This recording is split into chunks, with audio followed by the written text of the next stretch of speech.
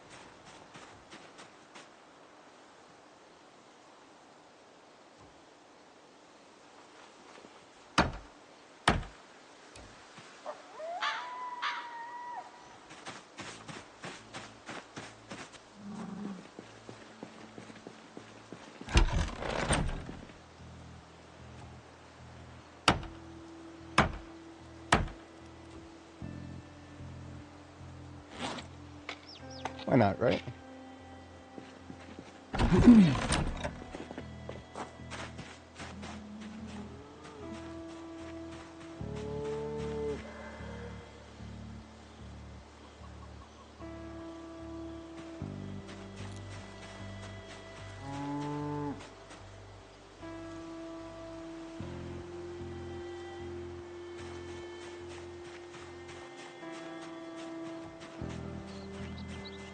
Get some disassembly done on some of these fences on this side. Still waking up a little bit IRL this morning. Got a restless sleeper moment last night. So I was actually awake several hours ago at this point.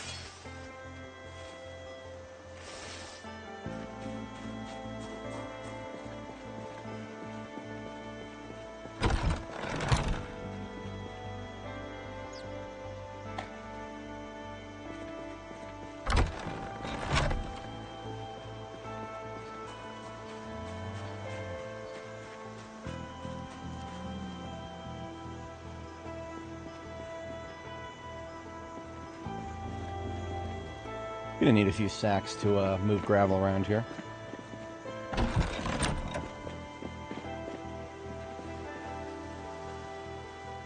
Yeah, quite early. We had a restless sleeper moment IRL and woke up much earlier than this.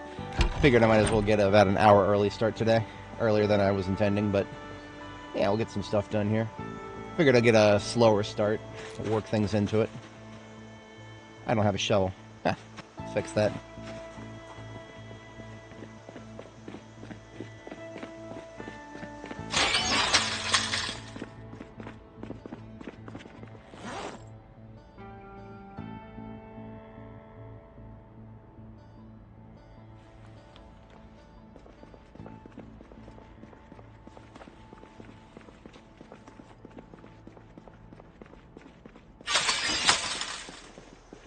Oh, this sword is like moments away from breaking. Need to replace it anyway. Let's go pull it apart. Glad I caught that now.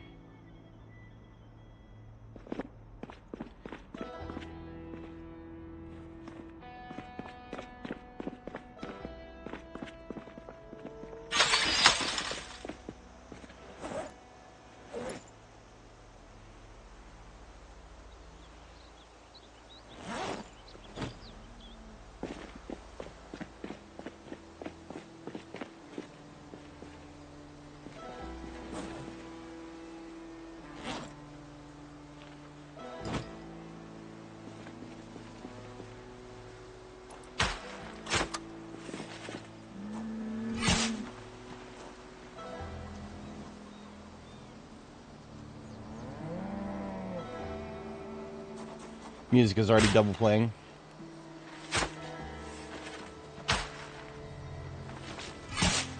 Nothing surprising about that. Let's get ahead of it.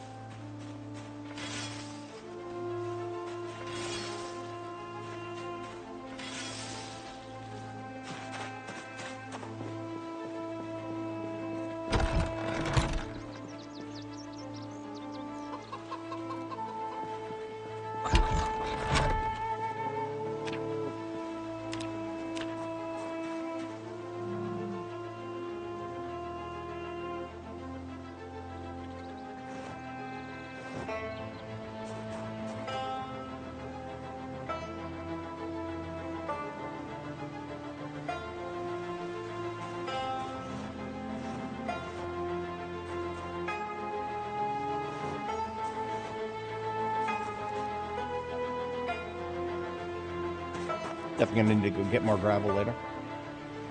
But at least that'll move what we've got so far.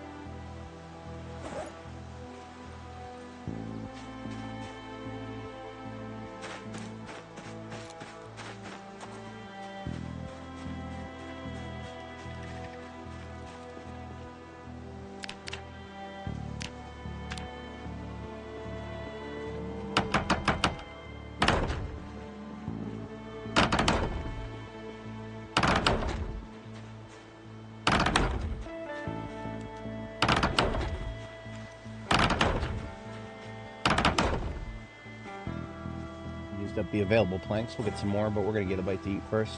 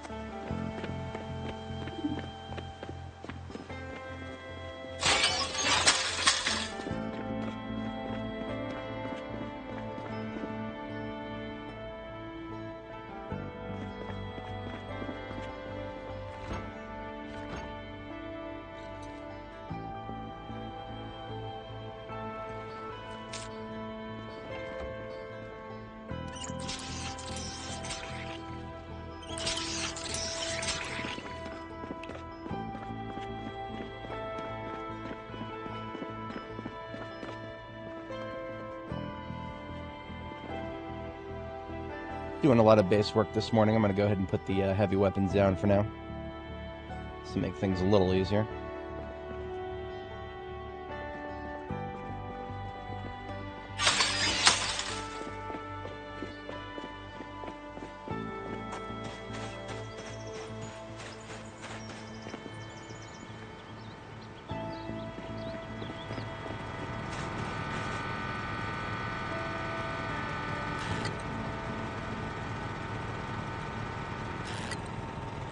Good morning for anybody joining. We are just getting warmed up with some base work here. Gotten started on my new farming area, or expansion to my current farming area. That will entail, we're going to go ahead and remove the fence between the old and the new here. That'll already take care of more than half of the planks we need.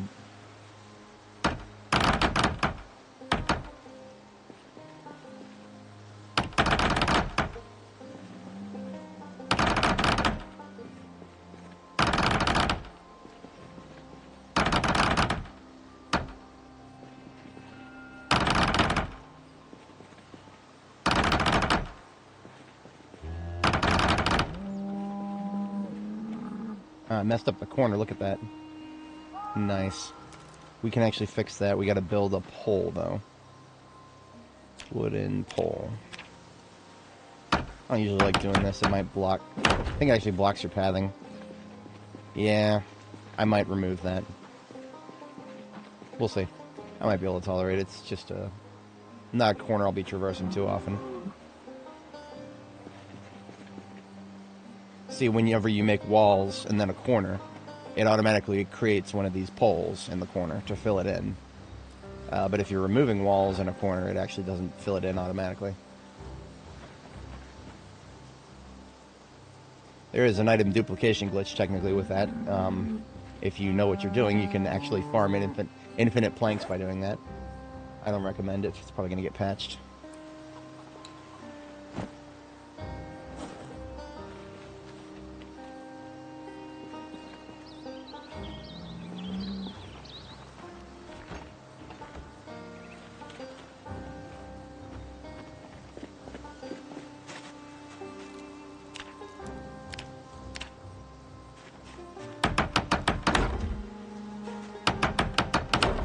See, when I create the corner here, there will be a new pole is going to spawn in this corner. Theoretically, I could disassemble it and get a free plank. No need for that.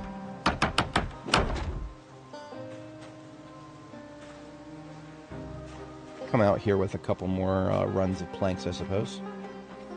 Now that I've actually removed that, we do have a little bit more room. 1, 2, 3, 4, 5, 6, 7, 8, 9... Damn. 10. Huh. Just made it one wider. That's actually a damn shame right there. Alright, you know what? We have the opportunity. We have the opportunity to do it now. We're gonna go ahead and do it. It's gonna feel weird, but that's alright.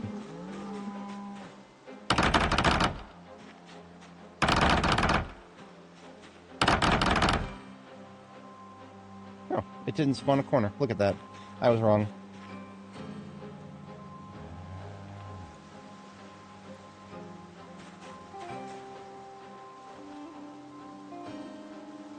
So if we want to do 10 in this direction, we will have to do one wider like this.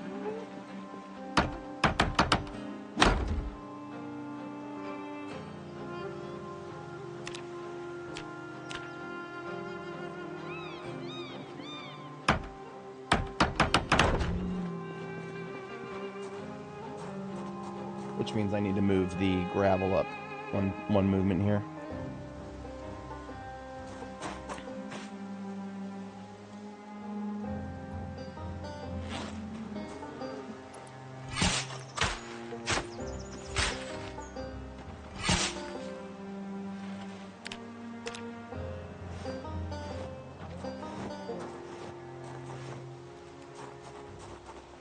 Alright, that's not bad. Now we go get some more timber to fill this out with. I'm going to go ahead and take anything extraneous out of my backpack. And by anything extraneous, I mean pretty much everything.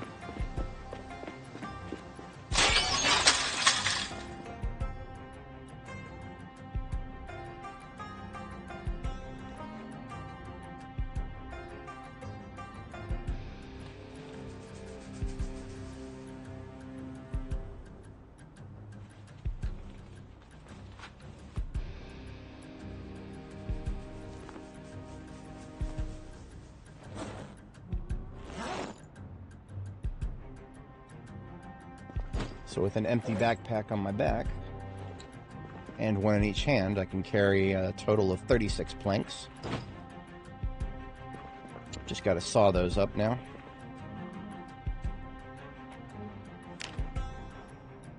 That's 36 divided by 3. 12, okay. So we just saw these logs 12 at a time then.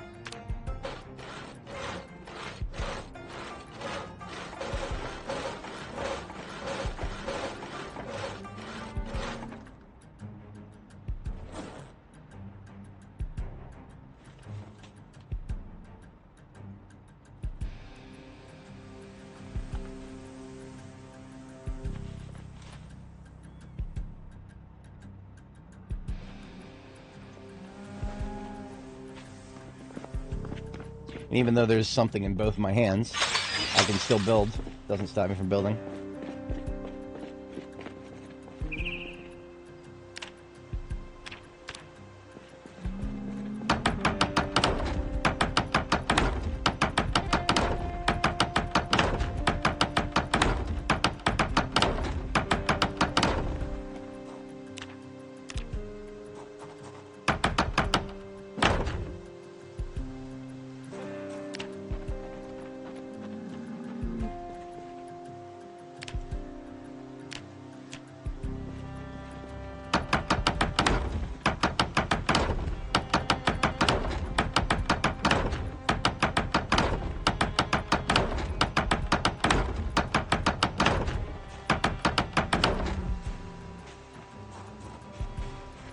remaining is 8 for the doors, plus 10, 12, 14, 16, 18, 20, 22, 24, 26.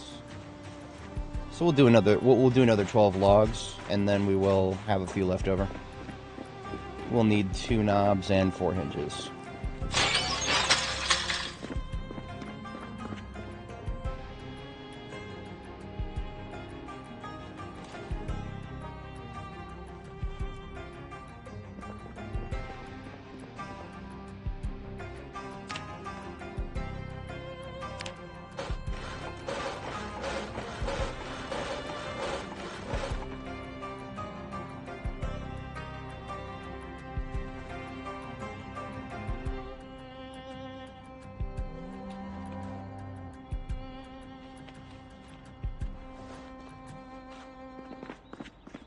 We definitely burnt more calories than I was anticipating in the immediate moment, so we're going to have something a little chunky over here.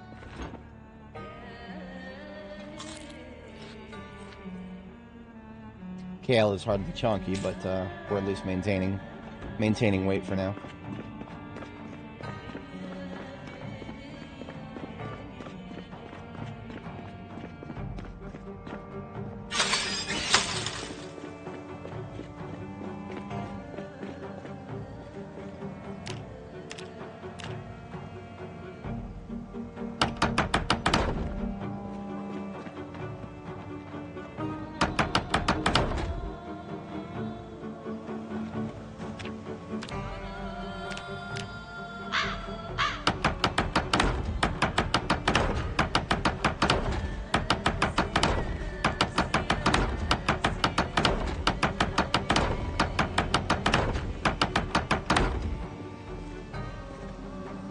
Now, actually, as weird as this might sound, I might need to put some wooden floors on the ground before I can put dirt down. Unless they fix this. I'm going to check. I don't think they fixed it. There's a problem where if you pick up dirt, which is... I pick up anything like dirt, sand, or gravel.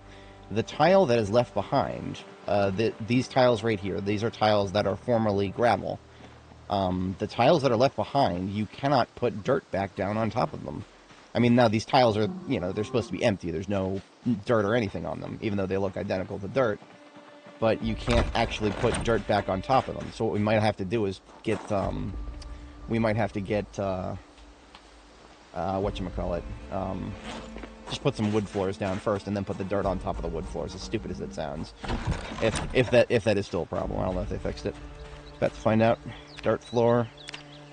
Nope. Okay, so you see how I can put these dirt floors on top of the concrete, but not on top of this not dirt floor, which is, it doesn't count as fertile soil because I can't dig a furrow on it.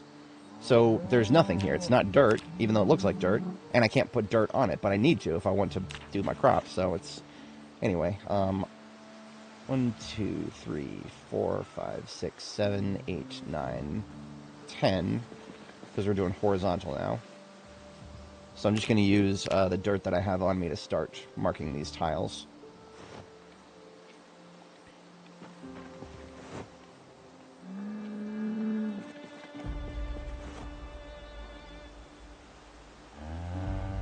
Shit.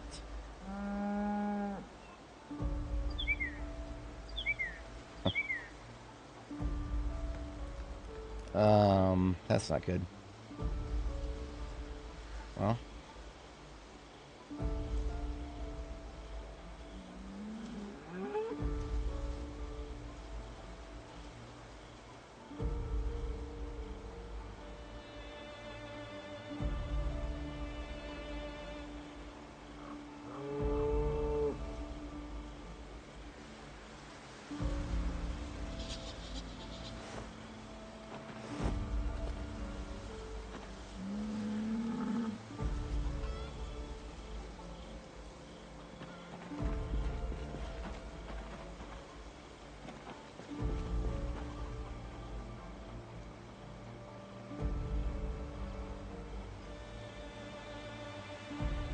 Alright. Yeah, I guess we could do it like that. I'll need to get these twigs out of the way. They're no longer relevant.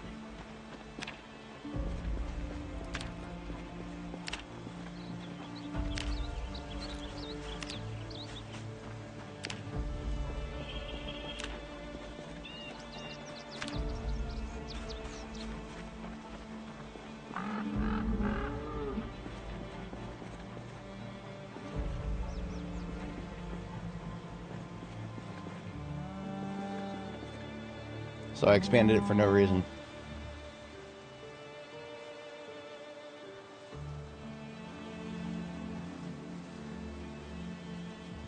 5, 10, 15, 20, 25. That would be 30. But if I did it in this direction, that would be 10, 20, 30. So I'm stuck with 30 no matter what. That kind of sucks, but that's alright. We'll make do. I'm not redoing this wall again. We'll just have 30. That's fine. If I have to be 10 crop plots short, I'll be 10 crop plots short.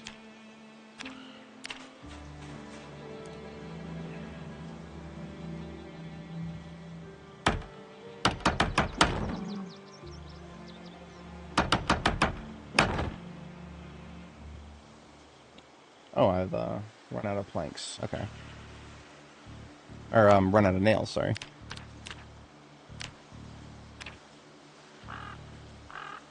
Go inside, we'll get another box of nails opened up.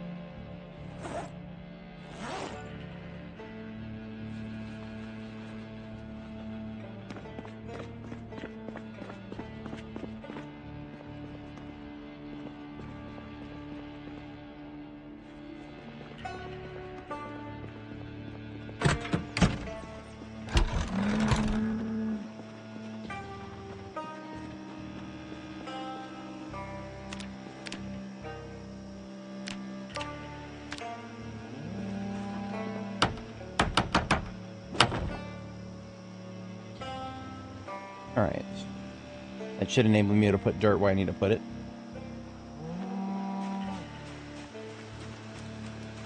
And I should no longer need the bags in my hands.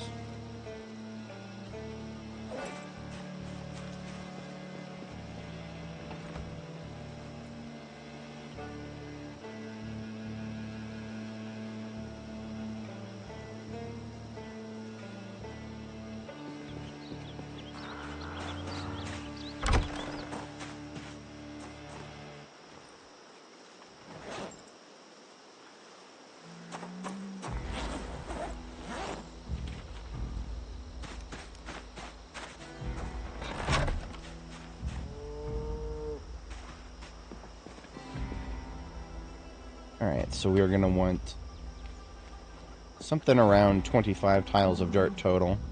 We're going to make use of what's already in here first.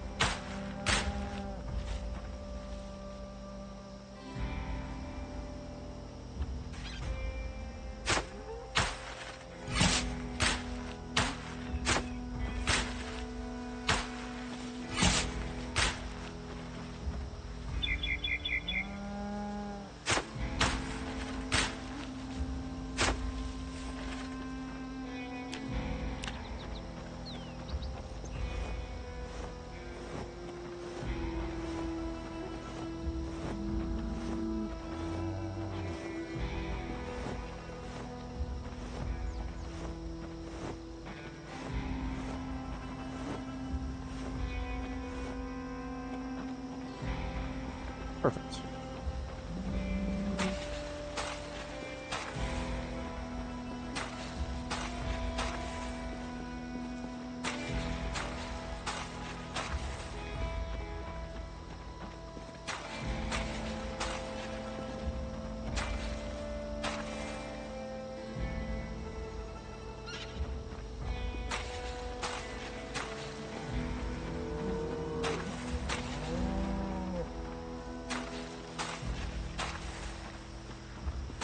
We're almost a week and a half early for this, but that's okay. I prefer to be ready long before it's planting season.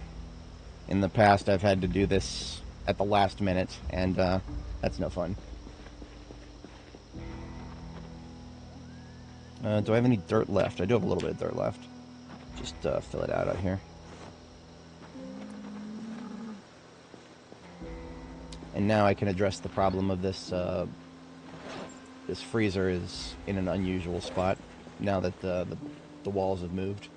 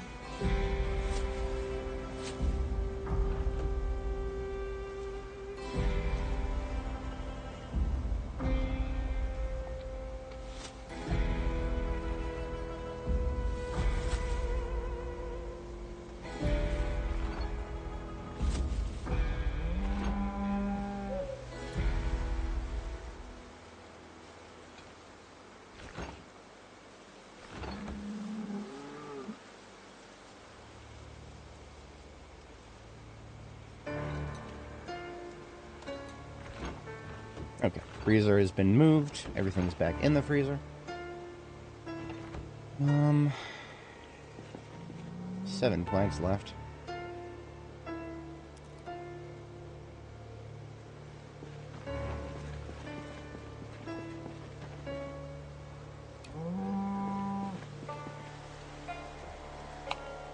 That's right. It's not within range.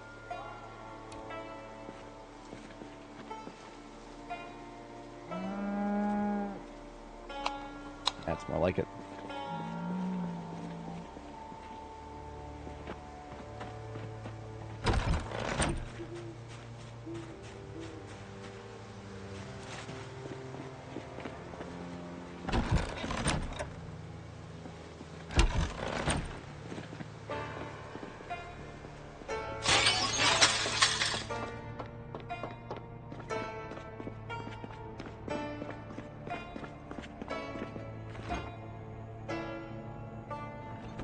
Alright, we need some more calories than just eating kale. We're going to make ourselves a nice salad here.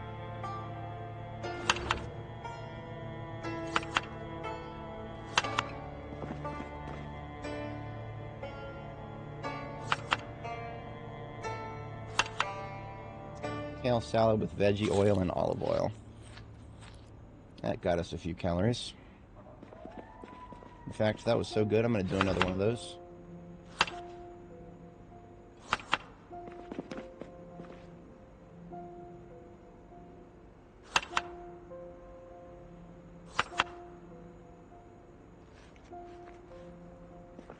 And we are ready on time for bed here. Perfect.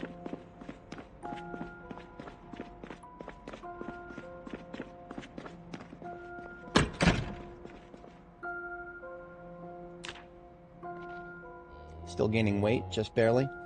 82.7 kilo, getting closer to that 85 mark.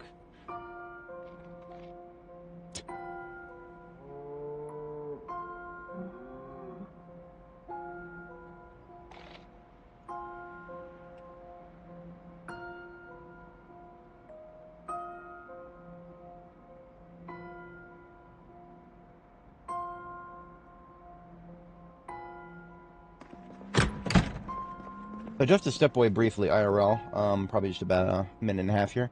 I'm going to have Annie do a little bit of log sawing in the meantime. I shouldn't need too many. We're just going to do another 12. We're probably going to leave most of them on the floor.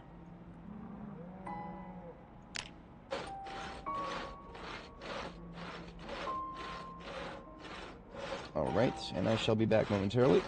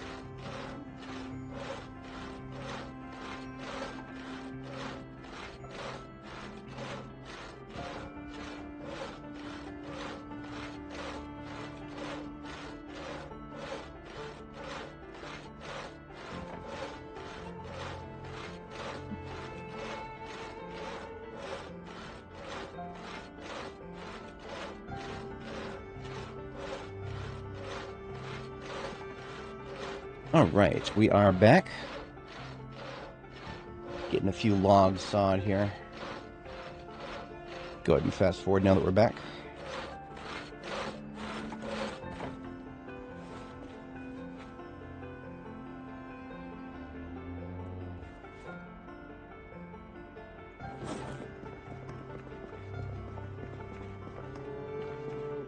Yeah, I know, right?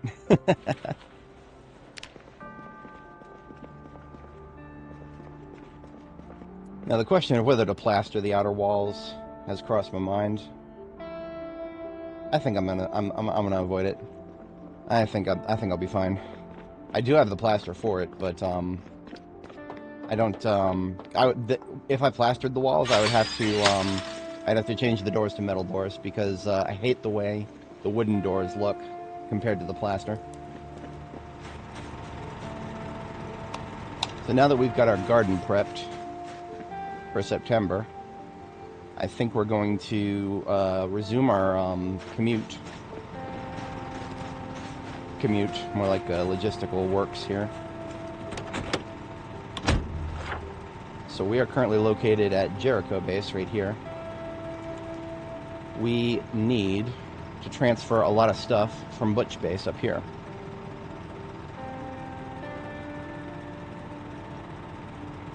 I'm not gonna, you know what, I was thinking about doing a quick run, but it might be better if I just focus my energy this morning on clearing Ulster Street here. If we clear Worship to Luther and then Ulster through to Wellington Heights and then Rudy Grady, of course, that's going to be an endeavor. That's going to be a little while. We're going to be killing Zeds for a minute. But if we open that road, that'll take us straight between Butch and Jericho, and we don't have to keep going around like this. That would, I would very much enjoy not having to go around like that.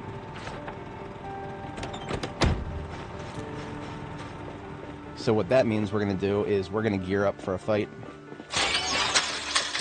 And by a fight, I mean a big fight.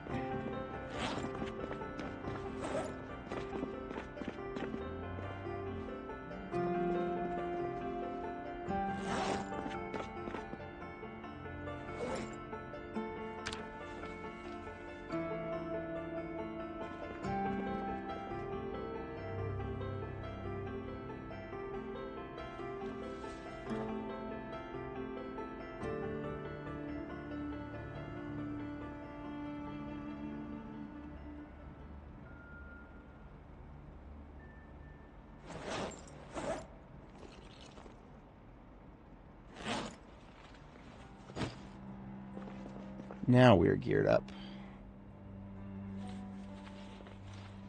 Shotgun on the back, 1911 holster left, M36 ankle holster, Magnum in holster right.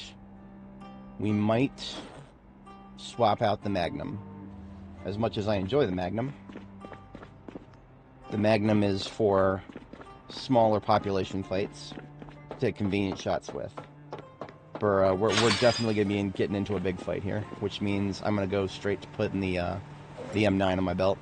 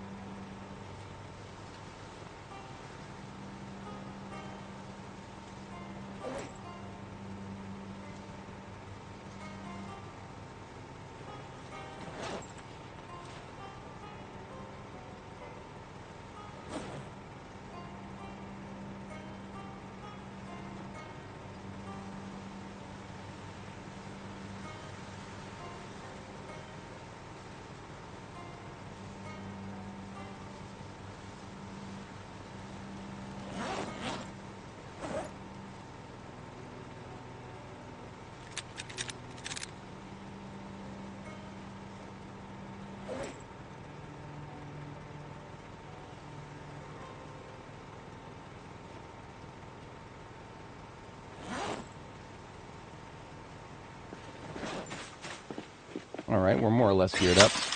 Gonna go ahead and get our sleep in. We'll cook some meals tomorrow morning, and then we will deploy.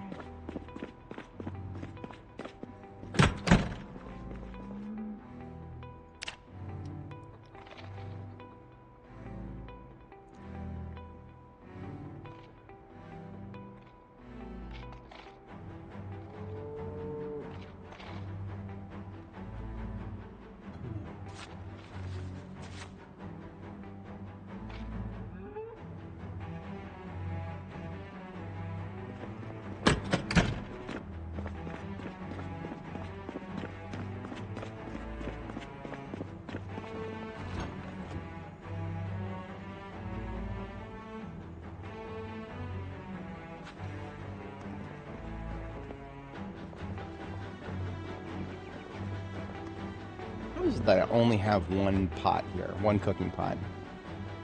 That is a failure in multiple levels. We'll have to correct that.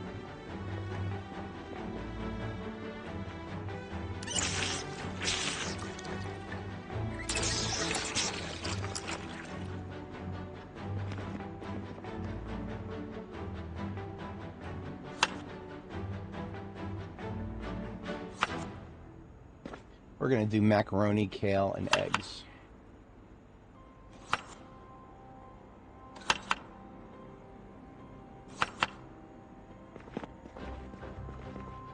And all the usual trimmings.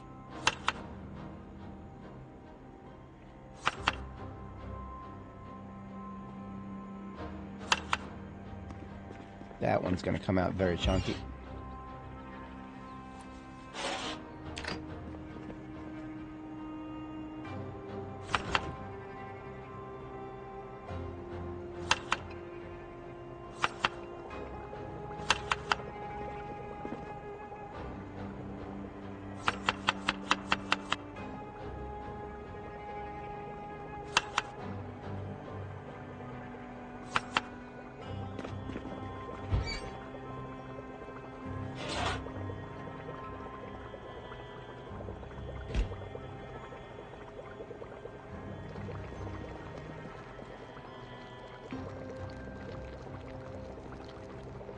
Definitely got plenty of seeds to plant when the time comes.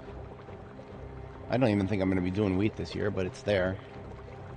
I mean, most of the wheat seeds we have, we could turn around and turn that into flour if we wanted to.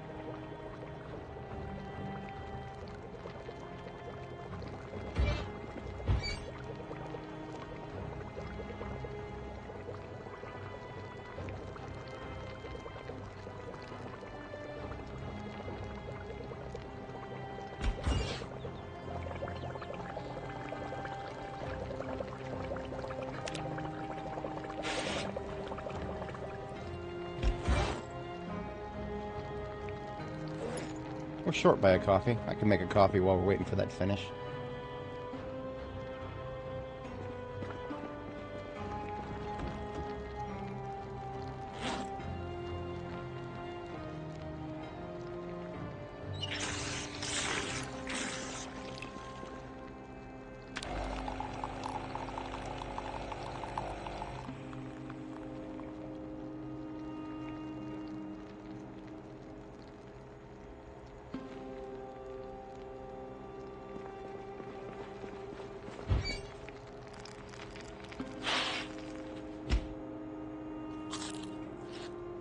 Alright, breakfast has been acquired. And we've got lunch and dinner in our backpack. Just a couple of other things to empty out of the backpack, and then we are out of here.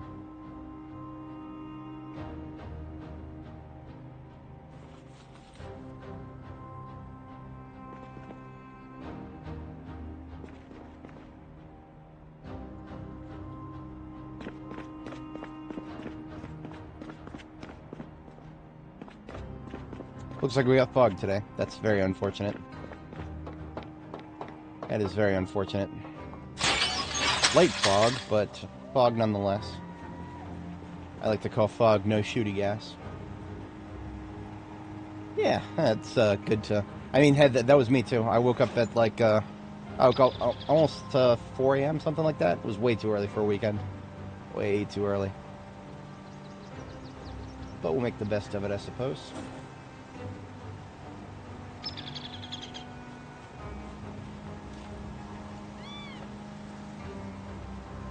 Oh, I got a garbage bag full of random loot. Still in the ambulance. I need to go put this away.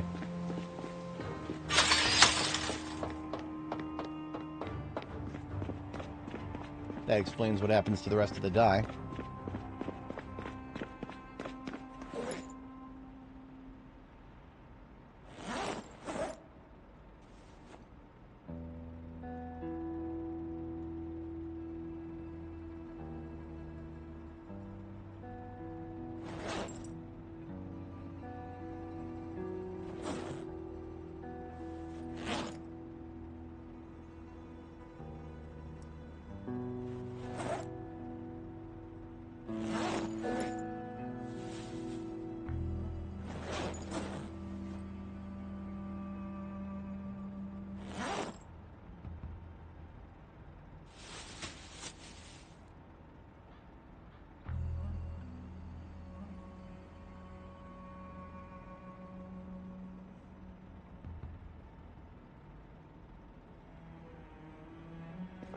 And the rest of the stuff that's in here, I'll figure out a home for it later. Lower priority stuff.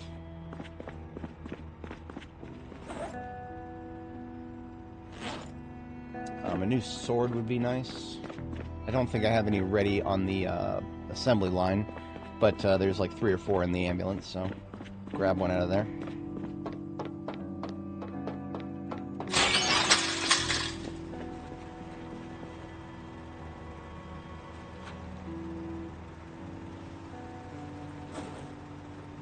Okay. Now, since we got fog, we might end up doing a pipe bomb instead of a shootout. But we're gonna observe what Worship Street here and then Luther Street looks like.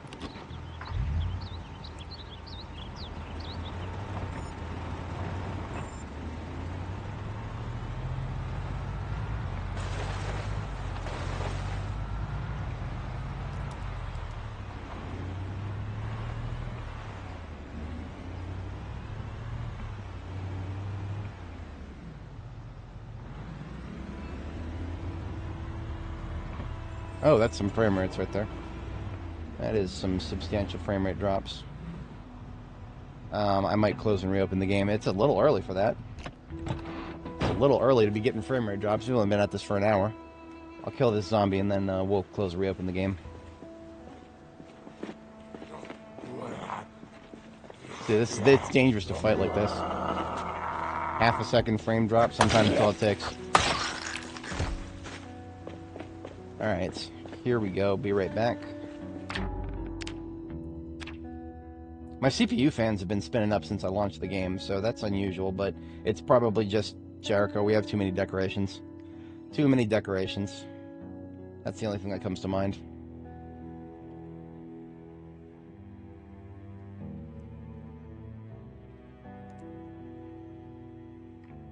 I think we crashed. We crashed twice last stream in Jericho.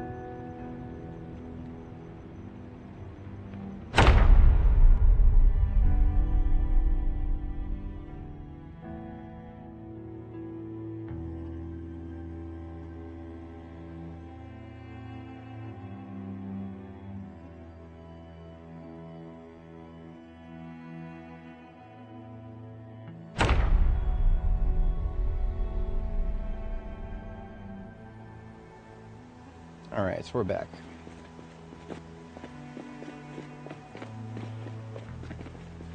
Just gonna go ahead and move up on, yes, KTO, I managed to get the hunting store cleared out. The contents of it were pretty nice. We came away with a fair few guns.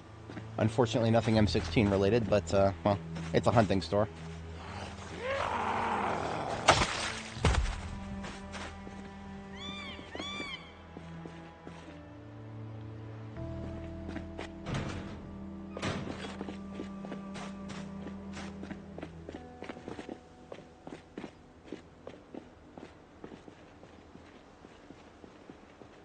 Looks like we just got that group up ahead.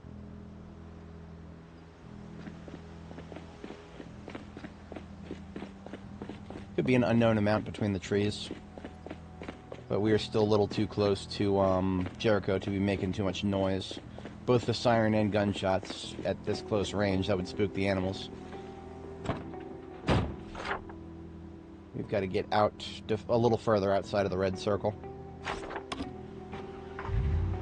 South checkpoint is not far from there. You know, I do recall we actually kind of breezed through like a very edge of the checkpoint there. Farnley Road, I think it was, this one here. And there was some stuff here, but then we fell back because there were a lot of zombies and it didn't seem like a something to fight for. But that is definitely something we'll take a look at while we're here in Louisville.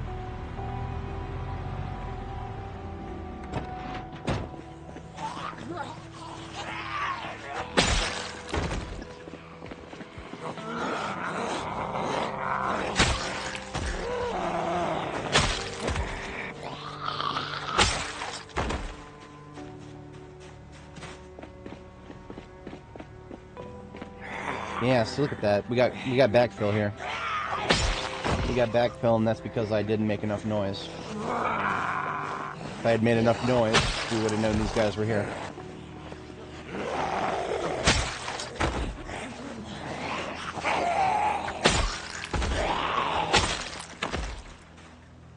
I remember seeing somebody in the house over here. Did she come outside? Yeah, okay.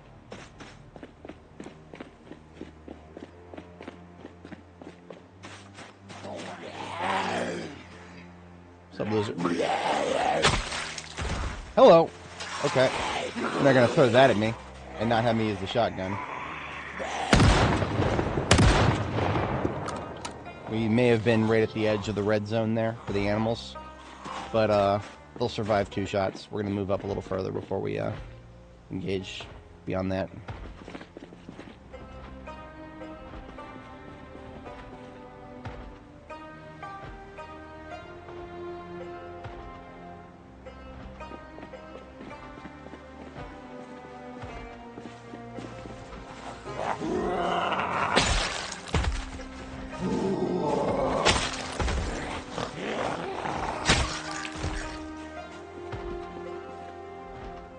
No idea which store that could be.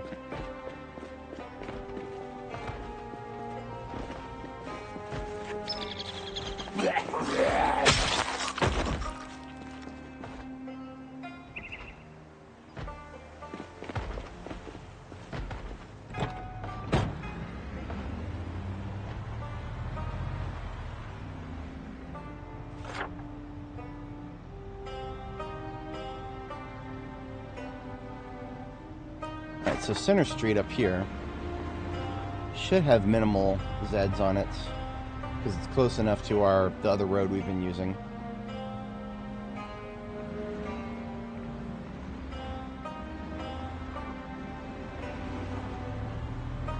think the fog is lifting. That's good. Right on time, too.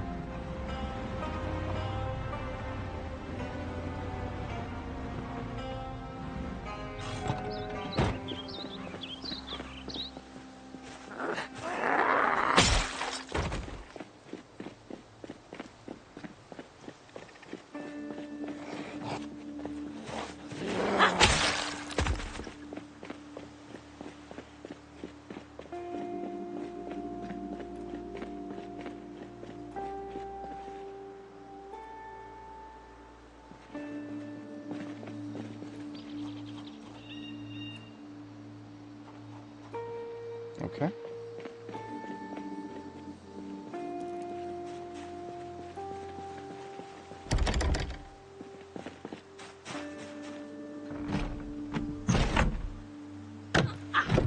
I couldn't tell you what made my spider senses tingle about this house.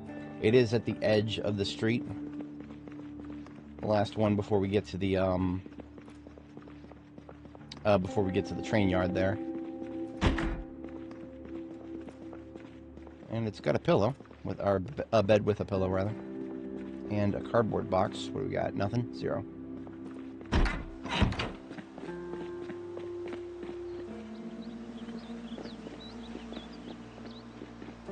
Okay. Moving the ambulance up, and we're going to take the, we're going to go loud from there on out, because, I want to say that this neighborhood is going to be okay-ish as a angle of approach towards, Ulster Street. It's called, yeah, Luther, and then Ulster Street. Yep, so Ulster Street is going to be our main focus for today. If we make it to Wellington Heights, great. I don't know if we will. Ulster Street, this is going to be a slog. I put these skulls here because I expect large resistance on this street.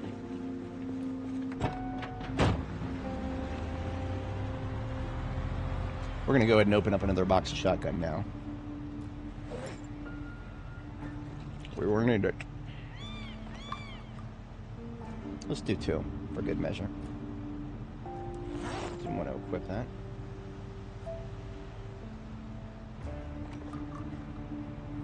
Perfect. 45 auto, we could use another box as well. Everything else we're looking okay on. Now that the fog is lifted, we're going to take out the 223. I don't know how much use we'll get out of it, but I'll take it.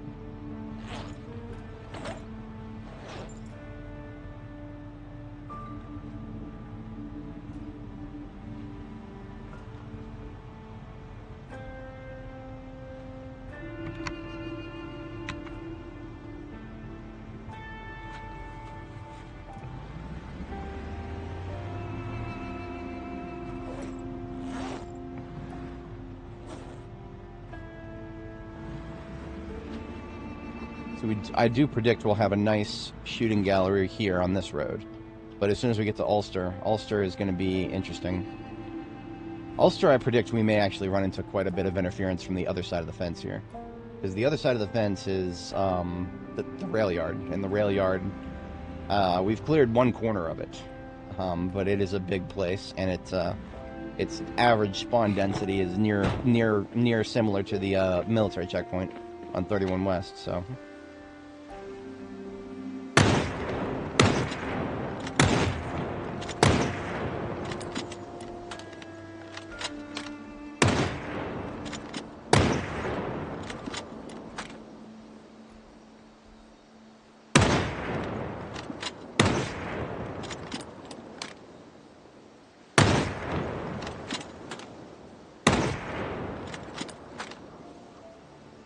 Now, I can't consider this road to the south to be very...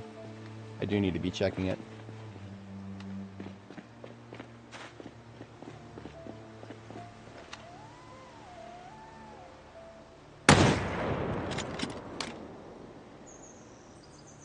It would be miraculous if they wouldn't lumber into the middle of the road, but... that's alright.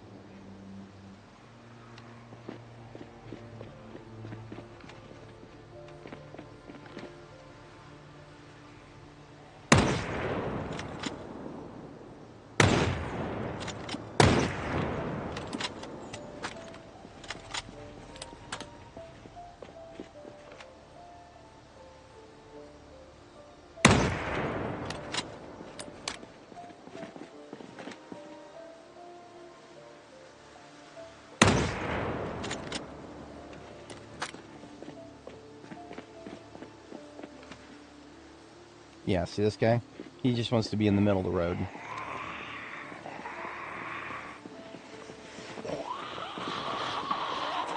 And all I want is a road without obstructions on it.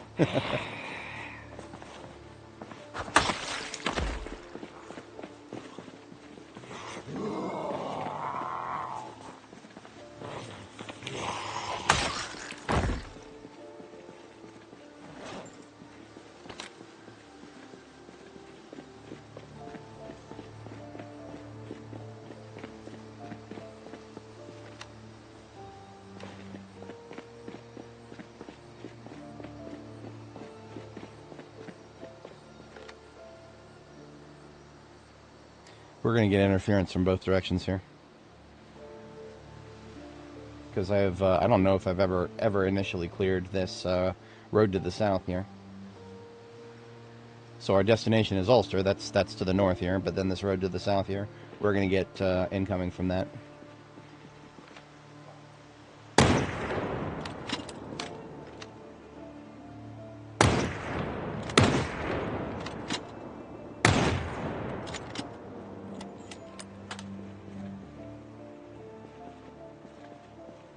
Be able to make use of that fence to a limited extent.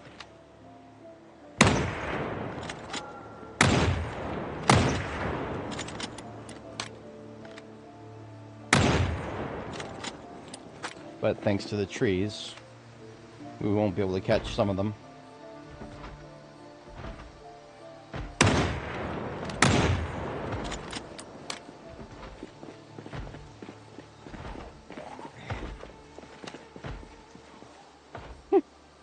She didn't even notice me. Yeah, she did.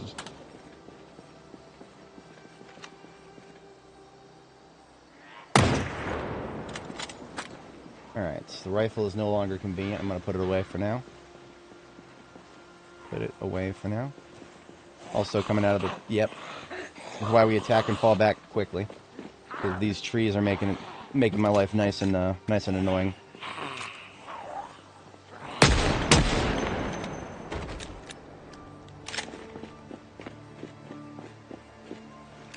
I'll have to check that. Yeah, see? Whoever's in there is not done coming out yet.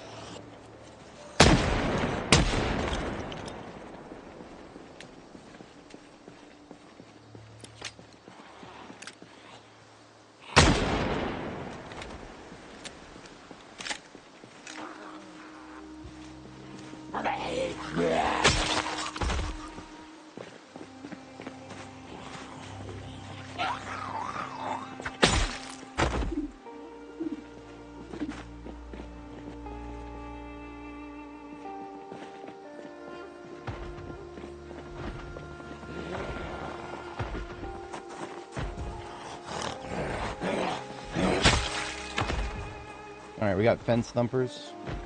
An unknown number, possibly 2 or more.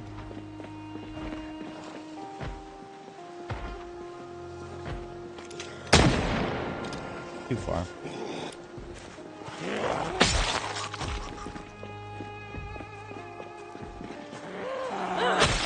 Now remember the rule with fence thumpers, if they can hear you and they know you're there, then they will hit the fence. But if they can hear you but they don't know you're there, then they will try to go around the fence. Mod that drops the empty casings. Oh, does it let you actually do anything with them? Like, can you reload them afterwards? I can't imagine the amount of unfortunate that would have to happen in order to boon a bullet out of a zombie and then reload it into the casing. But if we can get our own lead, make our own bullets, cast our own bullets rather. Yeah, I'm not going back there to deal with them.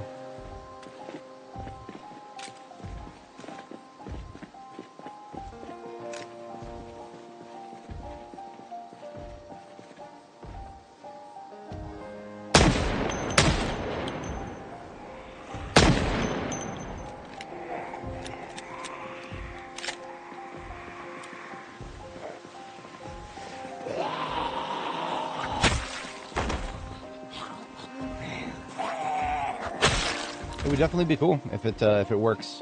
I mean, honestly, 7 Days to Die has a pretty, I mean, you know, it's arcadey, but it has a decent bullet crafting system. The hell?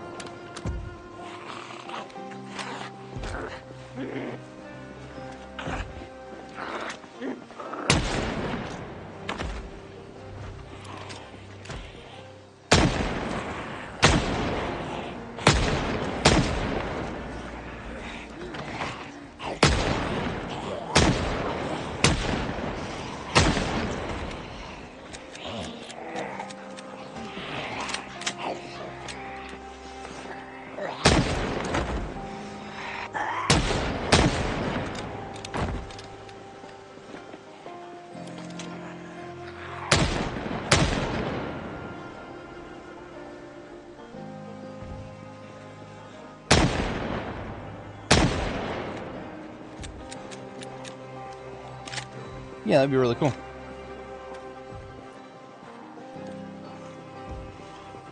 I mean, in my humble opinion, the vanilla game needs that, but one thing at a time, I suppose. The crafting update, with all the crafting in it.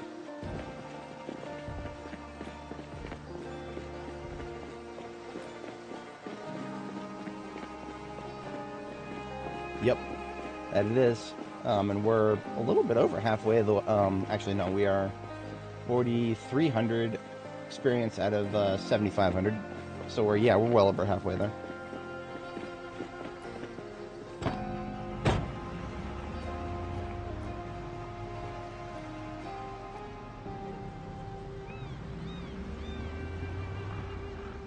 Ammo check. We're looking all right.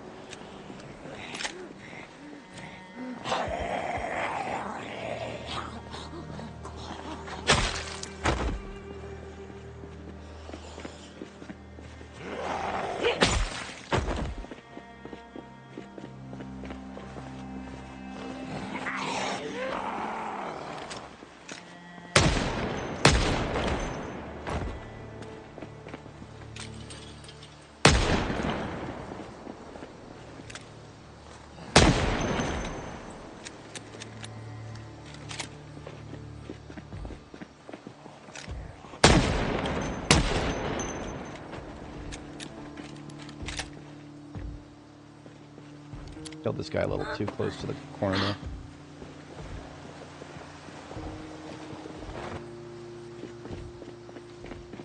Need to be able to go around that corner as tightly as I can. That'd be nice.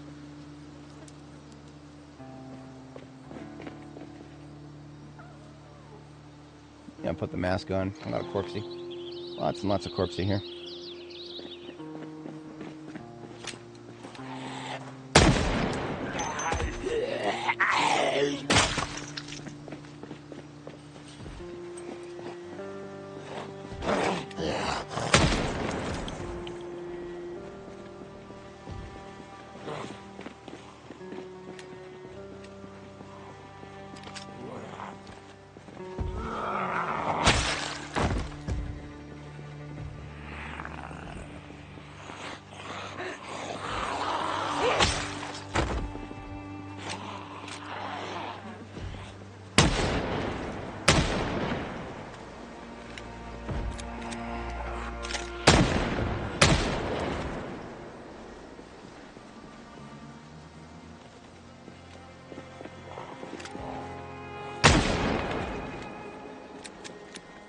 Yeah, you know, discomfort.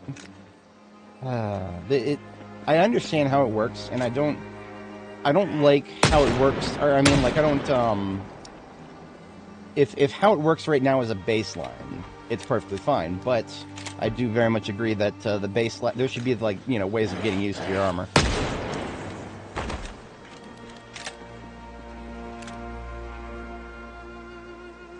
It should kind of be like walking around in a new pair of shoes. If once you've broken in your armor, it's going to be a lot less uncomfortable. So the discomfort debuff should kind of be front loaded. You first put on a new pair of armor, it's uncomfortable for a minute, but then you start getting used to it, and it bothers you a little bit less.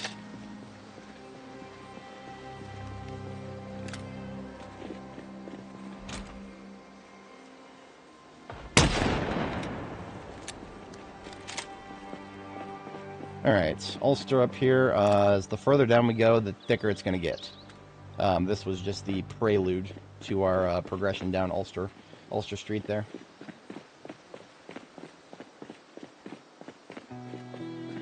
This is one of the reasons I actually sought out a place to sleep there. We're gonna slap a few nails on the window on it. We're not gonna do too much effort into cleaning it up, but I mean, it doesn't need to be cleaned up. It wasn't looted and trashed. It's just a corner house here, and there's a wooden fence all the way around it. Normally that, I hate wooden fences, but in this case... Now look at this, we got a backyard full of nothing but trees. Backyard full of you don't get to see what's around the corner.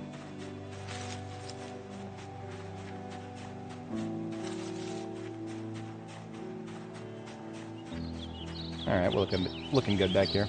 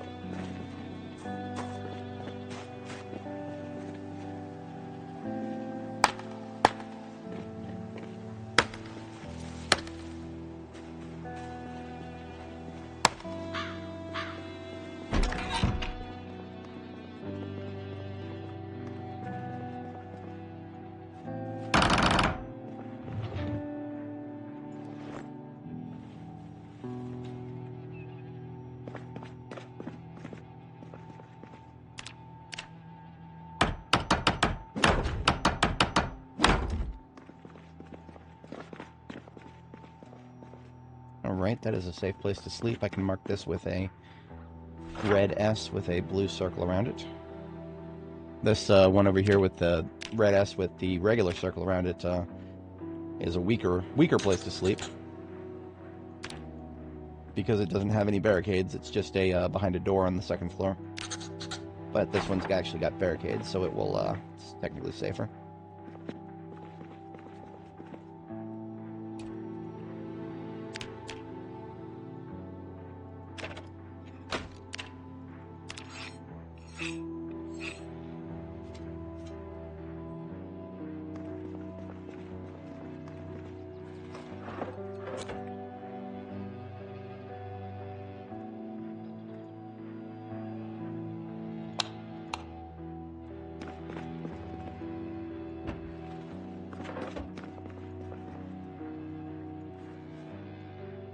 Yep. Oh, I mean, you know, if I'm gonna go... Basically, there's a reason that I have sleep sites even just a little closer back down the road. It's... There's reasons. There's reasons. It works for me. Jericho is, going all the way back there, just further down the road there. Doesn't hurt, but, sometimes I don't know, there's something about this particular juncture. I feel like it's either going to be really miserable or it's going to be really easy. And so what I'm doing right now is I'm preparing for as if it's going to be the most miserable slog I've done for a while. I would be very happy to find out that it's not going to be miserable. But yeah, it is 1600 hours now. We're just gonna take a quick nap, and we're gonna fight throughout the night.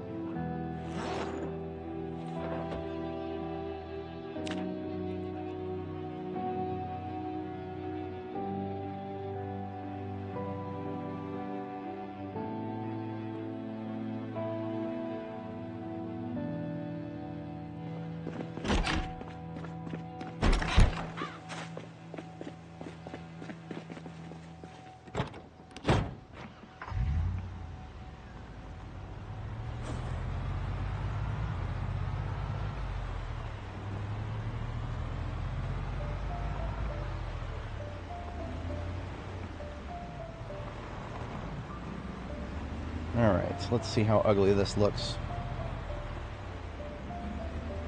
That is what I was expecting to see.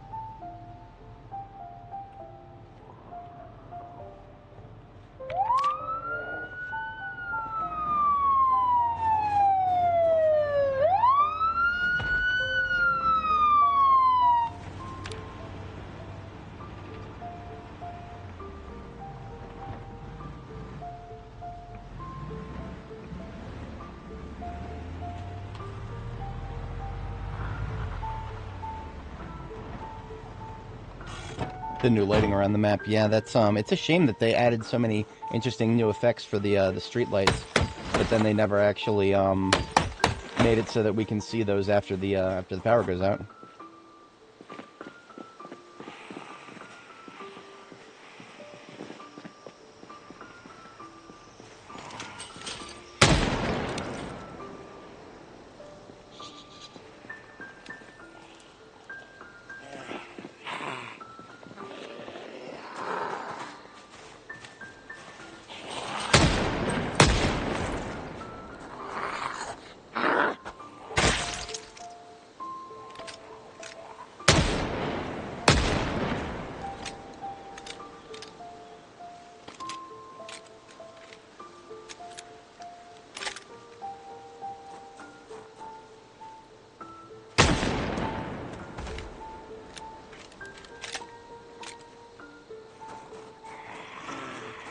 Alright, show me those pretty faces.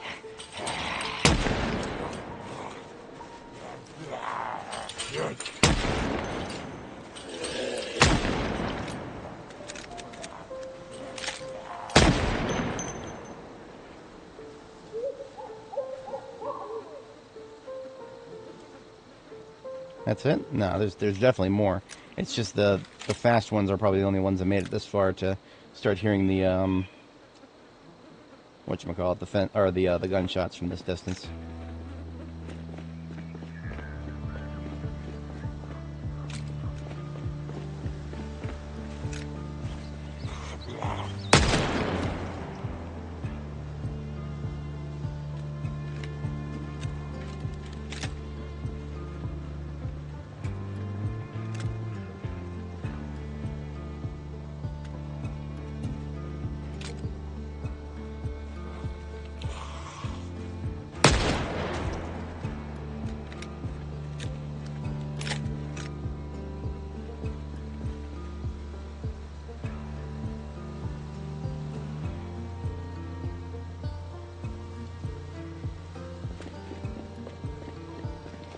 The trees on this corner definitely make my life hard.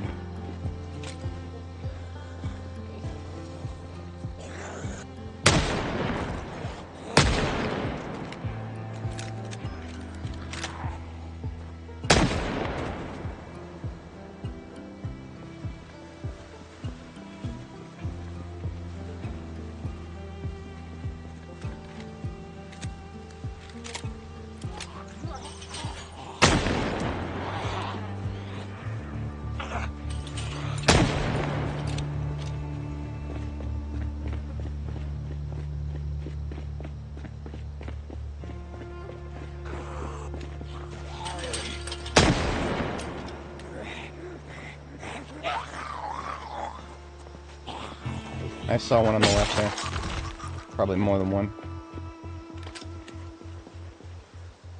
They're not done coming out of the forest yet. Come on out of there.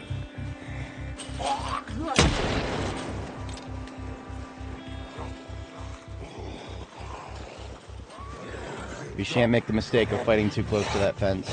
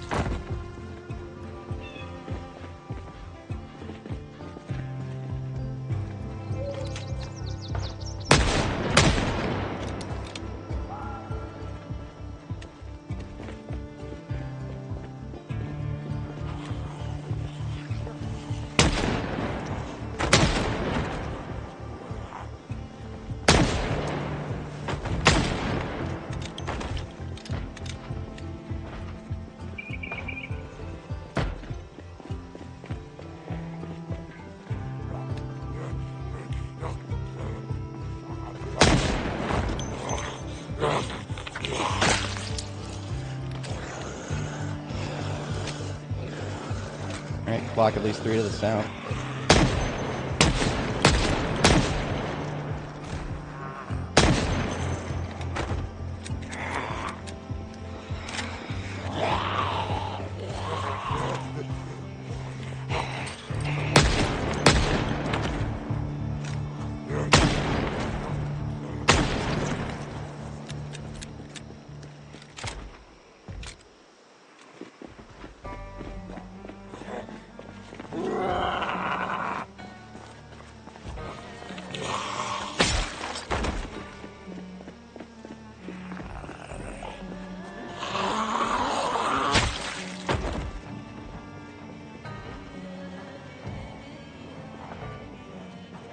That's right, get off the road.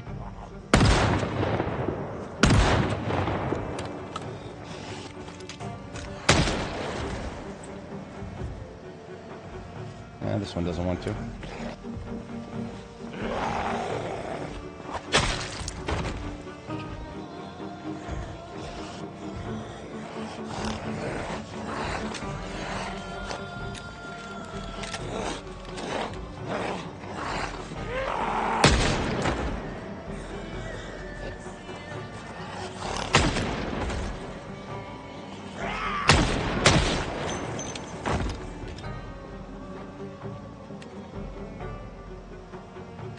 Bite to eat.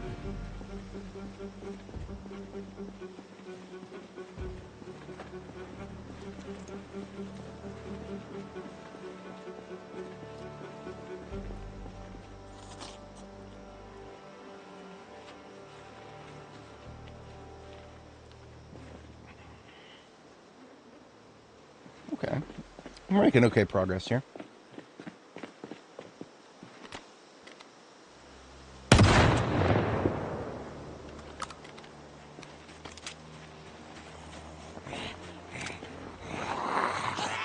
We got a law enforcement Zed.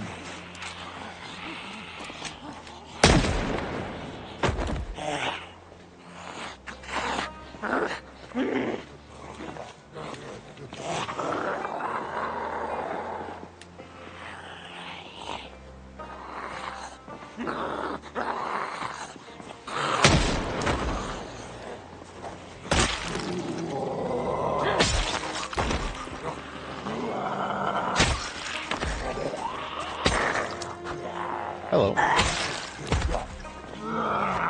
Miss swing there. Swing and a miss.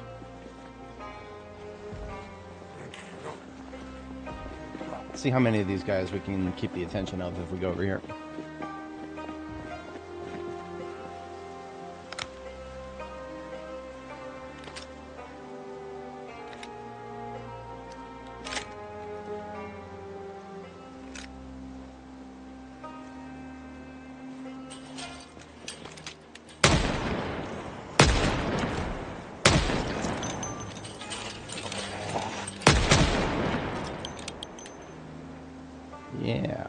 like it. These fence thumpers can die yesterday, please.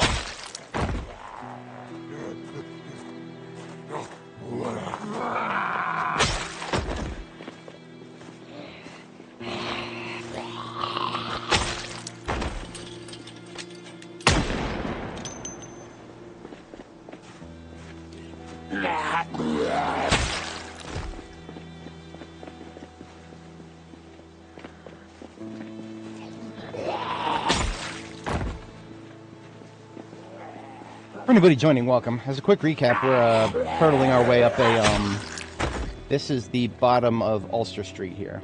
Ulster Street is sort of a street that kind of goes like right around the center of Louisville, and is going to be a useful supply line for us in order to get stuff. We have a lot of assets in the northeast that I want to bring down to southwest central here.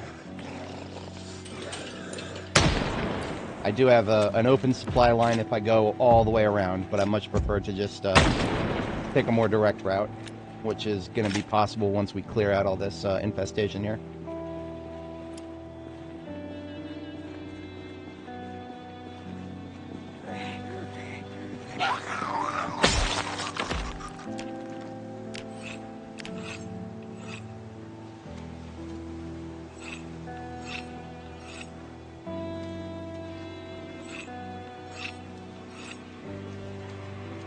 I think I got this.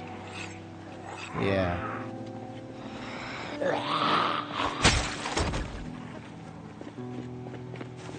Hello there.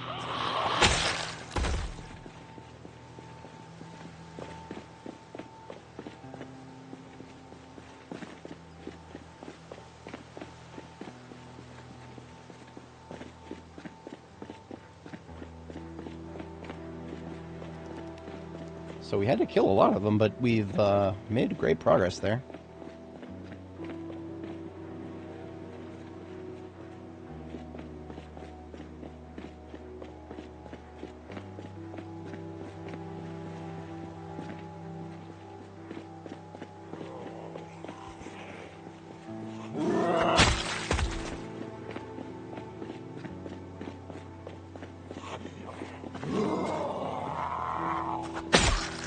Law enforcement Zed, and he's got a 9mm. Hell yeah.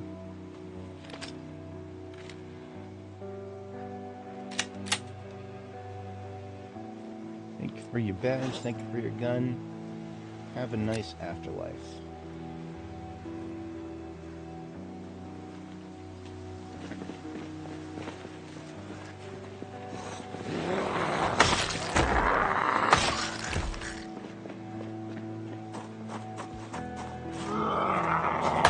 I don't remember how long ago it was when I first drove past this car, but now that we've finally gotten to it without it being surrounded by Zeds.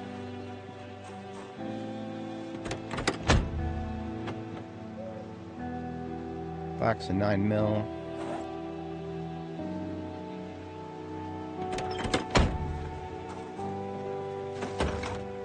Box of shotgun, hell yeah.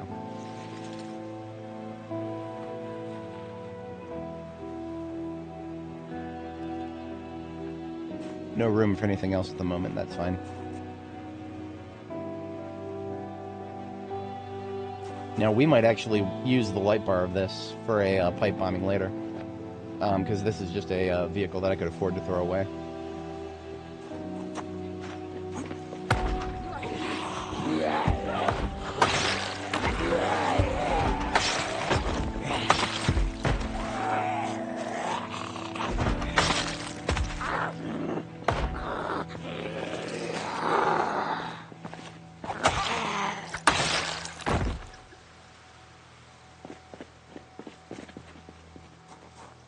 it will need a new battery if I was going to use it.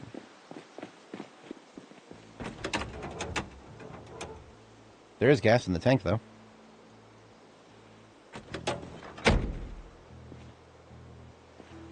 Alright, let's go back and get the ambulance.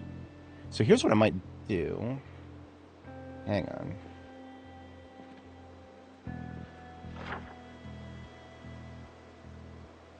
We are...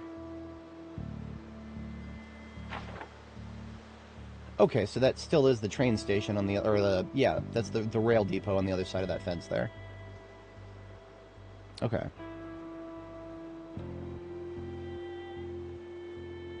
Interesting.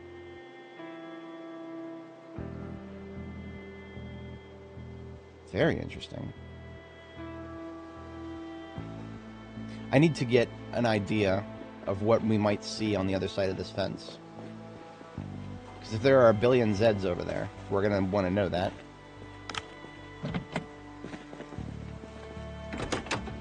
Look at this. Look at all that green. I had a feeling.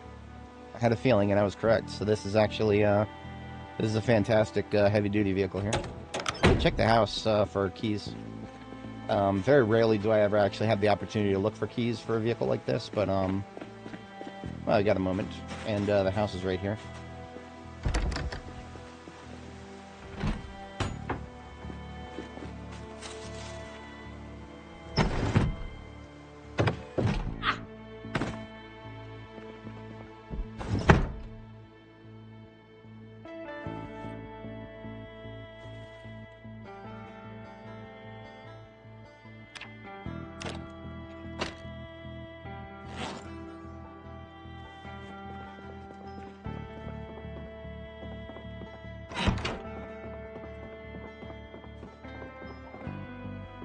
Oh, large group in the backyard. I'll handle them.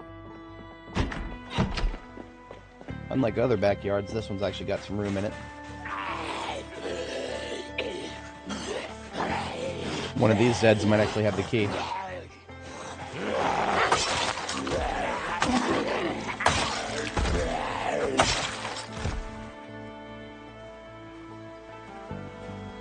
See how some of them just stop? Interesting. You guys got close, but then you gave up. Shouldn't give up so easy.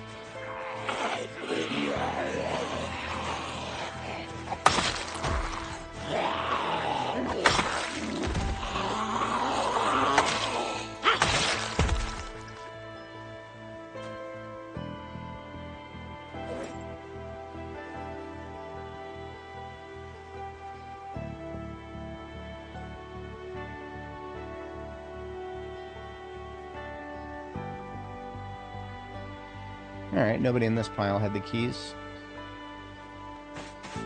Now we can finish checking the house in peace.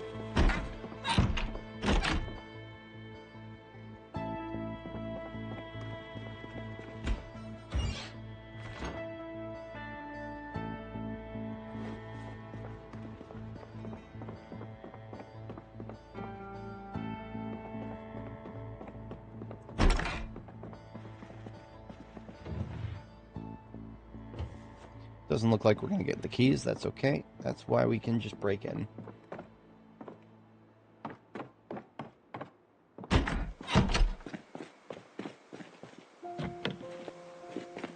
Alright, which window is the one worth breaking here? They're actually both kind of bad, relatively speaking. Below 70. Engine quality is only 58, so all this green, and it is still very deceptive.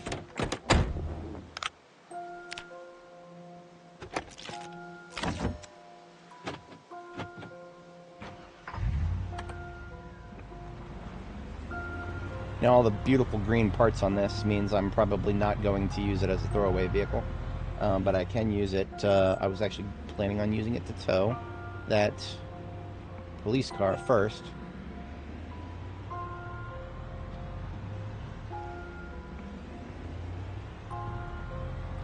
Now if I was gonna do... You know what, let's scout really quick, since I don't have to run all the way back to the ambulance.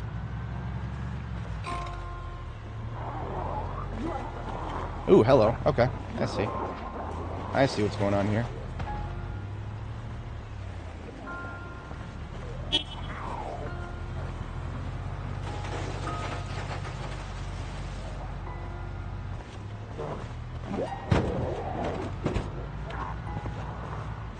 So what I'm going to do with this vehicle is I'm just going to move up a little bit and toot, and then roll on back and abandon these guys.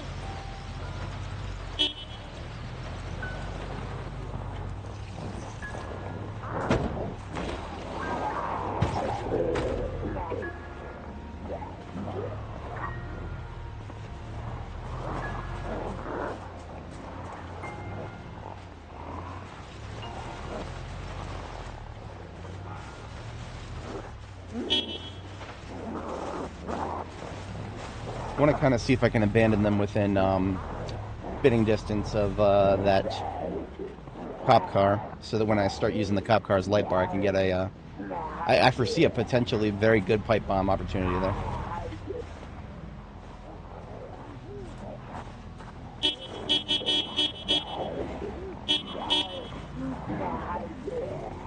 And what I do is, after just another couple moments here, I'm going to bail really quick.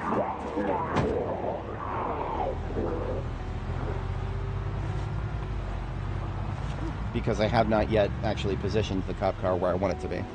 It is not currently where I want it to be, so I'm just going to get out of very far out of range of those Zeds.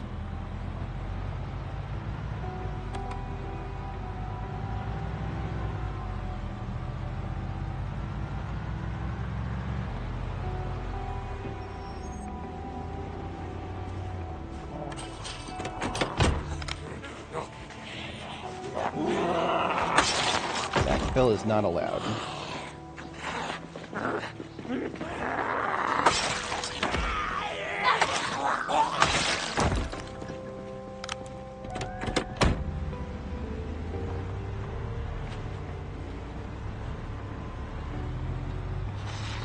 We have actually probably put a little too much calorie into this soup. I think we are actually going to become overweight, but that is okay. We will make sure to burn the calories. Add a sap. I love it when houses don't have any semblance of a driveway whatsoever. It's like the guy who lives here, where would he park? Where would he park? He doesn't have a driveway. Other houses in this neighborhood have a driveway, but not that guy. Sucks to be him. Maybe he's got a golf cart somewhere that he can fit on that front lawn.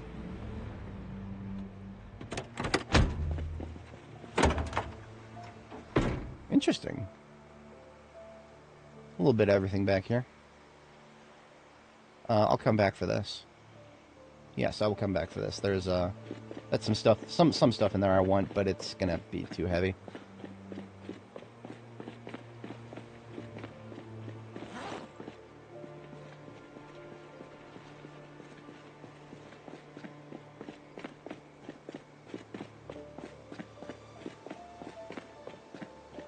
All right.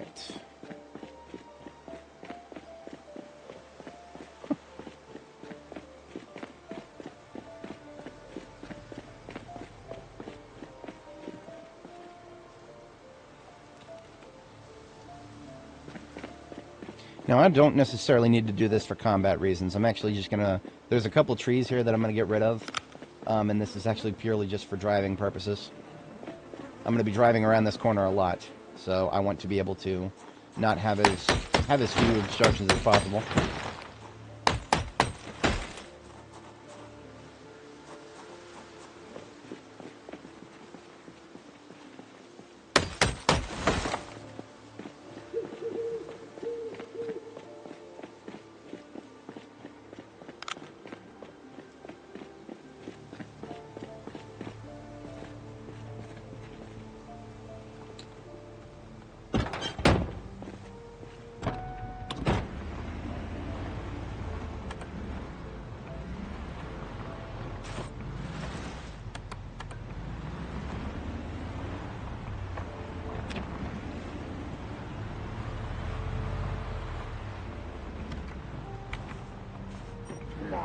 There.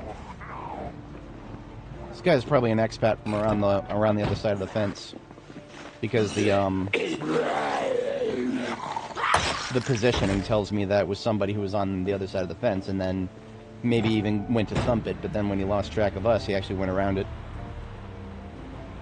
See, if there are people on the other side of the fence, they will eventually make themselves known. It'll just take them a hot minute. Alright, I want to say that the Zeds that we left up here, some of them will have continued to wander. Those will be the ones with the higher attention spans. So we will wipe them out, but the ones that will have made it this far will be limited.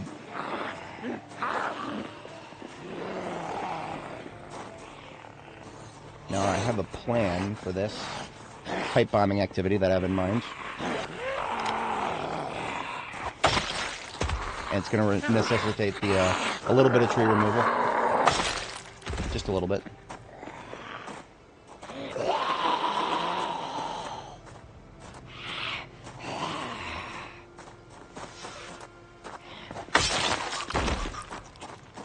I just want to, what I'm going to do is bring the cop car like somewhere like right here. Like right where the truck we just recovered was. Just put it somewhere like right here, and then cut a couple of these trees so that I can see it from the south. And then we will guide. You see, the larger portion of that group is going to be further down that road. These ones here, we'll just get these guys out of the way. Is this a survivor? No. The ripped sweater looked like he had a backpack for a second.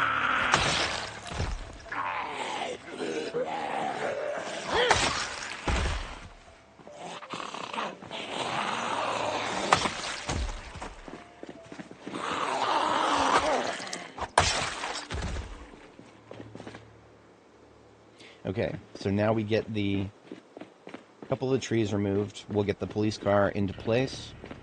What is that? That's a trooper cruiser. We'll get that into place, and then we will go back to Jericho and acquire a standard vehicle battery. Shove it into the whatchamacallit, the cruiser there. And we will get some light bars running.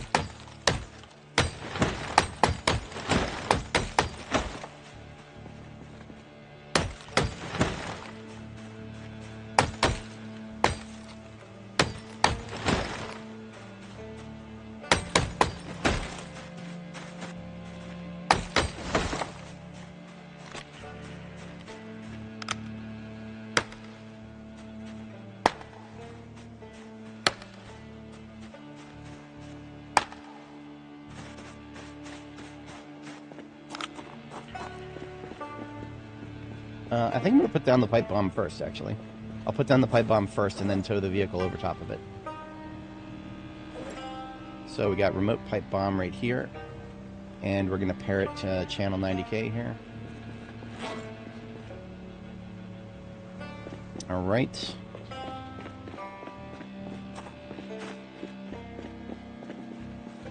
And we will set it so that it's right across from the glass and the chairs here.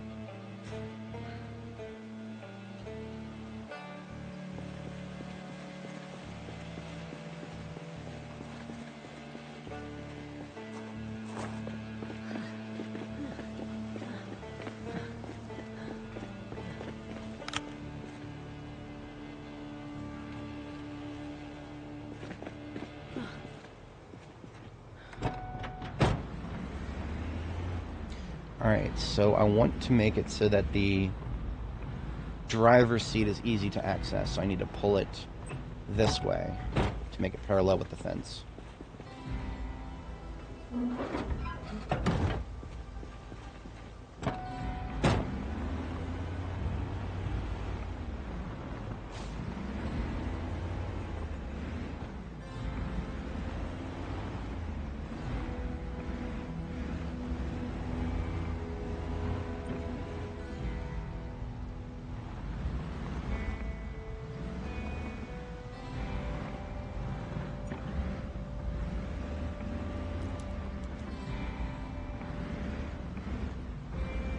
Alright, so the bomb is now directly underneath the light bar.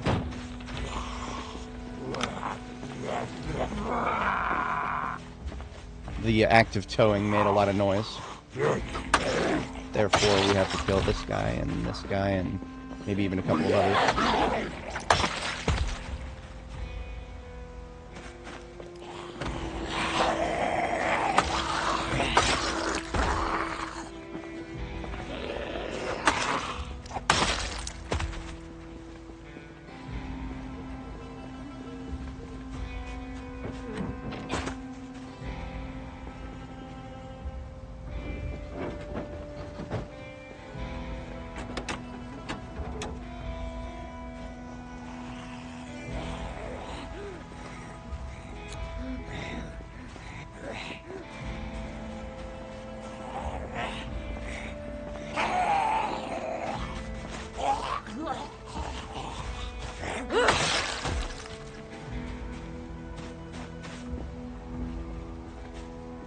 Sure, I actually have it unlocked, do I?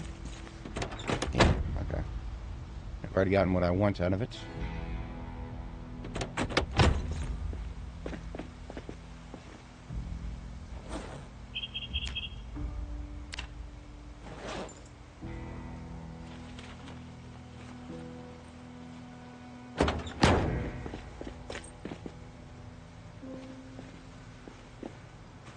Oh dear. I was able to get out, but the game seems to think I can't get back in now. That's, okay. Well, it's a good thing I know how to open passenger doors now. Shout out to everybody who helped me figure that out yesterday. It's extremely annoying I have to do this, but it works.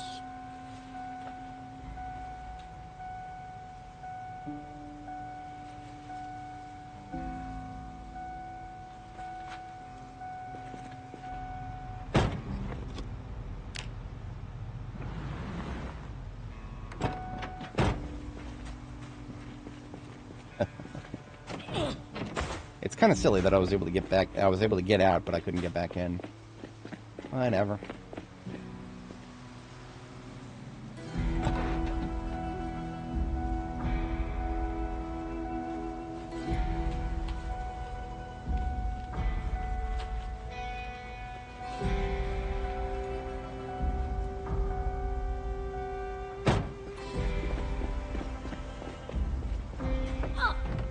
All right. The trap is in place. We just got to come back with a battery for it.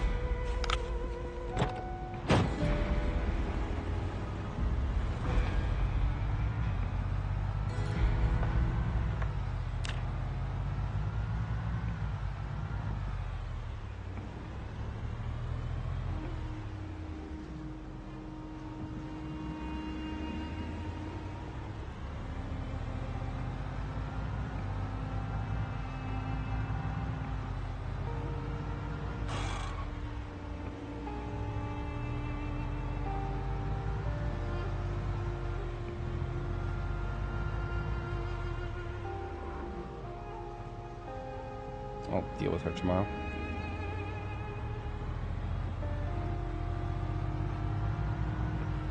Lag spikes upon entering Jericho territory. To be expected.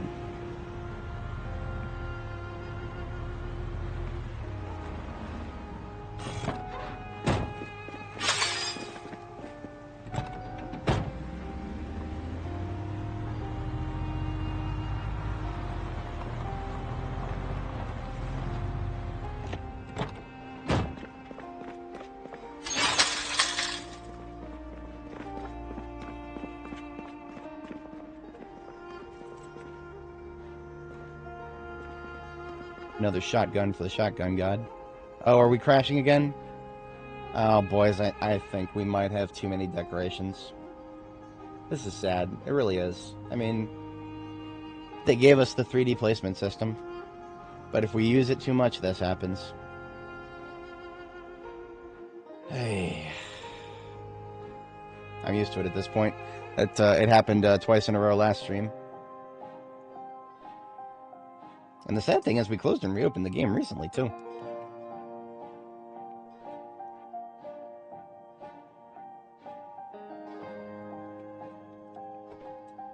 I think I'm going to have to start picking up some of the decorations and putting them into containers.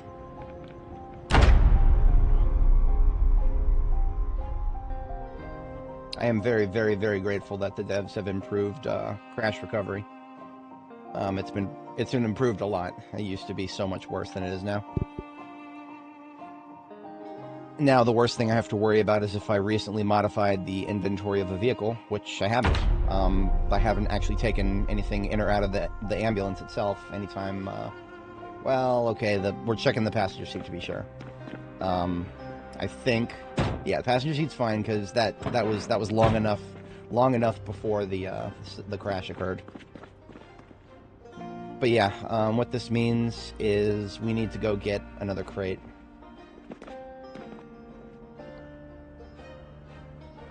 Yeah, we definitely need to go get another crate here.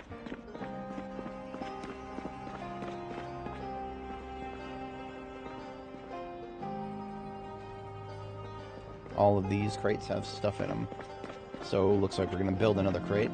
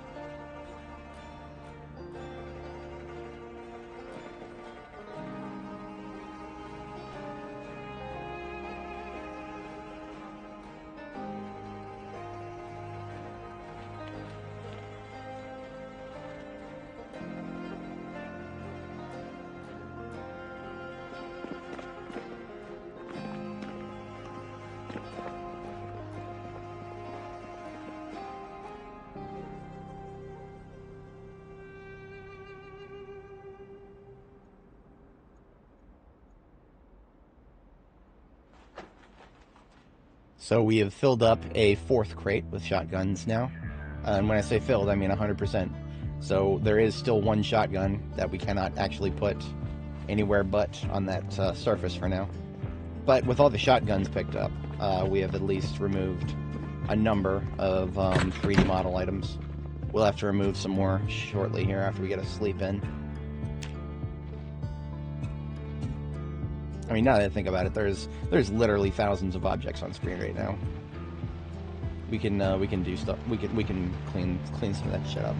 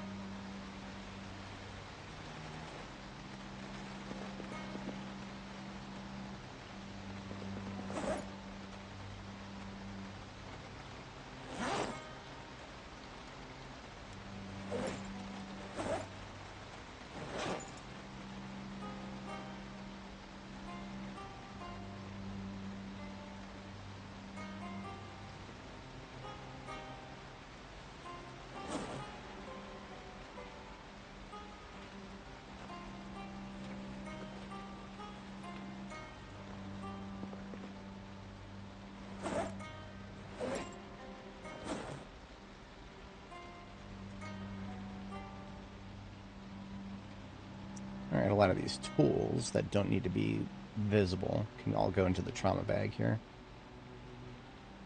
So we are not going to be able to eliminate 100% of everything, but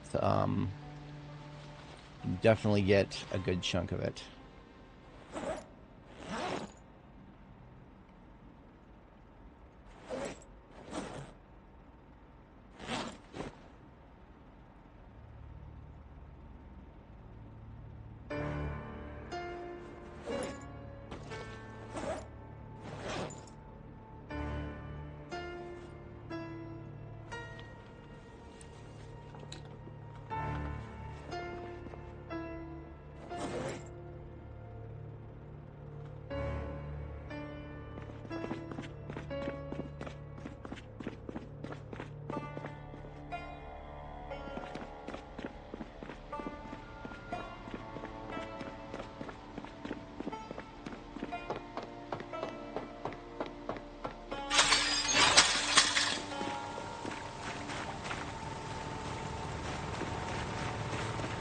All this glasswork on the floor, we can start putting in the one of these ambulances.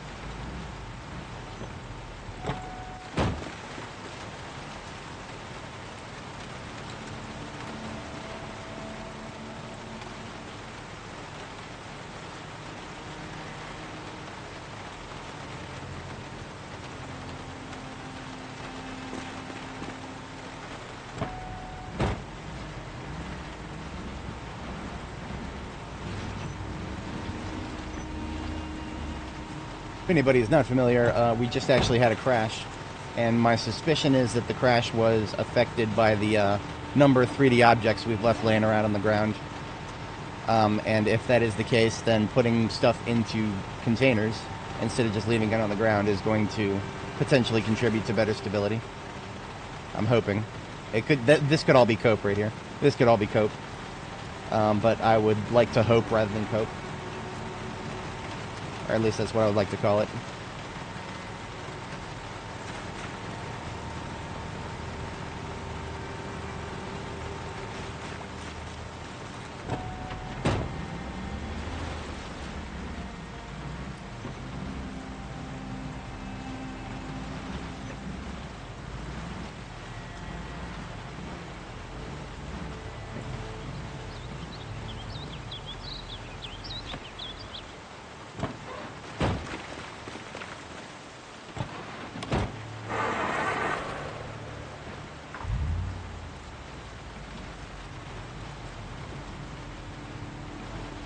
Now, the reason for the positioning of the vehicles here, I'm actually kind of setting up a thing so that I'm gonna start ignoring the existing parking spaces here. I'm going to just basically sort all of the vehicles that have vehicle parts in them in such a way that I can bring a vehicle that I want to repair and just kind of park it in between a whole bunch of trunks full of parts. That makes the most sense to me right now. I've done that. I kind of did that. I might even be able to show it what it looks like back at Riverside. Pull up a picture of my Riverside base. I think I can see the garage in the corner of it. It's a bit far. Where is it here? Yeah, okay, so here's my Riverside base. This was from January. And you can see just in the bottom corner here where my garage is. You see how the all the step vans and the regular vans, they're all facing with their trunks towards one of the step vans in the middle there. That step van in the middle there was being repaired at the time. And so I just parked it directly in between a whole bunch of vehicles that have parts in their trunk. So that when I go in there to select the best parts, All I got to do is stand in front of the trunk and see what the trunk has available.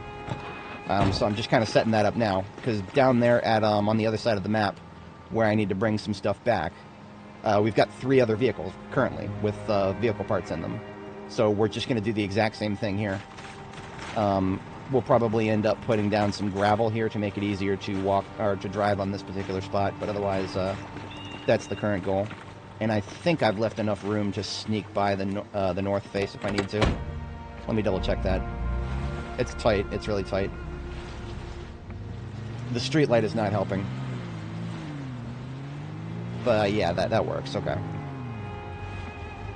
See, now if I park a vehicle that needs to be repaired right here, I can always move the light and the generator and whatnot. Okay. Yeah, I like that. This fire truck can kind of go... It doesn't really need to go anywhere specific. Just somewhere where I can get in and out. We need to get from the fire truck a standard vehicle battery. Doesn't have to be a good one, just a battery. Now, this crap on the floor right here, everything flush with the wall here, it's all trash. So it's supposed to just go into a trash can somewhere. Okay, it's kind of trash. These suspensions are all below 50%. And the brakes... Okay, I might hold on to the brakes. The suspensions and the tires, though, definitely going away. You know, I'm just going to throw them in the trunks of these throwaway cars. Random antibiotics in this trunk. Okay. Sure, I'll take them. Right.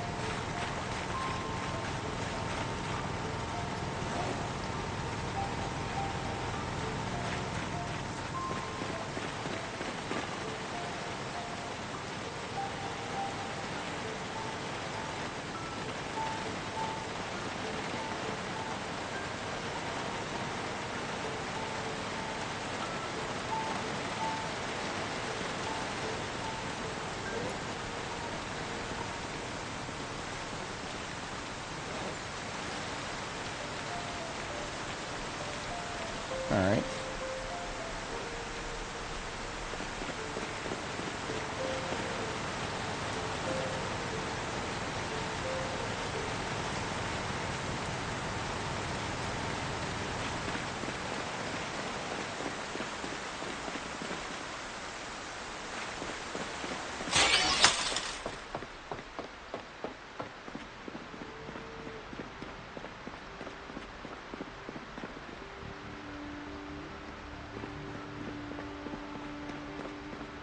Ambulance can take back my 223.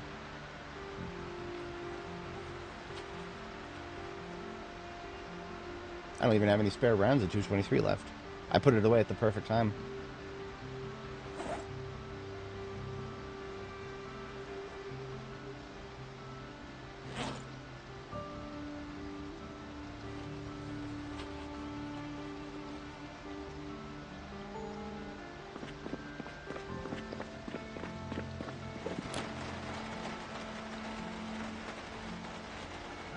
Shit, well.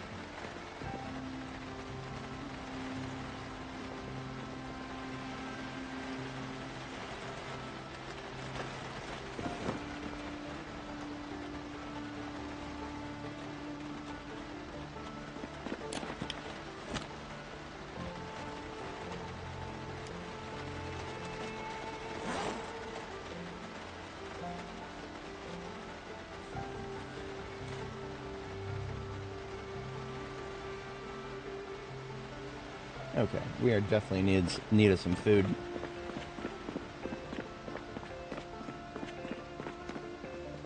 Unfortunately, we are in a position where we need to start not gaining weight anymore because we're almost up to 86 kilo. So we are going to make some egg salads here. That'll be a nice lightweight way to get the hunger shut up.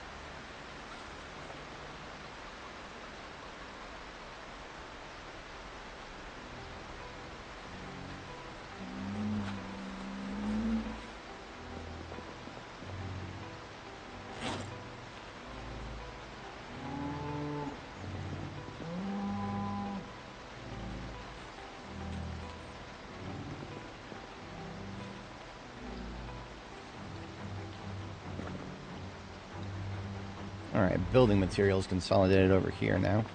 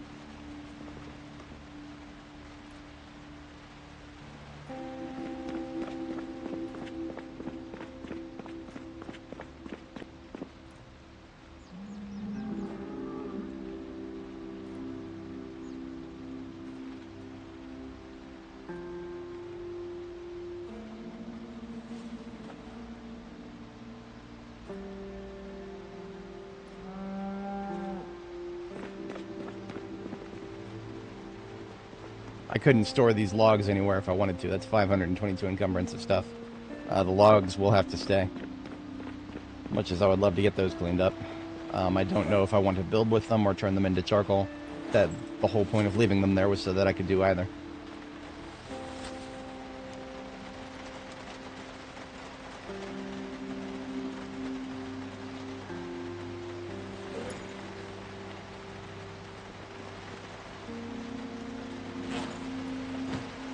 A lot of the tools that are on this table here, I'm just going to put into this desert camo backpack and then just put the backpack there.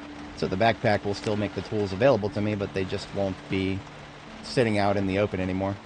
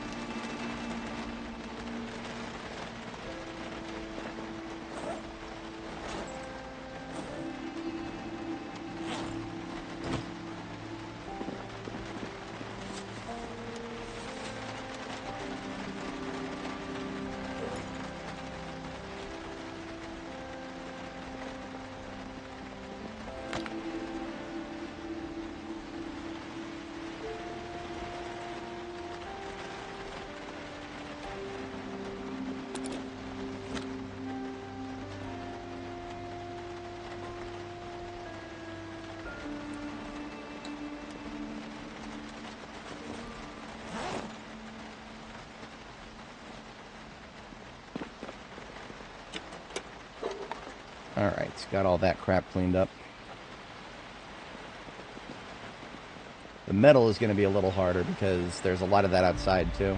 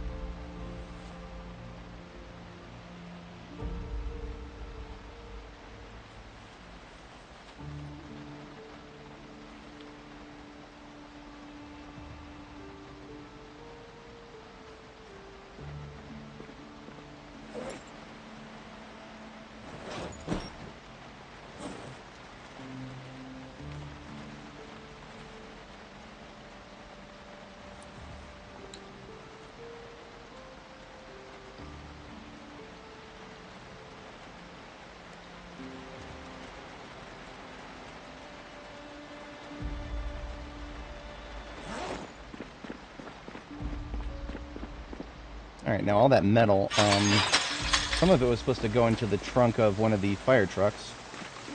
But, what did I do with the other fire truck? I actually don't remember what I did with the other fire truck. That's unfortunate, but, it might be too late to figure out now. Oh, I might have left it at the gas station. That's the only thing that would make sense right now. Unless I took it somewhere to a different location. These vehicles are mostly filled with generators and floodlights. This one's got animal parts.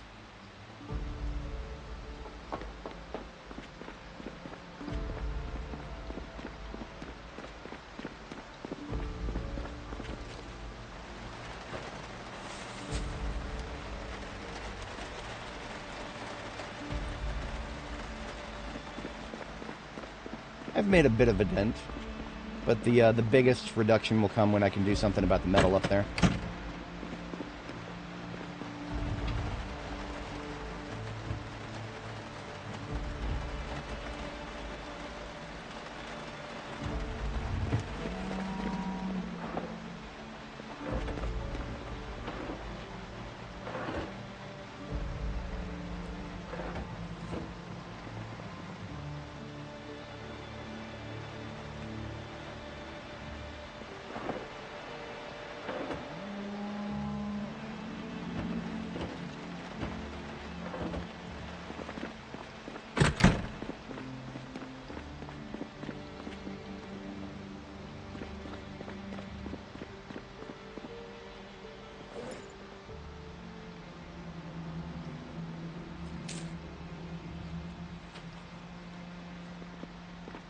I'll go ahead and build some crates for it. That's the easiest solution. Should still have plenty of nails, yeah. Could fill a whole backpack with planks and make a triple stack.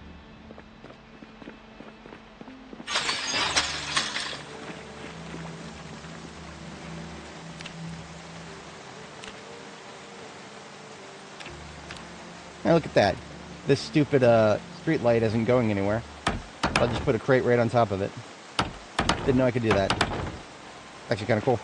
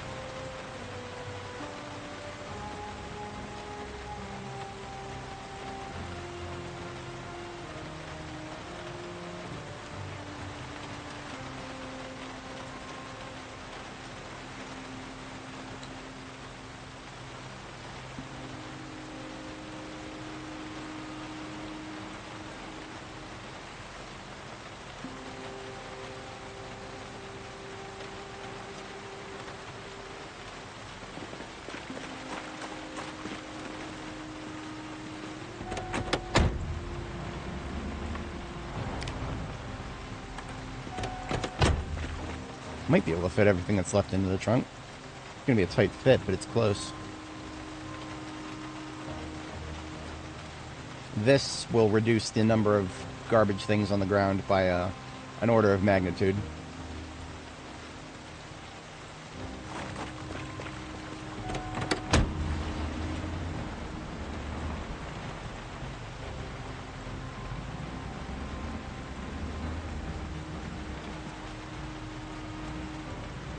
And it'll even make it so that I can still access any of the metal that I need just by standing in front of where the trunk is there. Because if I stand right here, I can access both the trunk and everything in this stack. So, very nice, very nice.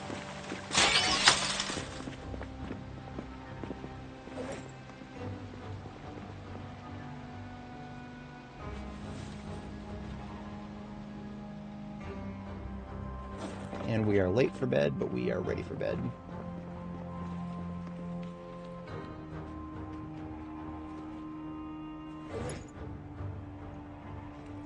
I will probably supplement our evening with a cup of coffee here.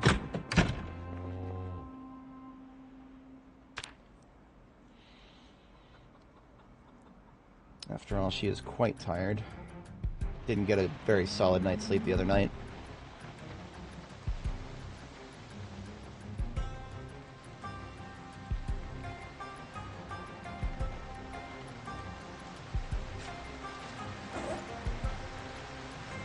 Not we're missing much right now. I mean, the rain is really making it hard to do any combat.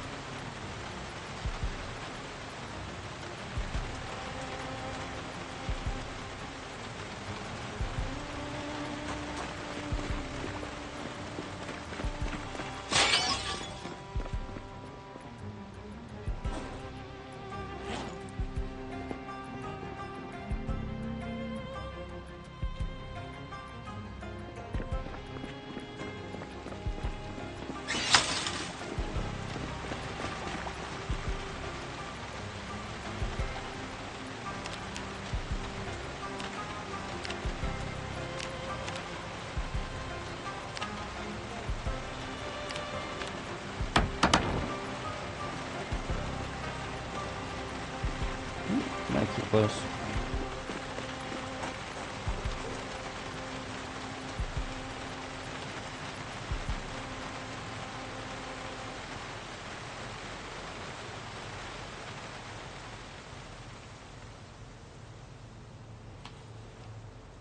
There we go. That has cleared up that one. So we have another step fan now, finally free. But with the metal gone, I feel a lot better about this situation. I no longer feel as if there are billions and billions and billions of things on the floor now. I mean, there are still a lot of things on the floor, but with the metal gone, that should have actually taken the bigger chunk out of it than anything else we've done so far.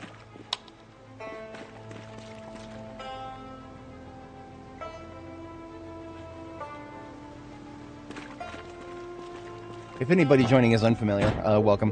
We're just, we've had to kind of stop everything we're doing to try to stabilize things around our base a little bit. The game has been crashing a lot while we're hanging out in our base area here, and that's no good. And my suspicion is that It's crashing because of all of the 3D objects we kind of placed around on the floor and whatnot as decorations. That's my current theory. I'm not 100% sure of that, but it seems like the most plausible explanation at this point. So we just reduced the amount of decorative items and non-decorative. Just, sometimes I just put crap on the floor because I don't have a good spot for it. We've reduced all that by a nice order of magnitude, so hopefully the problem will be reduced, if not eliminated.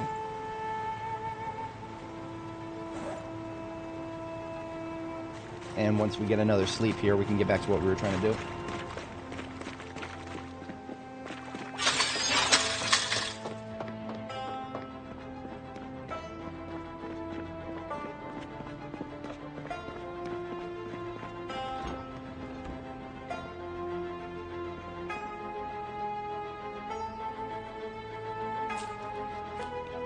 Reward our girl with a good chocolate bar. One of the lighter weight ones, not a heavy chocolate bar, just one of the ones that only has 250 calories. We are technically trying not to continue gaining weight. Whether we'll be successful or not is TBA.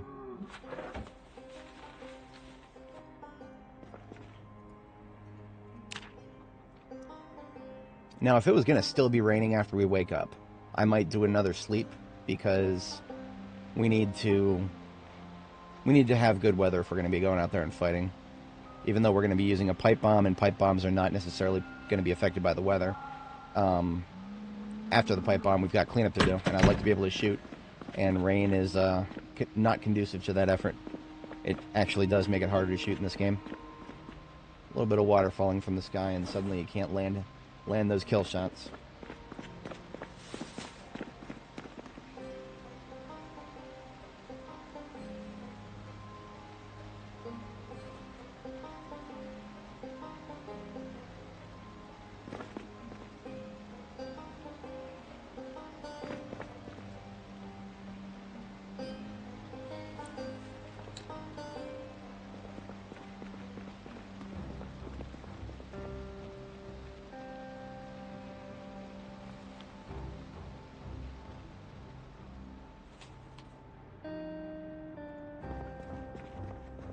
The rain is most likely going to be off and on all day.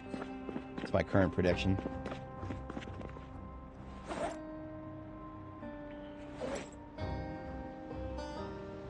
Yeah, see? Off and then back on again, and then, yeah, it'll be back and forth.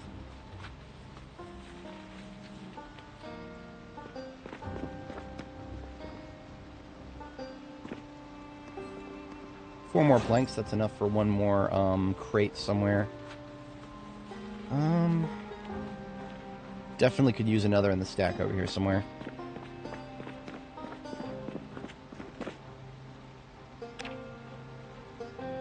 I refuse to get rid of my wall of shame for the mac and cheese. It's only, what is that, 16, 17? It's only 17. And there's more we can add, but still, that's nothing compared to the other piles of stuff we just cleaned up.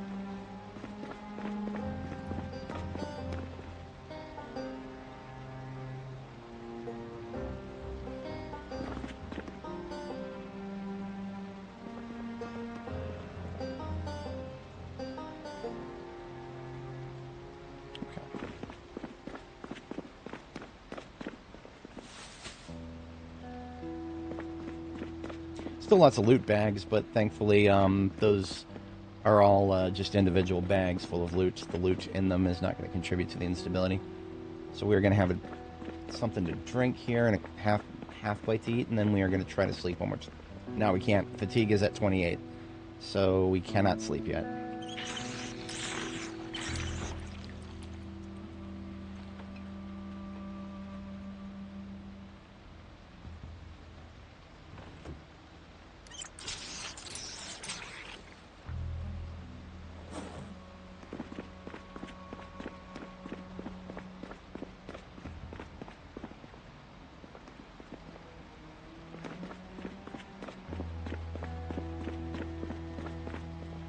Another crate over here would go well.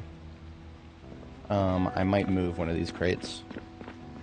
I think the one at the top of this construction materials stack isn't actually doing anything yet. Yep, that one's still empty.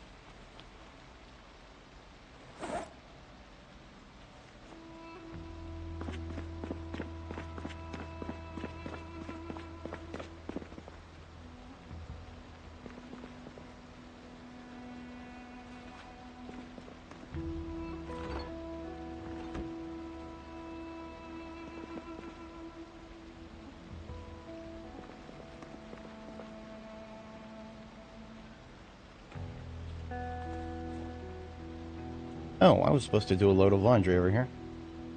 Might as well while the water's, or while it's raining outside. Some of the stuff in there wasn't dirty, but some of it was.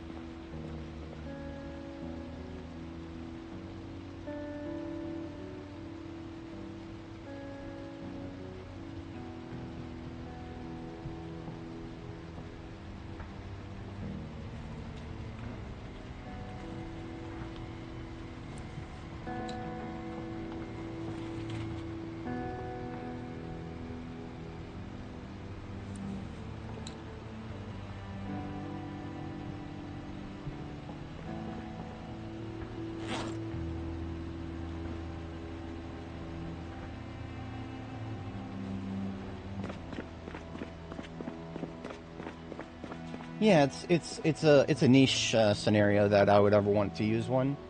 I mean, like, hand washing is less efficient in terms of water unless you're using an infinite water source. If you're using an infinite water source, then hand washing is, well, it costs more time, is what it is. At the end of the day, it's just a question of time. I've got like 5 rain barrels feeding that one washing machine. Now, that being said, the washing machine does technically use less water. So if you have limited water, washing machines are actually a more efficient use of your water. I don't know the exact numbers, unfortunately, because I don't even know if there's a way to find out without, like, digging into the game code. Yeah, we're going to start deleting the stuff over here.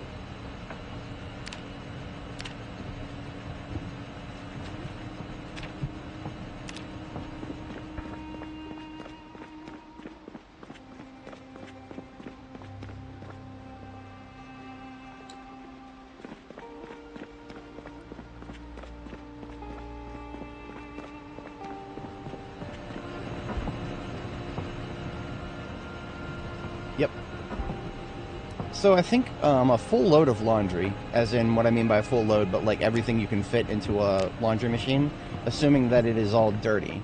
I think a full load of laundry will use less than 100 liters of water, which is almost impossible to do if you're hand washing. If you're hand washing, I don't think I've ever seen, like, you know, all the clothing you're wearing currently. I don't think I've ever seen that get below 100 water.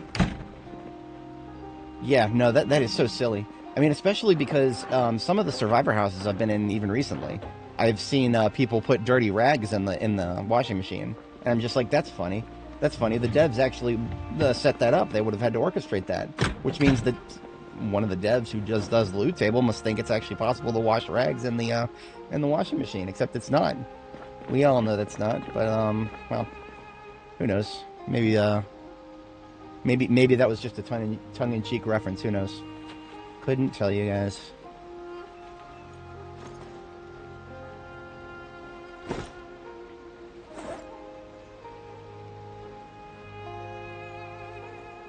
Okay, we have done a very good job about cleaning this place up. I don't think I have to worry about it too much more. And if anybody wasn't here earlier, there was an objective reason for this. We had put so much stuff on the floor that I think the game was getting a little unstable. It was crashing a number of times, and I think that was probably the reason why.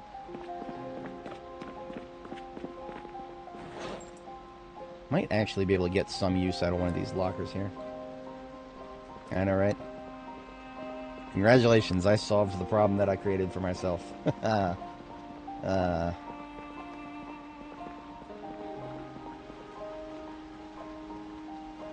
Yeah, I'm going to put the tools for the softening beam and sketching board into a locker right here.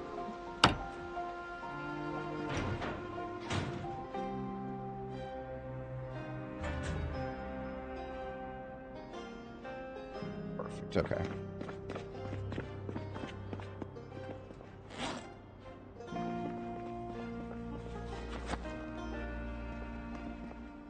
So what, now that we've gotten things a little bit cleaned up here, well, part of me was also waiting for the rain to clear up. I'm not gonna wait much longer for that. I think we are going to go ahead and deploy for, we're gonna go ahead and deploy for the, cleaning up the road. This is what we were doing earlier. We were trying to clean up Ulster Street here.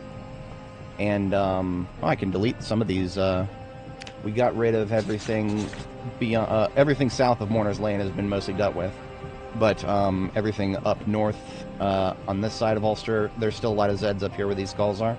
But we have a little surprise waiting for them. We have a little surprise waiting for them. Should have a marker here. Yeah, we got a little surprise waiting for them there on Ulster Street. We are going to need to do some light bar work to actually lure them into that, but otherwise, once we do so, we've got a detonator in our backpack for it. I am going to go ahead, like I said, I have to step away IRL for a very brief moment, and then we'll get started on that. Put this away, put that away, nails, put those away. That is our backpack sorted. We're just going to straight up eat kale for now. We lost our opportunity to not get overweight a while ago.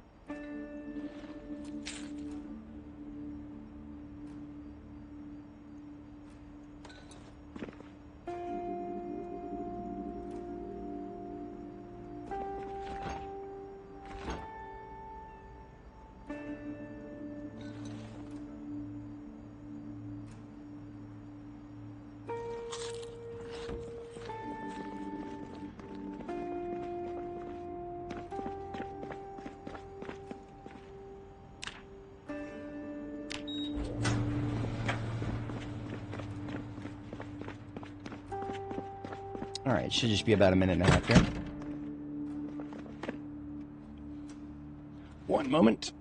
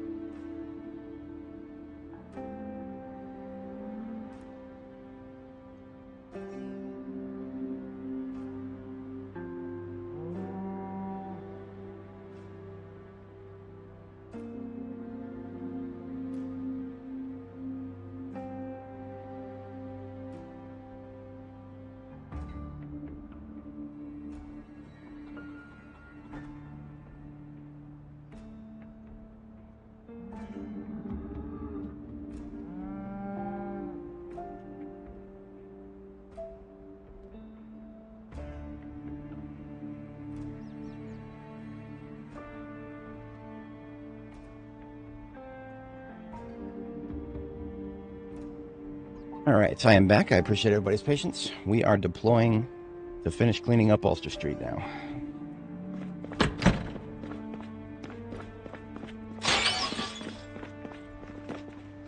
So in our possession is a battery. This battery shall be used to power a wrecked police car that has a light bar in it and also has a pipe bomb directly beneath it. And we are going to see how many Zeds we can yeet with that.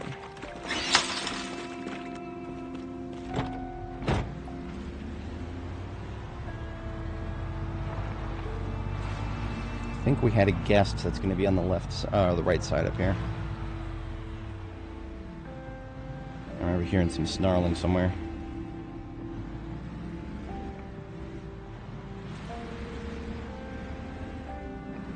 Maybe not. Doesn't have to be. Doesn't have to be.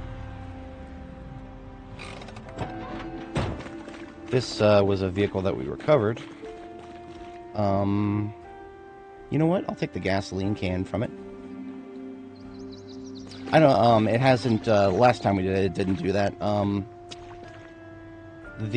We actually used a ambulance with a light bar, and an ambulance that's even bigger than a car.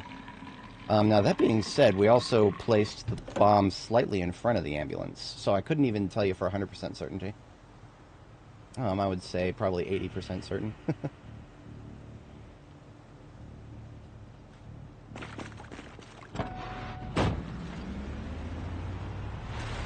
Alright, this is Angel up here. Angel to Ulster is the next turn north here on the left.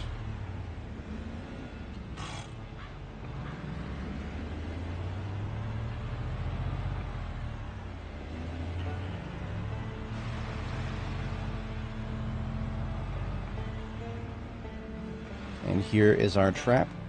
This wrecked car just needs itself a new battery.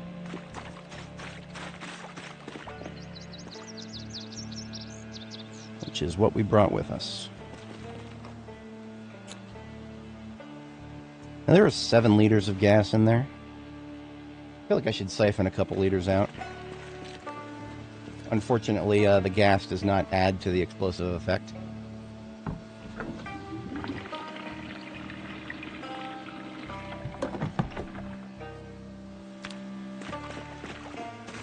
It'd be quite amazing if we could just cook off fuel in vehicles with an explosive. Absolutely. I would love to do that. Who knows, it won't be like that someday, but it definitely isn't for now.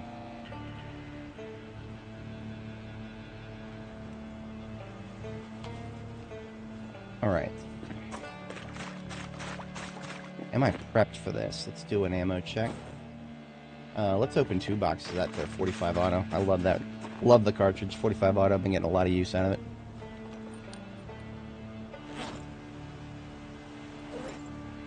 In fact, we're going to open up a whole carton because we're out of loose boxes.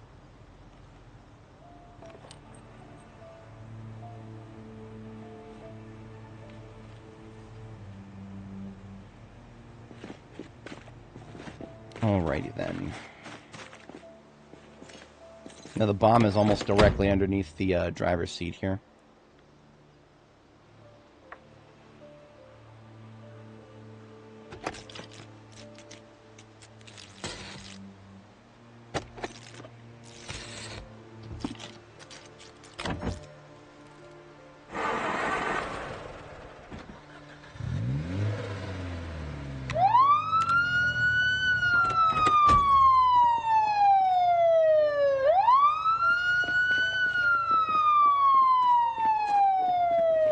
Now we are likely going to have more that we need to gather than what can be gathered just by this, so we're actually going to supplement that light bar with a little bit of tooting up this way. We might even, just to avoid having to run into all these dudes, we might actually go around. Oh yeah, let me also get a mark. We are at 2 hours and 54 minutes.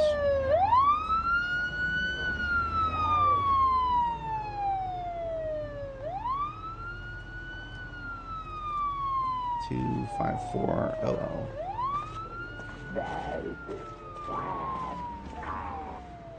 Let's kill this guy who's on me here.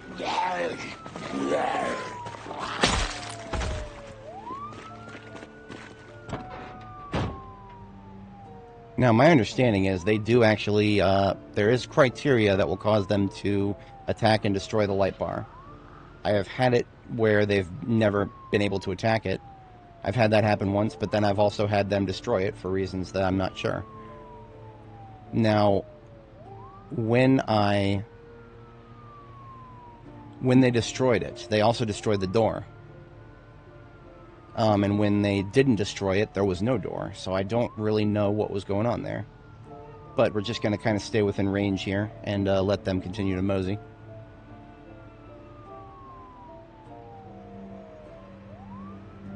Another common factor was when they destroyed it, the last time it was destroyed, when I used a light bar like this, what happened was I drove out of range of the vehicle, and then I came back and it was destroyed. I didn't actually see them destroy it. So actually seeing them destroy it would be interesting. That's one of the things I don't want to go out of range of it. I want to stay within range of it and see if they ever actually attack it. Or if that's just something that just happens if you let it out of your sight.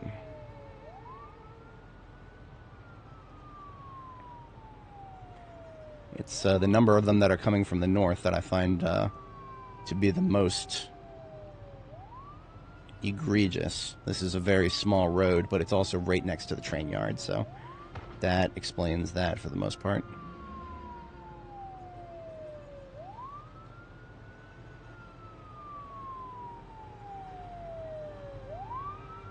This one who was trying to break her way out of that window, she wasn't even going for us. She's going for that light bar there.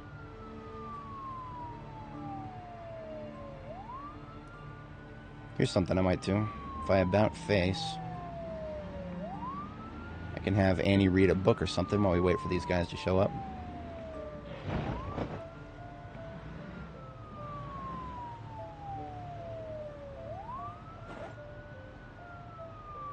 I've only got 2 books.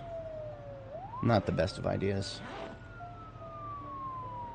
See 2 coming out. One of them has clocked us. Yeah, we'll just kill these 2 by hand.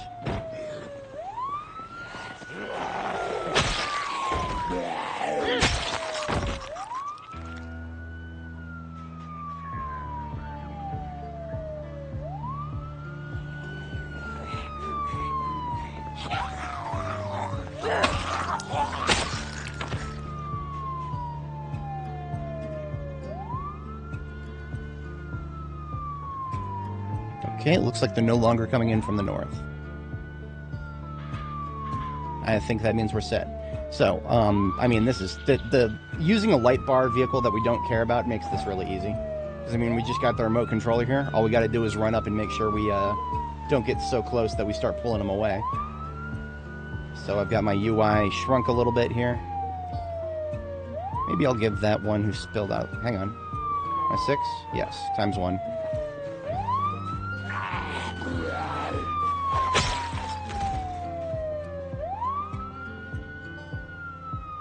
Oh, look at that. We've got oh, they're not done coming from the north yet.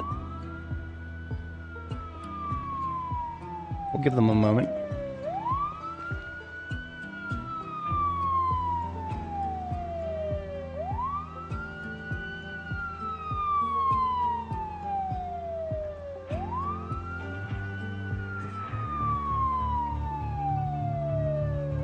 You know what? While we're waiting for them, there's something I could show you guys.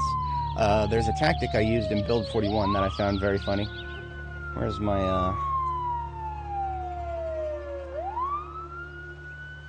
If I go over to Immigrant here, and I look through my GIFs, I have a GIF from way back. Where is my B41 GIF? It would be somewhere...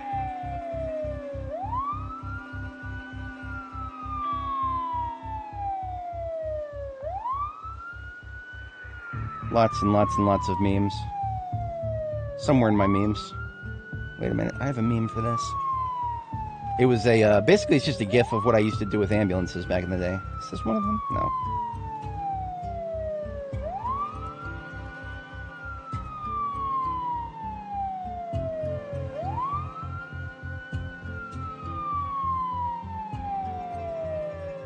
I dislike Imgur sometimes. Trying to find a specific image can sometimes be annoying. No. Anyway, I'll just describe it. It was, I had an ambulance, and what I did is I set a bunch of campfires around it, and the zombies would walk over the campfires while the light bar was going, and catch themselves on fire, and just spread the fire amongst themselves, and they just started to cook. So if you don't have a pipe bomb, but you have access to a wrecked vehicle with a light bar, you can do that too. It'll take a hell of a lot longer for them to cook themselves off, but it's a tactic. It still works, I think. Look at how many of them are still coming from the north. That is... Well, I'm glad we're getting all of them. Quite glad. We're going to have a bite to eat while we're waiting for this.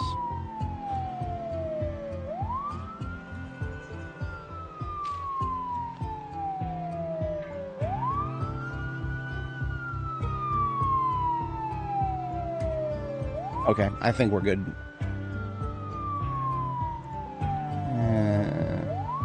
Yeah, any leftovers can just chill.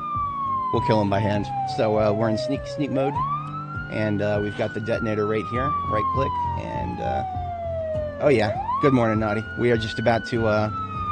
There's a pipe bomb directly underneath this light bar vehicle here.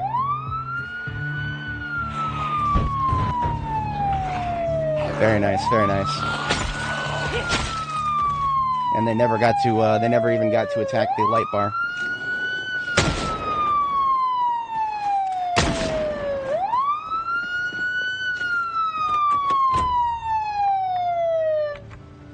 Fire in the hole. Very successful op, if I do say so myself. I'm gonna recover that battery. Actually, I'll leave it here for now. I mean, if I want to, I could just tow this thing somewhere else and do that again. Hello, hello. Joined us at the right moment. We just had a very successful pipe bombing. Very successful pipe bombing. I wish I could give you guys a kill count, but unfortunately the remote pipe bombs do not count towards your kill count. There's something wrong with the remote system right now.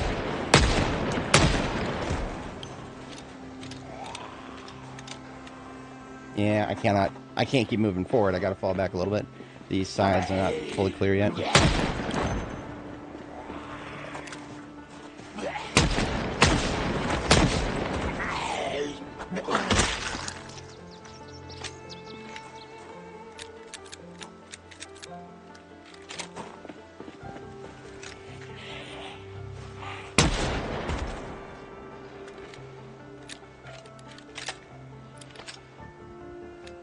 I hear somebody scratching something to the right side there.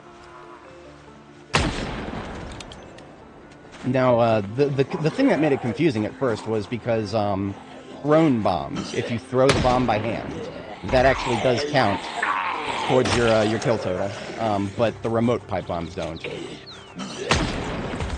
So if I was going to be dangerous about it, and, you know, get them all following me and then throw the bomb at them, then that would actually go towards our kill total. Speaking of which, kills are just a number. I don't keep track of it that well. We're almost to 50,000. I think last time I looked, I was like 47 something. So yeah, we're at 49,000. What was that? 49,157. I have a feeling that'll continue to go up as we finish off this.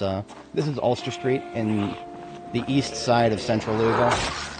On the other side of this fence to the north of us is the Louisville train station. So this big old fence, and then that big building behind it, that's the train station.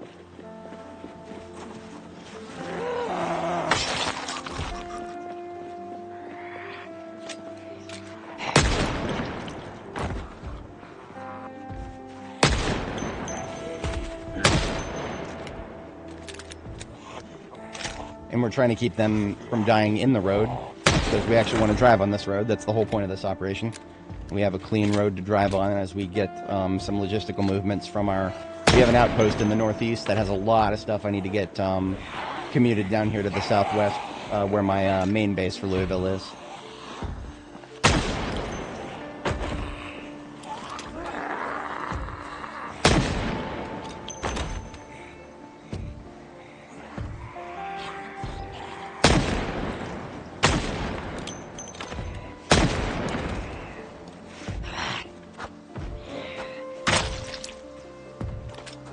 I hate fence thumpers.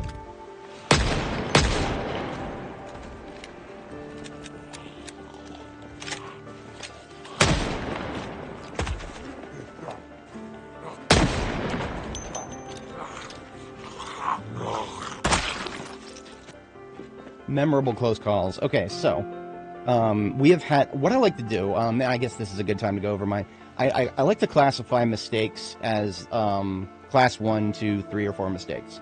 So class 1 mistake would be something very, very simple. I make this kind of mistake all the time. Class 1 mistake is just if I ever let the zombie get close enough to grab me. So that was if I had let her get, like, I don't know, a quarter of a tile closer to me, that would have been a class 1 mistake. I make those all the time. Class 2 mistake is if they wind up the grab, but they don't actually manage to latch onto you. A class 3 mistake is any time a zombie does anything to me that actually reduces my movement speed.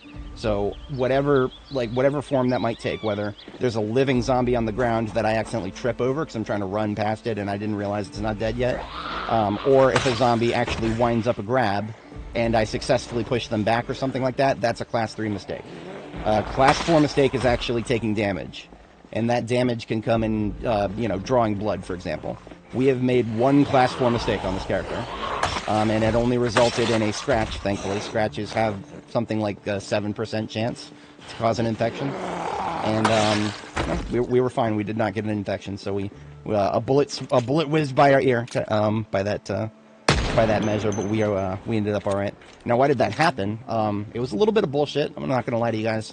So I was at the Ekron Community College, and we were fighting towards the side entrance, going in this direction. And there was a street light, just like the one right here next to us. Street lights are rendered on top always, no matter what. You notice how my character is now kind of like behind the street light. We had a zombie coming at us directly behind the street light, and it broke up their outline. And because it broke up their outline, I didn't see it coming at the zoom level that I was at. So I did not fucking see it until I heard the sound of cloth tearing, and I was like, fuck, I'm gonna back up, and I realized that I'm injured. I put the bandage on, and I immediately start falling back and checking my if you get infected and you have a stat bar, you can instantly tell because your stress and sickness will both be increasing at a identical rate. But we didn't get any of that, so I knew right away that I had dodged the bullet. Thankfully. We were only like 60 so hours into the character at that point, but I still would have been very, very angry if we had lost to something like that. Yeah, well, I mean, it's always difficult to learn the attack radiuses in this game.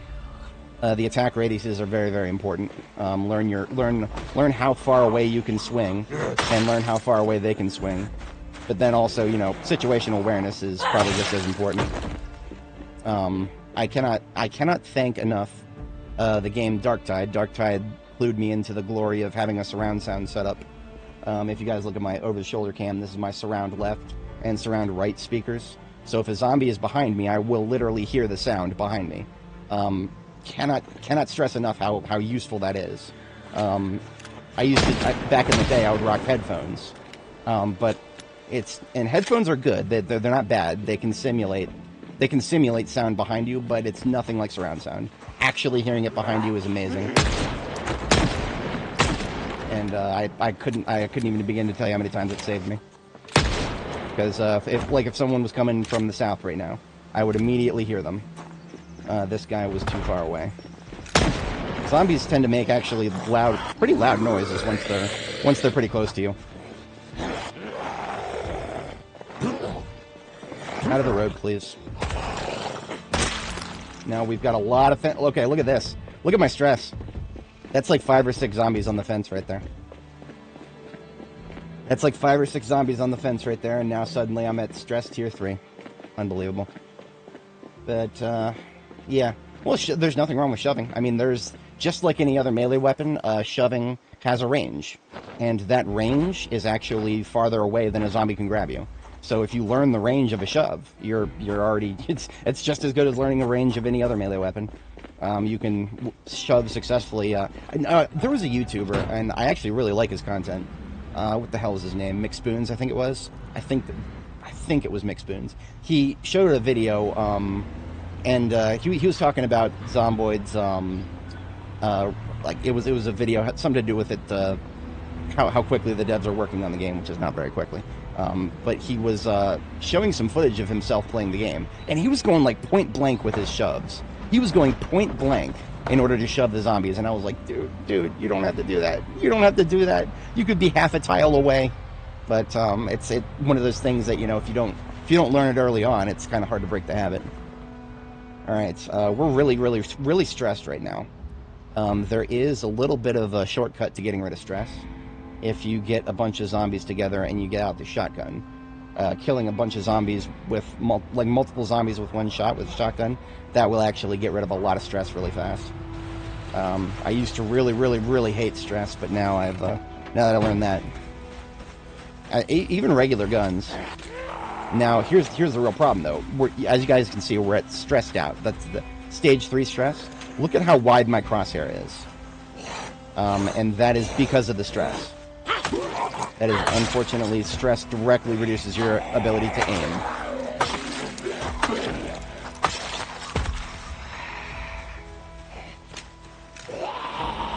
Thankfully, point blank shots still work. So now that we've got a few dudes grouped up here. Look at that. My stress just got cut in half. Fantastic. Now that it's cut in half, I can shoot better. Quadruple kill, baby. It's glorious. Now I don't have a clean angle of approach here, so I can't sustain this very long. I'm just trying to get anybody who's in the area up to this wide open space here. I only just realized I'm also tired. I only just now realized that. I know, right? Oh yeah, so this is a mod. This is a mod, but it's also, I mean, if I didn't have the stress, if I didn't have this is simple status. Simple status is just shows you your stat bar, but the if I didn't have it, the moodles would be very obvious. Whatchamacallit, just by the color of it up there. I know it's probably a little small on everybody's screens, but the tents up there. If you saw it just pop up out of nowhere and you're next to a fence, that's you can usually guess that that's where it came from. This okay, so we got a number of them here, but we actually have. We're going to use the 9mm. This would be very intimidating if we didn't have a 9mm.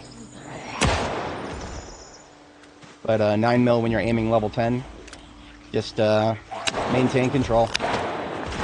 Maintain control. Don't panic. And take them out once they're in effective range. Now, I would love to shoot in this direction. I would hit my ambulance if I did. So I have to kind of fall back a little bit. We're also going to have a bite to eat before we get too stuck in, because we're about to get hungry. You know what? We're also going to have some coffee. I carry around coffee in case the tiredness creeps up on me.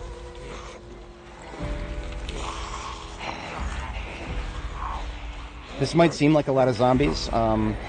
This is Louisville. This is medium late.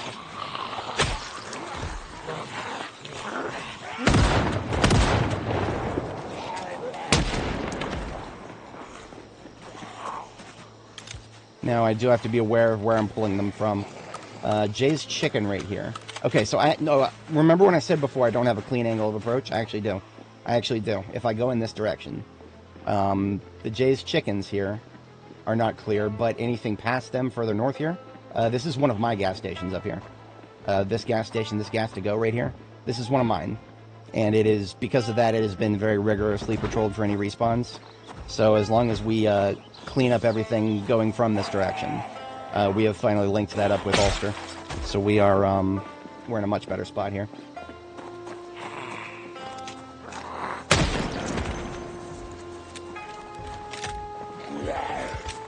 Now, unfortunately, we've got a lot of Zeds still on the other side of this fence, macking the fence. So I'm actually going to I'm going to try to avoid the fence a little bit here. If I just get a little bit farther away from the fence, then it won't be as big of a problem.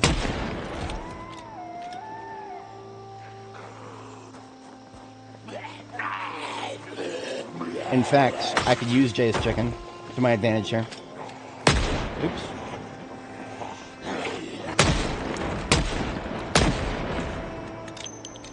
Yeah, if they start going flipping over this fence, then they present easy targets. One on my north.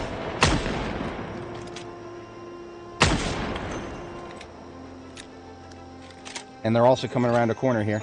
That means they group up. I love it when they group up. As of 42.12, they added multi-hit back with shotguns, and it's glorious.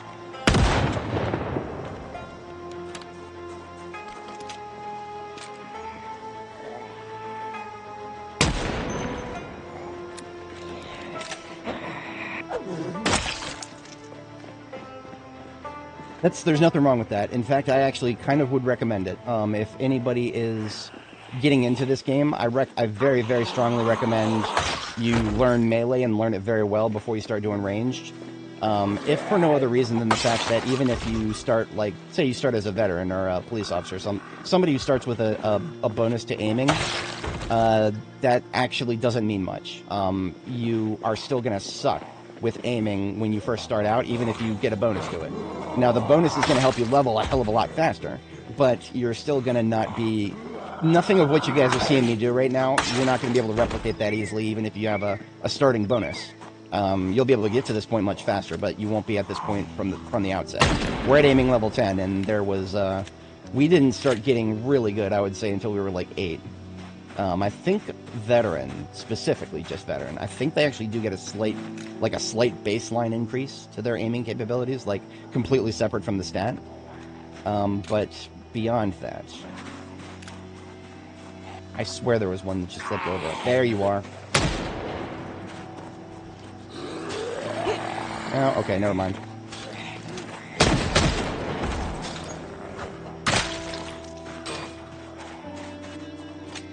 But yeah, where I was going with that is if you learn melee first, then one of the things I like to do, honestly, and I hate to say this, when I'm leveling up firearms from a lower level, I just treat them as melee weapons. I wait until they're very close range, and then not do that because I should have bullets in the fucking thing. I'm an idiot. And then, because obviously your chance to hit them gets much, much better when you're a lot closer.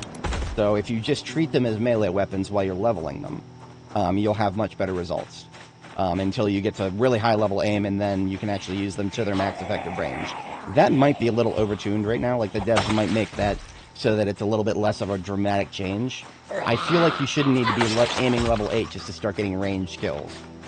But that's kind of the experience that I had. It might even be better already. Because we were leveling aiming throughout 42.11. 42.12, we were already aiming level 8 by that point. So if they did make it better overall in 42.12, then, well, we wouldn't be able to say that for sure yet. I wouldn't be able to, Reb. 2 M14, 8 boxes of ammo. Yeah. Well, I mean, if you're able to get 8 boxes of ammo that far with an M14, M14 is very inefficient. But it's also a very powerful cartridge.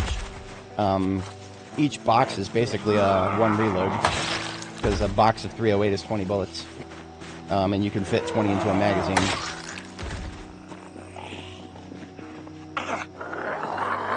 But I mean, if you think about it, that is whatchamacallit, 8 boxes of ammo. That's 8 reloads. That's about 80 zombies at peak efficiency.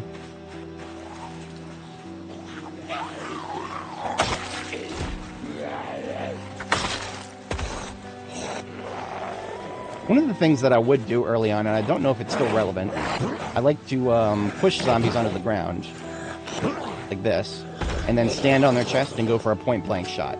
This always felt like a very safe thing to do early on. I don't know if that's as relevant as it used to be. I actually feel like an upright target point-blank is actually a little bit better more reliable of a shot than somebody on their back on the ground in front of you. And I can't believe I'm saying that, but just going by general feeling, it kind of feels like that's the case.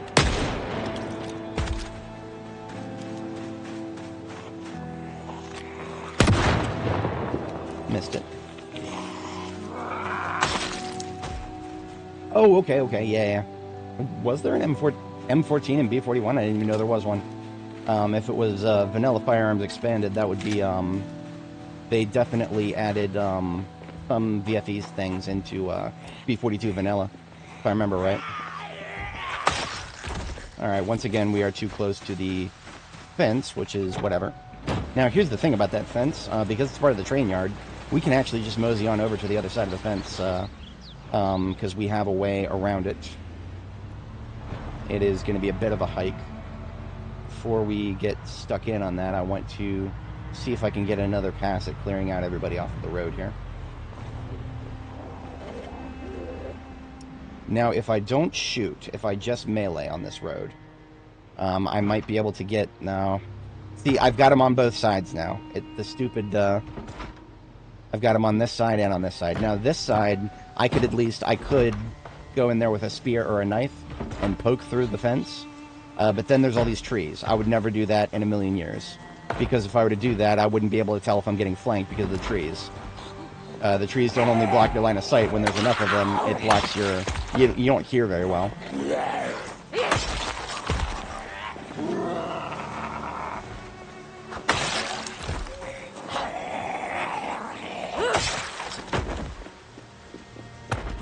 I can get away with it with this one.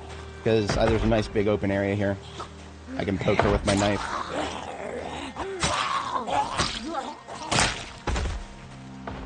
But for now, I'm going to go around to deal with the other ones.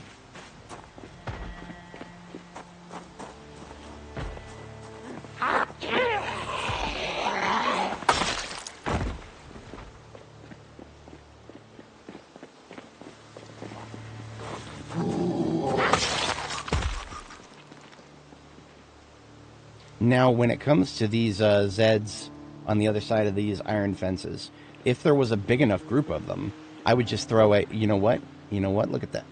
It's a fairly big group. If I could get these guys to group together, I could just throw a firebomb at them.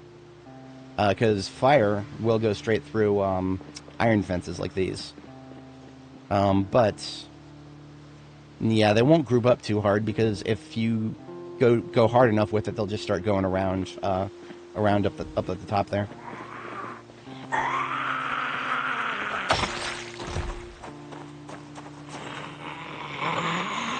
Oh yeah, no problem. I'm very glad to have helped some folks stay alive.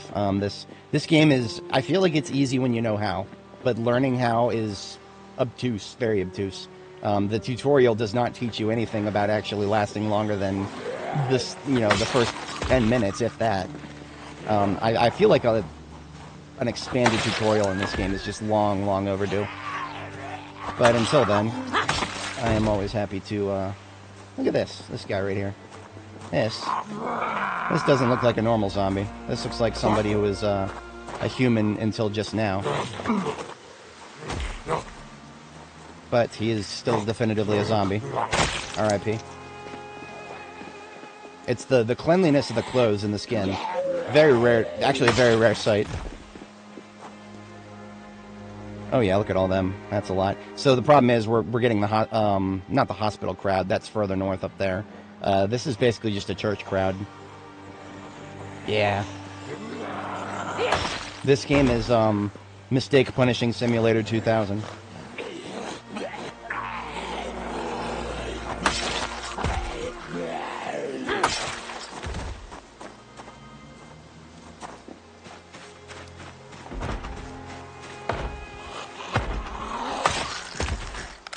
Now, it probably sounds like a zombie smacking wood, but that sound you're hearing, the obnoxious sound on the right speaker there, that's actually that's the sound of them hitting the iron fence. The devs haven't added a new sound for it yet. Now, I'm going to be real with you guys. I don't necessarily care as much about Zeds, like, in this area. Like, just where we're standing right here. If there's Zeds on either sides of these fences, I don't really care as much, because I'm just going to be driving right past them. I just want to make sure that I'm getting the ones that are going to be liable to go around the fences, and because then at that point they'll end up in the middle of the road, next time I drive down it. But we are now at our bedtime at 22:30. That's supposed to be our first bedtime, so we can we'll just kill a couple more dudes here. Anybody we drive past who's on our side of the chain link fence. I have never once seen one of these double tall fences actually break. Right now, they're attackable by zombies, I've never seen them even get visually damaged. I'm not saying it's not possible. I'm just saying I've never seen it. And that contributing factor, of course, is the fact that they stress you out if you hang out around them too long. So I'm definitely not intentionally hanging around fences long enough to see them break these days.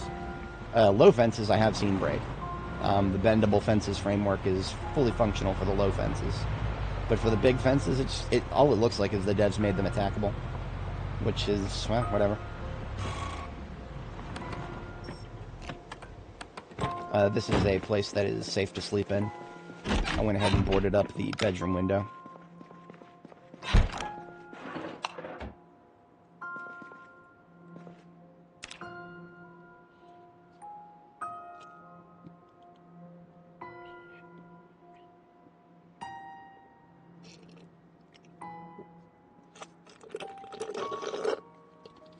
Alrighty.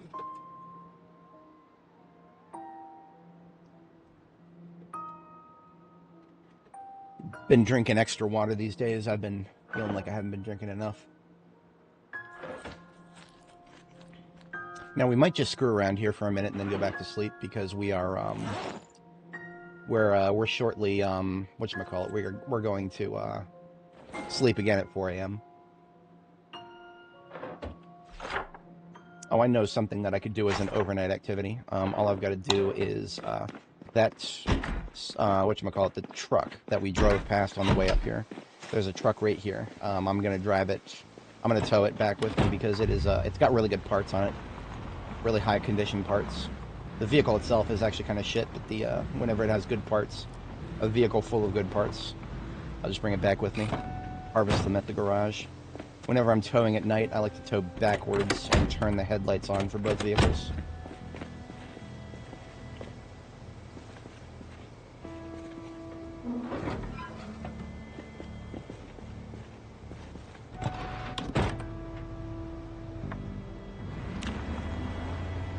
So I get a little bit of light going both ways here. We tow backwards because towing has been severely nerfed in B42. I don't think the devs have ever even commented on that. Like, devs, I feel like they've been radio silent on a few things that changed as of B42 and didn't really even get, like, noted. Like, I don't think there were even any patch notes about towing. And yet everybody knows that B42, you can basically tow backwards now, and that's almost it. There are a few select, rare situations where you can tow forwards. Like, I think a Corvette can still tow most vehicles forward. But I mean, other than the Corvette, I don't know if... My ambulance can't do it. My ambulance is the most powerful heavy-duty vehicle there is, so... Bit whack, in my opinion. Bit whack. But here is Jericho. This is our base. Power center for Louisville. And the place where we are storing vehicles for their parts is back here.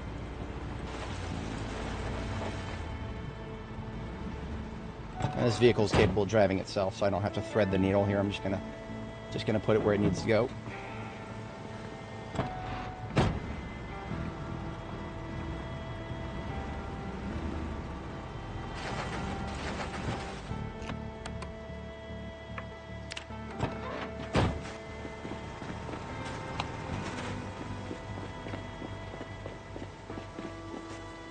I probably have enough time tonight to actually pull the best parts off of this thing.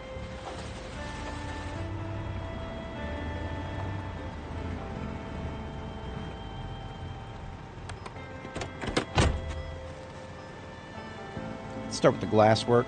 Windshield, 87%. That in and of itself is one of the best windshields I've found in a long time. Windshields are a very heavy wear item for me, and unfortunately windshields cannot be made. They can only be found and replaced.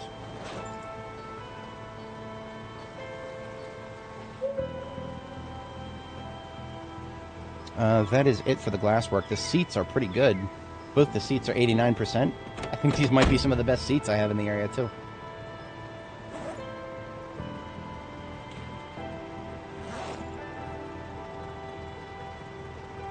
A replacement battery. I actually need one. I used mine recently, and I almost forgot about that. That's no good.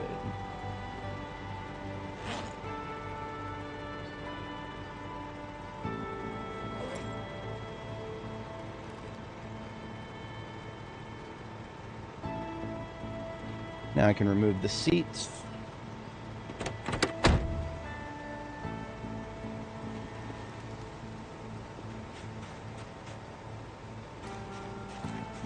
Most of these vehicles actually aren't going to have room for them.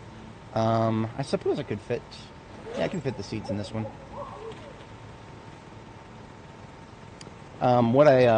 So basically every vehicle trunk you guys are seeing on screen right now, all these trunks are just full of parts. So if I wanted to repair this vehicle instead of taking the parts from it, I would just be able to stand in front of the trunks full of parts, like this one now that it has my car seats in it. If I actually wanted to put new seats in this car, I would just right-click and see. I would see all of my options for seats. Look at this. Performance tires. Beautiful. Brakes are regular. Suspension is performance. So the brakes I'm less impressed with, but everything else is looking quite pretty.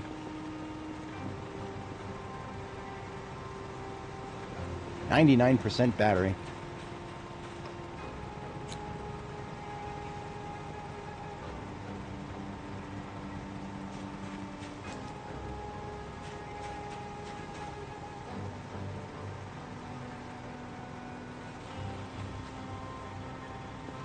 Now, I don't often use regular vehicle parts. Standard. Standard parts are for, well, I mean, you know, cars and whatnot. Cars and trailers, though, trailers. I do use trailers, so I do sometimes pick up standard parts. Trunk lids are a lot less often used. Trunk lids don't go on vans or step vans. They would only go on something like a D6 right here. So much less often I need those.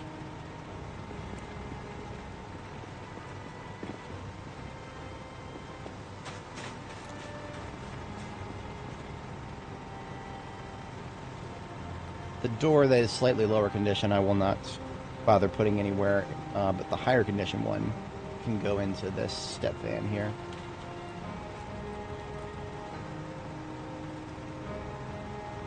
Okay, and now we can take the tires off. For that, we just need to pick up our tools here. Tire iron in the primary, jack in the secondary. We're going to take the tires off, put them into the white van there.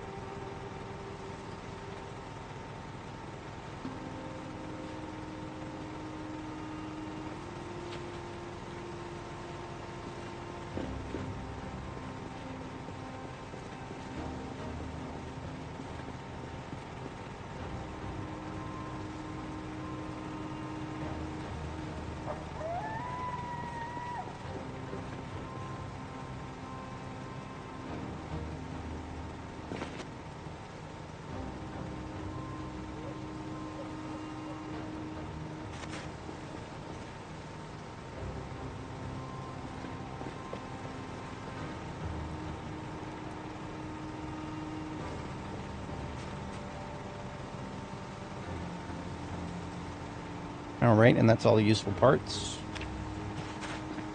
The brakes can go... Brakes I'm just gonna... I can't be putting everything on the floor anymore. I gotta dehabituate myself from putting things on the floor. It's not a good idea to keep putting everything on the floor. That's part of the reason we've been crashing recently. Where am I keeping performance suspensions these days? That's for standard. I don't really have a destination. Okay.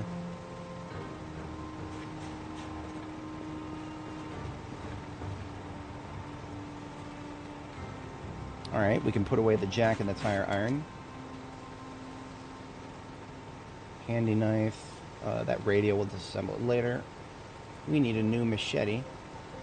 Our sword is good, just needs a sharpen. What we're going to do with this vehicle is it's going to be storage for agriculture stuff, because that's already what's in it. There's already some stuff in it that's agriculture related, so we're just going to tow it to a place that will be convenient to access when we need to stop by for farming related stuff. And now this is, I don't expect it's going to be this way always.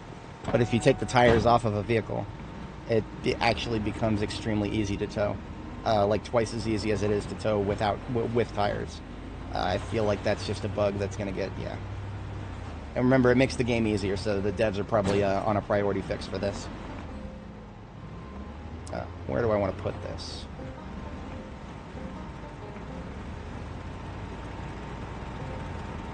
I definitely don't want to be ramming it anywhere.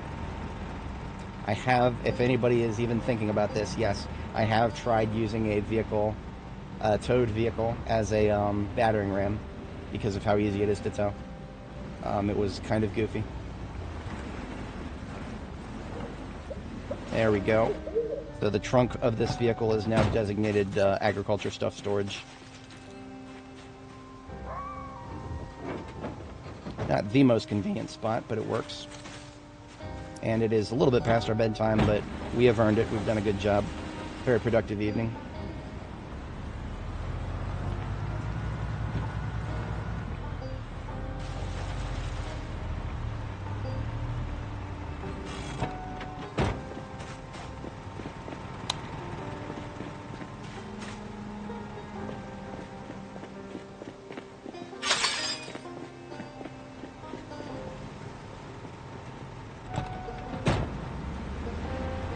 Very nice when that guy's corpse goes away. I made a mistake killing him there.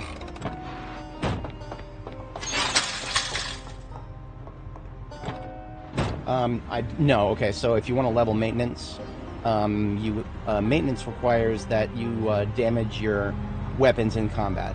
So you have to be hitting a zombie or an animal. You have to be hitting something that is classifiable as a living target or zombie target.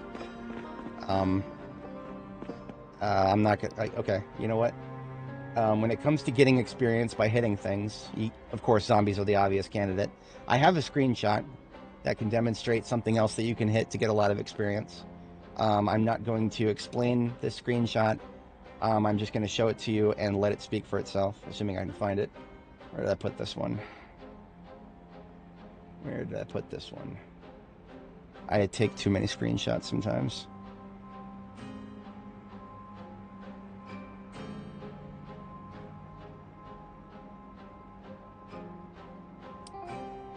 Veterans of this channel will have seen this one before. Damn it. I have so many screenshots. It would have been after this one. Somewhere a little further up.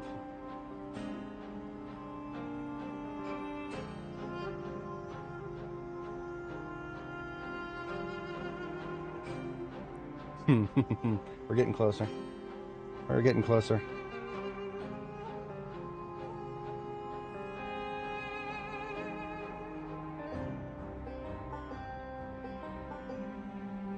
It should be right over on this side somewhere, but oh, here it is. Okay, so I'm gonna let this screenshot speak for itself. We haven't done this. We haven't done this again. This was 42.7. This was a past life for Annie. Annie has not done this in her current life. Yeah, no. Let's just say that the sounds do not escape you. They will stay with you.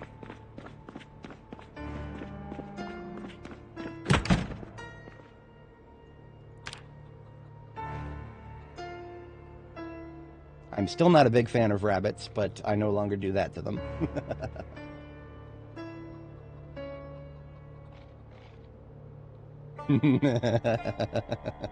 It wasn't out of spite at the time. Not necessarily, at least. It was actually, I wouldn't go as far as to call it fully accidental. I had a feeling it was possible. I just didn't, I didn't realize that it would actually work as well as it did. It worked a little too well, actually. Don't think I used the battery on the driver's seat, did I? No, we're good. I always keep a spare battery in my driver's seat. And you know what? I'm going to keep a spare battery on the driver's seat of this one, too. Even though I don't take this one out in the field very often. Alright, so we're just going to get a couple things out of our inventory here. Got some electrical parts.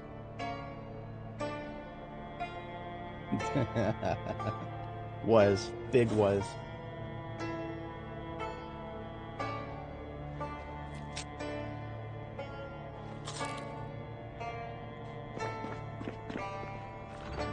Alright, got some kale, got some eggs. We're gonna make a stir fry. Just something light to keep us happy. Fun fact, you can get free happies if you pet an animal. So we're about 10 happies down right now because I keep forgetting to take off the armor before we go to bed. That's why we are slightly less than happy right now.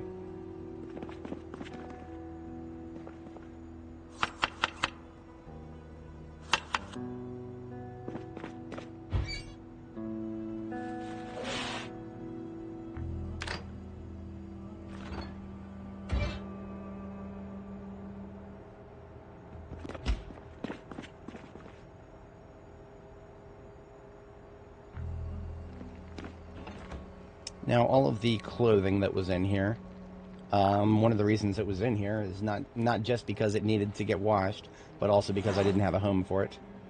So it's going to go in a garbage bag.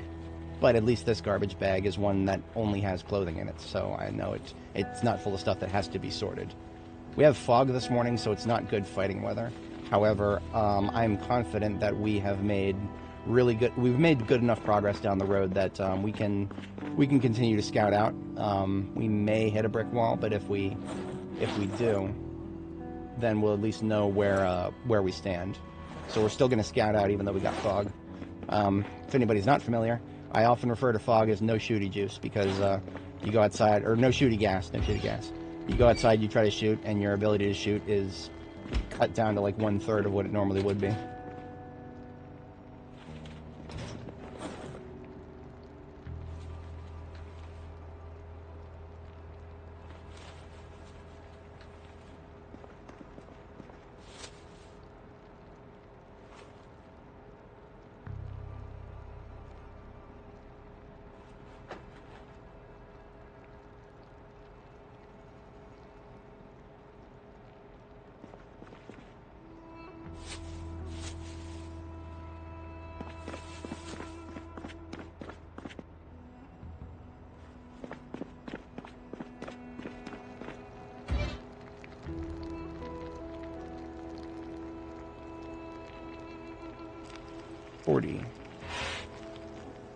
That's not quite a full day of food.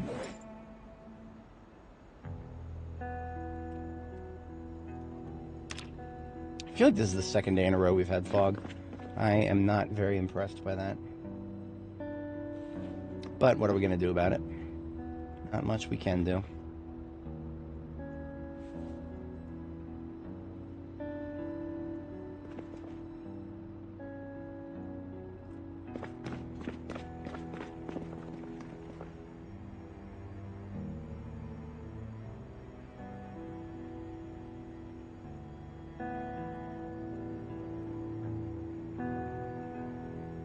So any of these books that we've already read that we don't need out here, we're going to put into the book container over here at the top of the list, just to get a few more items off of the floor.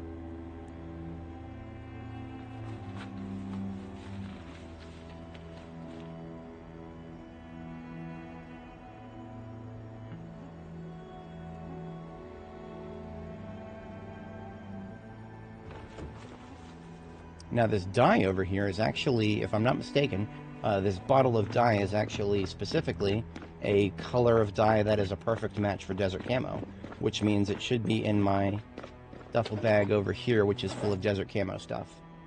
Up to and including something very interesting. I found some shin armor here that's made of bulletproof vest shin armor. Now watch what happens when I put this on. It's made of a bulletproof vest, but if you look at that closely, that's desert camo. There's no desert camo bulletproof vests in the game yet. They only come in 4 colors right now. 5 actually. It's forest camo, law enforcement blue, SWAT black, and civilian white. Those are the 4 that I know of. I feel like there's a 5th, but it's not desert camo. Desert camo, I checked. Desert camo literally does not exist as a color yet. But for some reason we were able to find shin armor made out of desert camo bulletproof vests, so that's neat. I don't think I would ever wear that. That's less comfortable than what I'm wearing, and it would slow me down twice as much. So I'm not really interested in that. But yeah, just for the rarity of it, I'll put it in there with the rest of the desert camo kit. we're going to establish another garbage bag full of clothes here, because we got a lot of them. Basically, most of these garbage bags, the contents are from the Louisville surplus store, military surplus.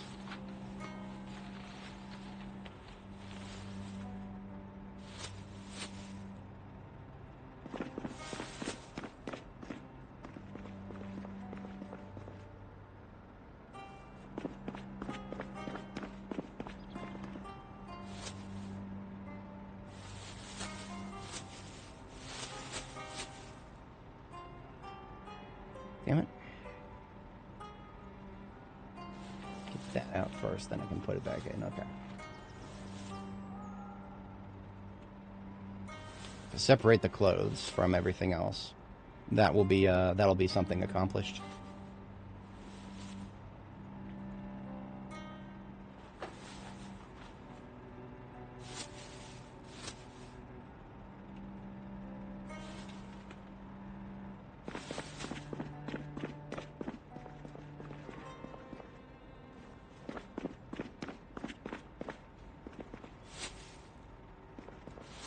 Actually, as fate would have it, there's a new machete in here.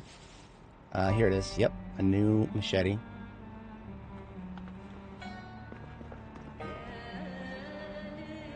I had been planning on reforging my other one, but now I can just take it apart, slate it to be reforged later.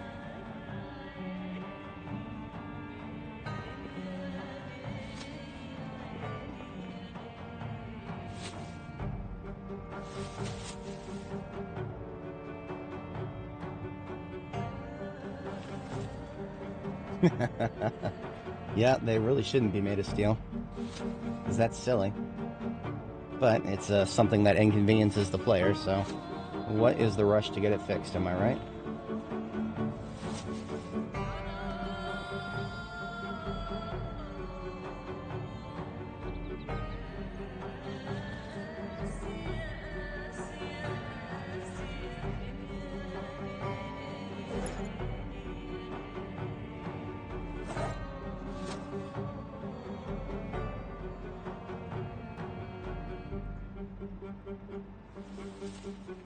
Okay, I believe that is everything. So we can go back and sort through the loot more later, but we have, at the very least, we have identified all of the clothing and gotten it separated from everything else. So we will now disassemble the machete that I have that is about to fall apart here. And we've already got a replacement on our belt. We just need to sharpen our sword, and then we can redeploy. I think the fog is lifting. That was kind of, I was kind of burning out the clock a little bit there, trying to see if I could get the fog to go away by noon, which it sometimes does, and this time we got lucky. Fog is going away by noon.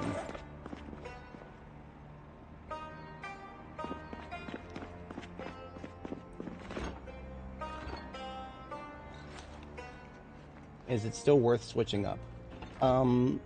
I would say yes, and that's a very big asterisk next to the yes. What you're looking at right here, there's a lot of tedium involved, and the reason for that tedium is because Build 42 has introduced a crafting system that, in order to get the most out of it, you have to. I mean, if you want to get, like, you know, you want to explore all facets of the crafting system and get all the benefits of it. You're either going to have to change the sandbox settings and up the experience rate a little bit, or you're going to have to be miserable and grind and grind and grind and grind. And the reason for that is it's being balanced for NPCs and multiplayer, neither of which are actually in the game yet. So the game is in a really awkward place right now. If you play Build 42, it's in an awkward place where the default settings are going to feel absolute dog water if you're playing by yourself, I mean, if I'm in it for the logistics and the combat, so I personally don't care about how tedious it is, but you'll never catch me coming out here saying it's not tedious. It really is. This is some tedious bullshit that you got to go through, but I find it rewarding. That's just a me thing, though. I don't think a lot of people are similar in that regard.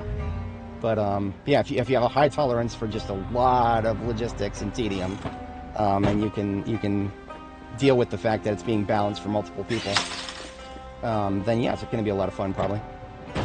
But then again, of course, there's also, you can change the sandbox settings and increase the experience rates a little bit. that you don't have to go through all the tedium of leveling things up at default settings. I don't know exactly what I would recommend, if anything, for changing the sandbox settings, but crafting skill increase would definitely help.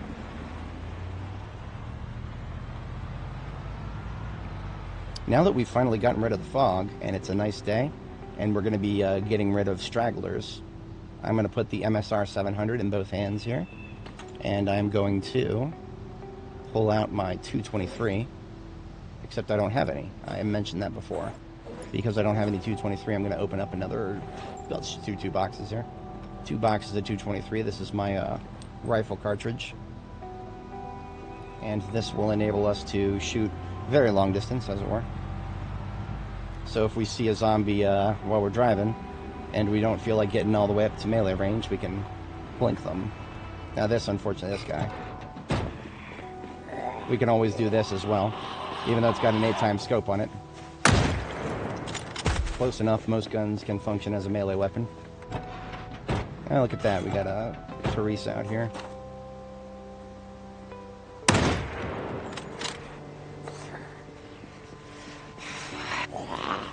See, this right now, this niche that I'm trying to work with, I would really wish that this niche, I wish I had another back slot. That everybody wishes they had another back slot, but, yeah. There's a mod that I've been thinking about actually using on this character that I've been writing myself. I don't know if I will. I haven't made the decision on that yet. In fact, I still have the worksheet open for it right here.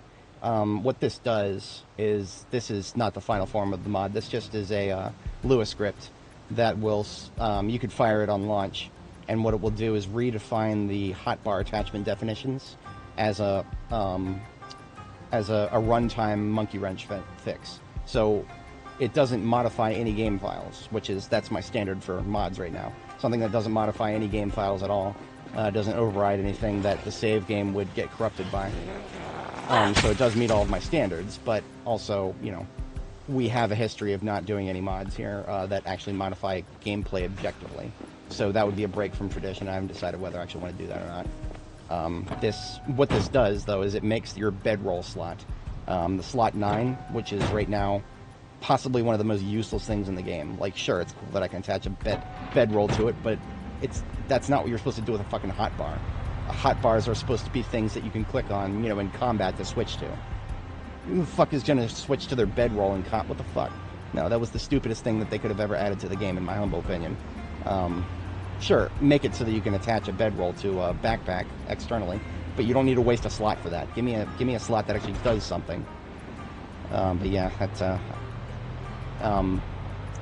now to couple with that, on top of that problem, there's also the issue of there is no way to bind hotkey 9. Just because we have 9 hotbar slots, there actually is no hotkey for 9. If you look at your controls, there's only controls for hotbar 1 through 8. Hotbar 9 does not exist. Which is, again, lack the words for how fucking stupid that is. Why is there a little 9 down there if I can put something in it, but it's not actually something I can equip, and yeah, whatever. I've bitched about it enough. My reasoning for wanting that is clear, but adding a mod like that would be a step farther beyond what I usually do on my playthroughs here. So I haven't decided yet. Hey Hassan, how's it going? We are doing a little bit of shooting here, a little bit of long-range shooting. Yeah, it's, you know, sometimes you gotta have a tactical nap. Tactical nap time.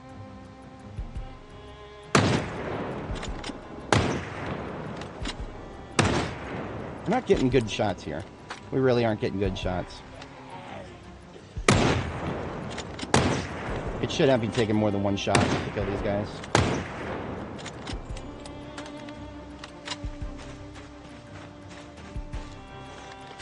Wait for my ambulance, please.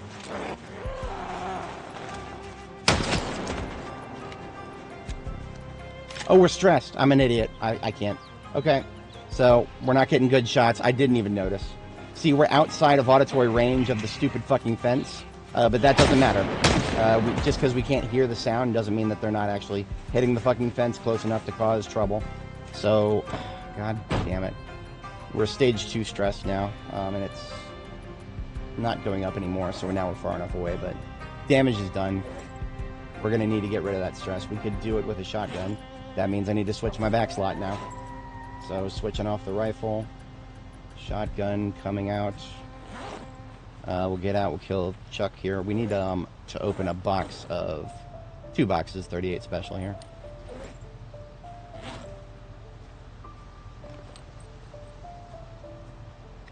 Alright.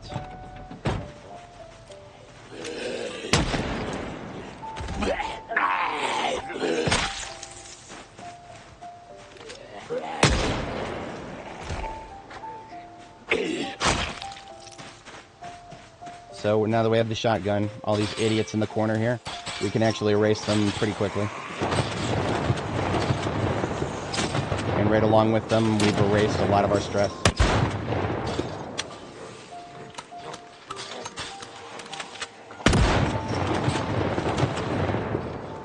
Not all of our stress, in fact, that only took off half of it. Have I mentioned how much I hate fence thumpers? Possibly in my most despised category of zombie right now.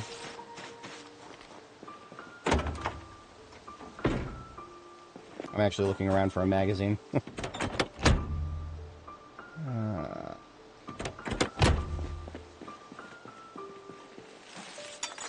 At least we have this is an office building, so magazines are actually likely to spawn. We can also look for glue while we're here.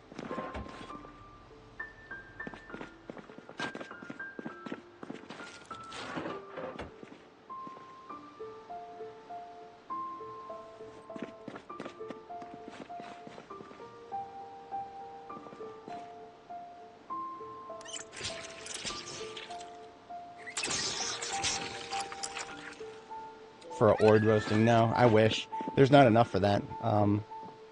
If there were enough Zeds for a firebomb, I didn't see enough there for a firebomb. Nothing about the numbers there. Another problem is they're too dispersed. We would have to get them really tightened up in order to actually have it be worth. Because remember, once we throw a pipe bomb, we have to, or firebomb. If we throw a firebomb, we got to sit there and watch them burn. And that's I would only do that if there were a large number to sit there and watch burn. A small number, I'd just rather just shoot them. But I can't shoot them if the stress sneaks up on me and annihilates my ability to aim. We might not find a single magazine in this entire office building. That's looted and trashed buildings for you. Whatever. I do have books that I carry with me. If there's something locally sourced that I could use instead, I'll try to do that, but whatever. Just use my book and be done with it.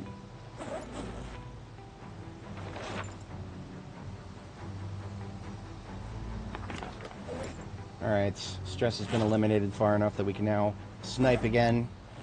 We're going to snipe with a focus on getting rid of anybody in that fence.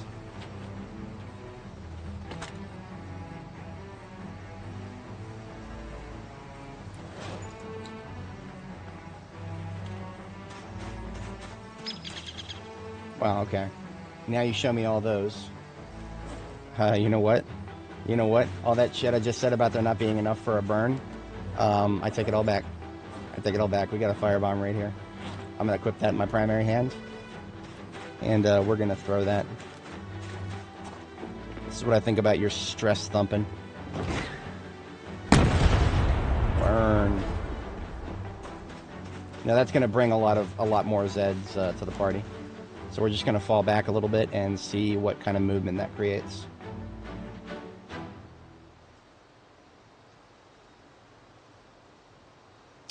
Zeds do take a fair amount of time to burn to death, so we'll have to just kind of chill and wait for that to happen. I'm going to get in the ambulance while we chill.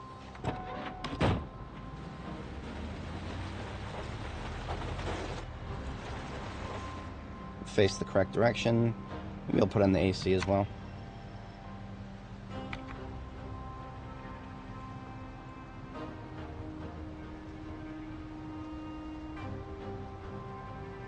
Not the most productive expenditure of my time, but if it gets rid of the fence thumpers, I'll take it.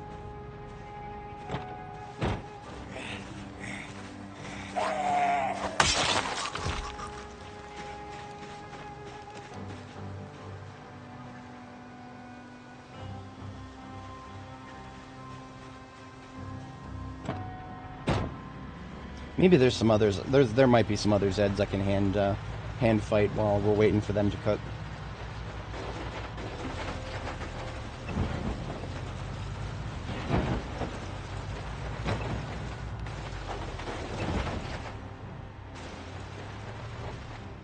Yeah, I could do a little sniping down here.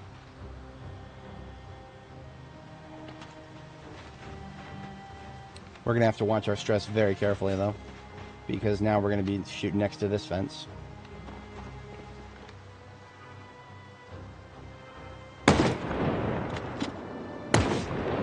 This is what it should feel like when you're sniping.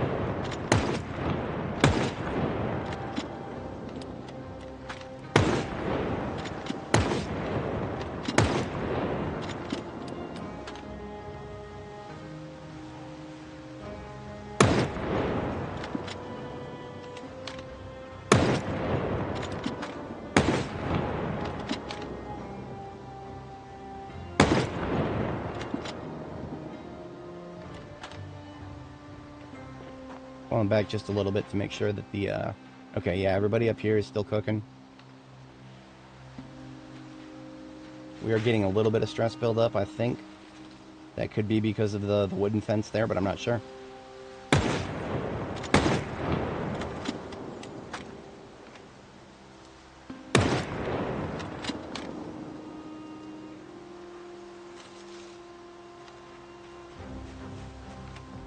Yep, it's definitely the fucking wooden fence, and there's literally nothing I can do about that. Well, okay. I could go all the way around to the other side of the wooden fence. In any case, I need to get away from it now, because I'm already stage 1 stress again. You guys see why I hate this shit so much? It's so fucking annoying. I mean, yeah, I can get out there and fight them with melee weapons only, and then the stress doesn't really matter, but it's just so stupid. It's so fucking stupid. I dislike that feature a lot. So yeah, we could just start dealing with the Zeds on this side of the fence. That's its own can of worms, though. There's so many Zeds on this side that if I was going to do that, I'd probably cook up a pipe bomb here. There's this other fence, too, that's like, there's this random fence just within a fence.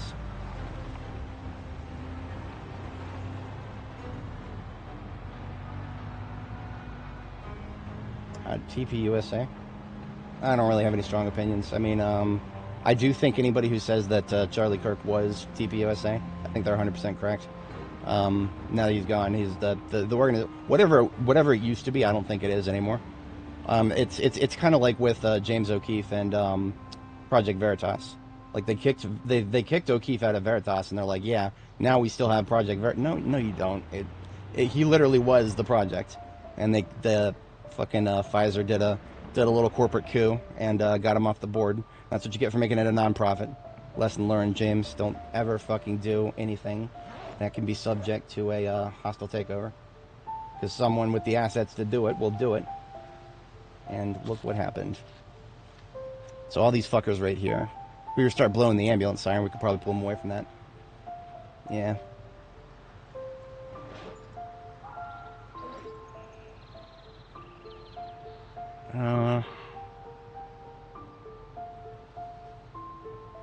I'm just gonna honk once. I'm gonna honk once, and I want to see if they start. Okay, nobody started hitting the fence. Sometimes they're so stupid that because the fence is right in front of them, they'll actually just start hitting it, even though the noise they just heard was in the complete opposite direction.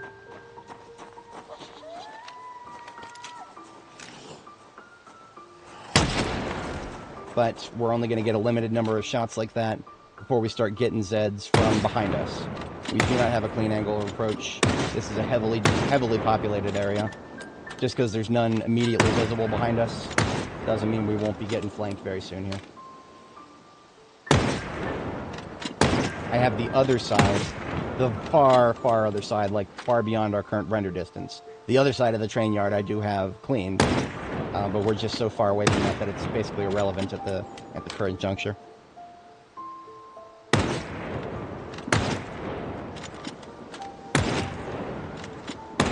There was a part of me that really just wanted to get away without having to kill everybody on this side. But if they're going to become such a problem, then I will solve the problem.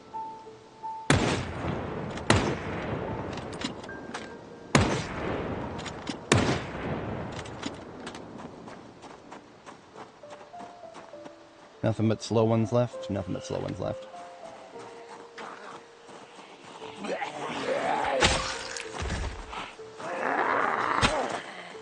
Now, there's actually no reason not to just go ahead and, we can make a hole in the fence now. We have the technology.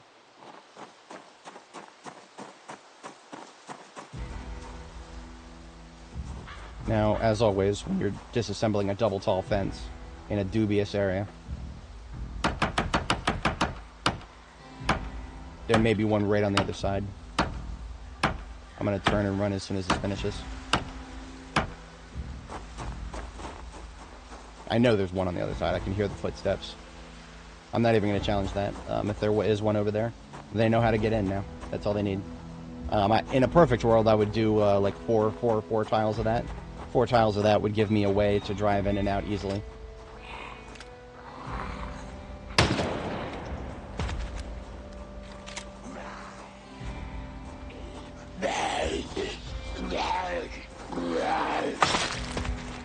She had a key to the factory. I will take that.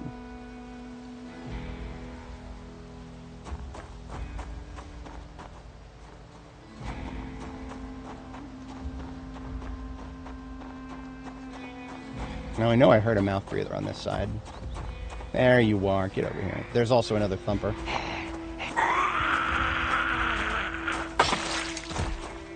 Just gonna run through. Yeah, you can't fucking fool me, bitch. I knew you were there. It was only 1 tile wide, but, yeah. I took a chance and it was alright. It's always a chance if you go through a 1 tile wide area. That's leaving you very close if there's one right next to you on the other side. I don't recommend it under normal circumstances. If you're running, you have a high chance of just nudging them away if you run past them, but again, it's a risk. Risks are, calculate them before you take them.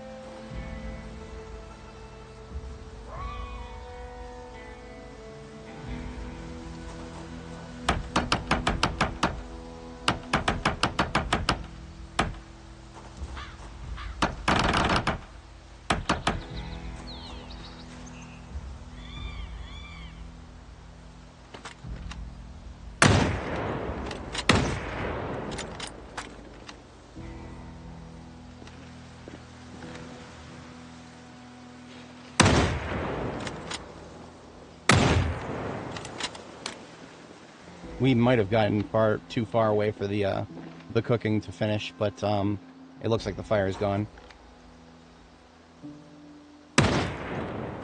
I don't actually know if you're within a map cell but not within draw distance if the fire keeps burning. I don't know.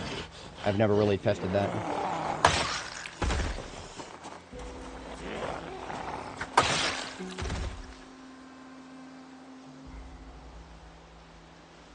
Anyway.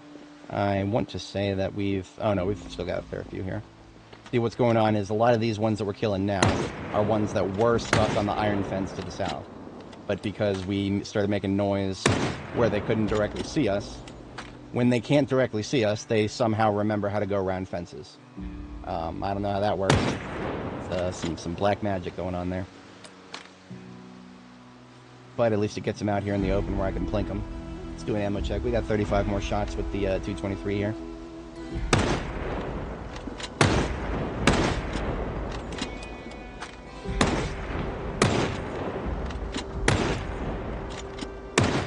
Come on. I'm not giving enough time to aim. Now these guys getting too close. Sidearm.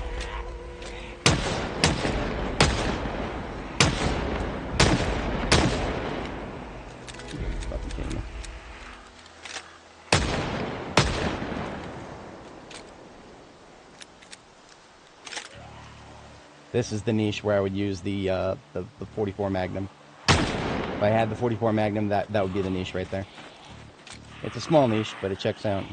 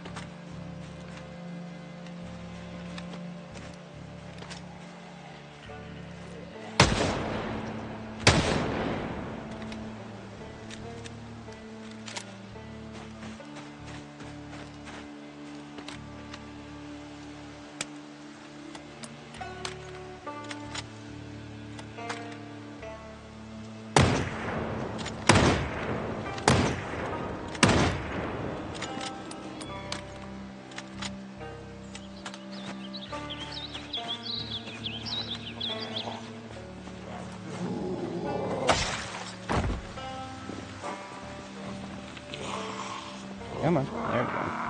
Out of the... You know what? This road right here probably doesn't need to be kept as clean, because, I mean, Ulster and the intersection going north here is what I care about. We're just using this road for combat, really.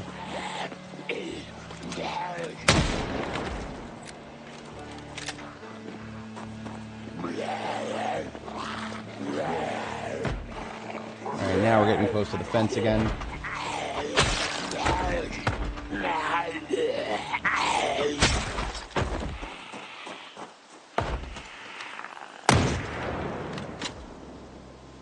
Oh, okay, so this fence doesn't actually go that far. Okay, that's not the worst thing in the world. I kind of forgot exactly how far this fence went, but this is not that far. This is... I can deal with this. It would have been smarter to just go stab those guys. It would have been smarter, because these guys over here, all the way in this direction, they might not have been drawn over to us. But now they have been. Now we gotta deal with them. I think I'm gonna use the M9 on these guys.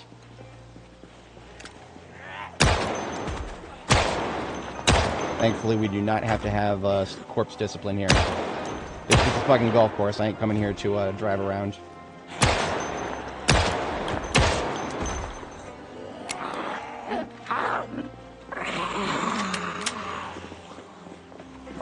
I'm not 100% sure where these guys were, but I know where they're going.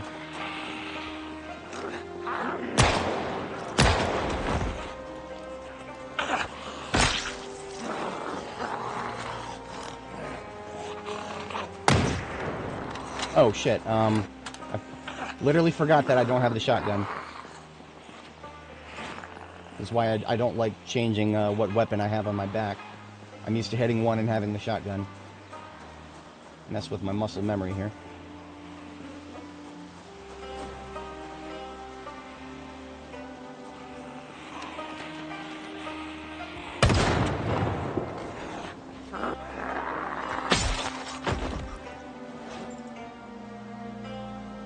Oh, great. Now we got rain. Whatever. It's light rain for now.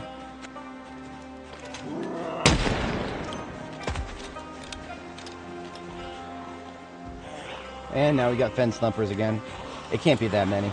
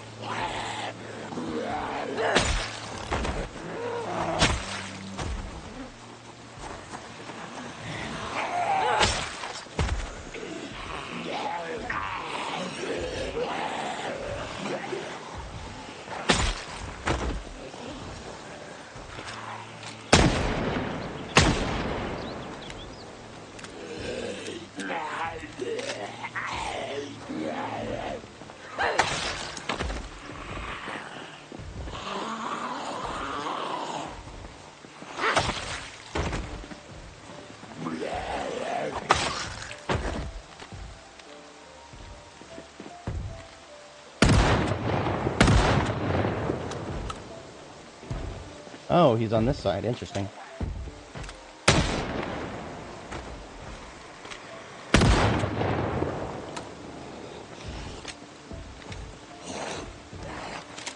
Now there's two on that side. Getting out of hand. Now there are two of them.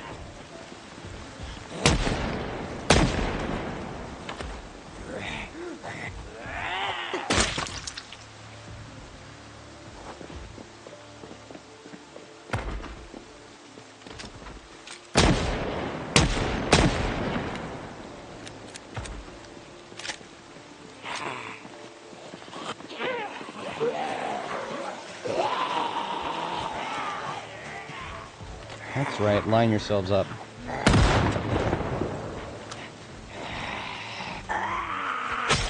Alright, we're gonna need to go back around the other side of the fence soon. Okay, back around the other side of the fence. Let's kill the fence thumpers. This is why we didn't make the hole directly next to the corner there. See, in a perfect world, if we made a hole, they wouldn't get stuck on the fence, they'd go around it. But no, they would still get stuck on the fence, they'd just be closer to where we're trying to go through.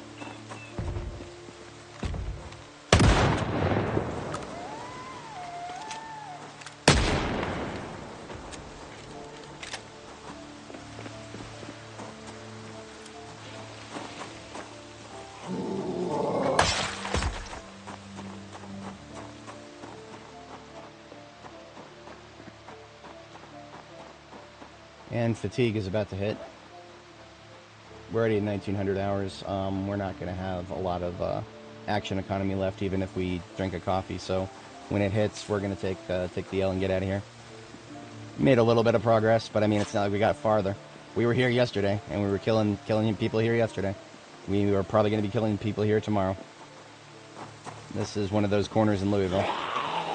Definitely one of the corners of all time.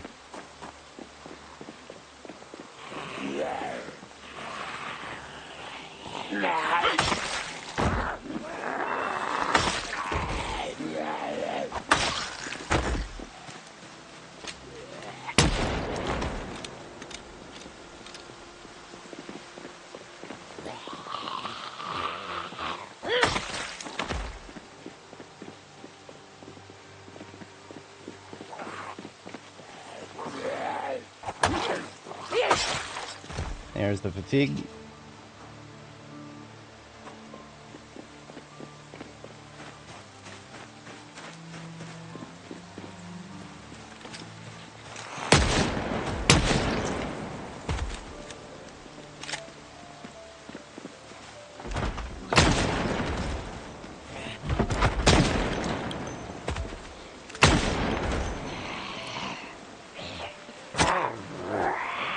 Nope, not quite.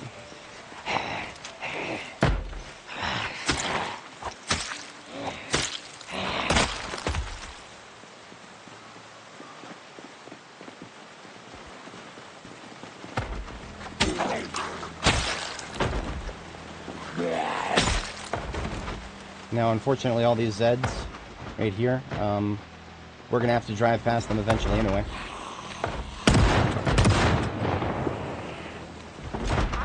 So it's actually not outside of our remit to just kill anybody on this side of the fence.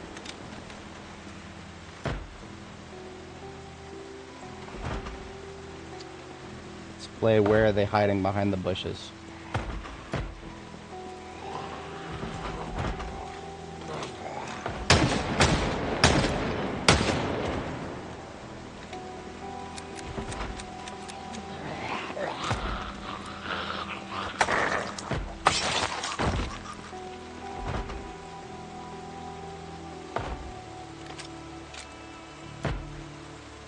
All the way down there. Yet another magnum niche.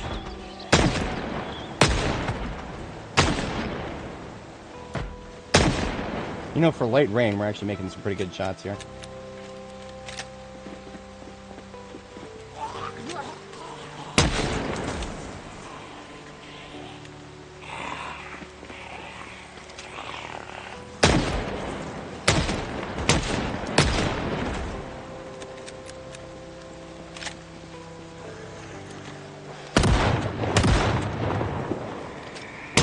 There's one coming up on my 6 too.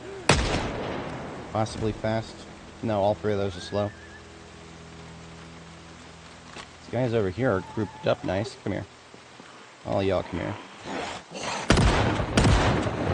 Give me those buckshot hits. It's like every time the ones coming up behind me here, it's like every time they hear a gunshot they have to pause. Like they just remembered I'm here. And then they chase me, and then they just remembered I'm here, and then they chase me.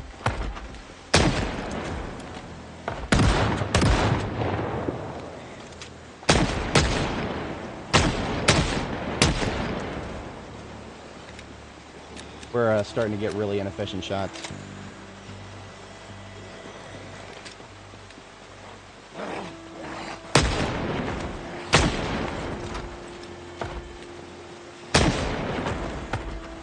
Thankfully, it's not stress. It's just a mixture of the rain and the fatigue.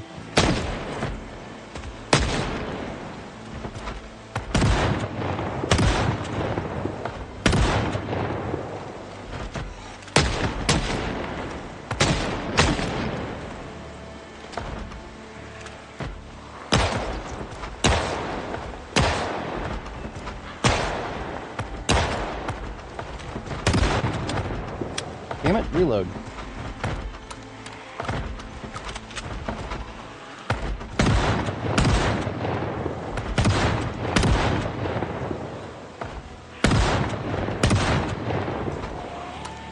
worst fighting position in the world, all things considered.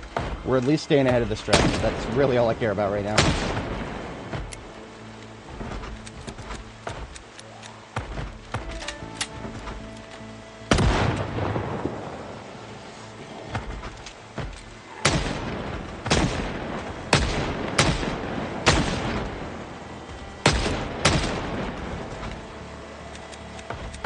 Getting absurd.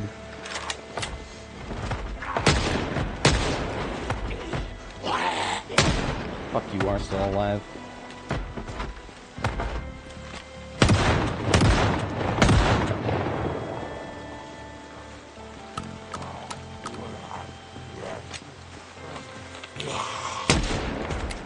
Oh, come on. I should have backed off a long time ago. I am not getting... These kills are like 2/3 as efficient as they could be right now. Am I a little desperate to say that I've cleared more than just the same area? Yeah, a little desperate. Can I say that I've cleared all the way up to the corner now? Maybe. Maybe. Nope. There's going to be a couple of them out there tomorrow. Just because we don't see them now. No, there'll be a couple more up there. Looks like we got another gardening van here.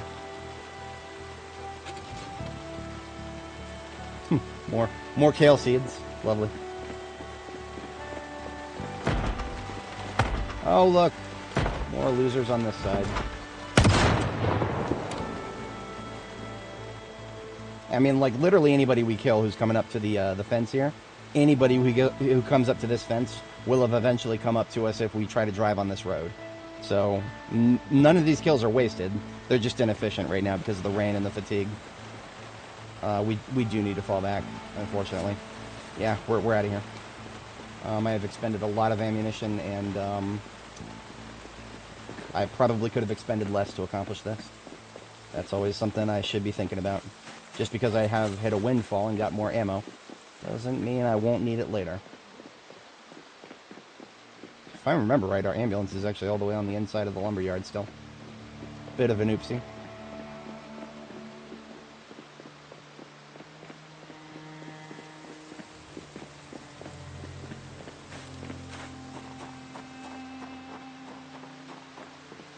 Stayed ahead of the stress, though. That's always good.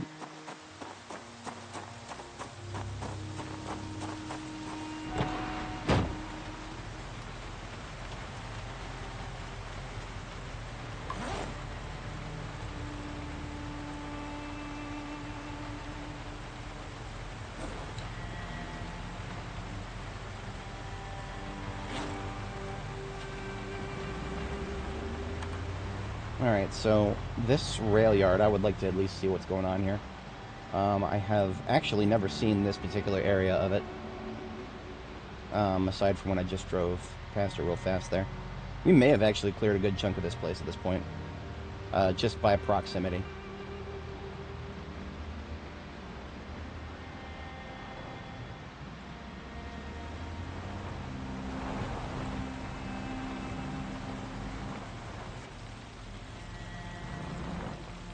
Looted and trashed. I don't even know what kind of loot would be in there, and I'm gonna be real with the guys, I don't really care right now. There's no way it could be anything I actually need right now. So I am not going to go out of my way for it. It is getting close to the bedtime here.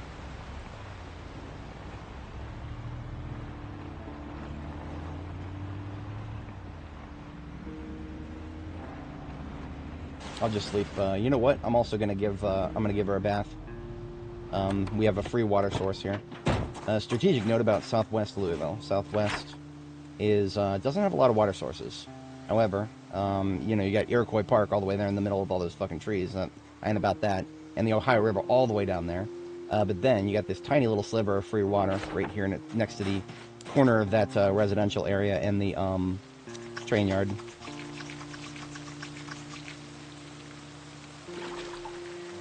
So we're staying up a little bit late, but we are getting cleaned up with all the free water. Now this house right here is actually, the second floor is safe to sleep in. The first floor has been, the windows are busted out, but that's whatever. The second floor has a intact door right here and a bed with a pillow.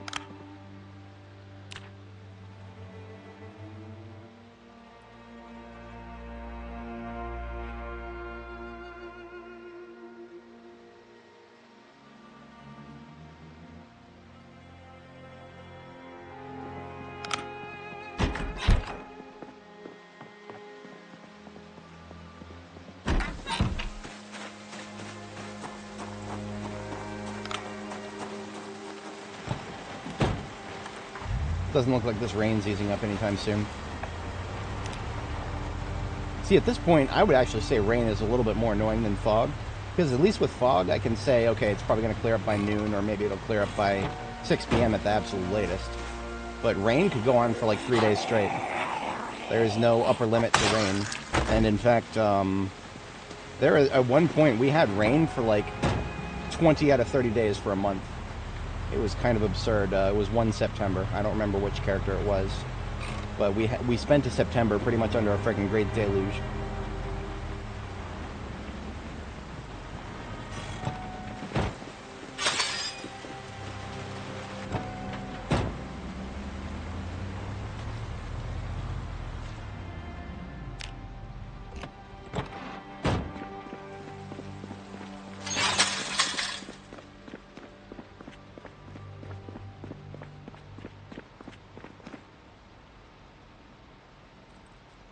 We could use a new hunting knife. I'm going to dismantle the one we got rocking right now.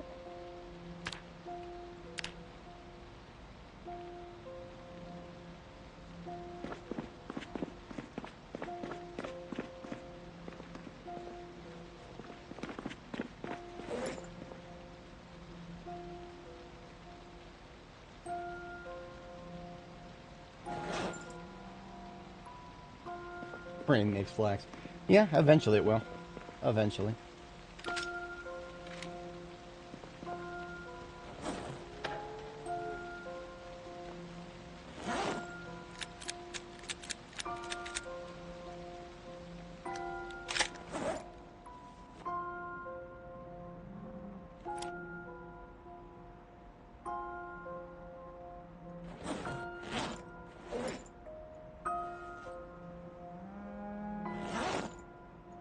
$223 can get put away for now. A couple of firefighter axes, in addition to the one that's already in the trunk. I think we pulled both of these firefighter axes out of zombies. I'll just leave them out here for now. I'll be doing wood cutting in this area many times in the future, most likely.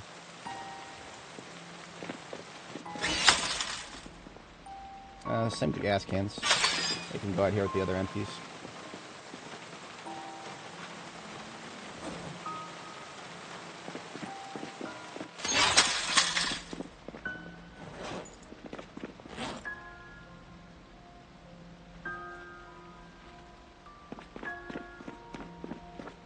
We're going to have something to eat, and then we're going to fire up another cup of coffee. Not because we need it right now, but because we need to be carrying.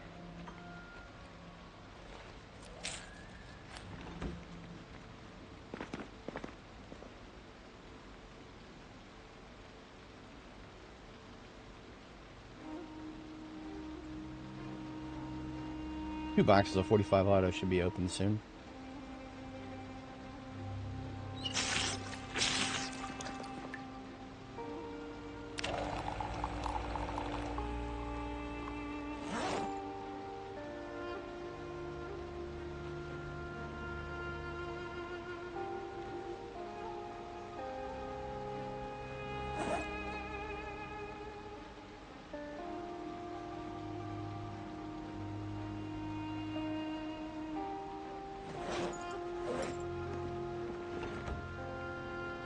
Alright, so what we really need to do, we've been putting this off a little too long. We do need to get back to Butcher, and we need to get the perishables out of that fridge so that we can shut down the generator there. Butcher's generator's been running for a lot longer than it really needs to. It's all the way on the other side of Louisville right now. We have not been up there in many days. We don't need to be up there pretty much at all anymore. I've just been trying to clear a very convenient road to get there. We can actually remove we can remove these because we have completed that pipe bomb activity. And I'll just leave one marking at that intersection where we've been fighting, because there are still Zeds there.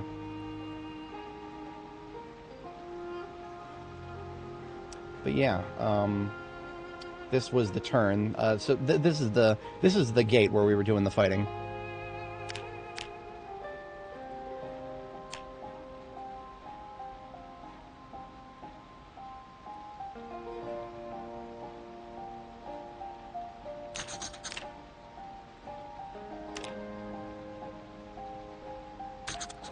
So that's the iron fence that we've been fighting on the other side of, and we are we just need to fight a little further down that road until we get to the next turn, the next big turn, and that's Rudy Grady. Rudy Grady we've been on a few times before. Unfortunately, Rudy Grady is known to be difficult, but at the other end of Rudy Grady is our destination.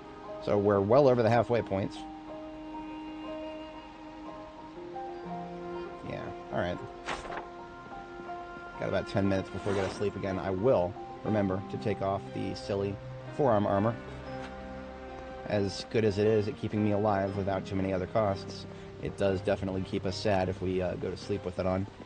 It is currently August 22nd, so we're 8 days away from having to get our September crops planted.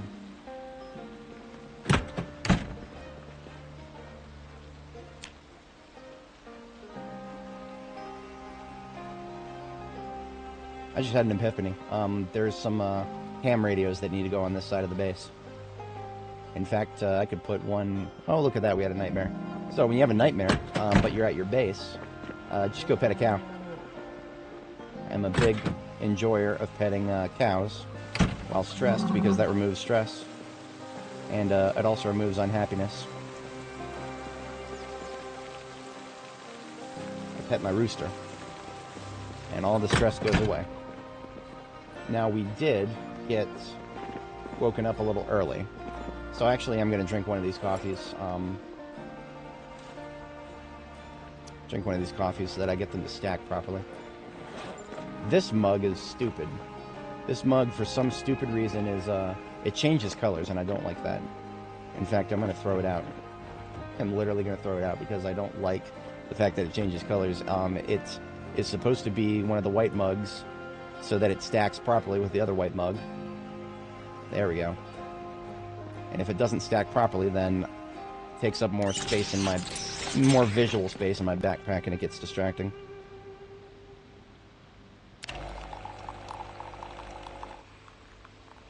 And I need to put the sugar in mint.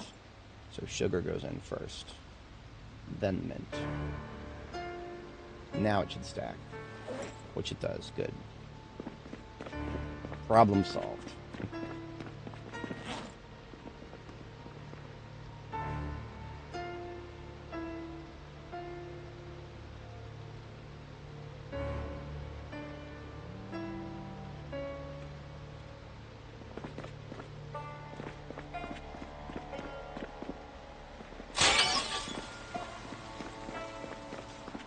Okay, you know what? I have an idea. We're gonna go straight to Butcher. We're gonna go straight to Butcher. I'm gonna leave the combat van here. I'm gonna load up on any weapons or ammo that I might need, and we're gonna take one of the throwaway cars to Butcher, because I want to survey what it looks like between here and Butcher. I want to see what Rudy Grady has in store for us there. With the rain, I don't expect to be doing a lot of shooting. However, I will take one of the pipe bombs in case the opportunity presents itself. And in fact, I will also take with me one of the noise generators. So we've got a noise generator, and we've got a pipe bomb, and 2 different remote controllers, and a smoke bomb. So we can pull one of the maneuvers that we did last time, if we need to. Ideally, we won't need to, but if we do, we're prepared for it. I'm going to cook something for myself before we go. Actually, no. We're going to cook when we get there. And the reason for that is we don't have a lot of loose ingredients here. That's one of the reasons I wanted to go to Butcher's, so that we can get all of our loose ingredients out of the fridge, shut down the generator at Butcher, and then it is one step closer to being processed.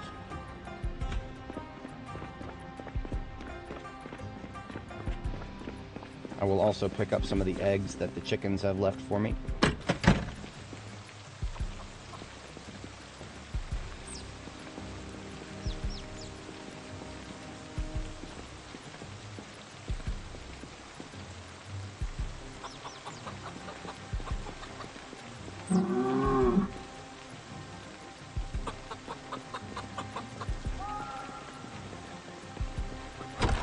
Alright, and we have one of our throwaway cars right around the corner here.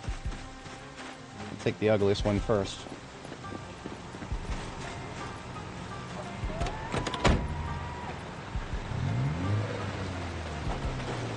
Now this one has an orange quality engine.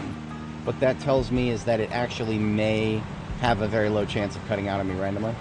So we're not going to take any chances with while we're in this one. While we're in this one, we're just going to gun it through Rudy Grady and get a feel for the area, catch the lay of the land. But we're not going to be stopping very long. Whenever you're using a vehicle that you're not familiar with, don't trust the brakes either. Especially something mushed up like this, it probably doesn't have good braking force.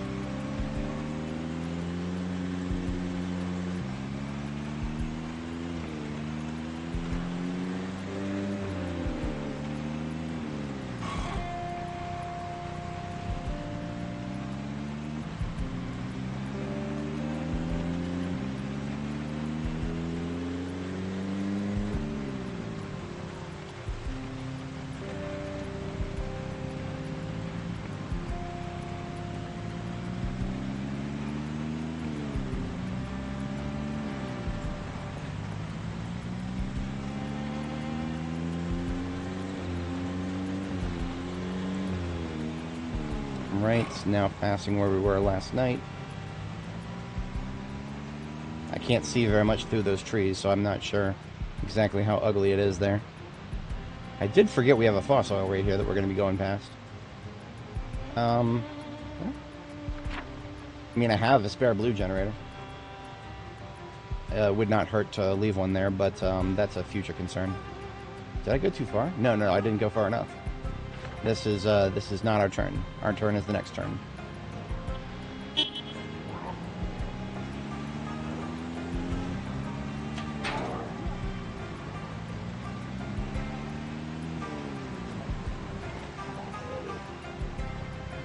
And here is Rudy Grady. As you guys can see by the lines of zombies, whenever you drive past a large group of zombies, they get left in sort of a conga line. And here's one that I ran over but didn't kill. So, plenty of... We've definitely gone through this place a couple times before. And it... I wouldn't say that it gets harder every single time, but it doesn't exactly get easier. The more of them that wander into the street, that's the more maneuvering you gotta do. The more listing lazily to the left. Now the problem with Rudy Grady is we're gonna run into a commercial area up here. That commercial area has been in the back of my mind since we started this operation. It is prime candidacy for a pipe bomb, but I'm not sure if I'll be able to swing one as easily as I did the other one on foot. This is where it begins. I don't know if we've even woken up the interior of that building on the left. I'm going to try to keep my distance from it.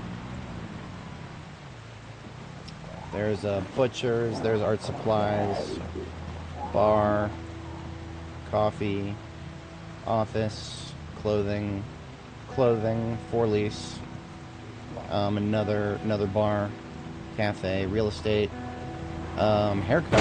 Oh shit, that's not good.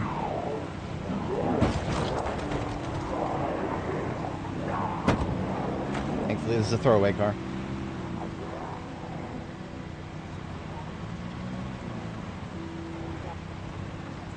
Yeah. This commercial sector is going to be an absolute pain.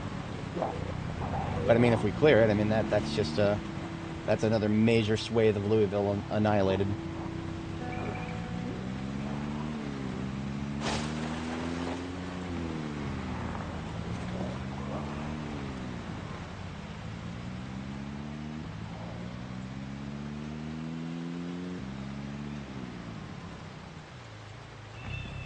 And here we are. This is our turn. No more Zeds beyond this point, except for a couple of limited respawns at most.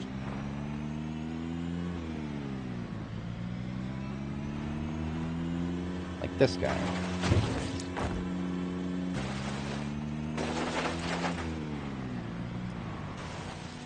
The throwaway car can just go up here with the rest of the throwaway vehicles that I don't need anymore. Shall leave its key on the driver's seat. We are going to remember to harvest the battery from it. Don't even know if I'll need it again up here, but I will leave it somewhere where I can see it.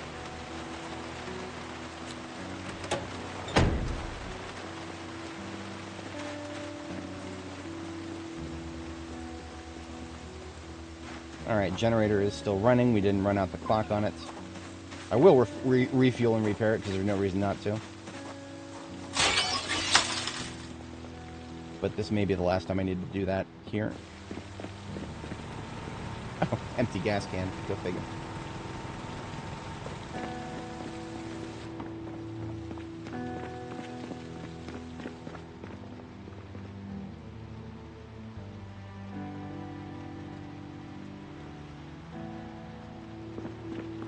If anybody's not familiar with this place, this is just a forward operating base for the everything that we've been doing in the northeast side of town. But we have since concluded our operations in the northeast, which is why we haven't been back here recently. However, we do still have a lot of assets here, and a lot of those assets need to be extracted. And that's part of what we've been doing, is we've been establishing an easier supply line to get back and forth from this location.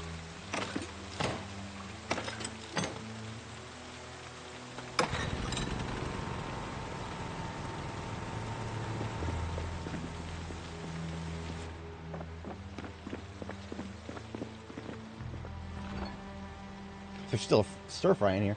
Neat.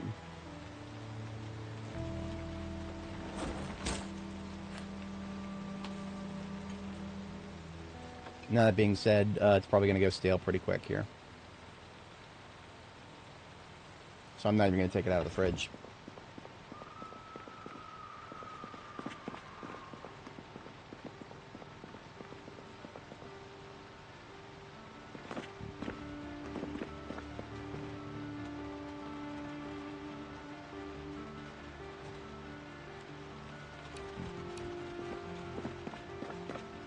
Charms Flowers is sort of a variety vehicle.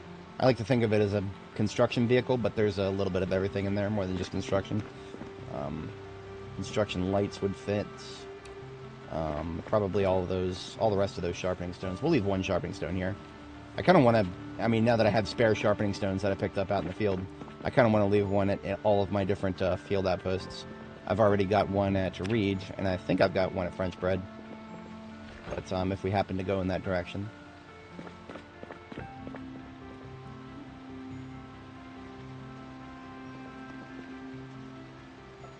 Anything that is in here, for the most part, can stay. I'll take a couple of select things. I don't need that many transmitters. Some of these green bulbs. We'll only need to leave like 2 boxes of batteries. And then the individual electronics that are slated for disassembly can come with us.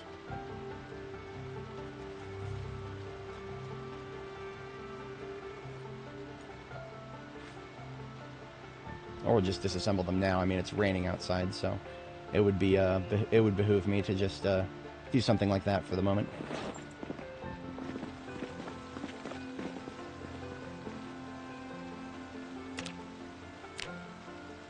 Oh, I have a screwdriver. I don't need to keep using my multi-tool if I have a screwdriver. There's a screwdriver around here.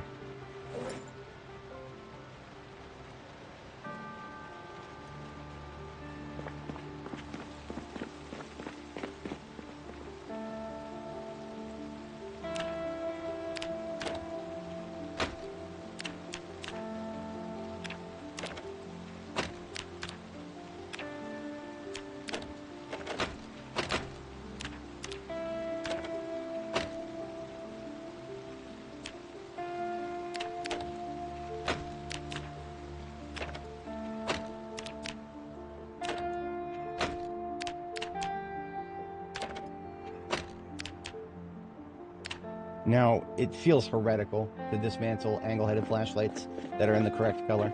So I'm not going to do that. I'm going to put them somewhere, anywhere. I'm going to put them anywhere.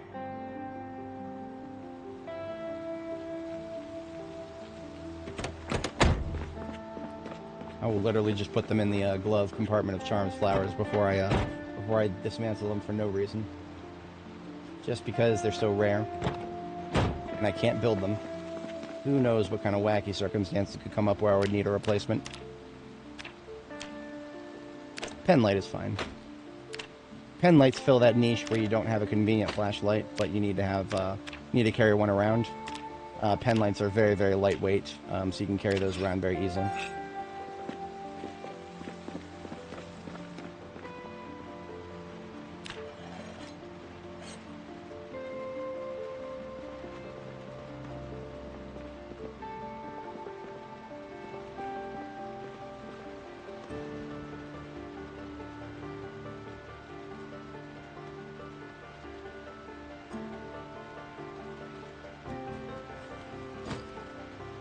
Now, I've decided that any guns that I've stashed here that are not in perfect condition, I will leave the imperfect ones behind.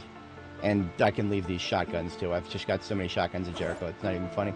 But the perfect condition non-shotguns, all of those are going to come with me. Because, yeah. Perfect condition guns, yeah, we're taking those with us. But everything over here is imperfect. All that's imperfect. I don't need any shotguns. And the combat knives couldn't even pay me to care about right now, but I'm just going to leave them there for now. A full spool of aramid thread, a nice pick. Sacks. I do need to... I want to get in the habit of leaving sacks at my field bases. I've been consolidating them way too harshly.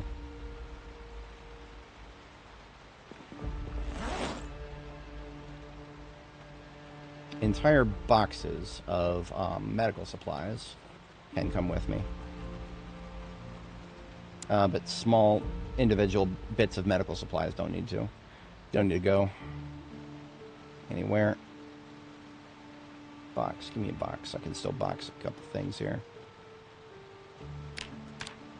Oh, you need to have 24 adhesive bandages to make a box. Alright then.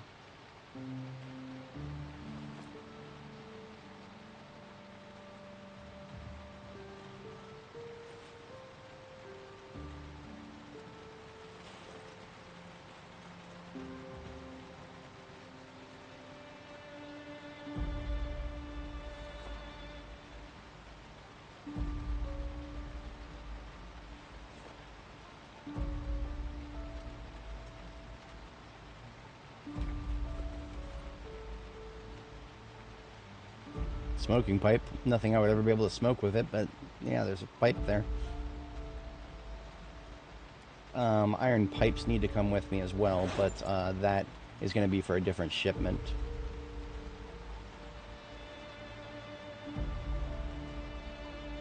We can afford to leave one container of coffee here, but everything else is going to come with us.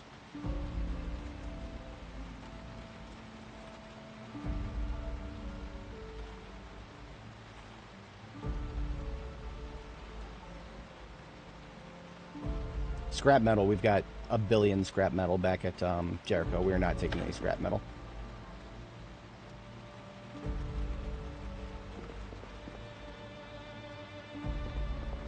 Right? I mean, we can grow hemp, but game's not going to let us smoke it.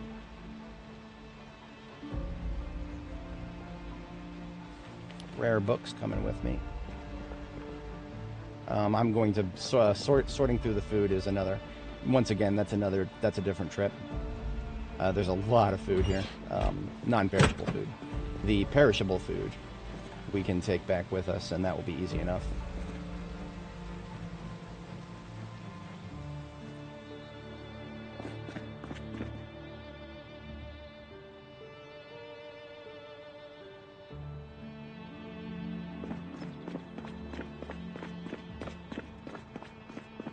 The most logical course of action would be to just take the trailer back, because the trailer does have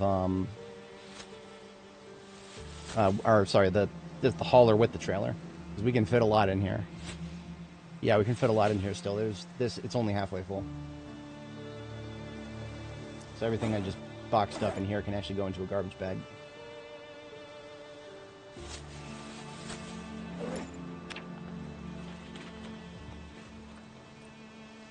And that means we've got room for 3 more garbage bags at least. That's pretty good.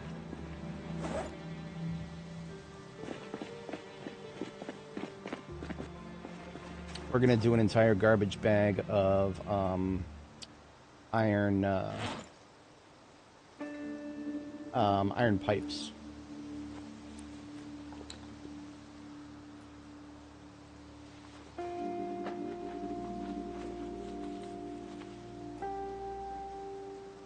And put it in the trailer here. I think it will just barely fit. We might have to underfill it ever so slightly. But iron pipes are valuable because we cannot craft them, and we only get them in unpredictable amounts when we weld apart cars. So every single iron pipe that I've stashed here is coming with me.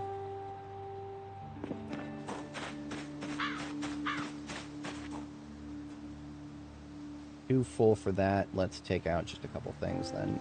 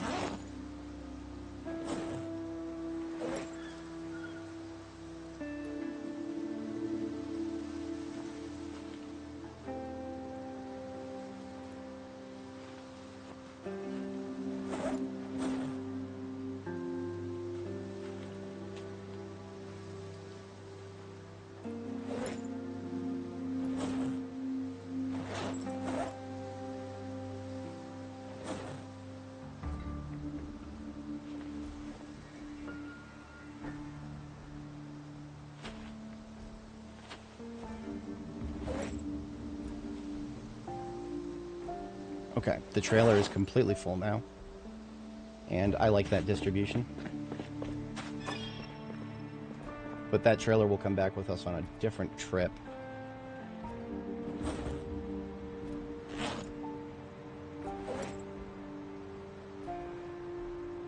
We're going to take back, steel bars can stay, that's fine. Scrap metal, yeah. Steel sheets, we're going to take most of these. There's a few on the floor outside that we can leave here. We're going to take like 3/4 of these steel rods.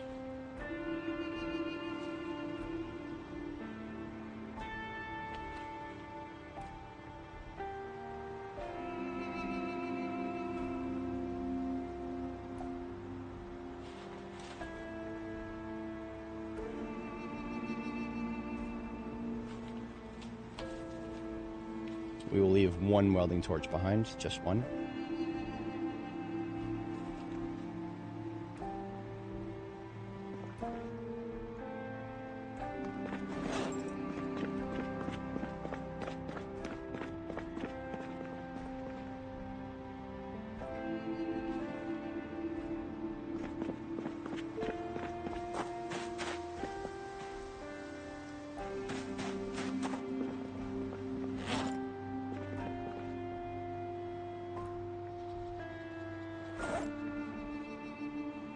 Broken iron pipes, we're going to take most of them. Actually, we're going to take all of them. I mean, we don't need to meet. We do not need to leave a bomb making kit here because in the future, if we need to make bombs, we're just going to be taking the bomb making kit with us. So bomb making supplies should kind of just always go to the same place. It's limited enough that there's no point in leaving. See, if I left some bomb making stuff here, I wouldn't be able to leave enough to just come back here randomly and make more bombs. Bomb making stuff like glue and duct tape is so hard enough to let's call it annoying enough to find that I do not want to go through the effort of having to leave some at places. Because if I do, I will eventually leave some that I'm going to need later. And that's no good. I don't want that.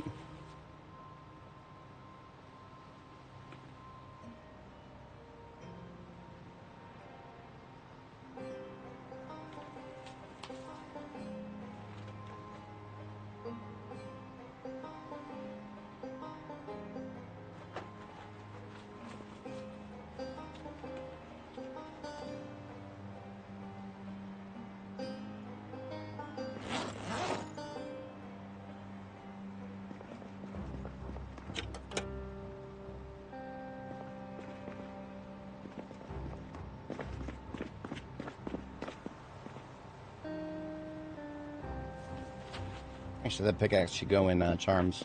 Charms Flowers being the construction-related vehicle. Pickaxe goes perfectly fine in there.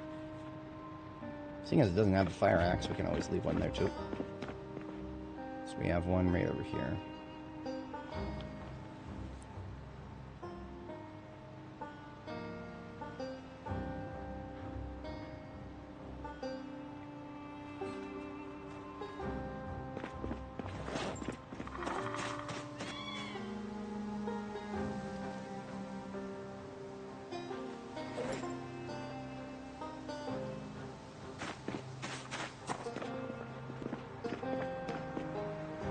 Both of these propane tanks come with me. That probably will fill the rest of the...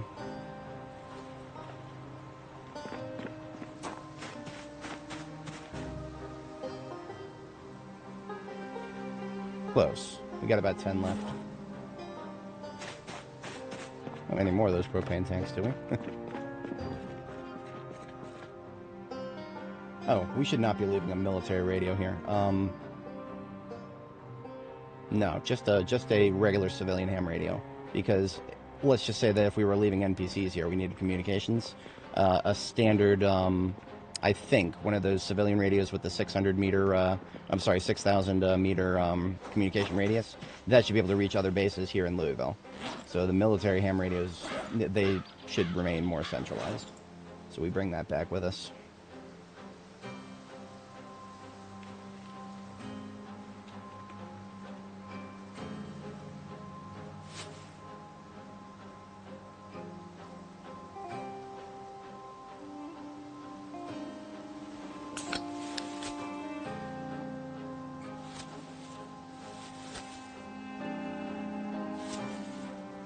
Really?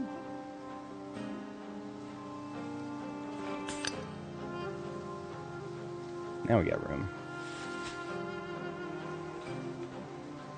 Okay, every single space in this vehicle is filled up. Everything else that we're going to take with us is consolidation. And that's going to include the contents of the fridge here.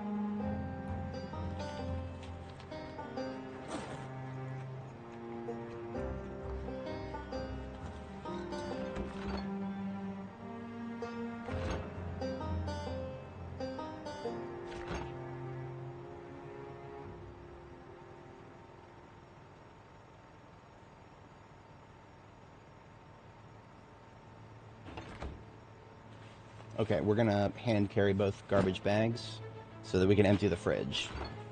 That means we are gonna shut down the generator and then empty the fridge and then onto the road.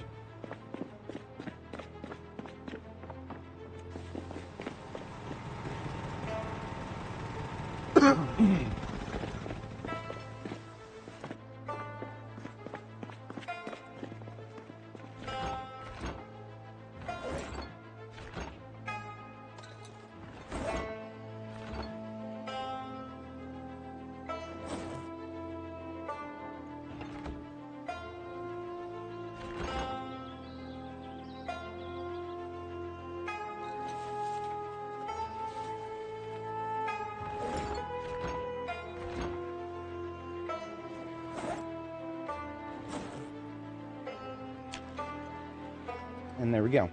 That is all of the perishables emptied out. And we are on the road. We are unable to get out and fight now. So we are in maximum avoidance mode. I am not, because we're in maximum avoidance mode, I'm not going to risk going back down Rudy Grady. because Rudy Grady is exactly how I pictured it would be. There's plenty of zombies on it. We're going to take the north route again. It's a little bit longer, but it's going to not involve tripping over a bunch of zombies.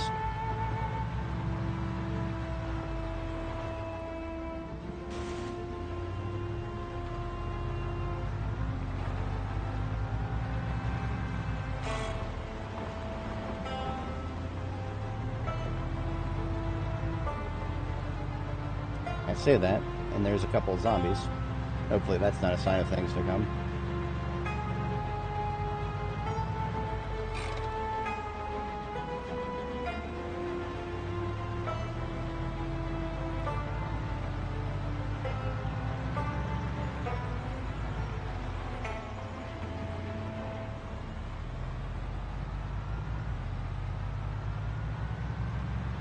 We are definitely getting some stutters. When we get back to Jericho, I'm going to close and reopen the game again.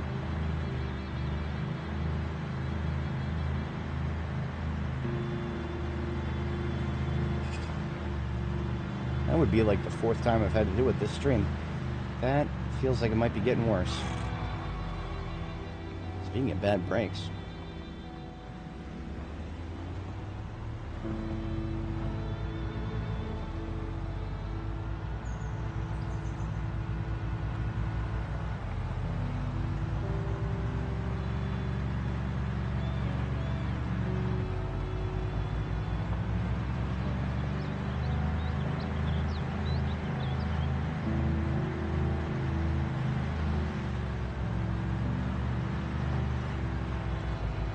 Oh, there's the chugs. Wow, okay. Yeah, that's bad. We're just gonna close and reopen the game now.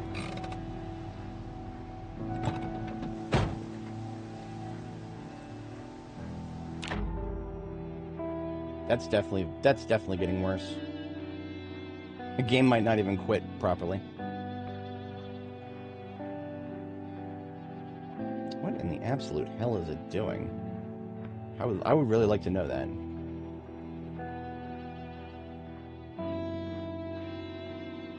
Come on.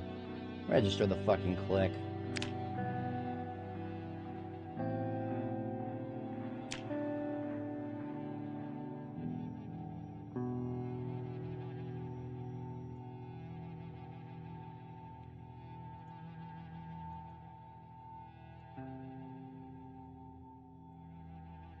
See, I can't disassemble it the way I normally would because every single thing that is using CPU is just a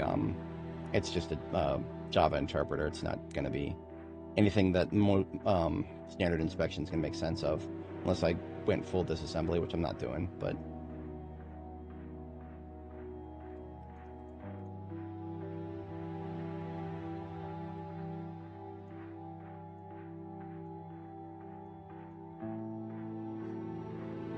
see, it doesn't even want to quit properly. I don't think it's going to try to dump, but we're going to check the save folder, make sure it's not trying to dump. Nope, we're looking good. We're just going to kill it then.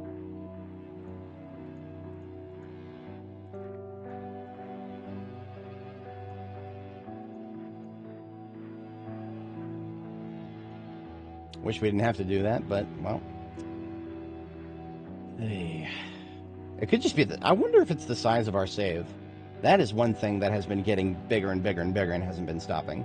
We're close to about 500,000 files and about 1.1 gigabytes across the 500,000 files, something like that. It's definitely chunky.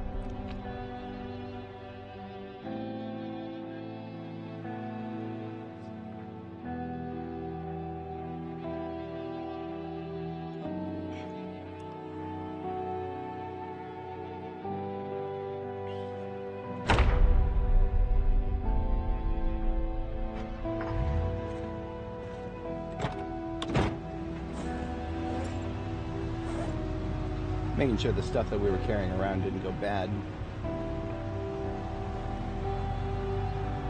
I closed and reopened the game once while carrying around a garbage bag full of stuff that was supposed to stay frozen, and it thawed briefly, and then when I closed and reopened it, it all went rotten immediately. Not sure what caused that, but I don't think it happened this time.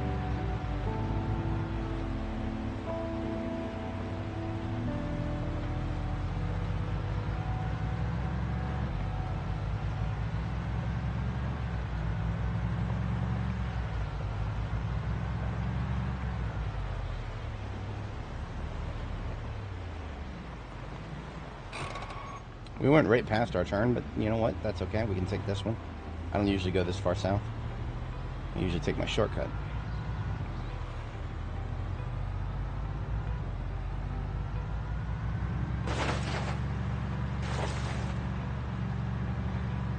The train yard here had better be clean because of all that fighting we did on the other side of the train yard. Yeah, it better still be clean on this side. At least say that effort we did amounted to something useful.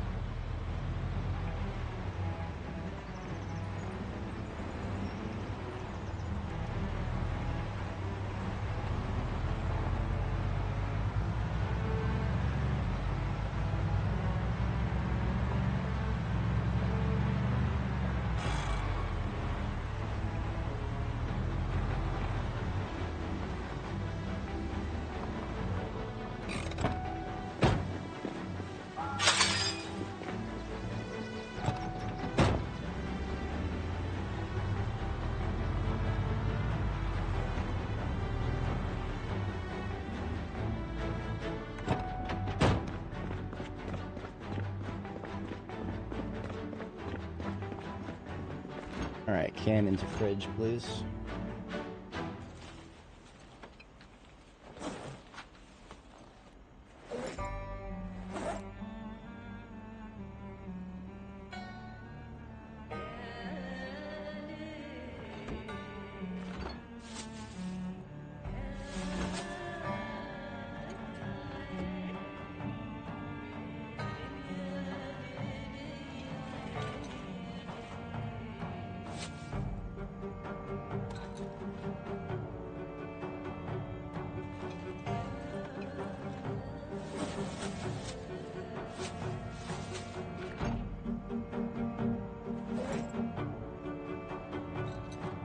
Okay, so the fridge here is now very, very full, but we should not need to break out another freezer, and that's a good thing. I definitely wanted to make sure that that was going to be the case.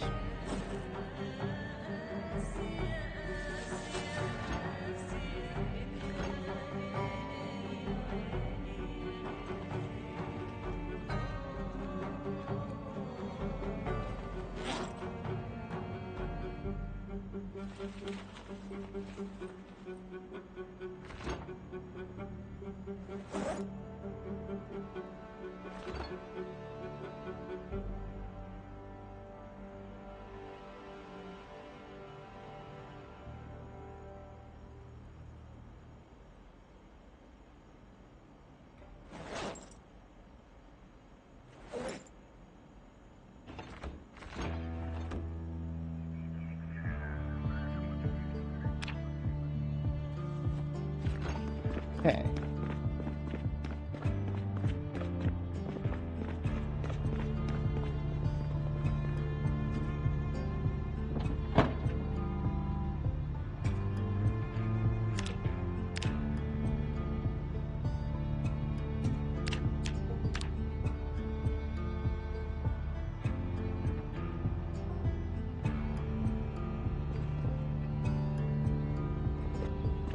I'm unstacking all the logs in the exact same tile here, so I can do whatever I feel like doing with them, whether it's charcoal or building.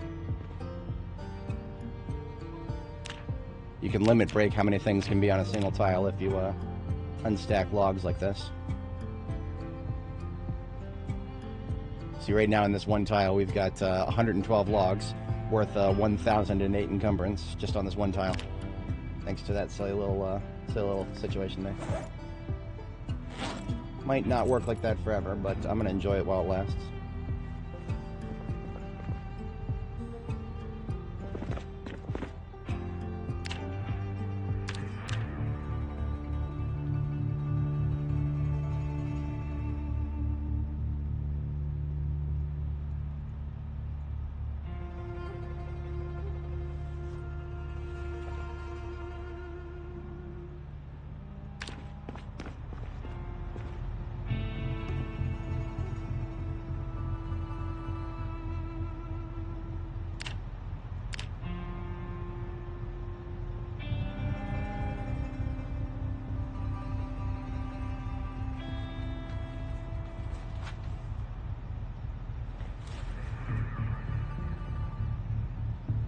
Okay, now I can leave the trailer outside because all it has left in it is rope.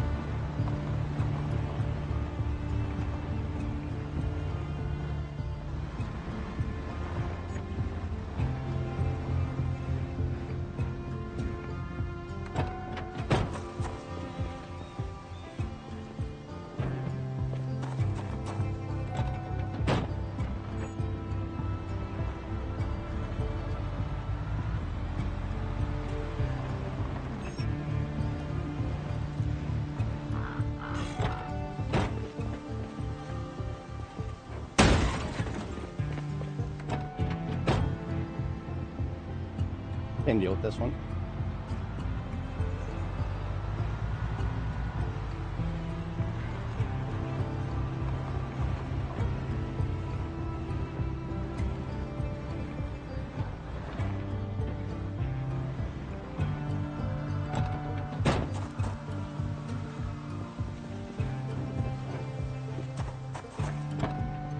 Easy peasy. Lot full of trailers.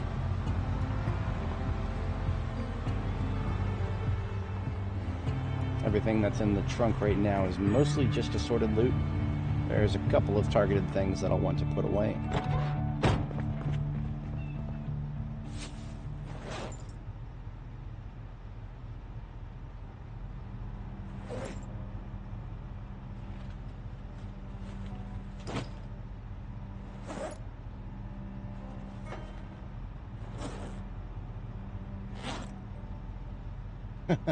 Yeah, I have noticed that happen more often.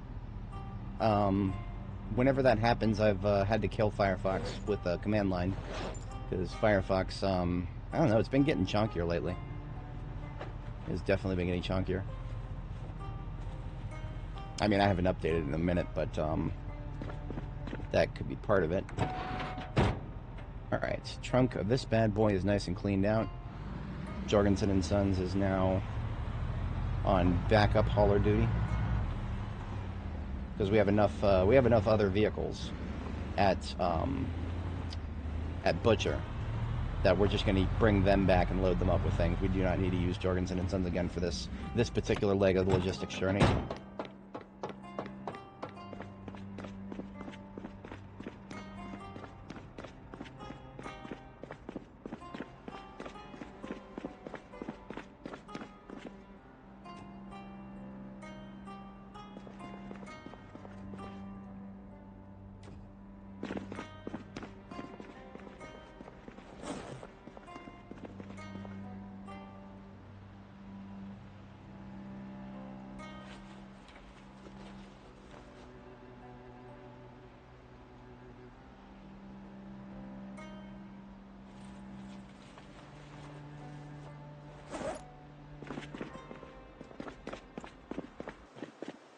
Not just yet, but we're getting there.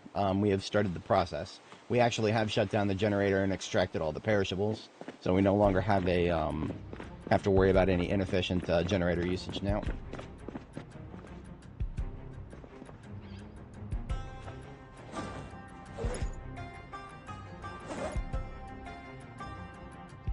More electronics for the electronics god.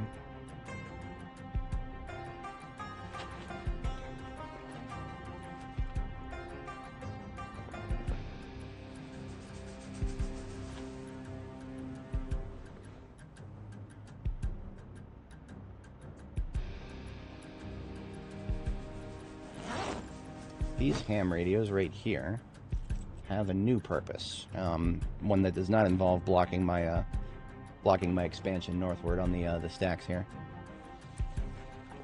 I am going to put them on the desk in my bedroom.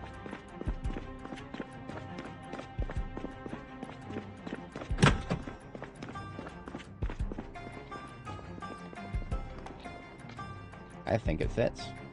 It's not a perfect fit. The mic is still going a little bit off the edge.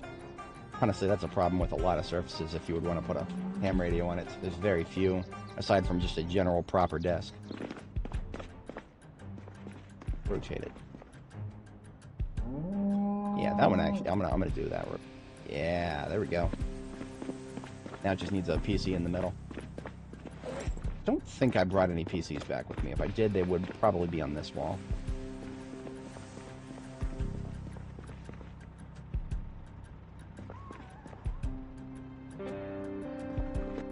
Negative.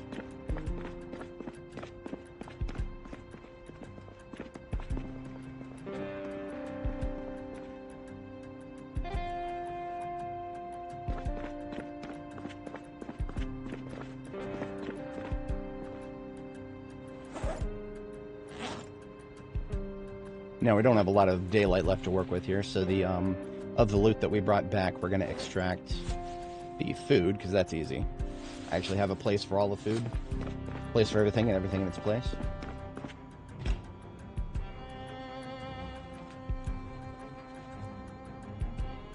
All the big, heavy stuff, kidney beans, chickpeas and whatnot. Pasta goes in the middle.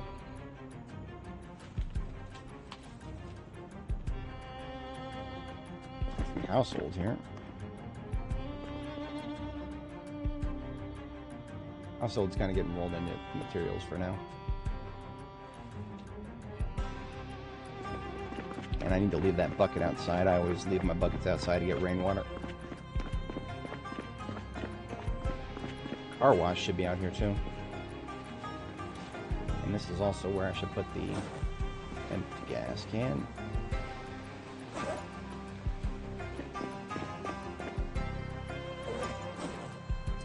After my survey of whatchamacallit, of the street that Rudy Grady. My survey of Rudy Grady says if we're going to do a pipe bomb, we're not going to be doing it yet because there's not a lot of good places to lure them further along towards our side. So we're putting away the bombing kits at the moment. We were supposed to open a couple of boxes of 45 auto. Take care of that before I forget about it again.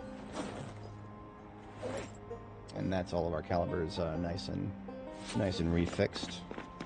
We've got a whole bunch of canned food for the canned food god.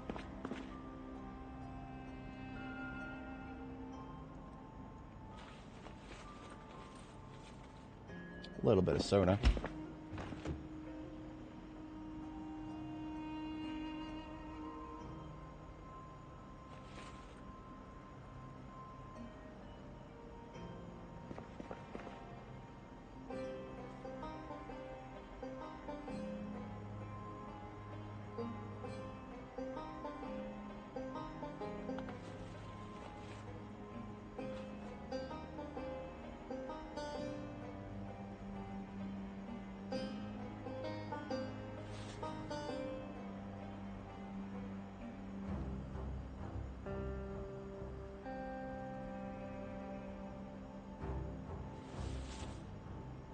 Okay. That looks good over here. Candy sorting time. Tortilla chips into the savory. I think that's it for savory, actually. Brights, plenty of brights. Jujubes, gummy fish, gummy worms, chocolate candy. Actually, chocolate candy is deceptive because it looks like bright, but it's not. It's actually chocolate with a little bright casing on it. Here's goes the chocolate, the crackle, the lactic dairy. Gum is actually supposed to be bright. And vinegar is now going into the far left side here. 2 boxes of mac and cheese for the mac and cheese shrine. I might have to start expanding out on the horizontal axis soon. Are there any other food containers? I didn't do much food this time because food is, that's a beast. Food is a beast to handle. We have an entire vehicle for food right now, so.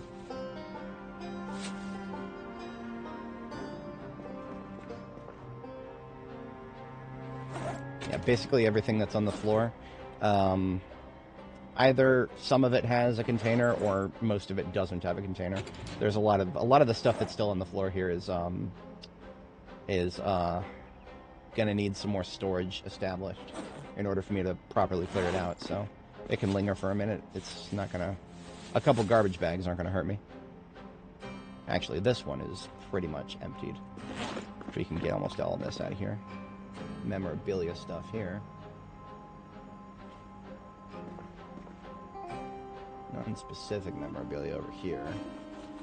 Sushi knife is supposed to be for the cutlery. Easy peasy.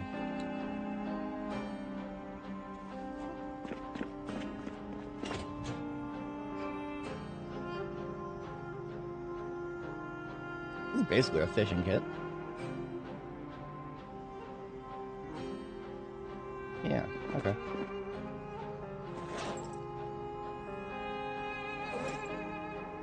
What I can do is consolidate some of these. I can free up one of these military backpacks if I empty all the empty all that, and empty all this too.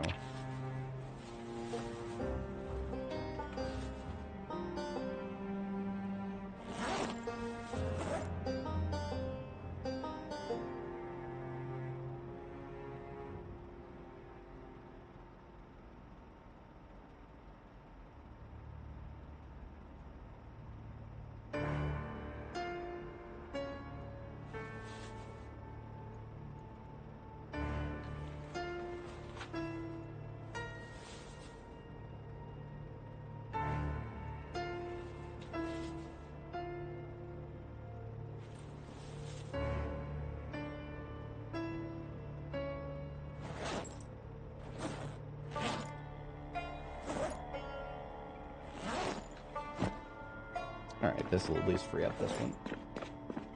I know where all this stuff's supposed to go. Although I'm getting really close to needing to separate the books. Yeah. The book crate is getting fuller and fuller here. Wait a minute, what's going on here? Why was I just able to put all that in there? I would just put a bunch of stuff in there, but the size didn't change. Oh, this backpack might be glitched. I actually vividly remember that there was a situation where we did have a crash here in base, and the crash occurred right after I emptied some stuff out of the trunk of the vehicle.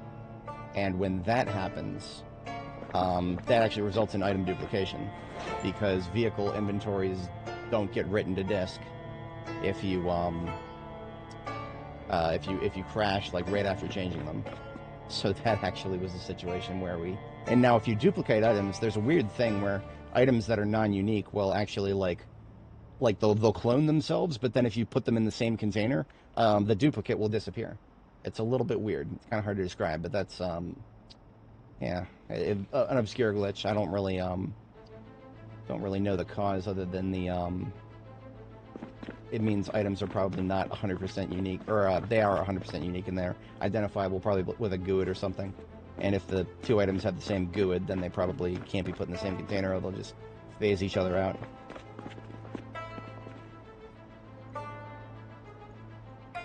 Alright, so there's another free military backpack right there. I don't have an immediate use for it, do I? No, not really. Nothing over here can be consolidated into one backpack.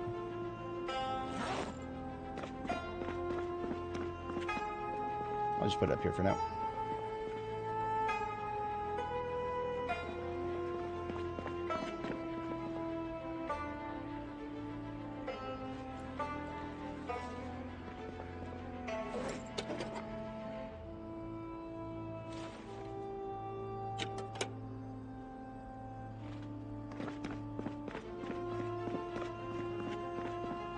Alright, if it's 21:30, we do need to sleep in about 1 hour. I think as another overnight, possibly as an overnight activity, I'll commute back to Butcher and bring the gun, whatchamacallit, the ammo trucks back. Now, if I was going to do that, I would probably want to establish a parking spot for them, of course, before doing so. That shouldn't be too awful hard.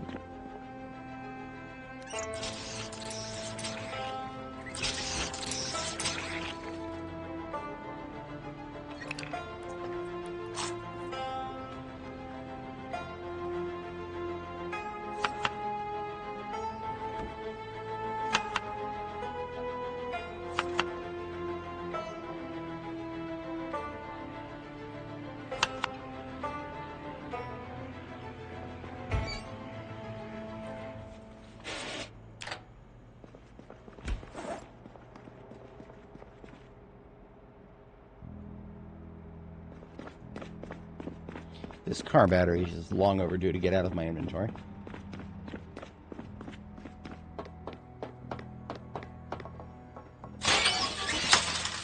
Consolidate all in threads. Really? Nice.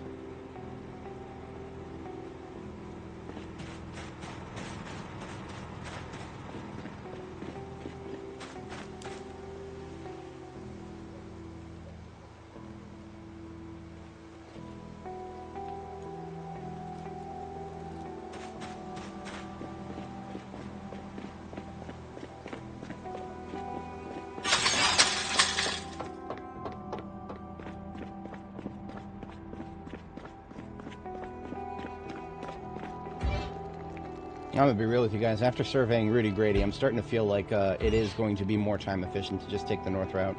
I didn't really want to do that. I mean, the north route, it's not just the time problem. It's also, we had to close and reopen the game just because we traveled the north route. The game got unstable while we were traveling up there, and I don't know exactly why that happens, but definitely something about going back and forth between lots of places in Louisville, the very big POIs. That's definitely contributing to whatever's going wrong here. That is a 30 stir fry right there, approximately.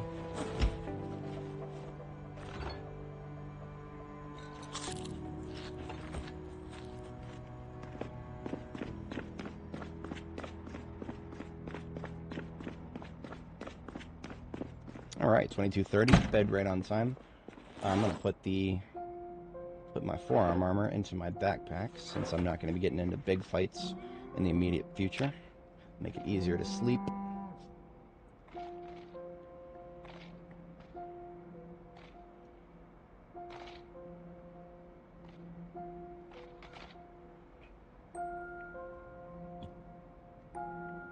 Oh, I need to replace my hunting kit.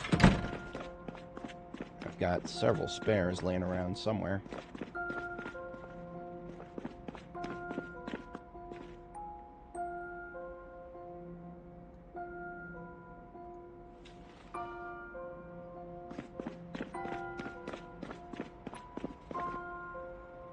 Is the 16x.ppt. Yeah, that sounds about right. They all have to be sprinters too. They can't just be regular zombies, otherwise you're not trying hard enough.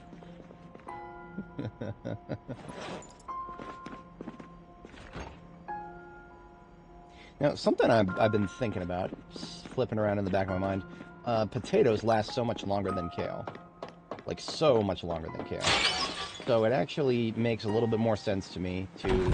I have 89 units of kale in the fridge right now. Because of that, they're going to kind of go bad before I can finish using them. But the potatoes here that are in the freezer, I can take these potatoes out of the freezer and replace them with a half bag of kale. And that will probably ease out... Damn it, woman, you didn't need to... Just wanted to close the door. Hey. Alright, you know what? You know what? I'm going to deploy my macro. You're an idiot, but I still love you. Yep. I don't have any other voice lines for her yet. I'm still working on it. Well, I haven't actually done any work on it since I last used it. But yeah, I am working on some voice lines for Annie. She didn't do that. I did. Alright, so we currently have 12.8 encumbrance of potato in here. We want to turn that into 12.8 encumbrance of kale.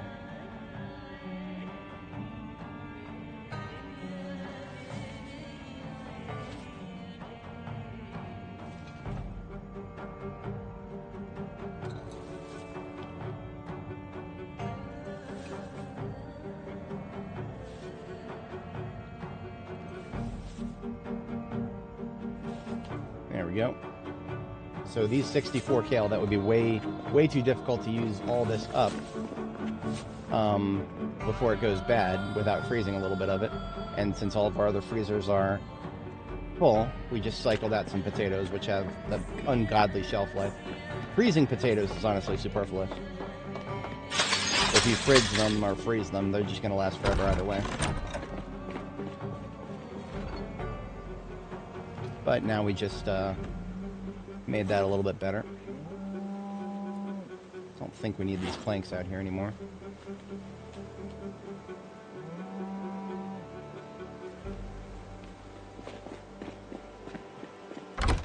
Hello. At least I didn't accidentally make her jump over the fence again.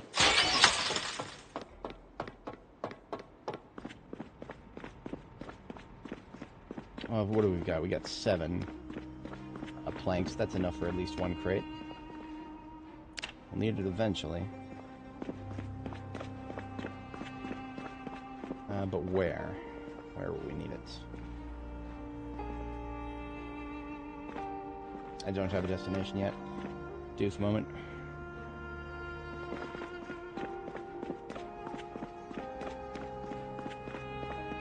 Let's put the planks over here.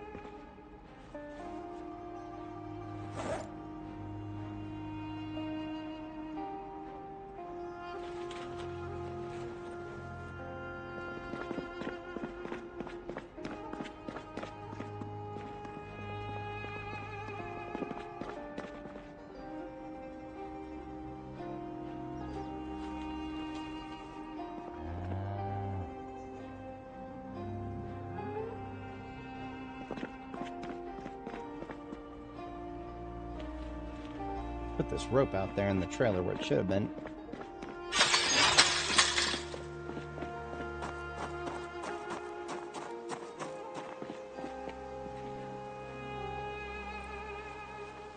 This is me having consolidated almost all the rope I've picked up recently.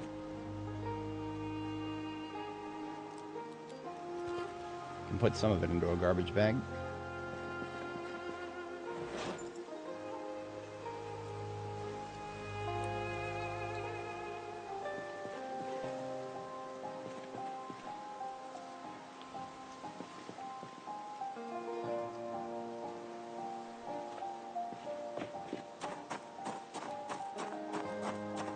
Alrighty.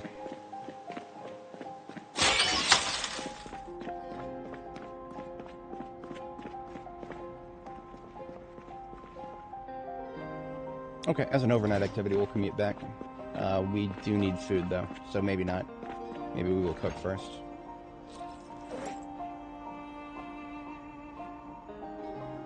This stir fry in my backpack hardly counts. How about a roast? Yeah, let's do a roast. Could come up with something chunky here. 2 potatoes. 1 egg. 2 kale. All easily grown, locally sourced.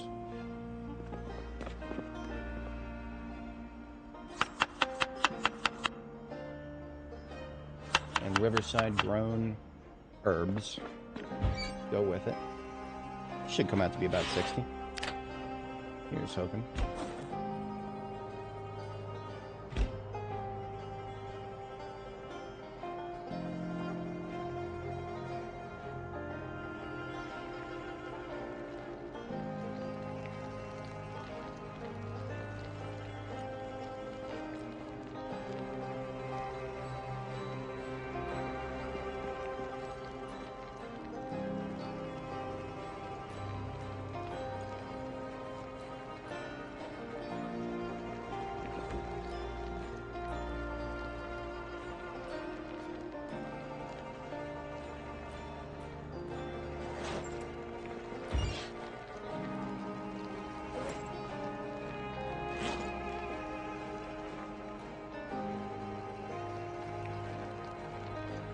Ooh, 60 roast.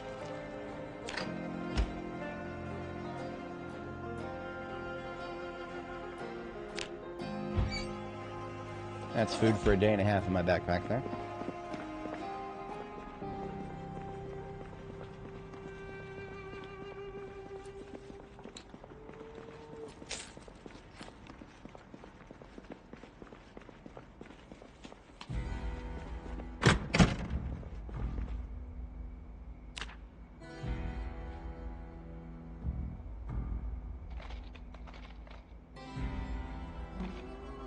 Yeah, that'd be cool. I would love to actually use some of the soda that I have to turn my soda machine into a functioning one.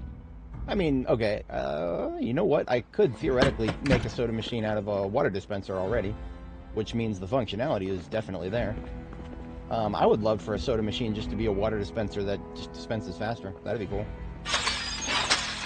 Because, you know, it's got a pressurized faucet and whatnot. Alright, gotta step away very briefly, IRL. I'm just gonna be, like another 30 seconds here. Drinking a lot of water today. Once I get back, we are commuting back to Butcher for another supply run. This will be of the ammo trucks. So I shall be right back.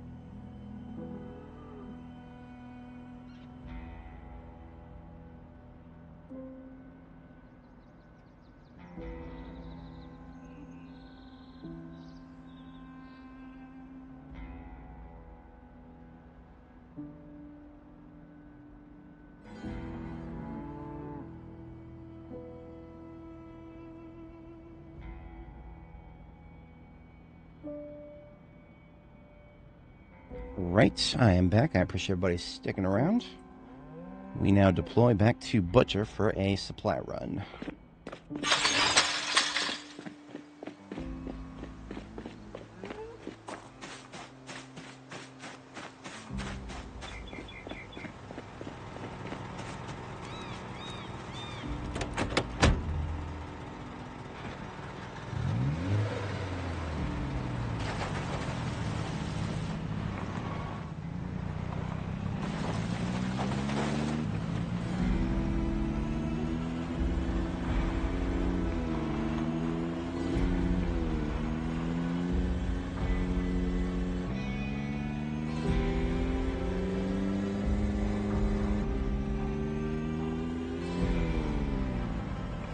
I might play musical chairs with some of the vehicles. What I'm hypothesizing now is this is just something that I'm going to do as part of the trip. We're going to stop at Reed with this vehicle and leave it there, and then we are going to. I took a wrong turn slightly there, but this will work. We're going to stop at Reed. We're going to get out. We're going to run up to French Bread. We're going to take the ambulance, leave the ambulance at Reed, then go back to French Bread. We're going to take the fire truck and drive the fire truck to Butcher, and it's going to stay at Butcher permanently. So that will take care of two vehicles that I've left behind that I wanted to get something sorted out with. Actually, I scratch the first thing that I said there. I'm not going to leave this car can stay at French Bread. French Bread doesn't need a vehicle of its own, but no, I'm going to leave one there, just as a matter of course.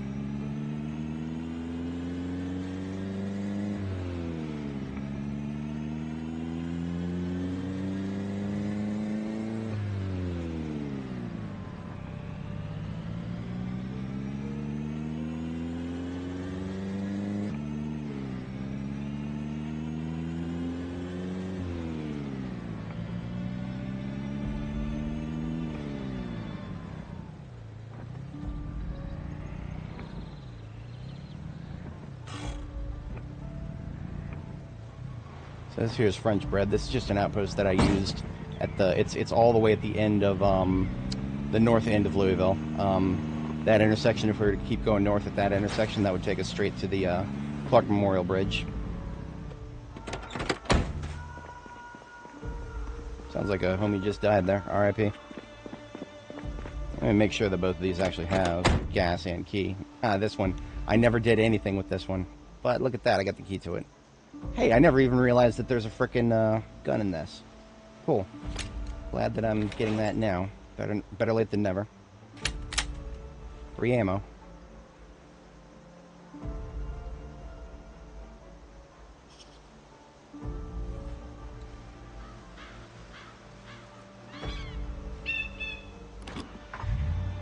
Okay, so there was like there's a small amount of gas in it. One of these vehicles had a fair amount of gas in it.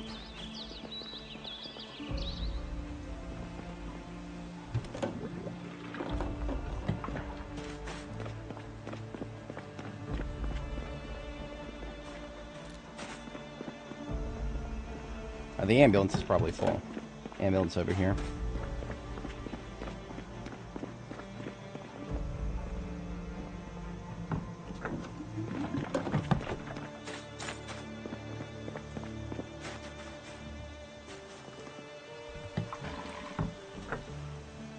Alright, since Reed is a prettier place, Reed gets the prettier of the vehicles, so we'll leave the fire marshal truck there.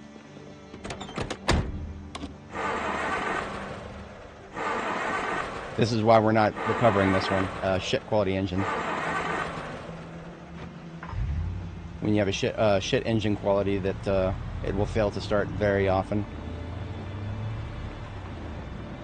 Because the trunk of this thing should be open. Mostly open.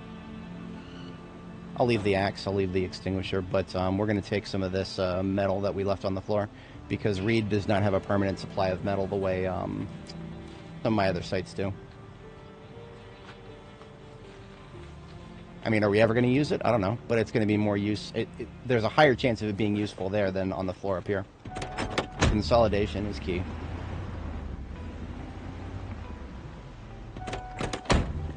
And who knows, maybe 1,000 less items on the floor will make the game ever so slightly more stable.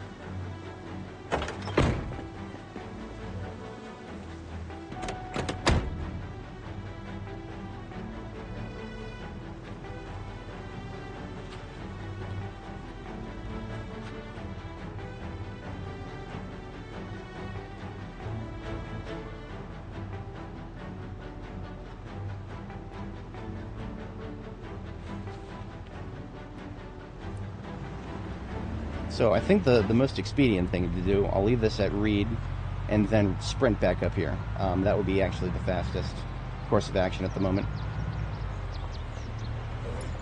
This isn't that far of a distance to sprint as long as we don't overheat ourselves and waste all the water.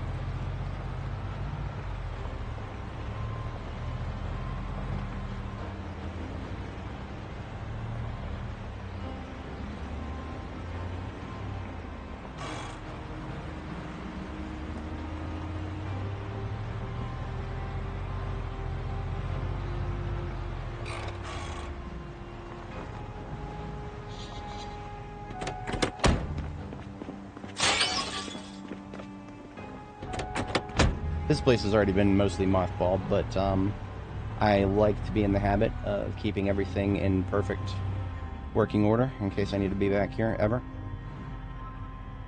And this is a part of that.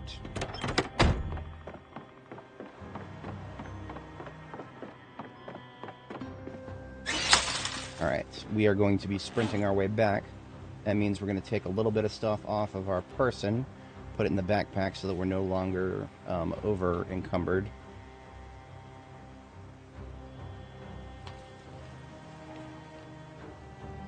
And we're also going to take a couple layers off so that we're not sweating our chest off.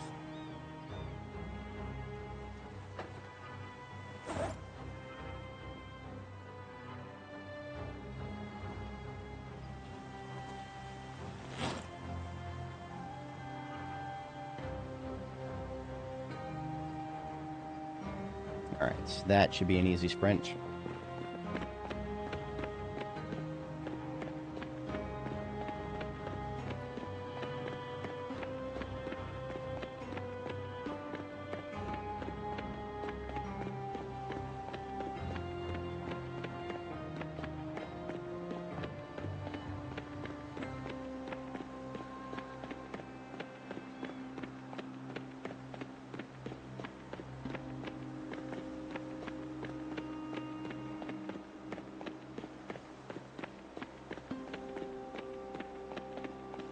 We need to take a quick break. Otherwise we will run out of stamina, so I'm going to take a quick peek at this place. I think I've already checked it. Usually if I check places like these, I leave the hair dye on the floor.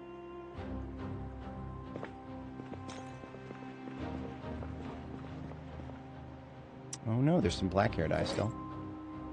Barely have room for anything though.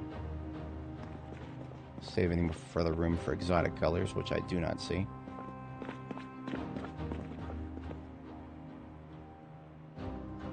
Nope, no exotic colors there or there. I feel like I've definitely done a first pass through this place. While we recover a little bit of stamina, we're going to disassemble some electrical stuff. Salons like this, so I've always got dryers and irons to pull apart.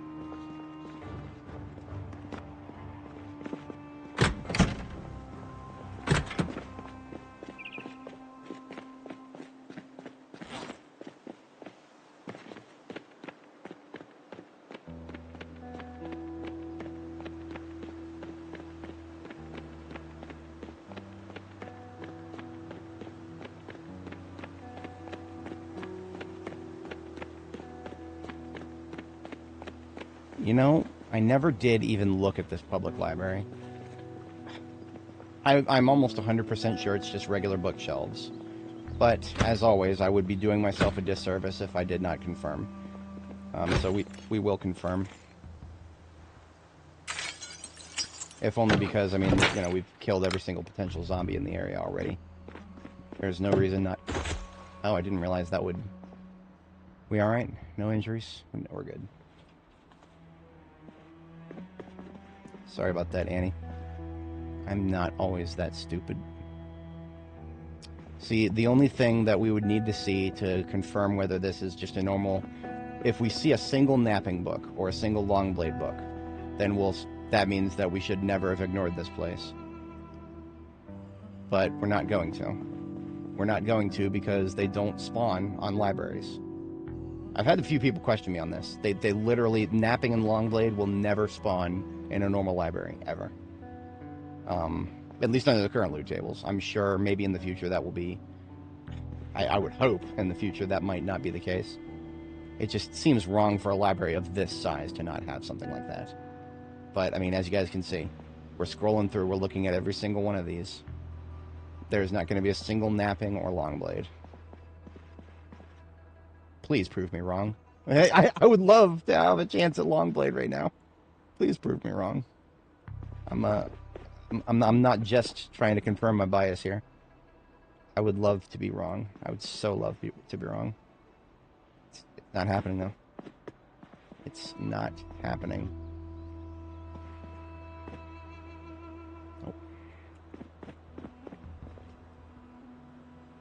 Oh well. I can now say with a straight face that I did my due diligence. I don't need to check every single bookshelf in the place to realize that every single bookshelf is pulling from the same loot table. And that is a loot table that includes everything but long blade and napping. Well, and aiming and reloading, but at this point I just kind of generally assume that those are only ever going to spawn in either survivor bags or gun stores. That's fine. I mean, you know, there's enough gun stores on the map that it's really not a problem. That's never been a problem for me. Once you hit enough gun stores, you can find all the aiming and reloading books. Because it's just not competing with so many other books in the loot table that there's a chance for it, you'll probably get it. But I digest. We now have arrived back up here. If you're asking about the office building we were just in that had the gate in the front of it, if that's what you're asking about, that was one of my bases. Yes.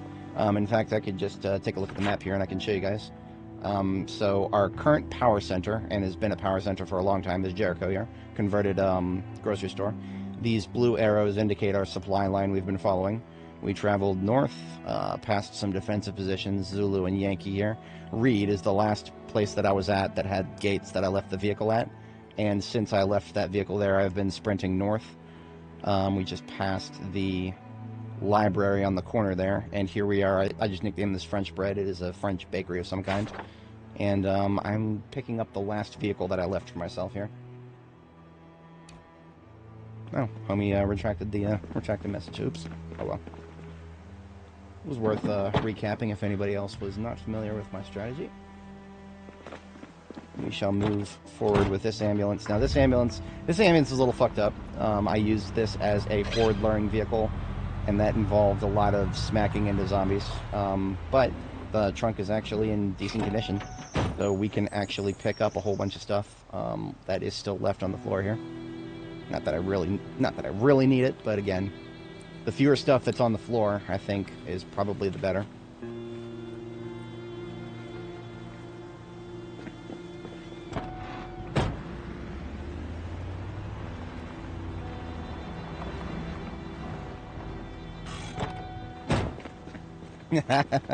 No, yeah, you're probably right.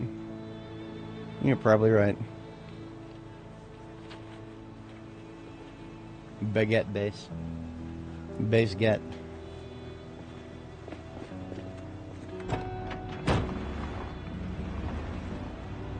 I think some of these piles over here might actually still have steel sheets. So I should probably steal those. Arr. Smalls, yeah, it still has smalls over here.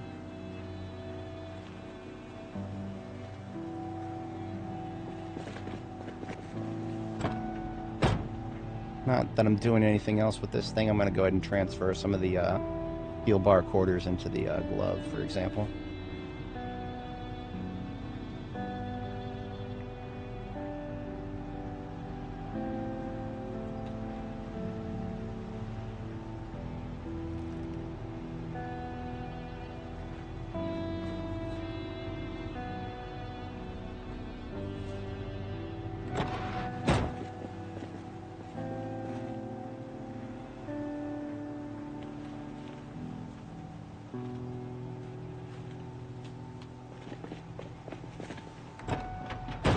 Figure I might as well just fill up everything that can be filled up with this stuff. Better consolidate it somewhere than on the floor. Alright,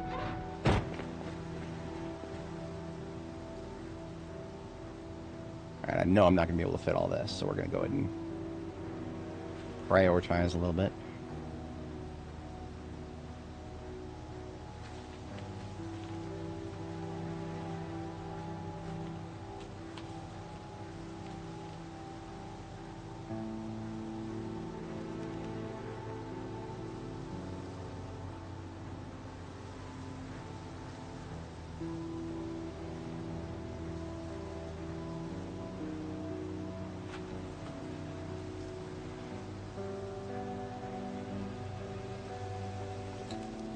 Alright, and that is it. Filled to the brim.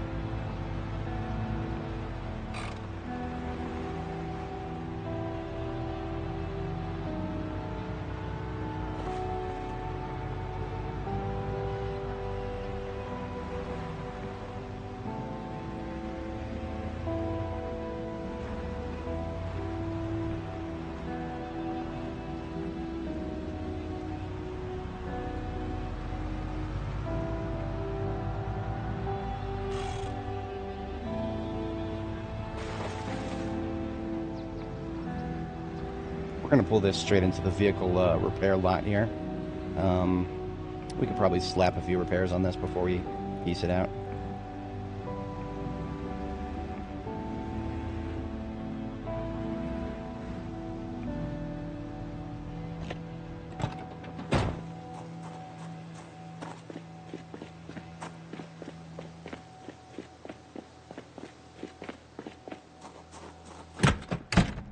Alright, I think the ammo trucks are going to be the next to come back. But that also means that we're going to need to put a couple of extra things in here.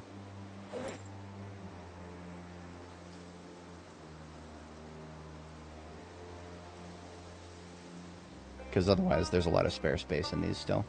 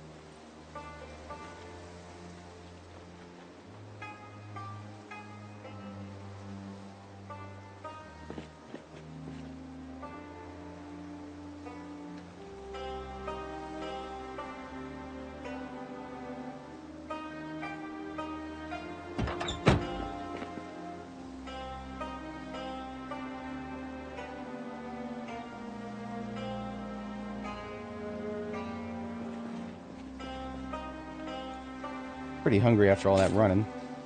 A nice big bite of stir fry.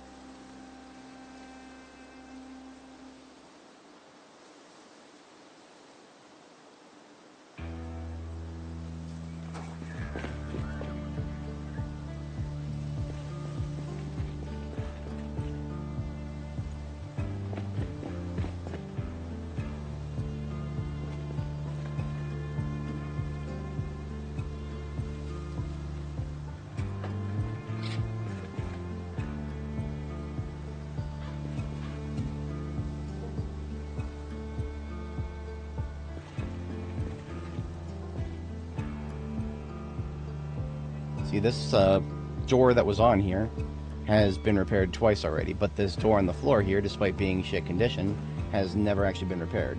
So I slap a steel sheet onto it, and it goes from 0 to hero, and I can slap that on there with a clean conscience.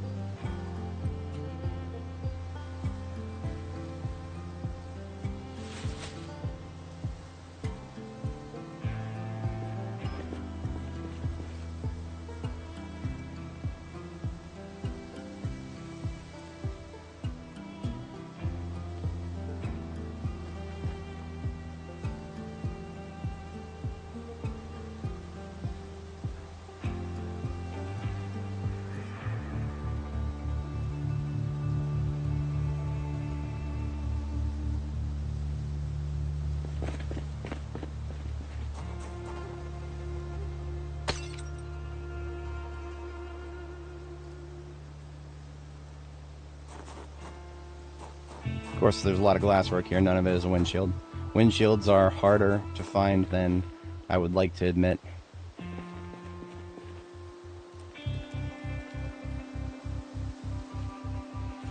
But I will go ahead and leave this one with an 81%. That's fine.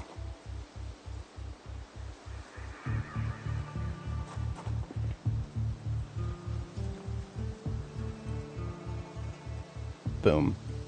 It's not the best vehicle in the fleet. In fact, it's one of the worst ambulances that I have, but it is now good enough for the local area.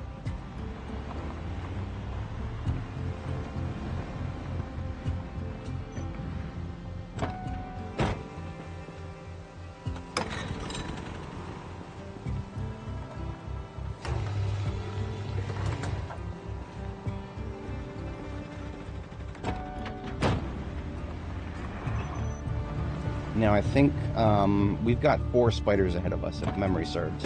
We're going to want to bring both of these... the fire truck up there. Oh, shit, I did not want to do that. Fuck. That's not good. Well, oops. The fire truck up there needs to probably stay here. Probably. I say probably because it's going to be a lot of effort to bring everything back. I need to triage a little bit. I'm going to park things that I know for sure I want to bring. I want to leave here. Park things I know for sure I'm going to leave here in this particular spot.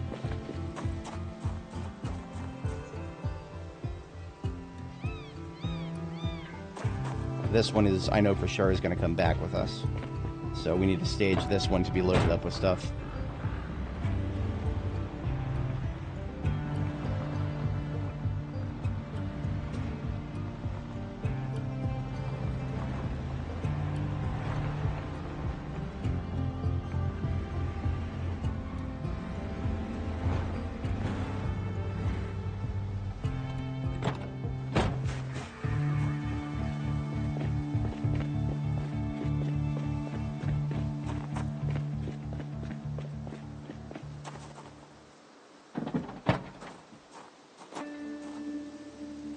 Her homes can be left here. It's blue. It matches the aesthetic of the place.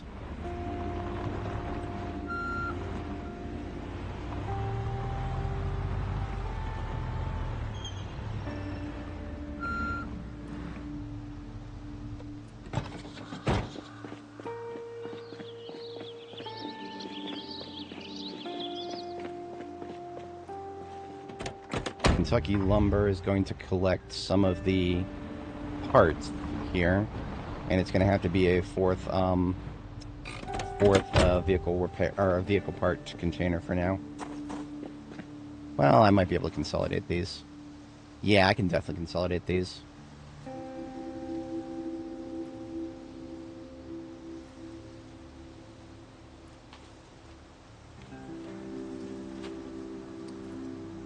Tires that are garbage shall be left on the floor.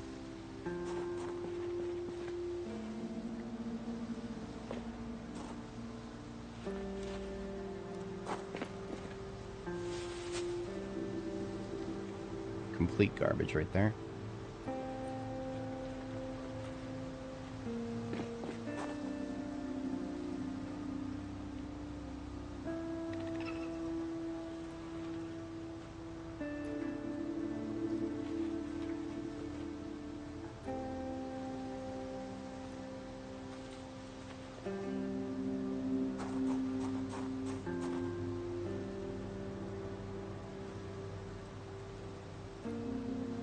That's a regular gas tank, but it's in great condition.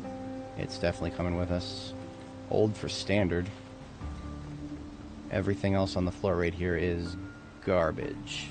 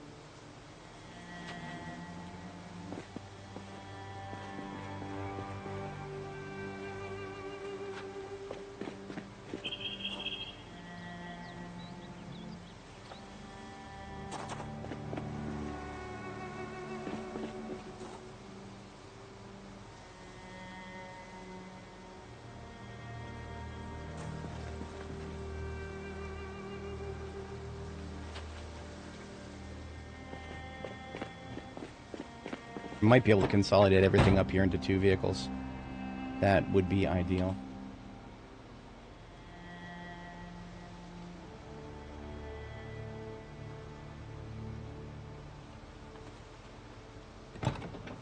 Oh yeah, I should easily be able to do that.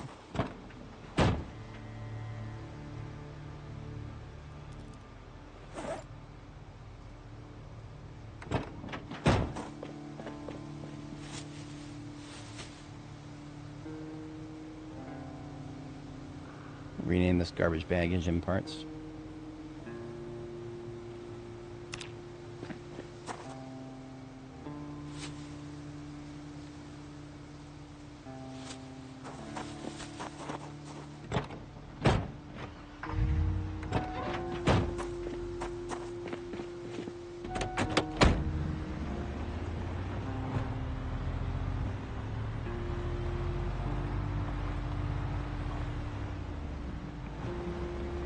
Alright, these 2 shall be spidered on the way back.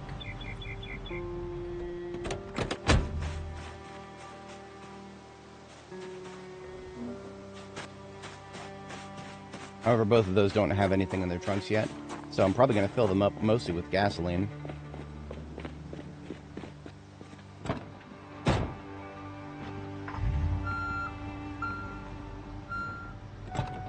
And I think I will leave the fire truck here. Yes.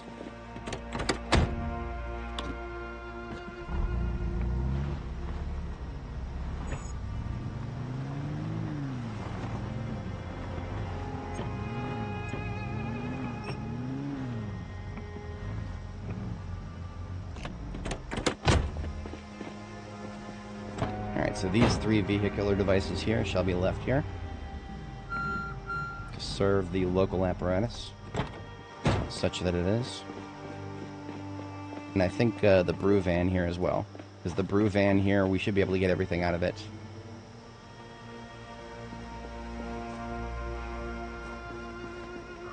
Easily.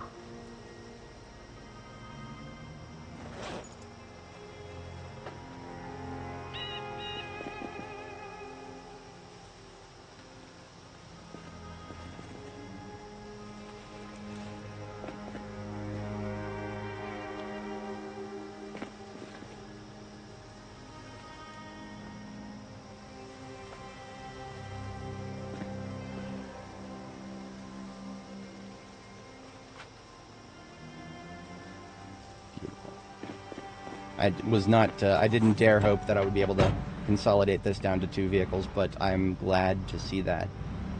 We may only need to spider 3 times total. That would be very good. Now, I keep using the word spider. I probably should define that.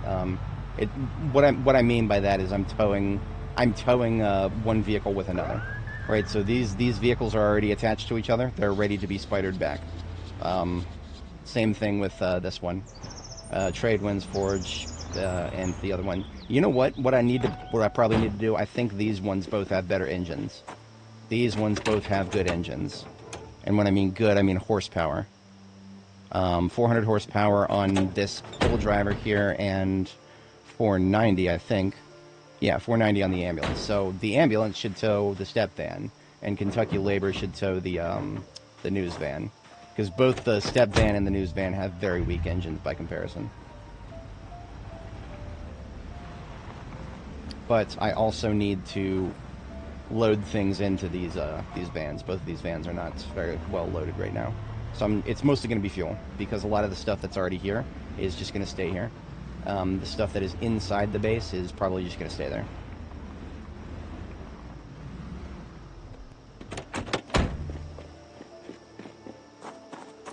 So even though those were prepped to dispatch, I'm now going to reorder them a little bit. We'll probably sleep up here too. No reason not to if it gets late enough, and we'll spider one overnight.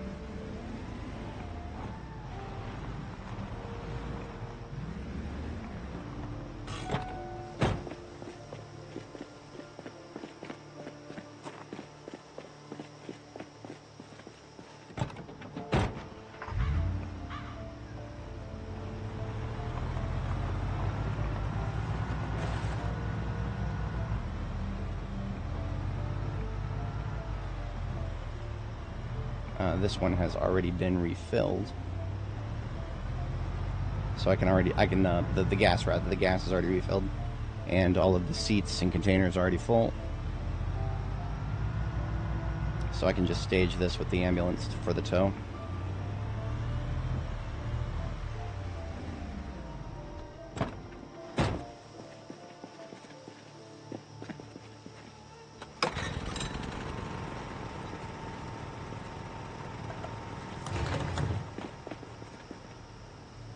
Wrong side.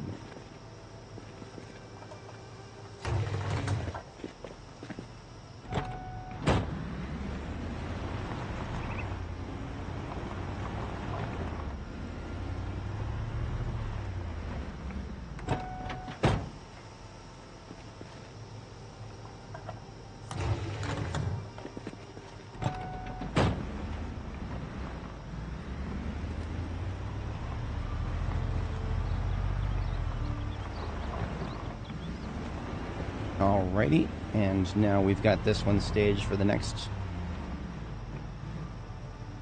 I want to say that both of my ammo vans are completely full of fuel, but now is the best time to find out.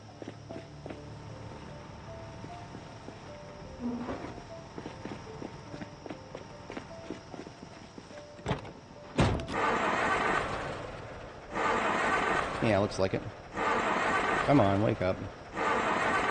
This is why I don't use these ones regularly. As pretty as they are visually, they are not... they're not, they definitely don't like to start on command.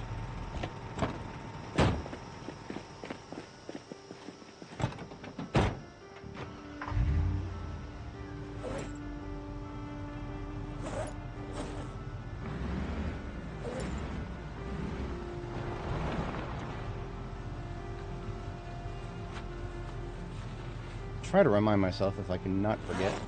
I'm leaving a windshield in the one of these vans.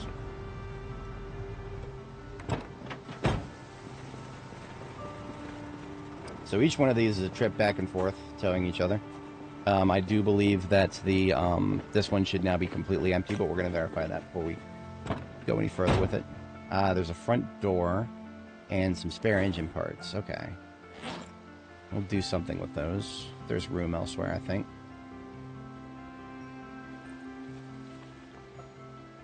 But other than that, it is now empty.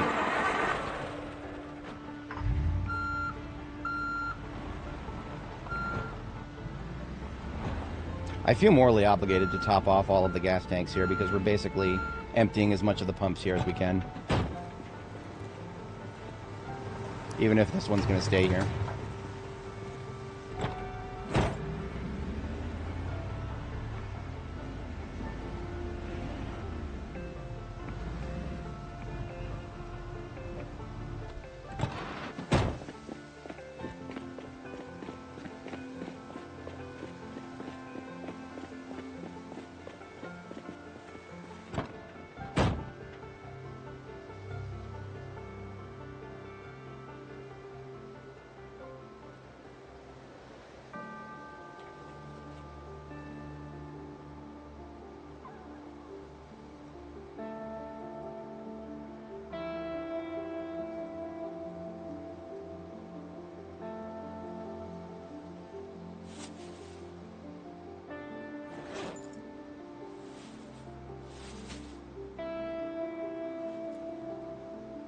Already pretty. Okay.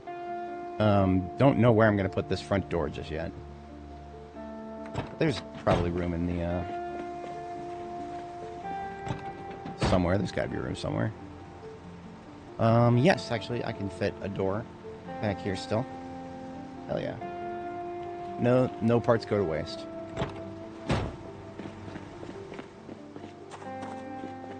Now, the trailer here is going to be brought back with the Meals on Wheels truck.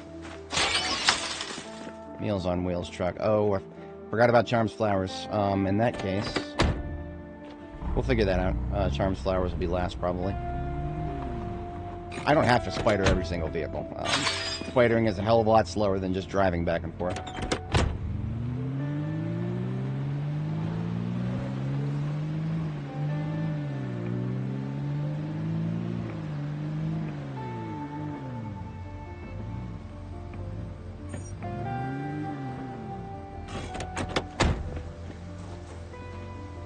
I only just realized that the light up top there is on. That's probably because it's getting caught by the generator on the pumps. I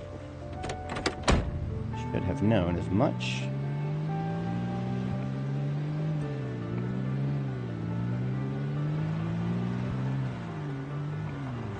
Alright, so that's 4 trips, and it's probably going to become 5 now that we do need to deal with Charm's Flowers. That is a construction vehicle. I might send it by itself. Vault Mojo does not have anything in it, and I don't think it needs to have anything in it. Vault Mojo is former Meals on Wheels, but that's been superseded by the white truck.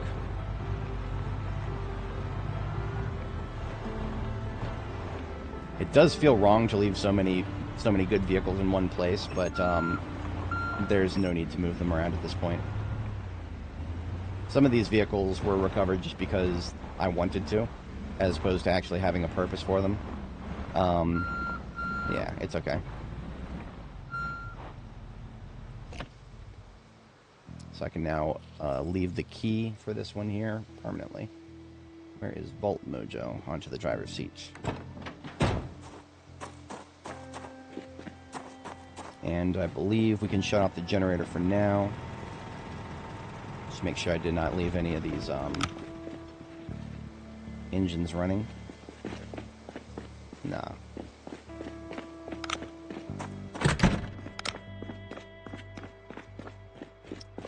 Not sleeping with the gate open again.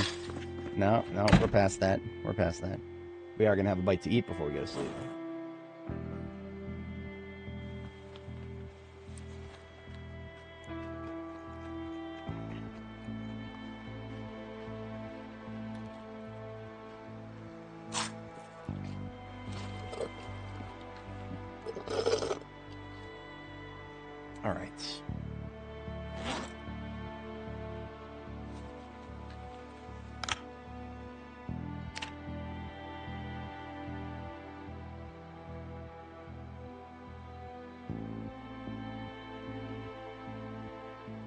Now, an unenviable task of mine is getting nightmares. That's one thing. Another thing is I do need to kind of pick up some of the stuff here that is... Yeah, I need to collect some of the local food. We can leave the heavy form food behind and some of the canned food. But a lot of the rest of it is coming back with us. It makes no sense to leave ingredients here, for example. Because if I ever do swing by here in the future, I'll just need, things like granola bars, for example. That can stay. Candy doesn't need to stay. Honey, that's rare enough. That's coming with me. Ketchup. Ketchup can't be put on a lot of things that I would wish it would be put on. Lentils, yeah, that can stay. Margarine, we'll leave that tub that's almost empty. Yeah.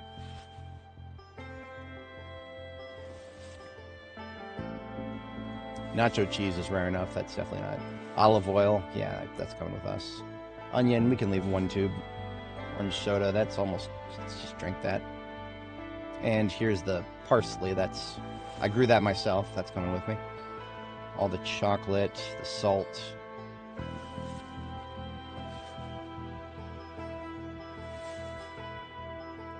Pancake mix, we're definitely taking that.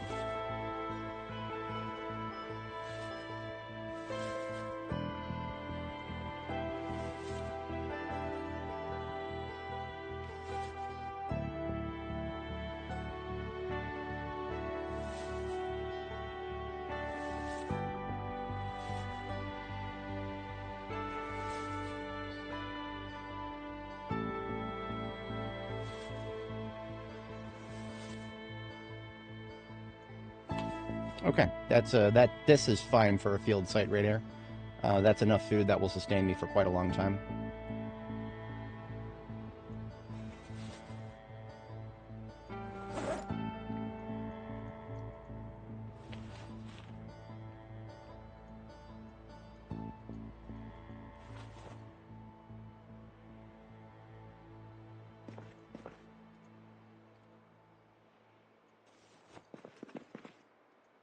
Books, most of those can stay. I've already cleaned out the special books. Cold pack, definitely coming with me. That's for making smoke bombs, and I've recently established that smoke bombs are absolutely useful against zombies. Absolutely. That welding torch is local use. Well, this garbage bag is full, so this can start going in Charms Flowers, because Charms Flowers does have a lot of room in it still.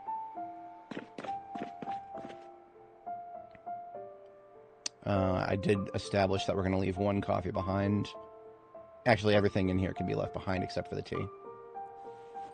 One coffee is more than enough for a field site. It's already a bit superfluous. Coffee is rare in this universe, somehow. And soda is very bulky, so I would only take soda if I have already loaded up every other possible thing that I would want.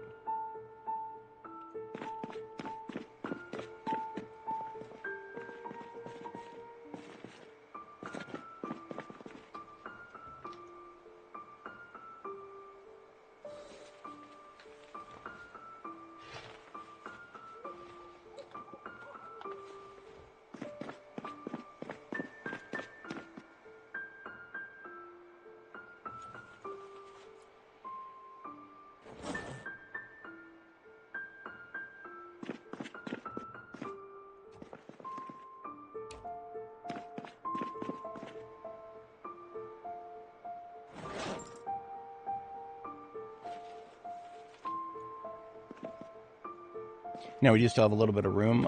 That's going to be spent on... We have some more floodlights outside still. Once again, many reasons why that's not going to be one of my primary vehicles.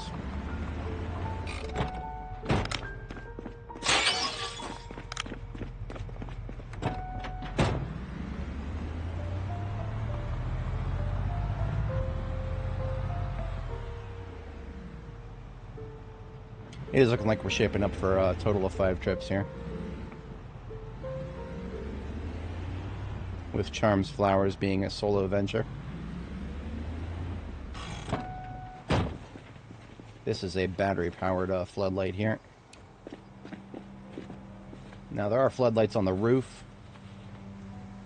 We're nearing the edge of our storage, so I'm just going to leave those there.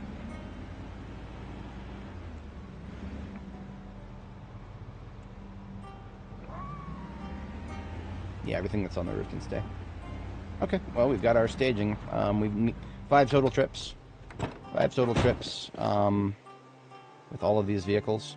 Now, the one thing we need to do before we even start moving them, though, is the lumber truck and the ambulance need to have gas cans put in them.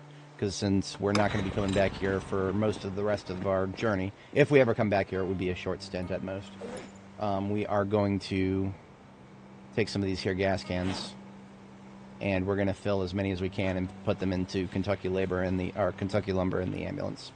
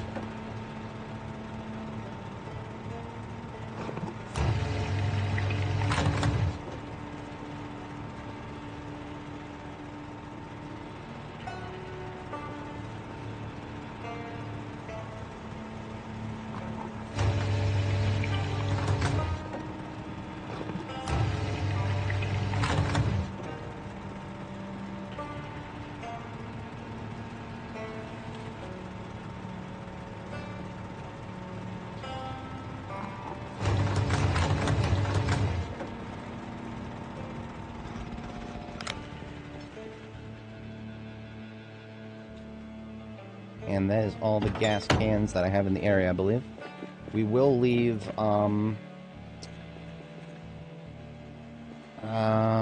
actually...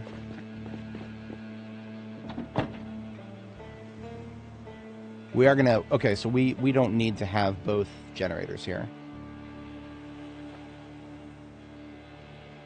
Yeah, we don't need to have both generators here, because what we're gonna do is, if we need to come back here... If we need to come back here, we'll just reposition the yellow generator up there, and use that as needed. I mean, honestly, I seriously doubt we'll ever need to come back here, but I always like to plan for every eventuality. There has been more than one times in the past where I've needed to come back to a place that I thought I was done with, so... We prep for eventualities here. That's what we do. That's how we roll.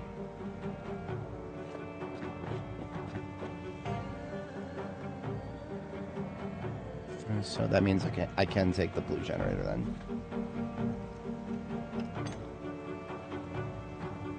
Hey! I did not actually want to do that, but I think we're okay. This is a very safe area. I'm going to do a little orbit around on foot to make sure that I didn't attract anybody, though. Yeah, we're good.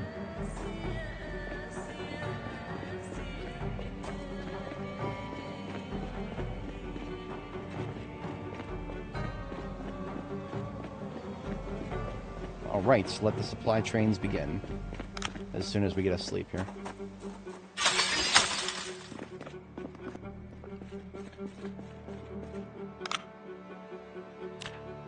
I did the thing. I am such an idiot. I hate it when I do this. I left the gate open. I mean, if a zombie wanders in, we're facing the right direction, we have a weapon in our hand, but still, I shouldn't have done that. Whatever. We're alright.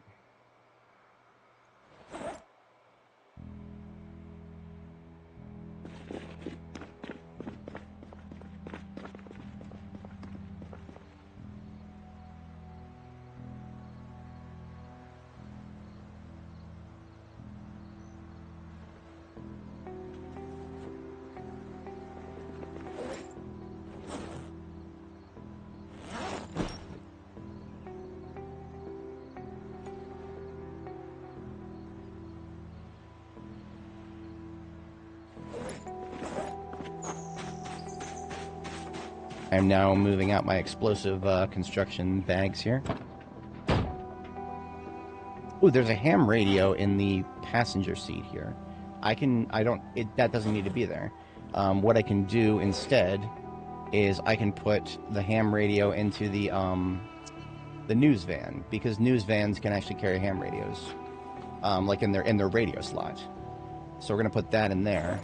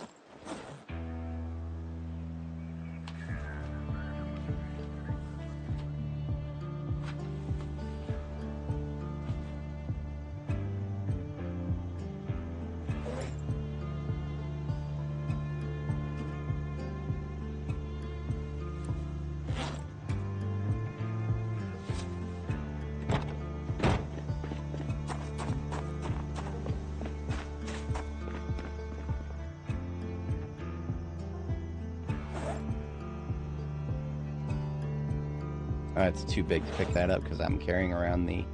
Yeah, let's go get the radio put in the slot here.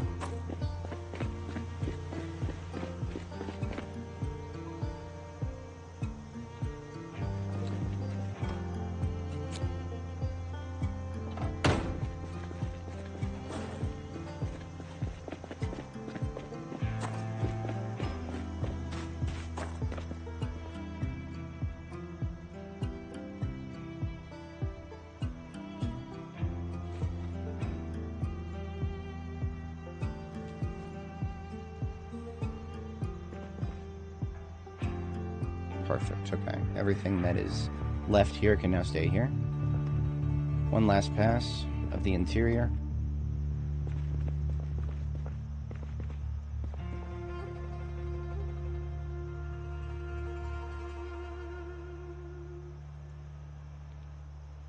There's a lot of soda here. I'm gonna drink some of it before we go.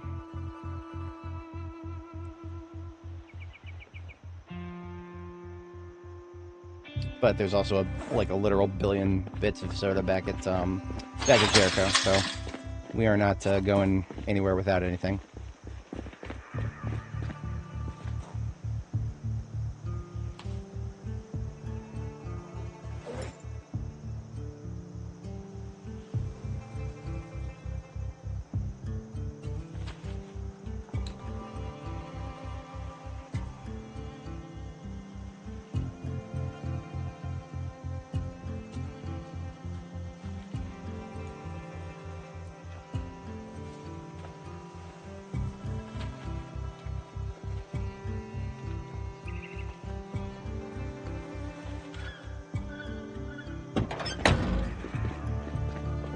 Okay, we should not need to stop or collect go or $200, anything else like that. We are now set for the convoy.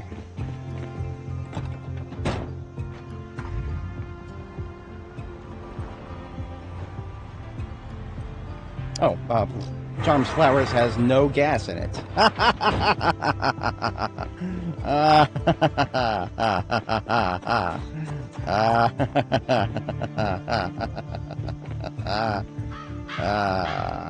Alright. It's gonna be like that, is it?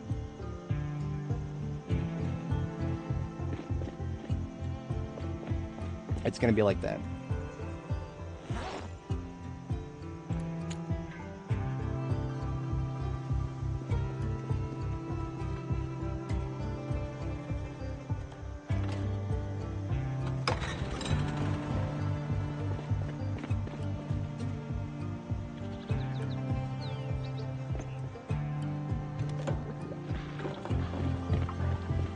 I could have swore it, I mean, I thought I filled it up, but, no, I didn't fill it up. I mean, you park something at a gas station, you just assume, okay, yeah, I'll get it filled up at some point, and then you completely forget about it.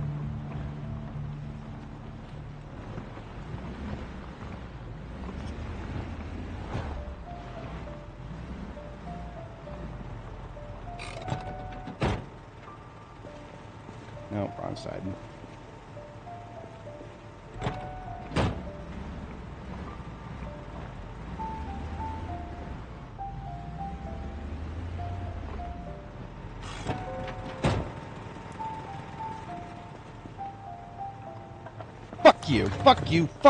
Fuck you. Get out of here. Fucking asshole, get over here. Fuck. God damn it. Why couldn't you show up anytime in the last 5 fucking hours? Hasn't been a zombie over here in a long ass time. That's how they get you, isn't it? That's how they fucking get you. Never get too comfortable, ever. Literally ever.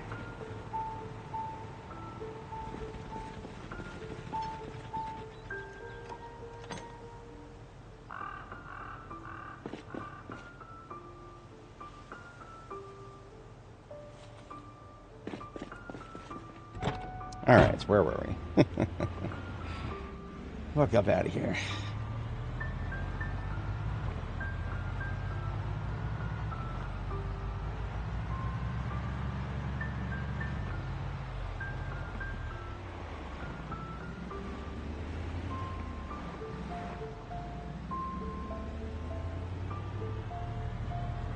See, this particular situation, if I had a Corvette, I probably could handle this convoy a lot faster, because I could just tow everything straight forward. Yeah. That's what it is.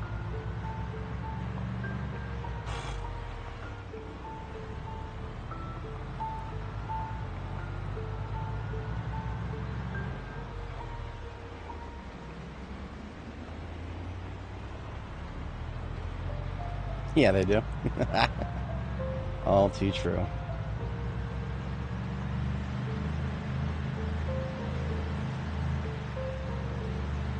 I'm enjoying the fast travel while I can, because everything after this will be much, much, much slower. Now this is the first of 5, which means we have 1 throwaway vehicle back at Jericho, which means we need to acquire 2 more throwaway... no. 3 more throwaway vehicles, actually.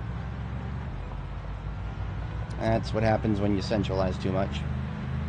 I centralized a little bit too hard at Butch up there. It probably was never necessary to move both ammo trucks up, but that's okay.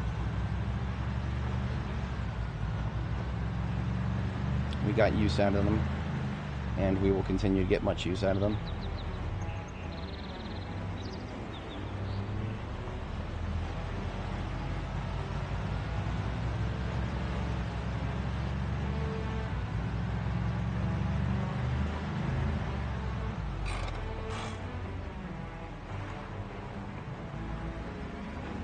Oh, look at this.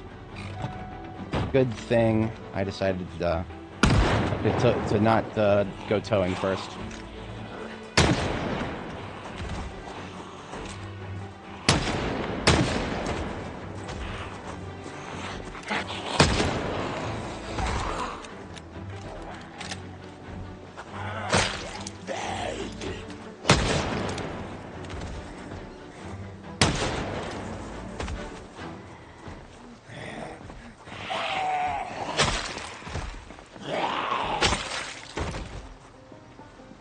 Shutting up my road here. I'm gonna go around. I am gonna go around. That it's too corpsey there for a spider. I could dodge those with the this vehicle, but I would not be able to dodge them with a... God damn it! Where were none of these guys were here last night, but that's fine. They don't have to be. Come on, get away from the fucking truck. And there they start coming from the north now. Hey guys, let's take the north route. It's going to be a little easier.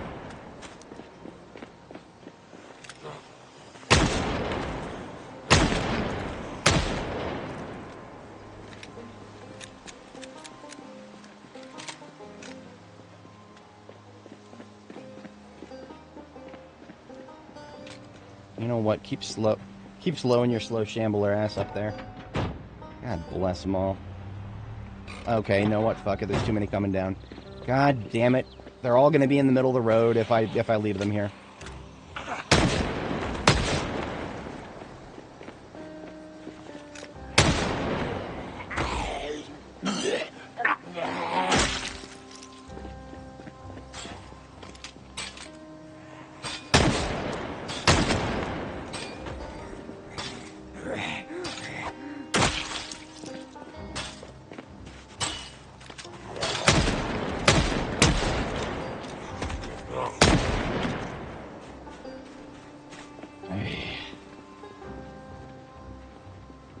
Let me guess, 10 more coming down from the north. Yeah. Oh, they're look at how far away they're going. Fuck, God. Welcome to Louisville, folks. Welcome to Louisville. I've killed zombies here probably about 6 times now. There's a reason I'm abandoning the north. It's not just because I've gotten most of the loot. It's because I've gotten enough of this. I have gotten enough of this. Respawns are bad enough in Riverside.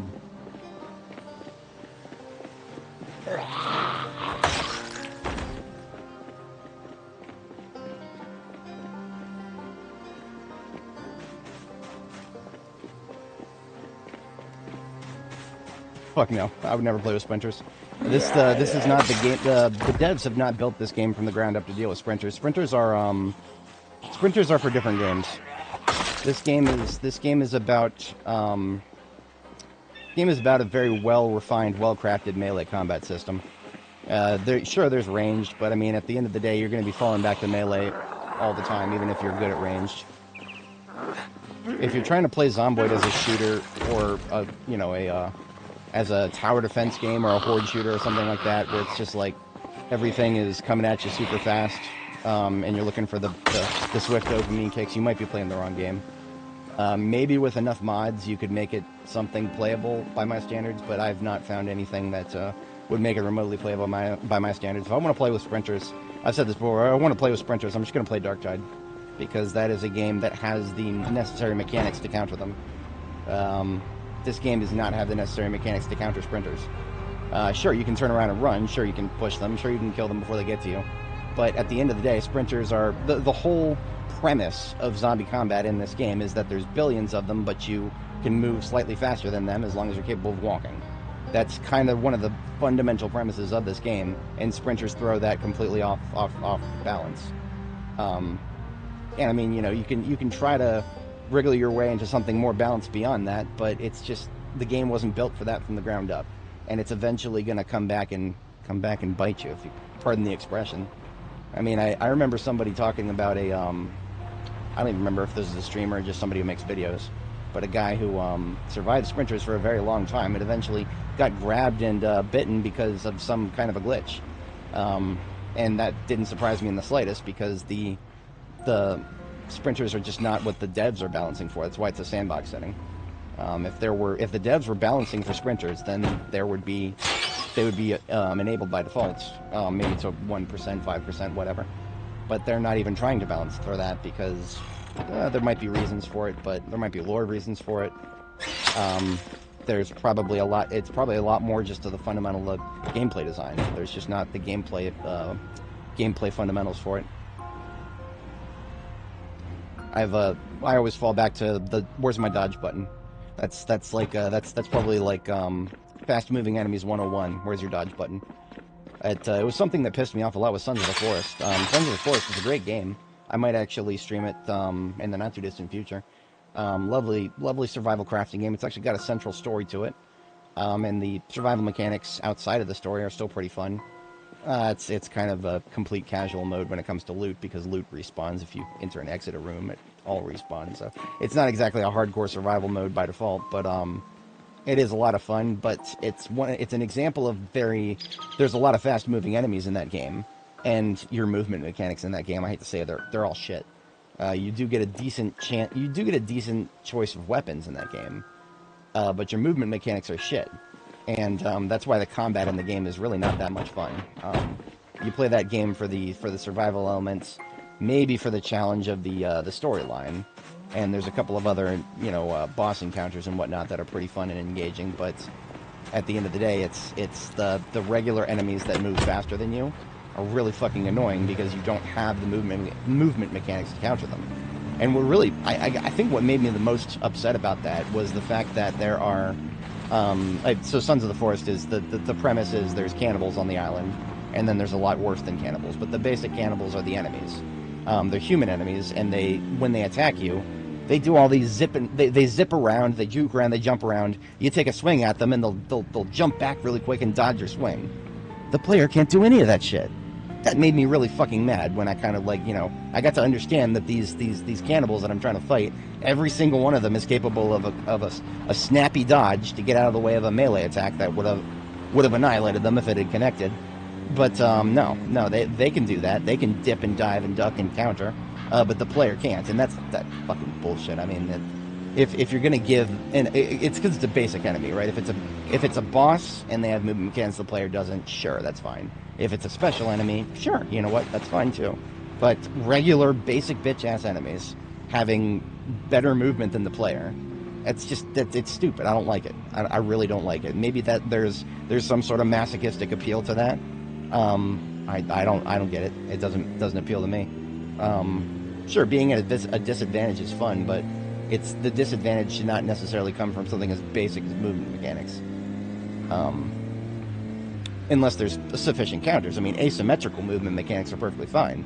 In Darktide, there are tons and tons of enemies that move faster than me, but I got counters to them. I don't need to move as fast as the mutant. I just need a dodge button that instantly sidesteps them and leaves them, crashing into a wall as they go zipping by me. Zomboid doesn't have any of that. There's no... if zombies are sprinters and they're running right at you, then they're running right at you the same way they would walk at you. And you don't have a dodge button. You don't have a... You have a turn around and run button, but I mean, is that really the best idea? A situational get out of the way of the other ones, maybe. Indie Stone would have to create something balanced for it to be appealing. I think right now the only reason sprinters exist is because a lot of people want them, and then they try them, and then they realize, wow, this kind of sucks. Or they keep bashing their head at it. There's plenty of those people. There's plenty of people who completely ignore the fact that there's not enough counter mechanics to that, and they'll just keep doing it anyway. I don't see the appeal, but I'm not your dad. I ain't gonna tell you what to do. I will tell this guy to get out of my road.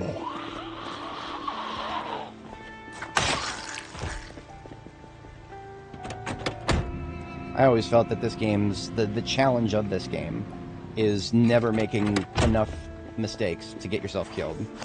Over a long enough term, that's more than enough challenge for me personally. I can say that with my experience with Barb, and I can say that with my experience for any of the other characters I lost, even the ones that were much shorter lived earlier on.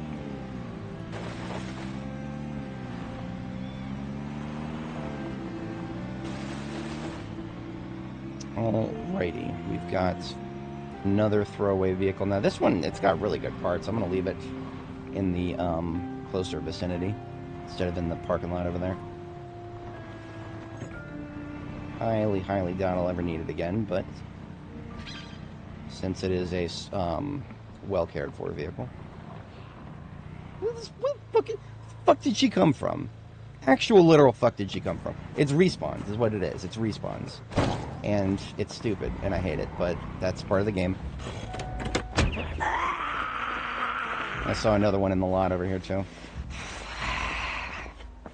Yeah, I mean, like, this game can get you very mad if you make mistakes, but I feel like if you're playing the default game where the devs have put 13 years of balanced choice making behind it, then you're going to be at least doing something that people have been putting a lot of effort into ensuring is somewhat balanced according to their vision. It's balanced according to someone's vision.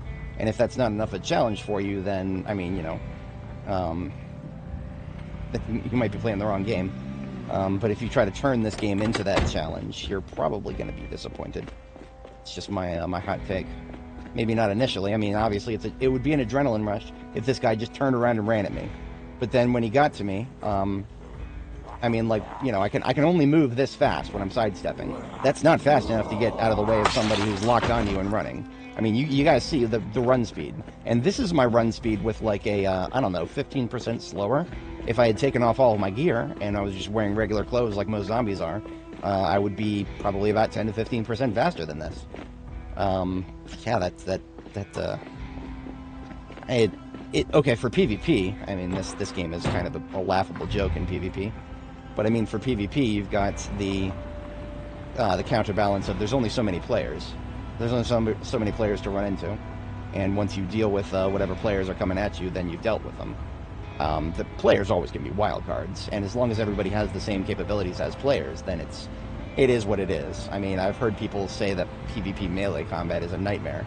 And I think I've never tried it personally, but I think that's going to be probably because I'm assuming that every player is going to operate by the same rules as player versus zombie combat goes. In which case, whoever gets the first hit is most likely going to fucking win. Because whoever gets the first hit is going to stun lock the other person. That doesn't sound very fun to me, but I also have no idea if that's exactly how melee combat works. We are going to get out and kill every single one of these people because they shouldn't be there. I know I didn't take the shortcut, but still.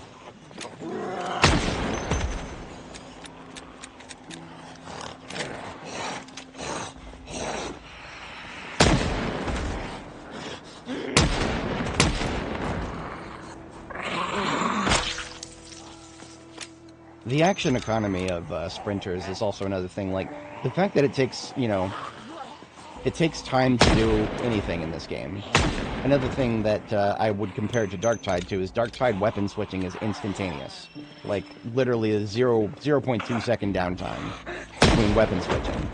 But here, when I take the trait Nimble to make myself switch faster, that's still like half a second downtime. That's like half a second downtime right there. That just, I mean, sprinters with how fast they would move. And again, I'm just talking about runners here. I'm not even talking about sprinters. Those are two different concepts. Runners and sprinters are two very different concepts. I know a lot of people just talk about sprinters, just zombies that move fast. But in this game, there is running and then there's sprinting. Running is far less terrifying than sprinting if in the context of zombies, but it's still, I mean, in 7 Days to Die, you can see a little bit of that there. 7 Days to Die, I still kind of get annoyed by runners in that game, but there are enough weapon mechanics to deal with them. I mean, the 7 Days to Die is being a proper horde shooter, obviously. You've got weapons that will just annihilate most Zeds, and even the super tanky ones. It's the super tanky ones, like the orange and the blue ones. Because, yes, there are orange zombies and blue zombies now. No, don't ask me. I have no fucking idea why they decided to do that, but, that's just the fun pimps. They do what they want. The fun pimps are definitely not a model to look at for balanced game design. They have no fucking idea what balanced game design is. They designed a video game where all water in the apocalypse comes in one type of unit, a glass jar, and that's fucking it. They have no fucking idea what they're doing. They made a really good procedural generation engine, and they they took all the Unity first-person shooters, the first-person shooter settings for a Unity game, and they just started working from there. The 7 Days to Die, its only real strength is its building and voxel destruction thing. The combat is no. Don't look to that for a model for anything. It is it works to say the least. It works enough. But I mean, people have been bitching about the talent tree for years. I don't know if people have been bitching so much about the combat experience baseline, but they definitely were not very happy about the bullet sponginess of the later additions to the zombie roster. The beast bitters were very controversial. Now, I got into some arguments on Steam about people who, there are some people who are adamant that the Fun Pimps had no reason to change anything that they did in 2.0. And, well, then why did they do it then? Why did they do it? I mean, it's just like the Fun Pimps have a track record of almost never fucking listening to the community. And when they do, it's few and far between. So for them to suddenly start listening to people in more than one way at once, that's a monumentous occasion by my understanding. So the fact that they actually started listening to people complaining about 2.0 and reverted some of the cringier shit, that was pretty interesting to me. So why would they do that if there was no reason to change any of that? It doesn't make any sense. I don't get it. I don't get it.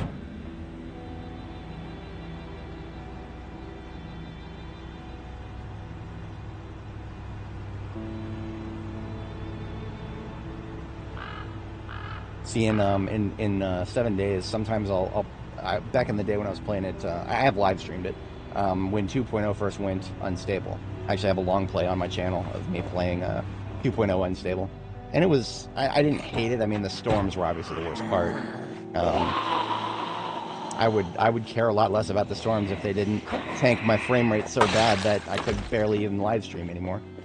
It was that bad. Like I got buffer overflows on the on OBS when I was trying to do that.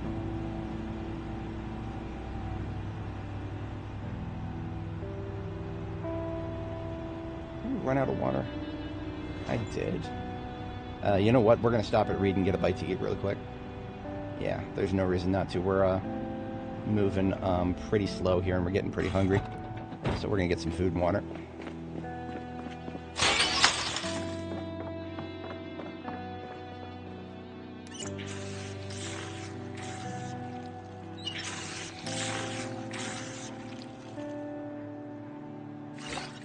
I didn't leave anything here, did I? That was actually a bit of a doofus move. So one of the problems with this place is this was where I established Meals on Wheels. And because I established Meals on Wheels here, I never actually loaded any food into the containers. That is what I would like to call a Class A whoopsie. That is a Class A whoopsie right there.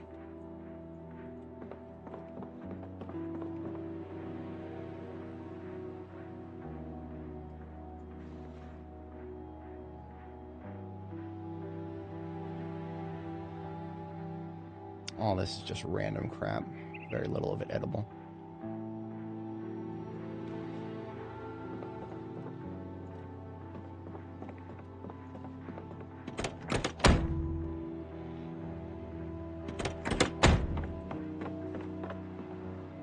These are welding materials.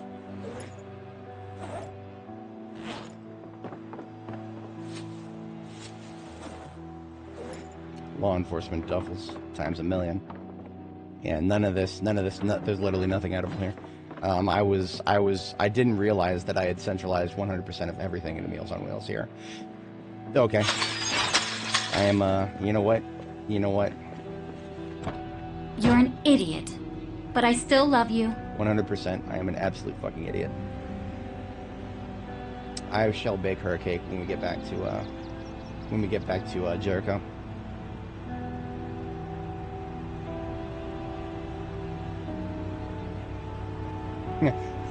There's a bar right there, and it's full of booze. No. Don't do that. Don't do that. Not in real life, not in game. Both of them will end very, very poorly.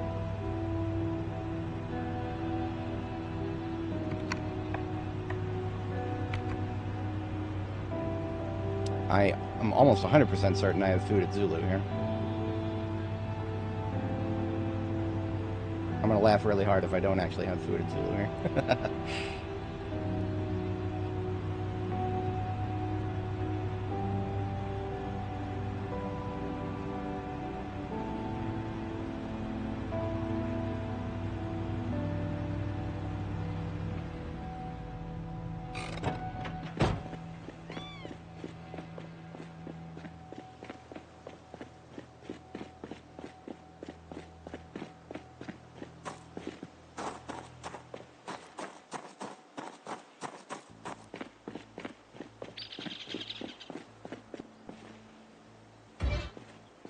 I don't have food at Zulu, do I? Do I? Absolute unironic skill issue. Absolute unironic 200% skill issue. What is the point of logistic points if you don't leave anything at all behind ever? I've gotten a lot better at that, but not as recently as I'd hoped. Yeah, nowhere near. I've gotten so reliant on Meals on Wheels, I swear to God. Way, way too reliant. But, them's the breaks. Like I said, I'm going to bake Annie a cake as an apology. I hate letting her go hungry like this. It actually, unironically, makes me angry to see that tier 2 hunger moodle. Not really, I mean, you know, it's a video game, but also it's like, what that tells me, what this big red hungry moodle says right here, is I have failed to plan. I have failed to plan, and I might as well have planned to fail. Of course, the Zippy Mart right here, I completely looted it 100%. There is nothing left in Zippy Mart there. I made sure of that.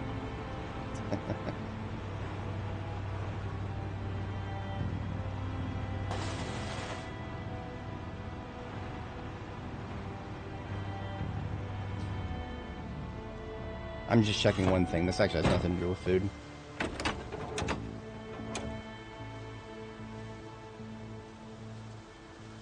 Makeshift ham radio in here. And it's actually garbage. It's actual garbage. And that matters to me a little bit. Because there's a military ham radio right over here.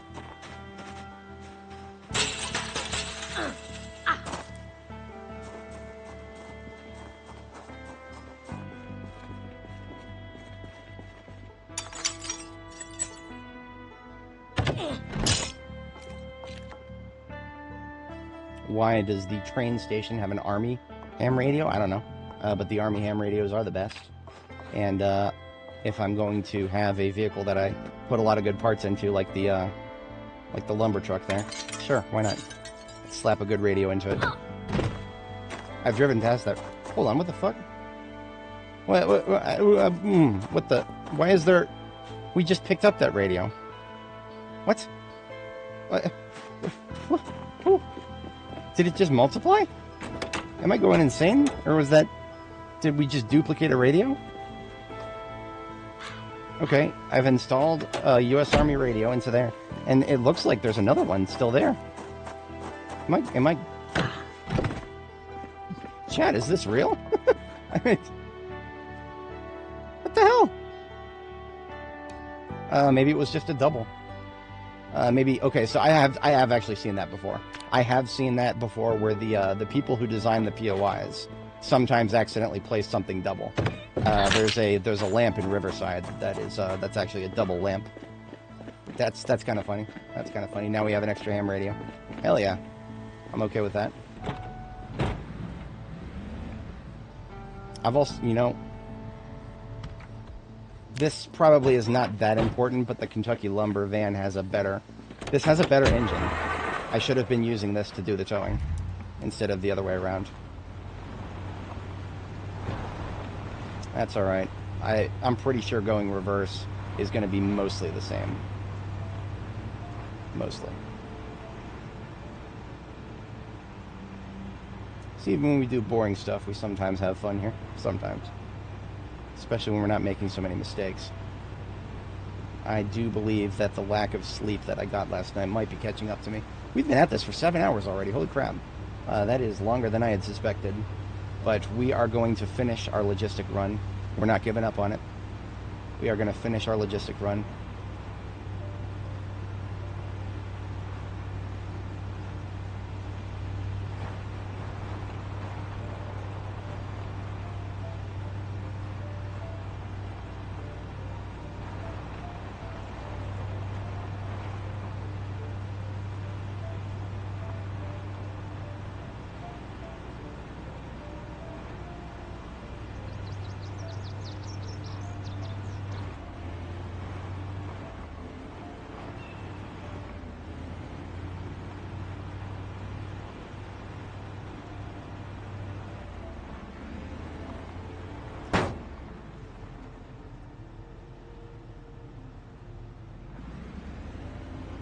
You are making mistakes.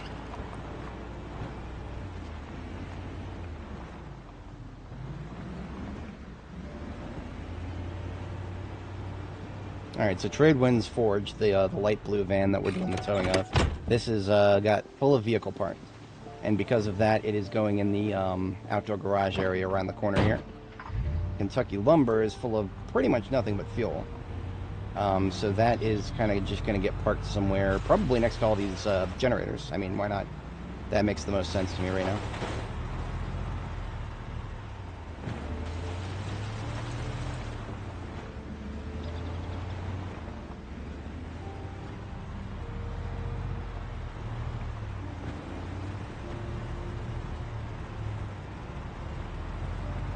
Who likes parallel parking?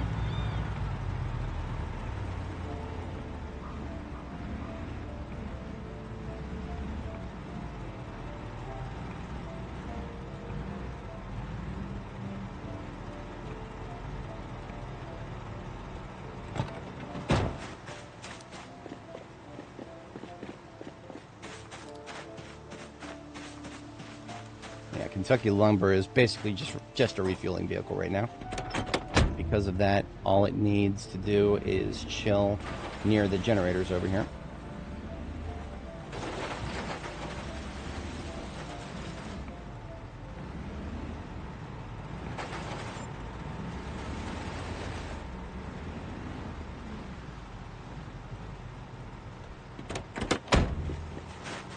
In fact, let's just let's get a refueling out of the way here.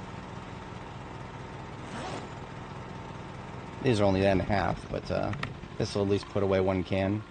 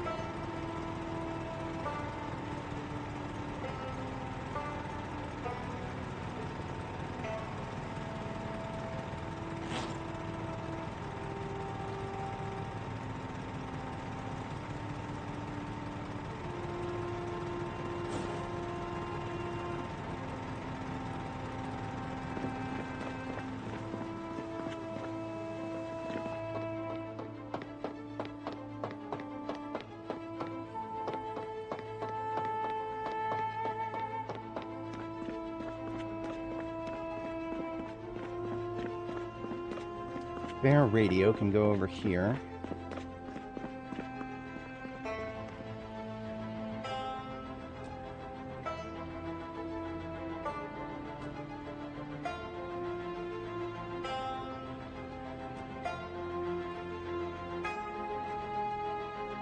Oh, that's right, you can't rotate those. How about right there?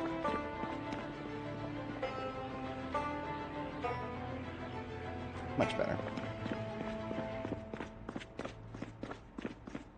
And we are going to bake a cake.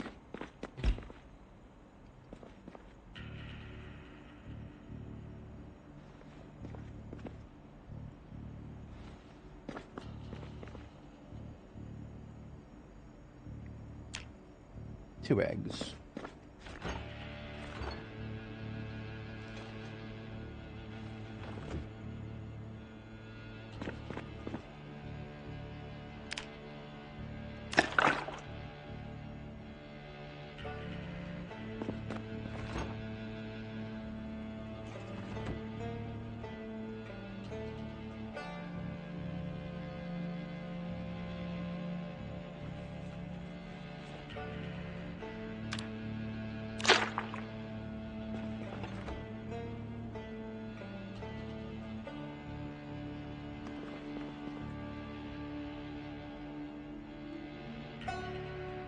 Gonna make a bright cake.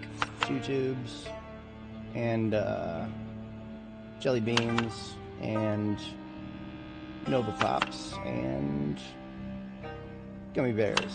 Yeah, candy cake. With we're gonna glaze it up with some honey. Our girl has worked herself a lot, and I neglected to feed her, so we are giving her a really nice cake. While that cooks, we'll just bring some more electrical parts upstairs.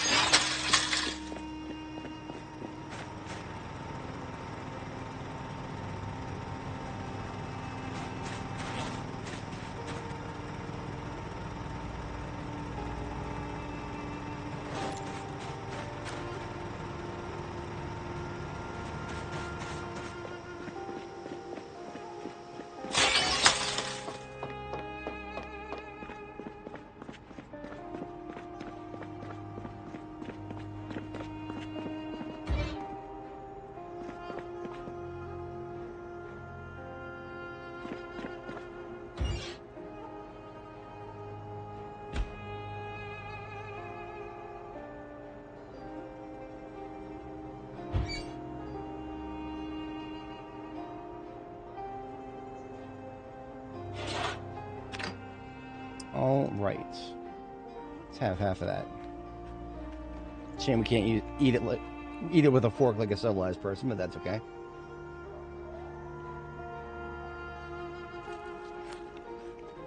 That is probably a very delicious cake. Just a cake prep with a bunch of candy types in it and glazed with honey. You'd probably want to put the honey after you cook it, but still, delicious.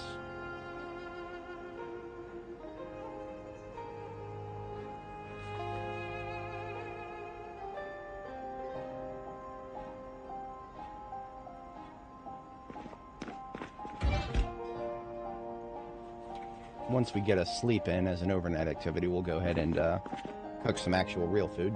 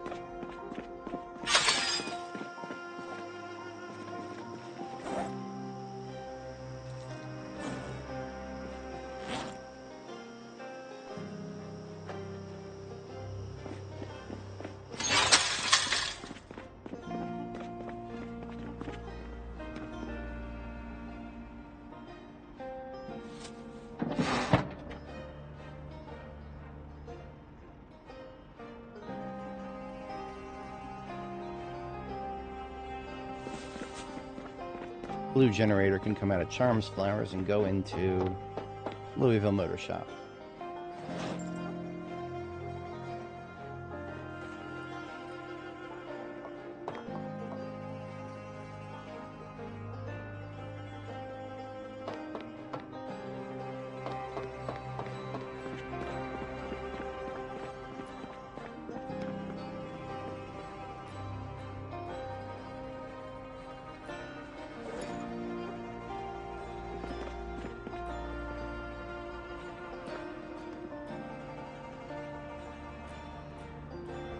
Suppose we have the action economy, we could go ahead and do a little bit of cooking now. Honestly, that last roast was actually perfect.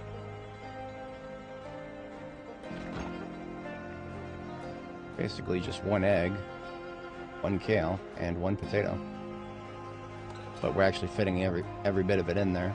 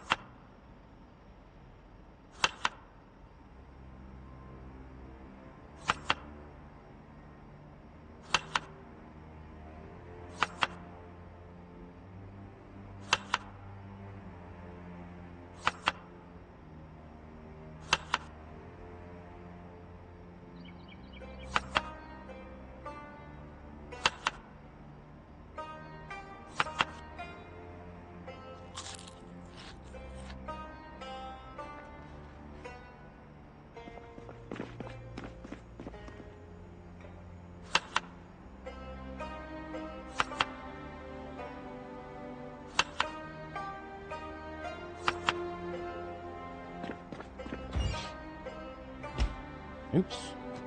They go in the oven, not the floor. I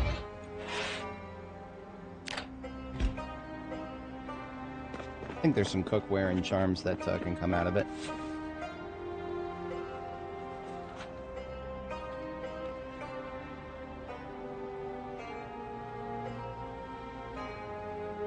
It's the building-related stuff that stays in here.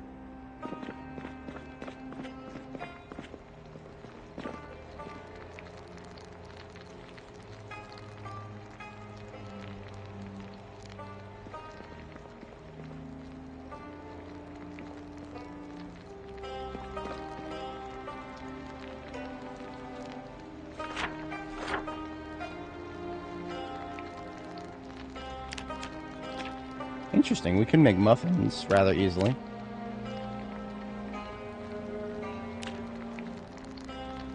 Yeah, making muffins is basically just the same as, almost the same as a cake in terms of material requirements. Which is easy enough since we have creatures that produce all the necessary components.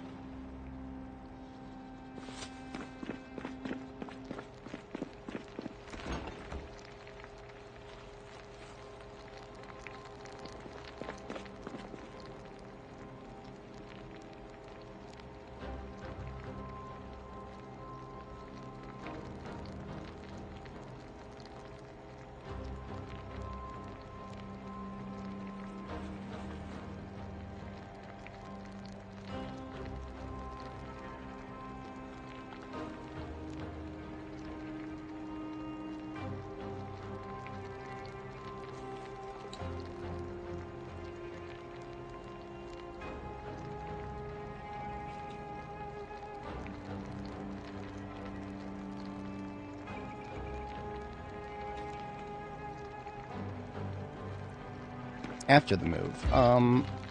We've got other areas of Louisville I wanted to take a look at. Really, I don't have the most solid of a plan. It's kind of I'm just going to kind of take it day by day there. I would have to take a look at the map, actually. There's probably... see, there are some things, and I'm definitely going to take a look at the airport. I don't know if I'm going to do anything at the airport, but that is actually on my list of things just to look at, to experience, to see what the airport's like. And that is in the southeast. So that's basically just further down 841 here, I think. Yeah, KY 841. If we just keep going in this direction towards 841, we will see the airport, and also that goes off the edge of the map too. So we can go out there and see what that looks like, both the airport and the edge of the map.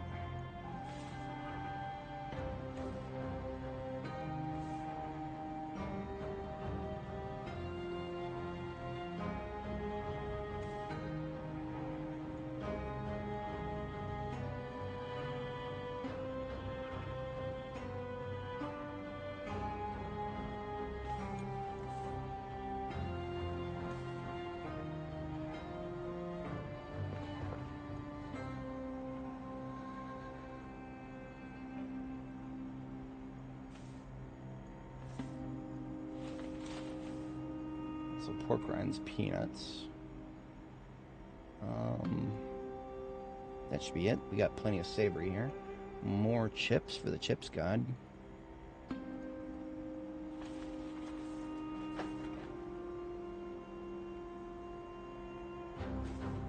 And the bright.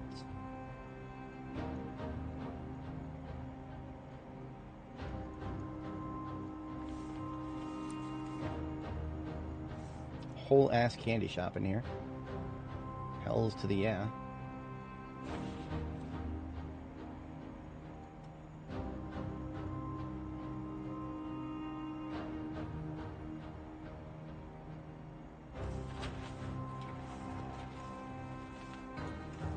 Some snuff snuck through. It should be in the corner here.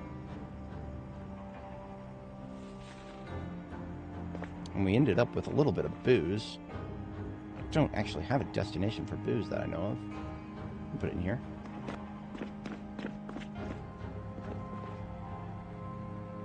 Boom.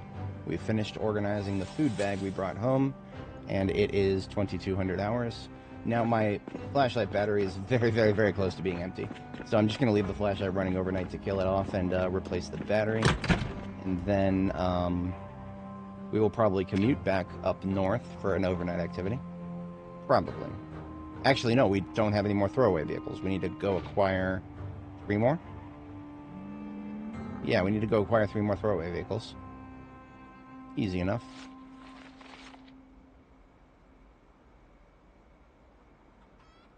I forgot to actually turn the flashlight on. Oops. That's okay. Into the trash, the old one needs to go.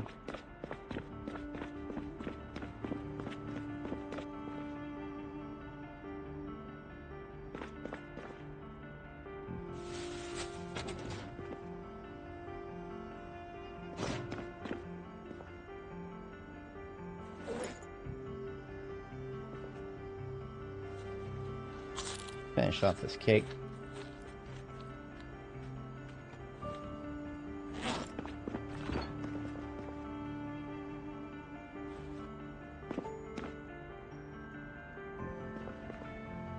Any boxes of canned food, I wonder. Canned food, the fruit cocktail is still broken. Sardines, how about that? Yeah, potato. See, what happens is the if you get 6 of any type of canned food, you can pack it into a box, except for fruit cocktail. Canned fruit cocktail is broken for some reason. So I've got 6 of those, but I cannot pack those, and I don't have 6 of anything else. So yeah, there we go. Boxes go up 1 level here. We almost have an entire crate full of canned food boxes. That is a lot of food.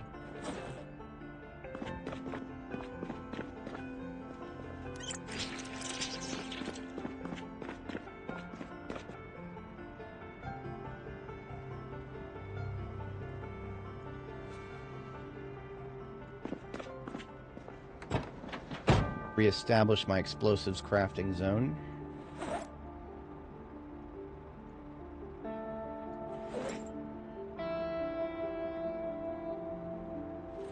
Fortunately, these duffel bags are actually so heavy I can't dual wield them. So I have to put the duffel bags into military backpacks and then I can carry them. There we go.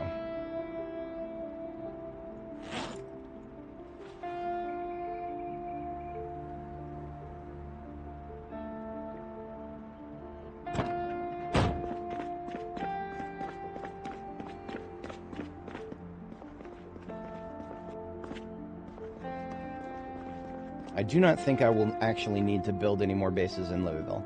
I think any further activities we do in Louisville can safely be done from here in Jericho, because, whatchamacallit, Jericho is close enough to anything else that we want to experience while we're here.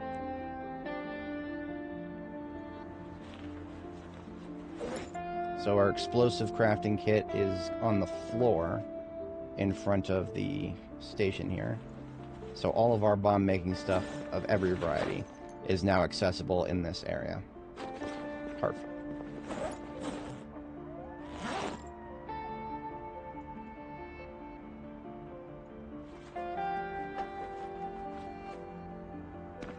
I think that's left me with enough time to commute back, but I don't have a throwaway vehicle.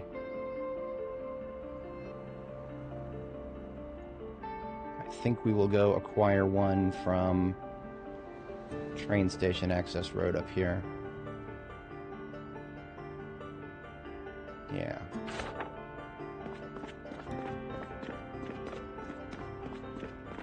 Well, we'll need to acquire more than one, but that's we have a whole ass vehicle truck for, or recovery truck for that.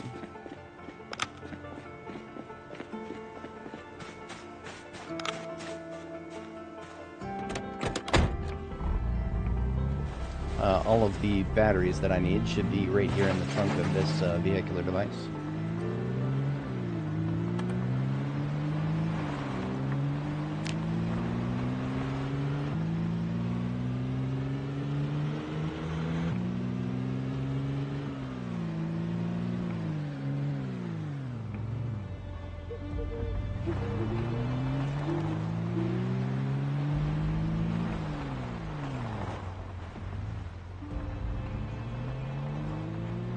I remember seeing quite a number of parked cars in this area that I just kind of drove past. I don't remember how many of them were standard. Standard is usually what I'm... Here we go. There is one standard here.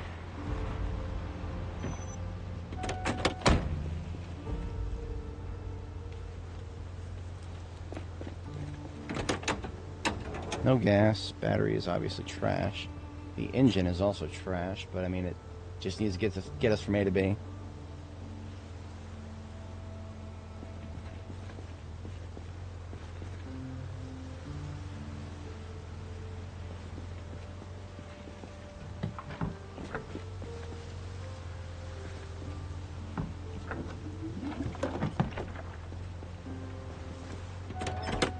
You know what? I'll give it 4 liters instead of just 2.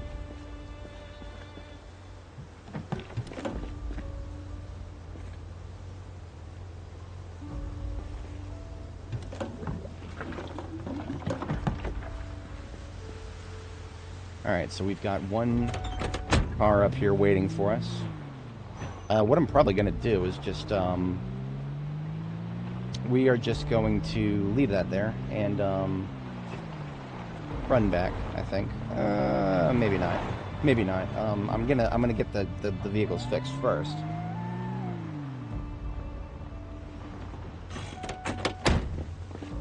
It is a bit of a long run, actually. Really, dude? Couldn't go around a corner? I guess Annie figured out how to jaw stab through a fence there. Neat. I'm not going to question it, as long as she didn't put herself at risk.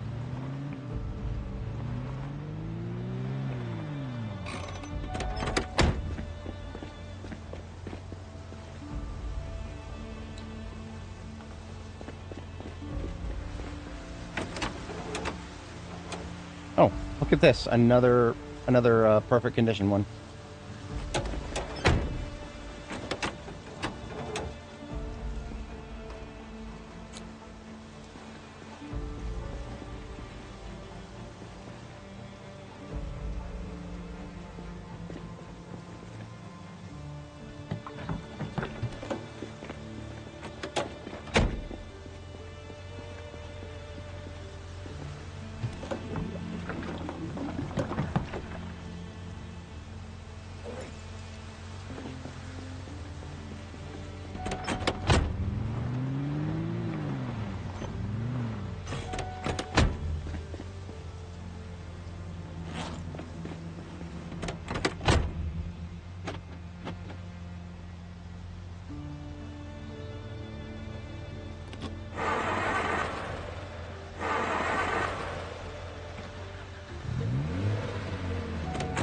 keep the, whatchamacallit, keep the engine running since the battery needs a tiny bit of a charge. It's like down to 70 something if I remember right.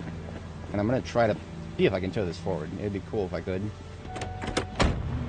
No expectations, but we're going to try.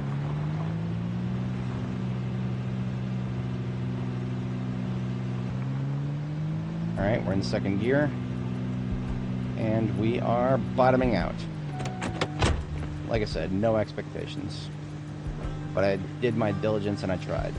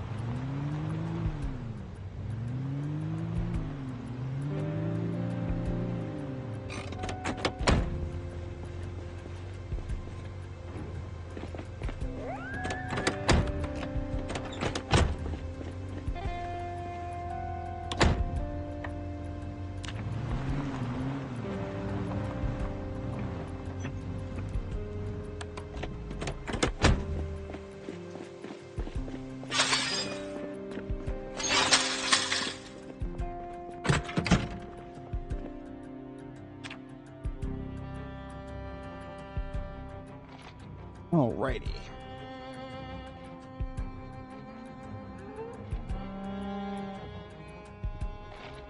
Definitely not my most entertaining stream. It's a little bit difficult to make this level of logistics interesting, but it's all part of the job. Now, I only have one good windshield on this thing. I'm going to take the front right and put it on the front left. If I have to pick one side, then the driver's side is going to be the one that has the windshield.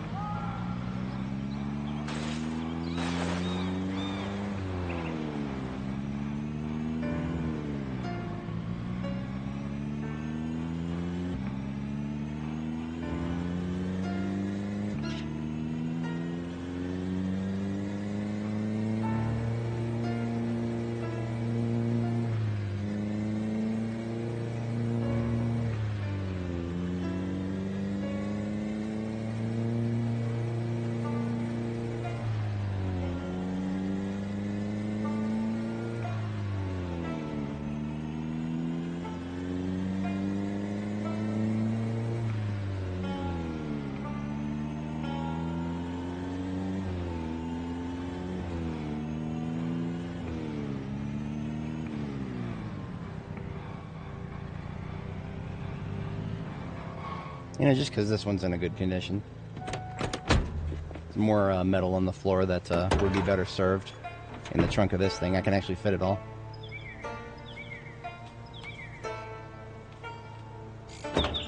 objects on the floor. Honestly, these piles of metal are probably the single most cluttering thing anywhere on the map.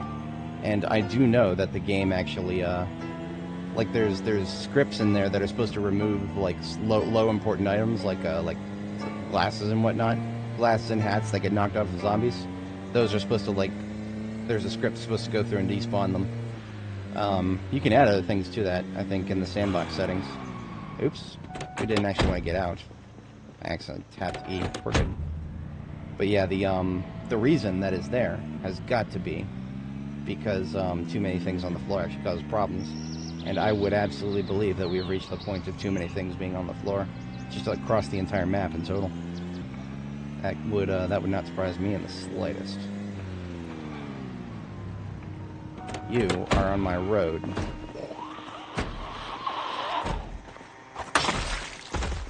You are annoying my road.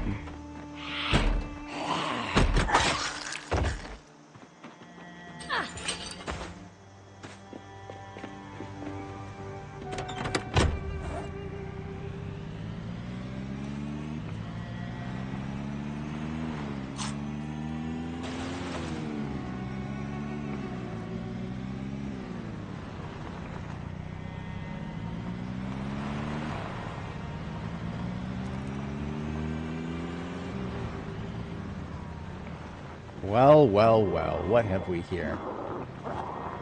What an interesting development this is.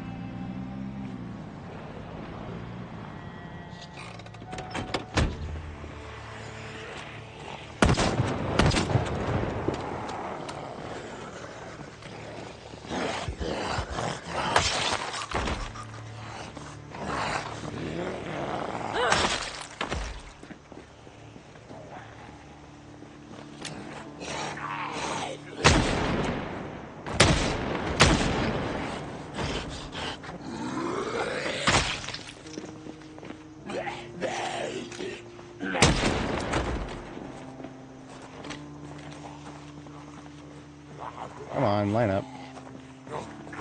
He doesn't want to line up.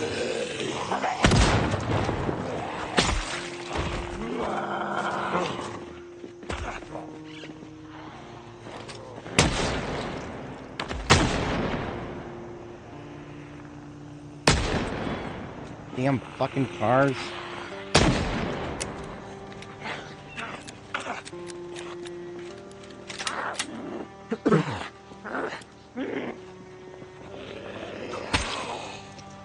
Alright.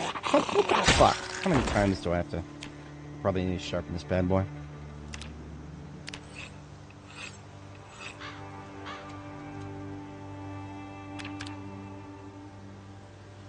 My sword on its last leg here? No. I just... For some reason, that zombie just didn't want to die. I can't remember the last time that I have needed more than 2 hits to kill a zombie with a sword without there being some sort of massively extenuating circumstance. She was just a tough cookie, I guess. Whatever. Does that conclude this particular respawn? I'm getting very done with this particular side of the map.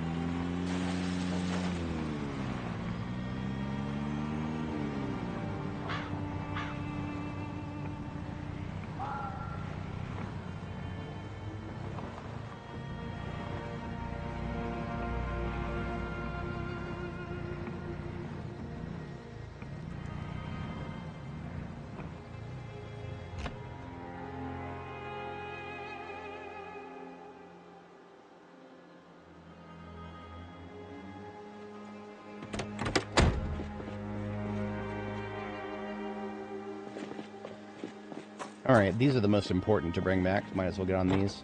These are the ammo trucks.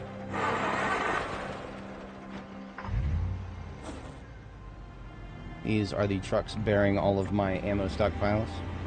Long overdue that I get these back to Jericho.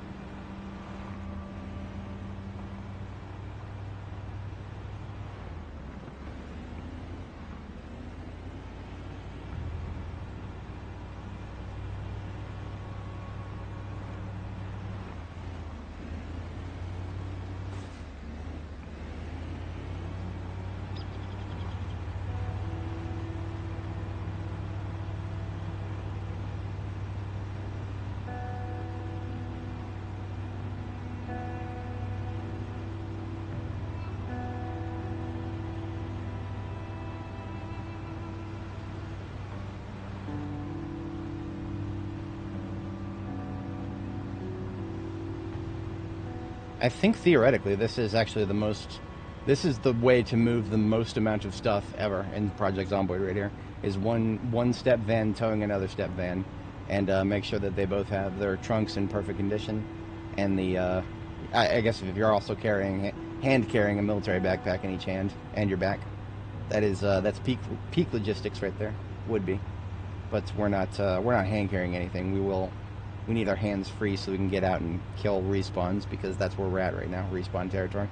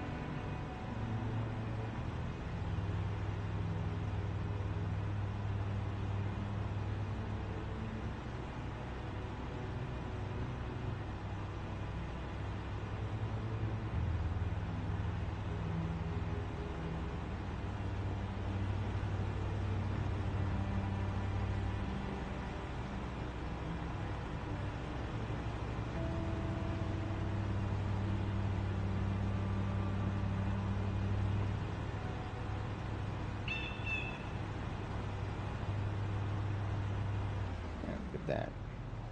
Got Jones out here deciding to hit up the middle of the road. Get over here. Got any buddies out here? Probably does. Gonna pretend I don't see anybody. Keep moving. Thankfully, there's actually only one more spider that I have to do. Just like this, where I have to tow one vehicle with another. That I only have to do that one more time. The last trip is going to be Meals on Wheels towing the a D6 towing the trailer, which towing a trailer we can go much faster. So we only have to do a miserable spider like this one more time, thankfully.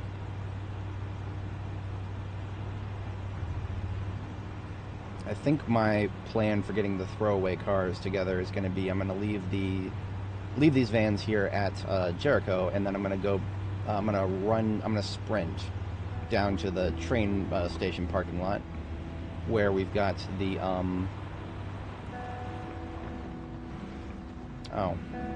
going this direction while spidering is probably not the best idea, but we're doing it now. This is technically shorter. Just a little bit thready the needle. But yeah, we'll sprint back to the train station where we've got 2 throwaway cars prepped, and we're just going to spider the cars back to Jericho so we can deploy from there. That will keep us on a minimal amount of time that we have to spend running.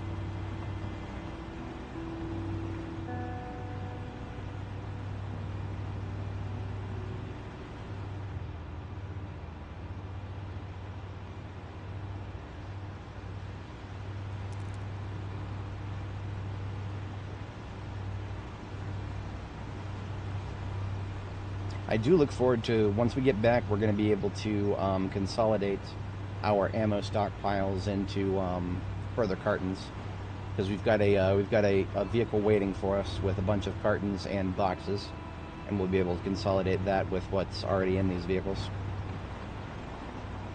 and that will feel pretty cathartic.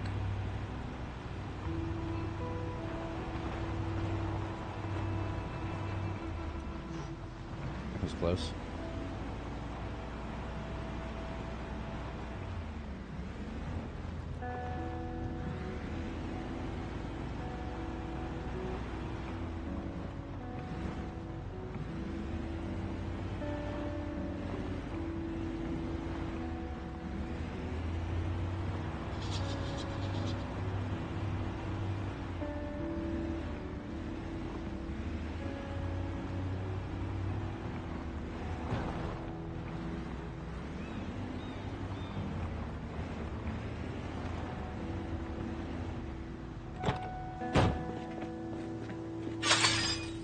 Oops.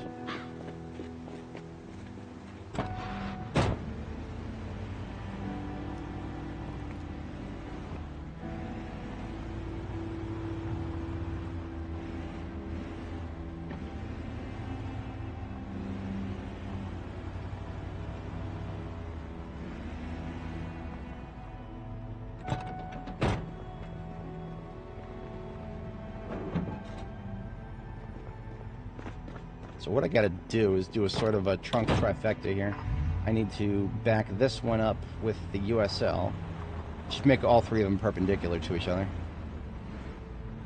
so that I can access all three trunks at the same time, and then just pack whatever I can into cartons, and then from there just place the cartons into the Scarlet Oak vans.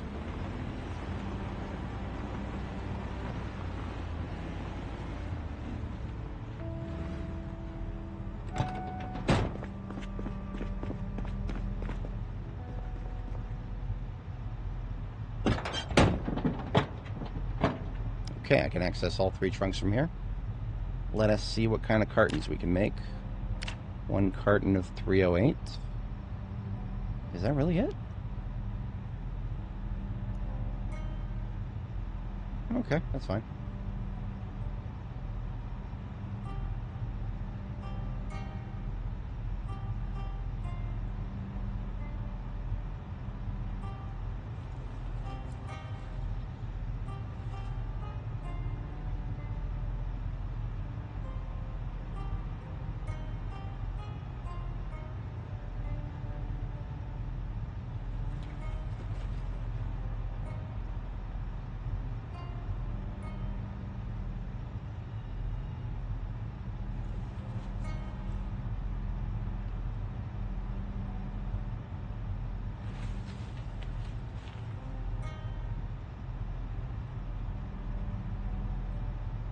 Who's been getting 9 mil these days?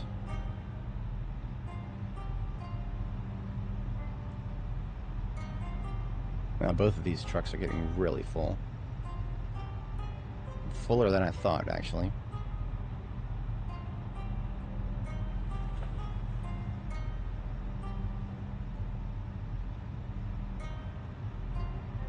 I can ease the burden, because I no longer need to be carrying around magazines in this one.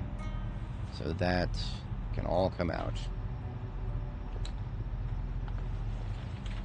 That eases the burden significantly.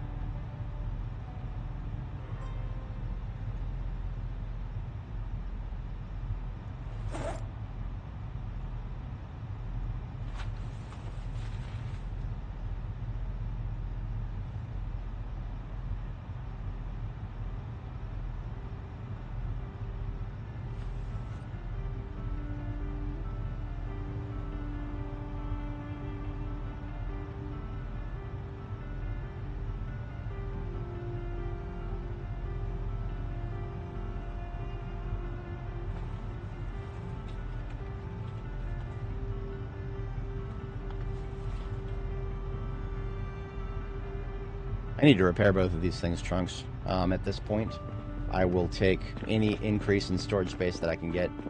So we are going to effect a couple of repairs here.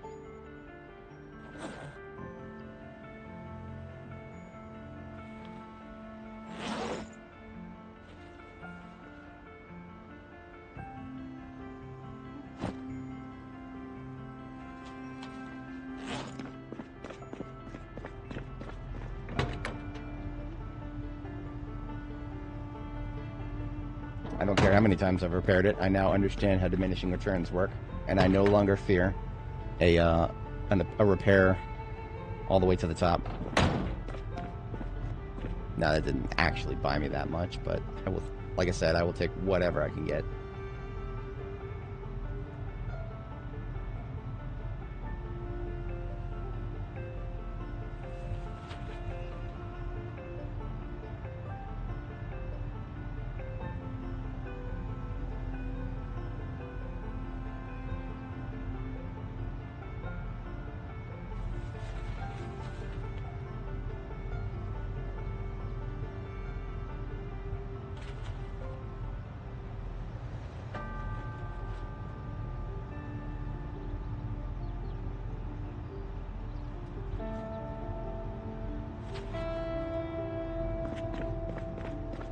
Some stuff is going to go into the ambulance now. The ambulance will be a little overloaded, but that's okay. Read me with a good time.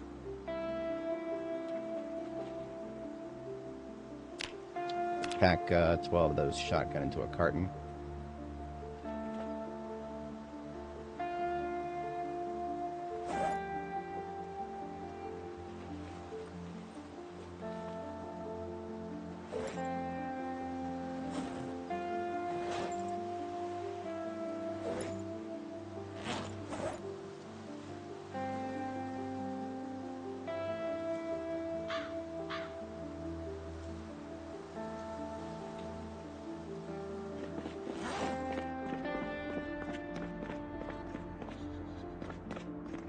And my magazine collection now expands even further. 180 empty M9 mags. And now we consolidate the Desert Eagle mags to a total of 39 plus the one that I'm currently using. So that is a total of 40 Desert Eagle magazines. 1811 auto, looks like that's going to come to a total of 54. Make that 55 with the one that I'm currently using. M14 magazines. I probably don't even have room for all these.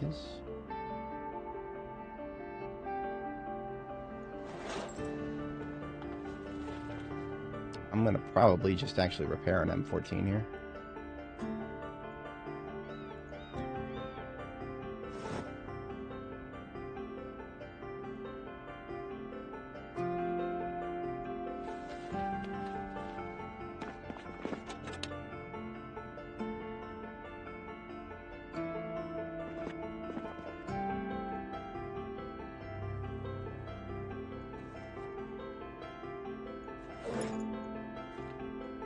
Okay, 53 M14 magazines, and that is my magazine collection. We still have a total of 8 M16 magazines. Those are in various state of loaded and unloaded.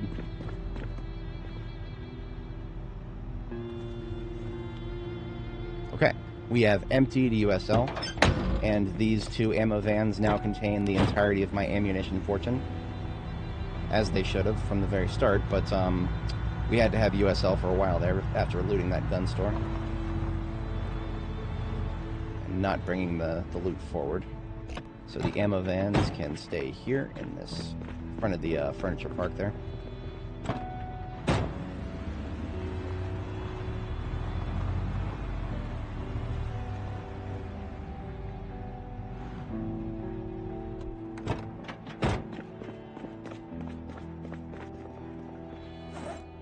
Girl is quite hungry. We give her food.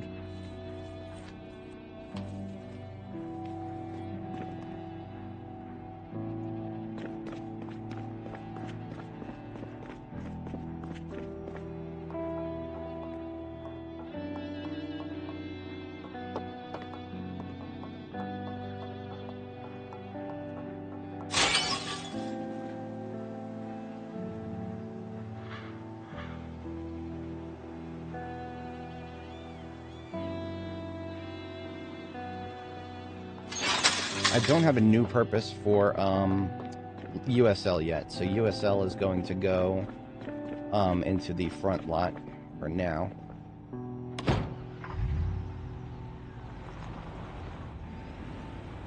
It's a pretty vehicle. I might take it back to Riverside as one of my more permanent fixtures eventually someday. That would be a long time from now. Very long time from now. The migration back to Riverside will be probably fewer trips than what we just did. But of course, each trip we actually do is going to be a hell of a lot longer. So that we'll see how that plays out when the time comes. That's a long time from now. I'm not worried about it yet. Charms Flowers still has a little bit of stuff I need to sort through. We're going to kick the can down the road on that.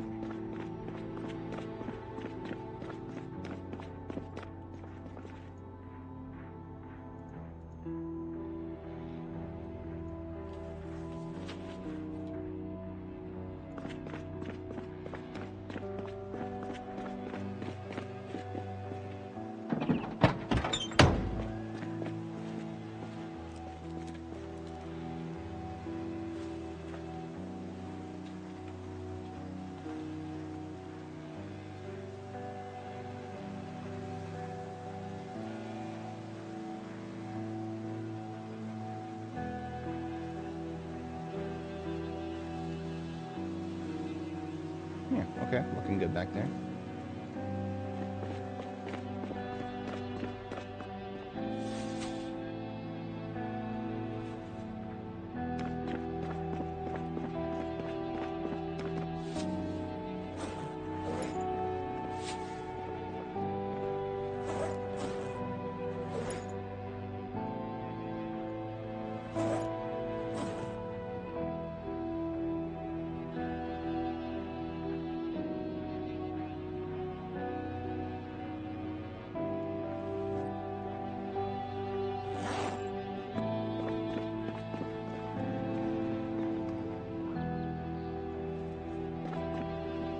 Okay, we now need to run back to acquire our throwaway vehicles, 2 of them. By the time we have them both towed back here, we will probably be ready for bedtime. Maybe. I don't know. That's we'll see how that plays out. But we are going to take off a few layers so we can go running.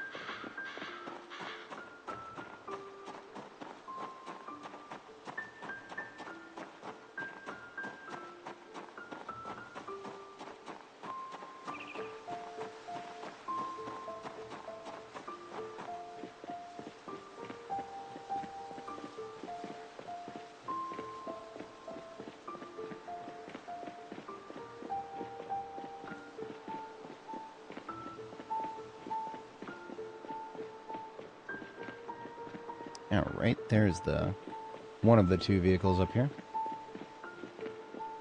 What's this D6 up here? This D6 looks like it could actually be in decent condition.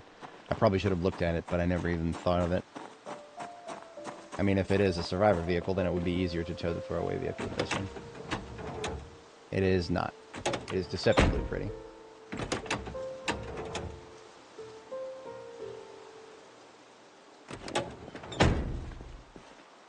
Bunch of beer in the trunk. Huh.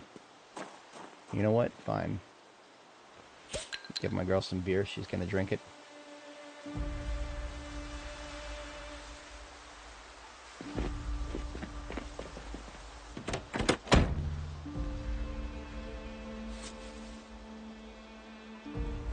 Free duct tape.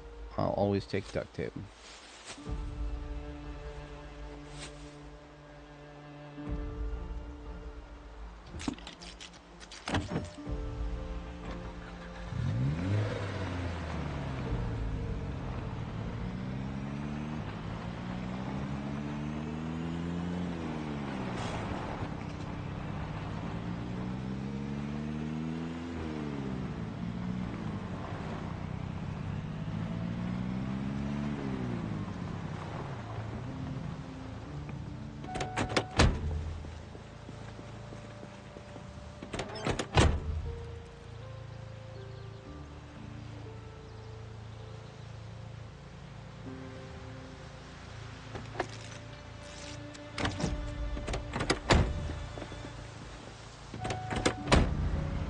Oh, parked it in the right spot, and then I forgot to hook it up.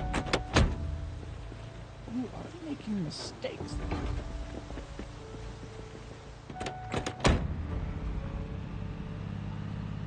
Oh, this isn't good.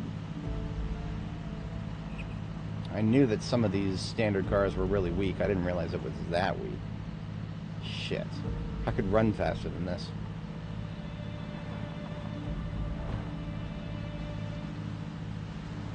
I probably will run faster than this. Yep. Fuck. Well, sometimes it just doesn't work out. I wonder if it's the engine condition. Maybe the engine condition on that particular dart is just so shit. Let's try this one.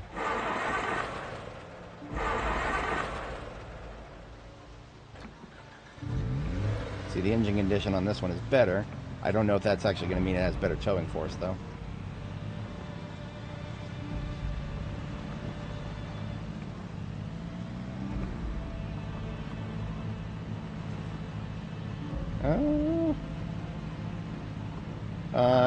Yeah, I can at least... I'm moving faster than I would be running. Okay, good to know. Engine condition does play a factor into towing force.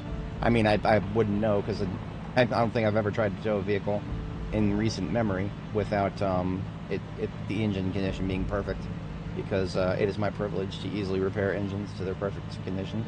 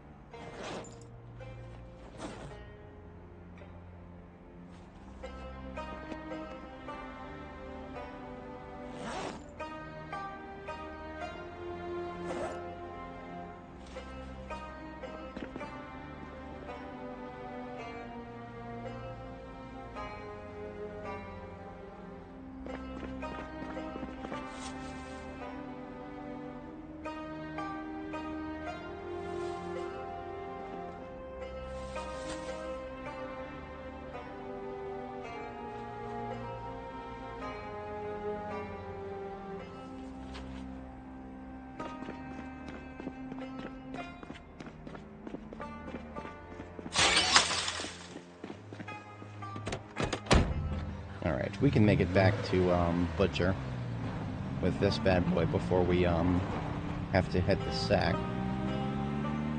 And then as an overnight activity, I'll take Meals on Wheels with the trailer, because that'll be fast enough. I can do that as an overnight activity.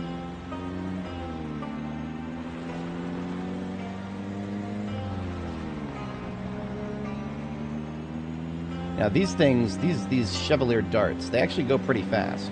But in the past, I have had issues with these things going way faster than their brakes can support. Now this particular vehicle's overall condition was not bad, but I still don't trust its brakes very much. I'm probably going to cap its speed artificially.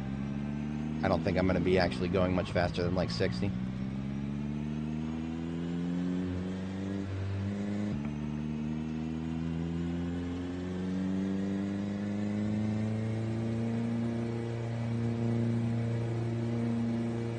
If you let yourself go faster, I think your top speed in one of these things, you could probably get as close to 90. These things are pretty lightweight, and they have good aerodynamics. But that doesn't translate into towing power or braking power. Same problem with Corvettes, but Corvettes, as long as you have good performance brakes, which they often do, as long as you have that, you'll be fine.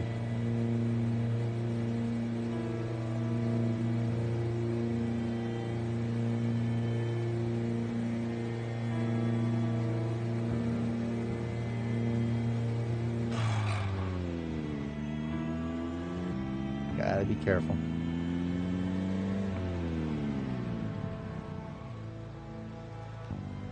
Give me more of that metal.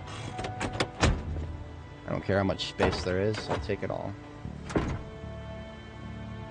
Actually, I can fit this entire pile. Hell yeah.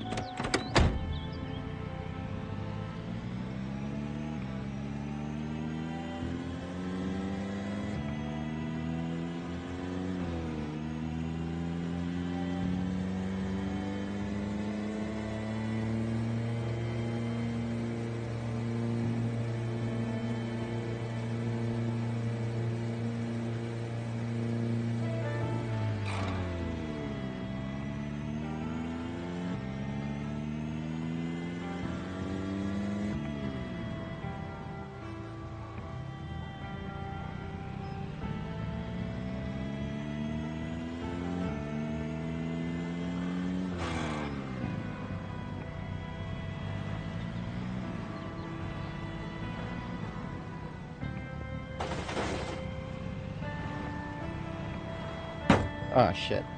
That would be the second time I've hit a stop sign today. Not good. Not good.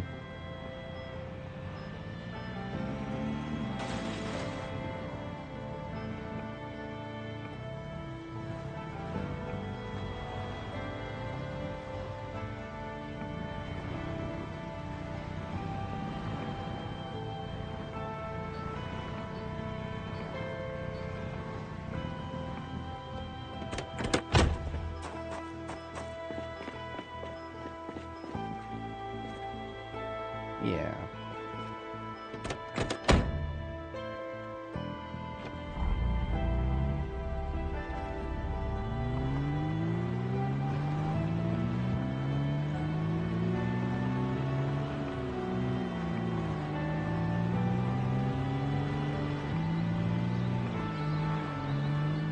It's been a little while since I've driven a D6 with a trailer.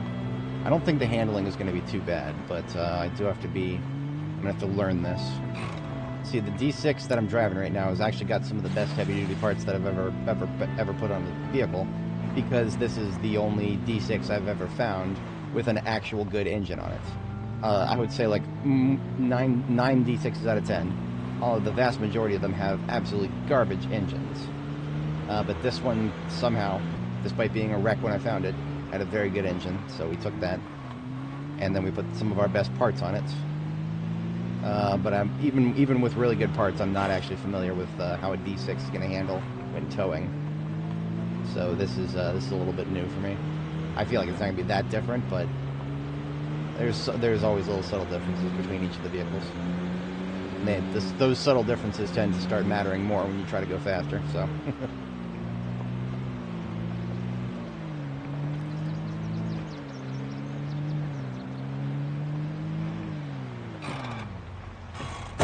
Oh, see, we bottomed out there for a second.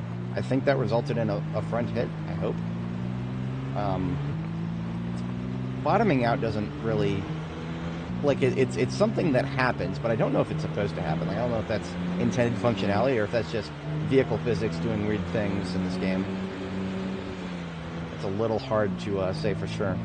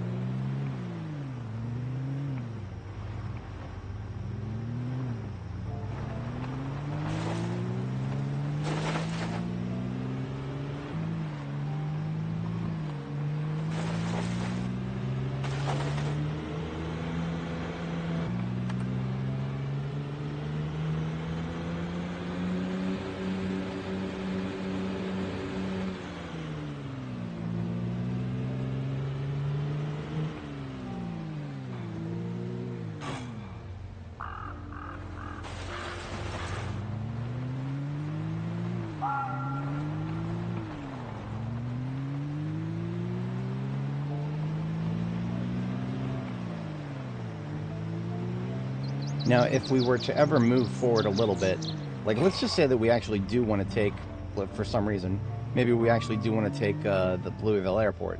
We would want to establish a field base. We would at least take this one with us, because Meals on Wheels has got non-perishable food for days and days. But in terms of other vehicles, we wouldn't move the ammo trucks, for example, because that doesn't quite go far enough, and we wouldn't be there long enough. Like, even in an ideal circumstance, if we had to be there for quite a while, we would definitely not be there long enough to necessitate bringing the ammo vans. The ammo vans only ever got moved forward mostly because of unknown factors, right? I didn't actually know exactly how long it was going to take me to take the Grand Ohio Mall or the rest of 1st Street. If I were to do this again in the future from the ground up, I probably would still do multiple ammo vans. I would still follow a similar path like I did with Annie here, but I would probably do just one ammo van would always stay here at Jericho. The other one would go forward with us as needed. Definitely that's how I would do it in the future. Now, being Meals on Wheels, this truck will go towards the kitchen and stay there for now.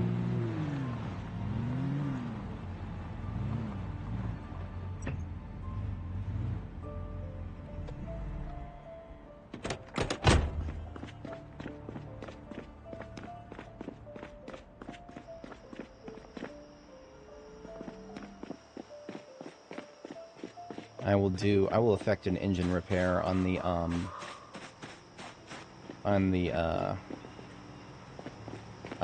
Dart before we head, or we're gonna hit the sack, get a sleep in, and then we'll take the Dart back up, and for an overnight activity we'll transition back here, I think.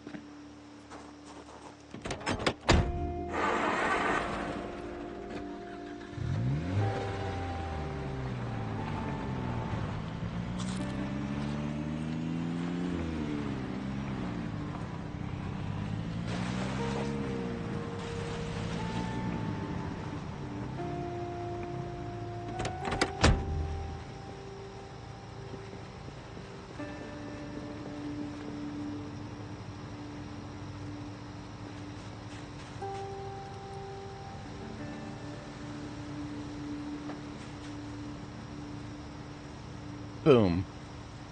Engine quality is still only 28, but just a couple of parts and it's already back up to 100. Hell yeah. Alright, you know what? I am gonna I'm gonna go ahead and drive up tonight. We are a little tired, but I think we can make it up there by the time we have to go to bed. I'm still carrying around a desktop computer. I'm an actual doofus. That was supposed to be left here at Jericho. That was a decoration for the bedroom.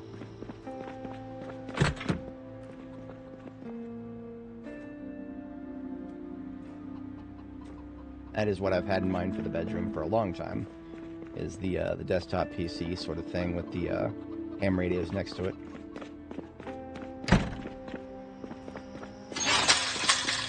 So yeah, what we're going to do is, I think the dark can actually make it up there by the time we hit our bedtime. We'll make it back to Butch, and we will sleep, and then we will spider overnight. I think that will make for a good schedule.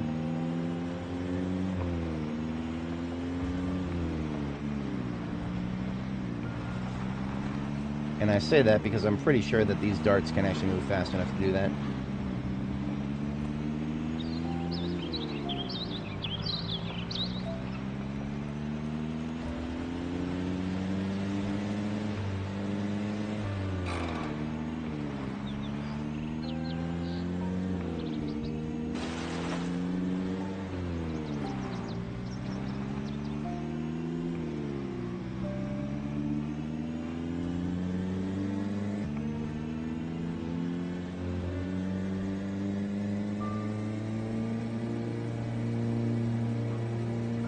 I will risk 80 on this road.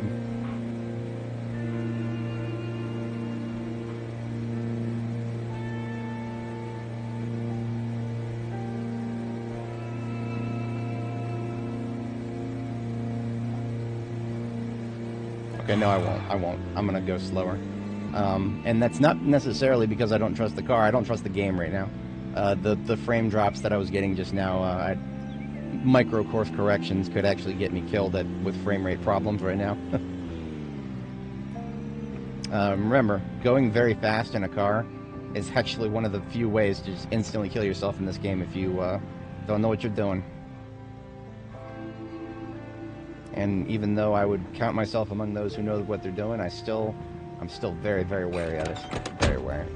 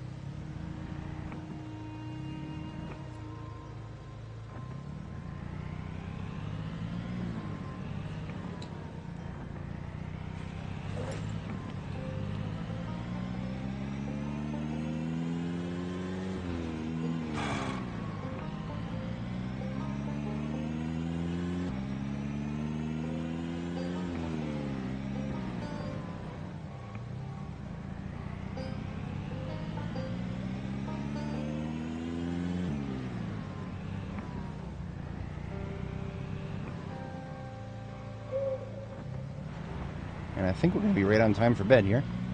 2200 now. Get this guy parked. And we'll hit the sack. And we will do our last spider. And that will be it for Jericho. Or, I'm sorry, that will be it for Butch here. And its closure could not come a moment sooner.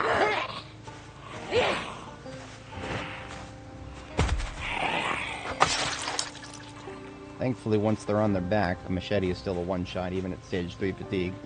I pushed her down because stage 3 fatigue is actually... I'm not interested in hitting an upright target at stage 3 fatigue. If she didn't want to get pushed, I would probably have gotten back into the car and fucking rammed her. At stage 3 fatigue, don't fuck around. Your damage is like 1/5 of what it normally is.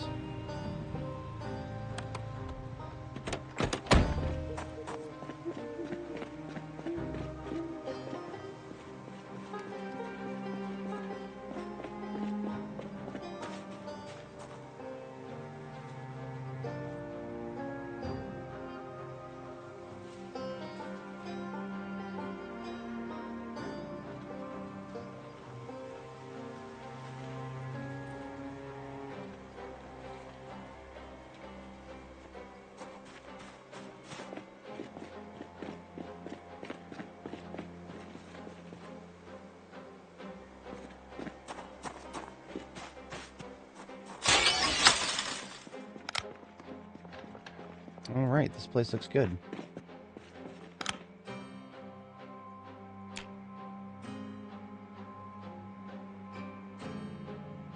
There's no reason to stomp. I mean, stomping doesn't get you any weapon experience. It also doesn't get you any the stamina cost.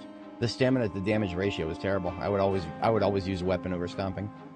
And now that being said, when I first started on 32.8, I went a long time before I found a good weapon, and I stomped then, of course. I stomp always if you don't have a good weapon, but no, if there's a down target, I'm always going to use whatever weapon I want to train my skill in next, which in this case, the knife is always my go-to. The knife ground attack is also, the damage to stamina cost ratio is pretty good, if you can afford the fact that it's a bit slow at lower level short blade.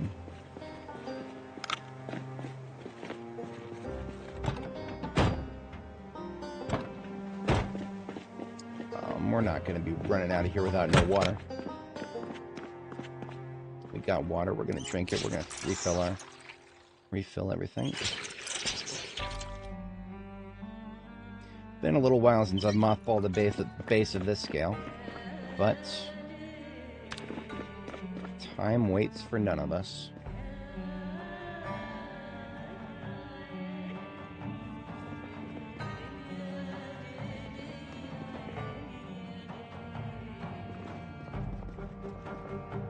Last pass, looking good.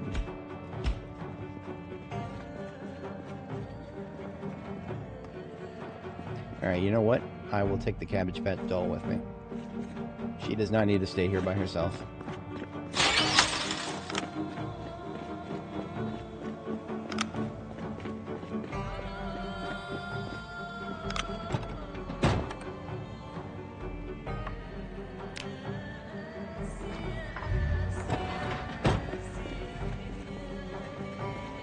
Lights powered on. Out we move. Goodbye, Northeast Louisville. It was not so fun. Yeah, it was actually a lot of fun. We had a good time at the Grand Ohio Mall. Very good time. We got a lot of shopping done.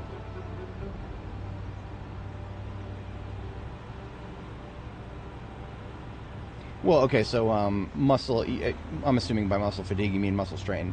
Muscle strain is not a problem after the first couple of levels and a weapon skill. Muscle strain is basically just a punishment for doing something with, if you're below level 5, then you're kind of at risk for muscle strain. But if you're above level 5 or above in any given weapon skill, then you're far more likely to run out of endurance before you run out of, or before you start getting muscle strain. Muscle strain is really just the biggest temporary problem in the game.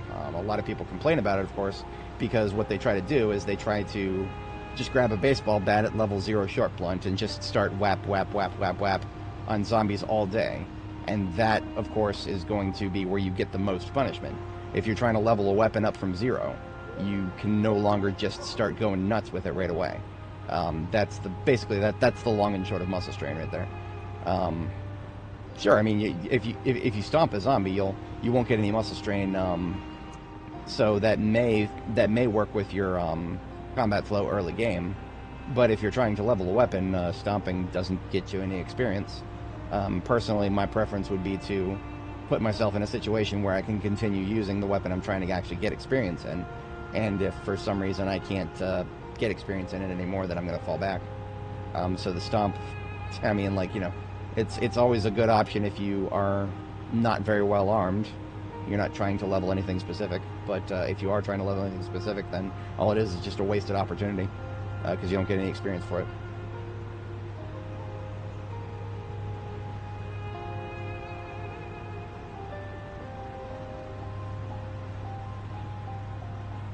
I think I did actually stomp a zombie sometime recently as a humiliation kill. It is a little bit of, there is a little bit of visceral enjoyment to just curb stomp a bitch. I don't know if I would go as far as to call it good, but it at least makes sense within a certain degree. There are some parts of it that just are stupid, probably because they're not finished. Like even at level 10 tailoring, if I were to sew like 5 or 6 patches, I would get muscle strain in my neck. which doesn't make any sense at all that I would get that in the first place. But I mean, you know, that's just, I think that was just sort of an experiment that the devs put in there, because most other, like, mechanics, for example, nothing you do with mechanics gets you muscle strain. But it seems like they're trying to add it to not just combat, but professions, which is silly. Downright silly. I hope they don't bring that to its fruition. Imagine getting muscle strain just from taking a couple tires off of a vehicle. Oh god, I hate to say it, but that actually is kind of realistic. So I own an e-scooter. It's a very lovely beast, 6 megawatt engine, but it uses 11 inch rimless tires. Anybody who's ever tried to change a rimless tire before, that gave me a little bit more than muscle strain IRL. Because I didn't know what I was doing, right? I eventually figured it out. I destroyed a tire in the process, but I did figure it out. Actually, WD-40 was the trick. See, I was trying standard tire grease at first, and just 1 spoon, and that wasn't enough. You want to do an 11-inch rimless tire, 2 spoons, and I use WD-40 instead of tire grease. I'm actually going to sleep at Reed here, because it's almost our bedtime here, and that makes sense to me. We'll just sleep on the way instead of staying up much later. Yeah, it's a beast. I love it. You can go my top speed when I'm riding it without any extra weight. My top speed is about 62 or so miles an hour. Fantastic. Fucking love it. Nothing quite like the face of a driver when they see somebody on a scooter just zoom past them. No, it was not corroded. It's not. It was not. Nothing like that. But it did get a flat, and I don't even remember exactly how. Trying to inflate a rimless tire is actually kind of stupid too. You have to. I ended up using a fucking what are they called? The crank ties, the little things that you're supposed to use for your luggage. I ended up using one of those because you have to like make sure that the tire has like constant contact when you get the air in there, and then once the air is trapped, it'll stay in there. It's such a weird concept. Tubeless. I'm sorry, did I say rimless? I meant to say tubeless. Tubeless tires, 11-inch tubeless. Rimless tires, imagine that. I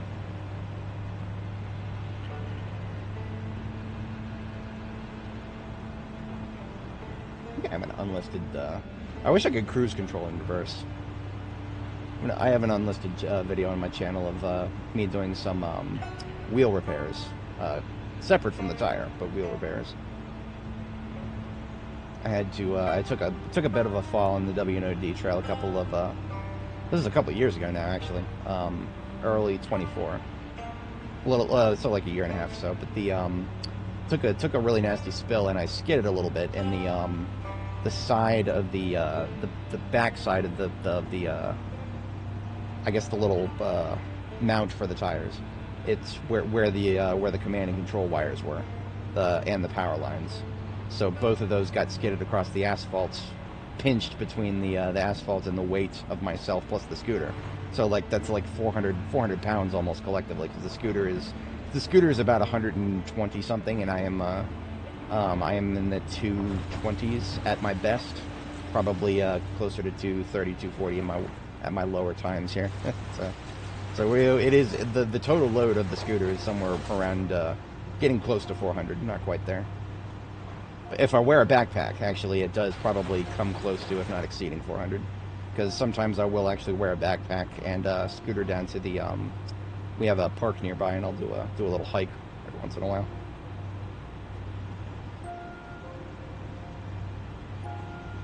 Just casually eating a roast while towing backwards.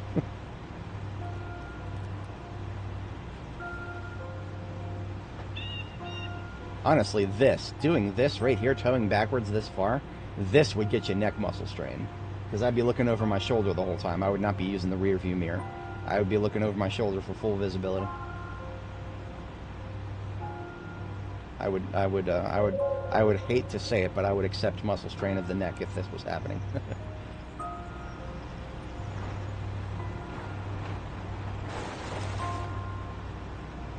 So the news van here, if anybody is not familiar with my logistics, the news van was basically the last of the essential vehicles. The ambulance is, I wouldn't go as far as to call it non-essential, but it was another ambulance with a 100% quality engine. So I was not leaving it there. This ambulance was going to come with us, but it's not actually carrying anything essential. The news van is carrying more vehicle parts. Oh god, yeah, I got a I had an abrasion probably covering about 30% of the surface area of my left shin, and the actually you can see this the scar. You can actually see the dark mark on camera here. This that was where this elbow collided with the asphalt, and really deep wound, but it actually healed very nicely. Thankfully there was like nothing stuck in it or anything. I got it wrapped up. I came home and it took a while to heal. And now the elbow felt funny for a while, but I didn't break it, and I don't think I got any no sort of hairline fractures or anything like that. I have not had it x-rayed, but no pain whatsoever. It's perfectly fine now. So I want to imagine I got off really lucky there. Really lucky. Because that could have gone, if I had just a little bit more brittle of a bone, that could have gone very poorly. Wrong button. Thankfully that didn't spook the cows.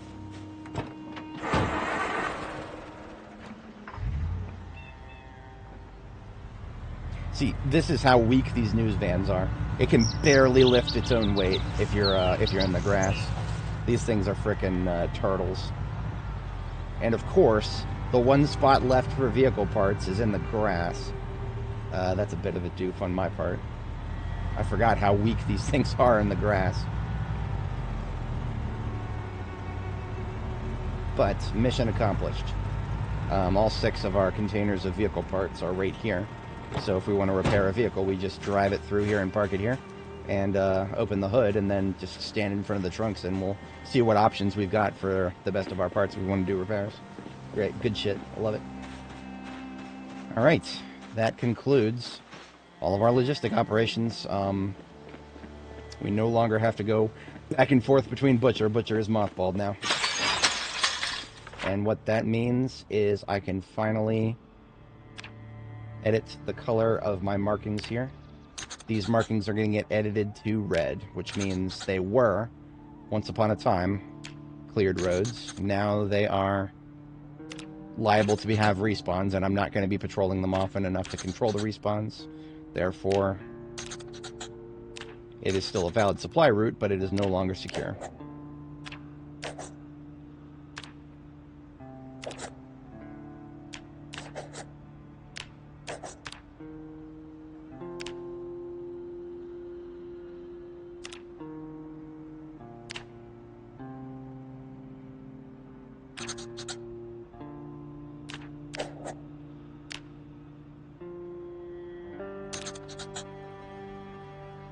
Now, there's still lots of vans up here. I'm going to go ahead and delete these markers.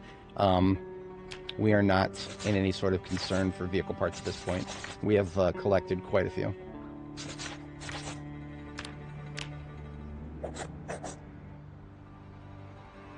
Alright, so now we take a peek at the map. So we've been at this for almost 9 hours now. I do not have the same amount of energy that I did yesterday. So I do regret to say that we're probably not going to be doing too much else today. We're going to spend the rest of today exploring. Probably we're going to explore the south area here. We're gonna head to this south corner here that I should have explored this a long time ago, because I mean honestly, I entered Louisville through the southwest. So it feels like neglect that I never explored this area. So we're going to do that. I mean, we're going to do that now, because as soon as we're just going to get some stuff out of our inventory here. And maybe grab another bit of food, because right now we only have half a day of food. There's multiple zombies outside. I hear footsteps, at least 2. But the joy of this base is I don't have to, look at that. See, he doesn't even know how to get to me. They don't even know how to get to me because this whole side of the base is invulnerable to zombies. That's why this place is so valuable.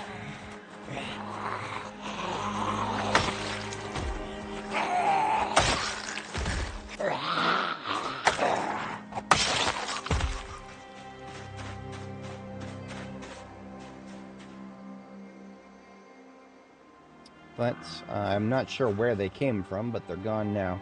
That could just be just a general indicator that there's going to be more in this vicinity in the future. Nothing surprising for Jericho. Jericho did have quite a few around it. Surprisingly, 0 zombies inside of it. That's yet another reason I chose to base here. If there had been a large number of spawns inside of it, I probably would have been more hesitant to actually take it. But all the spawns when I initially cleared this area were either in the parking lot or the communities to the north here.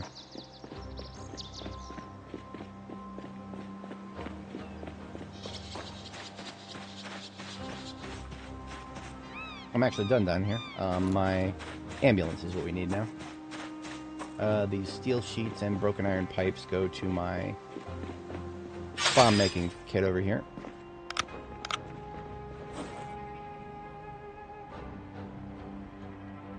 Except there's no room for that. Shit. There we go. The doll. I actually don't have a cabbage patch over here yet, so we can add that to the menagerie.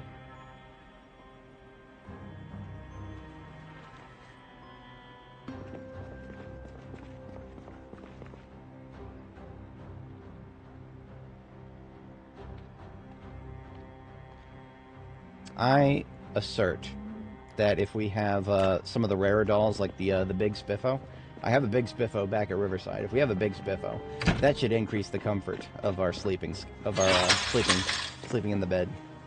I believe in Spiffo.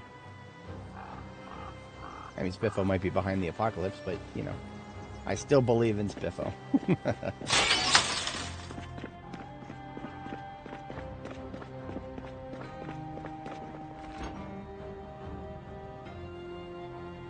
Yeah, see, we're going to eat... You know what? I'm going to go ahead and finish off this roast. We're going to make another 2 roasts just like that one, because that one came out great.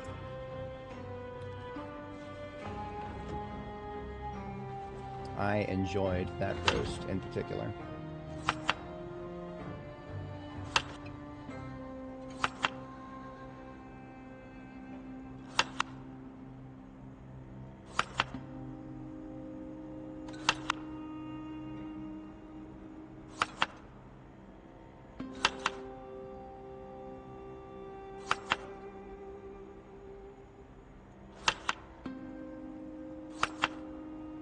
I enjoy that recipe so much because it doesn't leave any leftovers.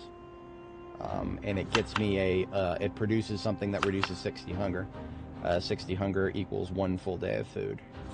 And that is nothing to snub your nose at. Okay, so we have so many things in the corner here, which is... The corner is all just toppings, right? Just things... Small form food is what I like to call it. But we have so much over here that I'm actually going to take...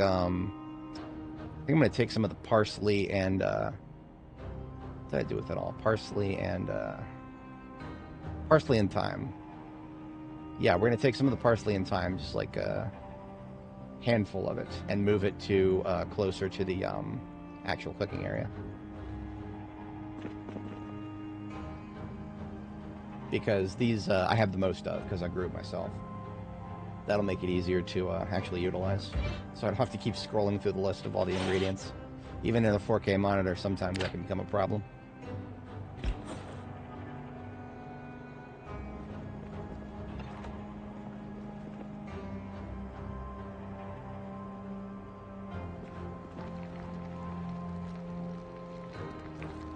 Alright, ammo check. We've got a little bit of everything, as always.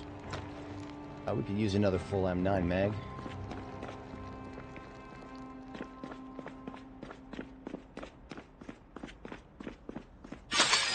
And I'm going to put the, actually going to put the M9 away for now. Or not away, just, in my backpack, while we're going to have the 44 on our belt. Hopefully that'll help us get some better shots while we're skirmishing if necessary.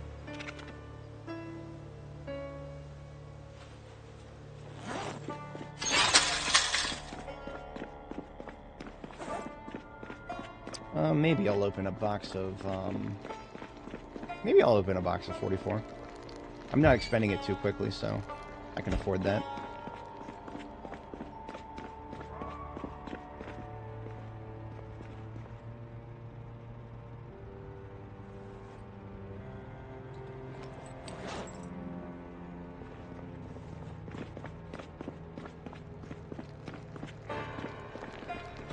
I think anybody watching at this point probably knows my firearm strategy, but the shotgun is for multi-kills if I see a tight group.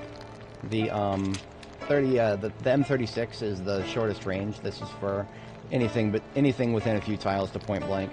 The 1911 is sort of short-ish to medium range, but then if I need to shoot somebody who's like maybe as far away as the mac and cheese wall up there, that's what the revolver is for. The revolver is 44 Magnum, and it's got a 2x scope on it, so it's kind of like medium range. Wouldn't go as far as to call it long range, but it is fairly moderate range. Now, if in a perfect world, I could also have a rifle on my back in addition to the shotgun. If I could somehow have that, that would be amazing. That's one of the reasons that I've been looking at making a mod. This would be a very lightweight mod to transform the bedroll slot right here. That's currently fucking useless. We could turn that into a rifle slot. But I haven't pulled the trigger on it. I'm still thinking about that.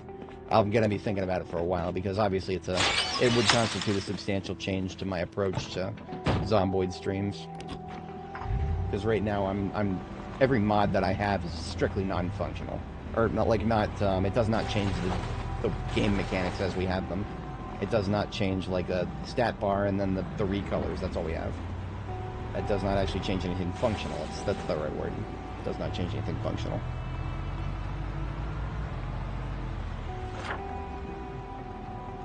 But we want to go down here to the gas station, and then past the gas station is Main Slick. Main Slick is going to take us all the way down to KY841. Now, tomorrow, we will explore further down KY841. Today, we're just going to explore that residential area to the south of Main Slick, which I should have explored a long time ago, but we'll see what's there. I'm sure there will be something interesting. This gas station, I don't always keep it clean, but I do have a base here, so that I can use the gas station. It is theoretically the closest to Jericho. Hell yeah, y'all see that multi-kill. You see it, you see grouped up targets. Sometimes it just works.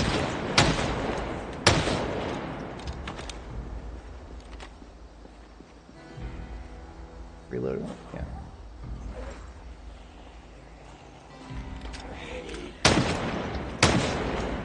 Now, I predict that we're not going to see too many respawns coming down from the north.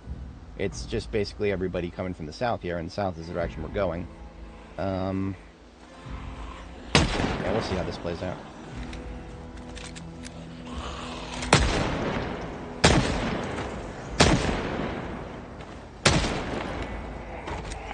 That shit about nobody coming from the north. Definitely not nobody.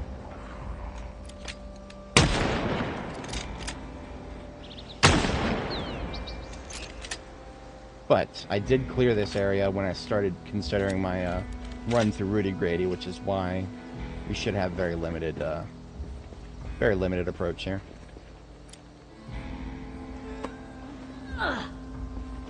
This isn't 100% necessary, but I kind of want to. I've done a pretty good job about these streets.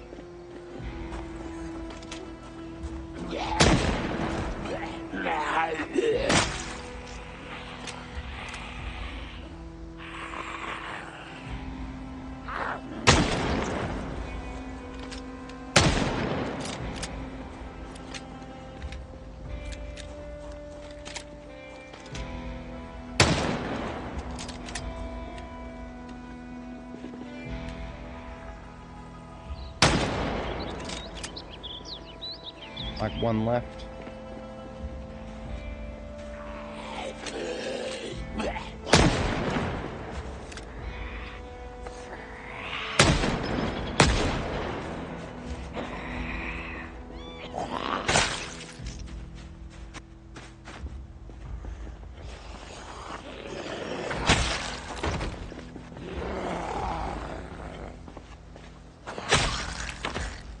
Are we clear? No, of course not.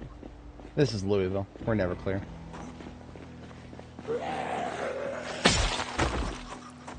Are we relatively clear? We're getting there. If this is the only fast shambler who heard... Or, sorry. If this is only the only slow shambler who heard my shotgun and came from the north, then I feel a little bit more optimistic about this.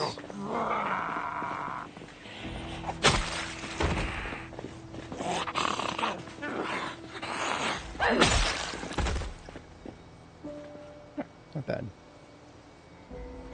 We'll do a little circle around it with the ambulance before we take that any further.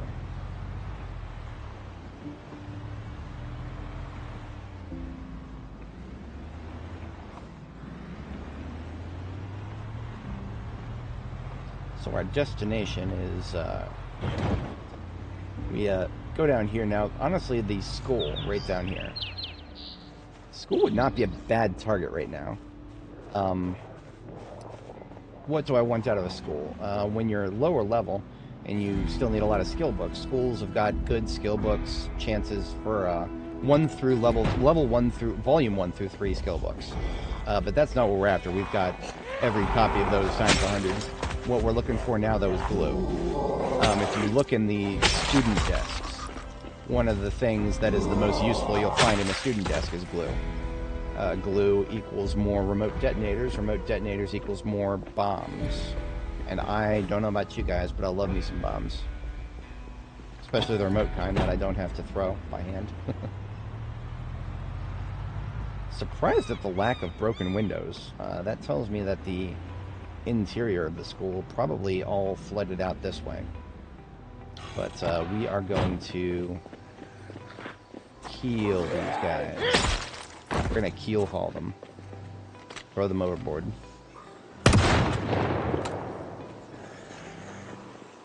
We are currently breaking a federal law. Unfortunately, federal authority has ceded to me as the last surviving individual of the nation. And I hereby legislate that there are no more gun-free zones.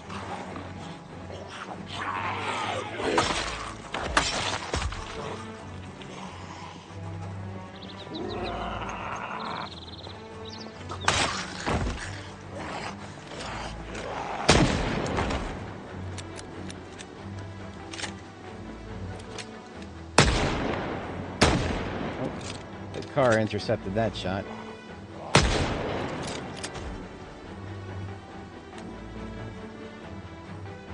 I am surrounded. Haha.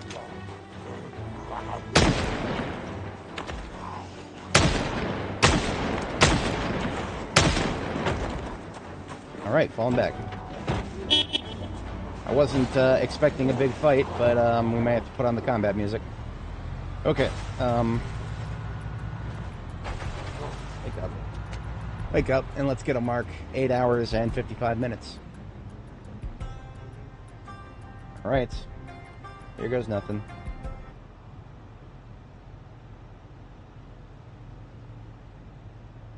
Music. Let's do something I haven't rolled in a while. I don't have a lot of things I haven't rolled in a while. I need to get more music. This'll work. So we are going to follow the standard procedure. Attack, fall back, and attack again. And we will equip the M16. 2 full magazines, 25 shots.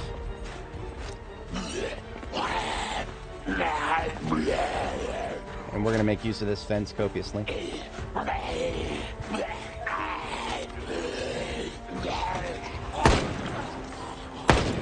3, maintain. Yeah, that's right, calling y'all bitches out.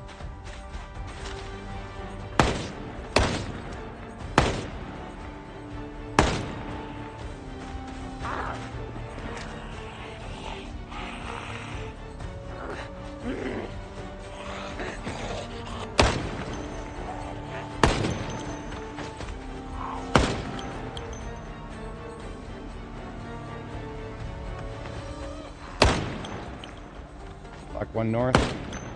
make that 2.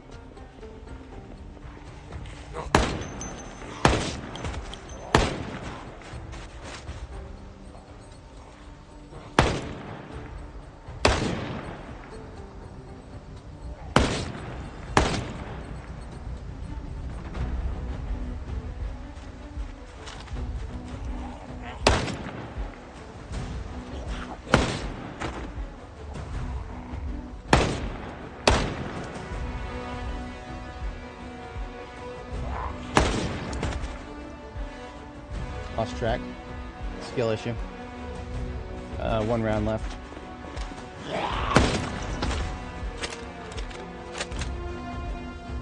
The M9 is going on holster right. Magnum back into the backpack.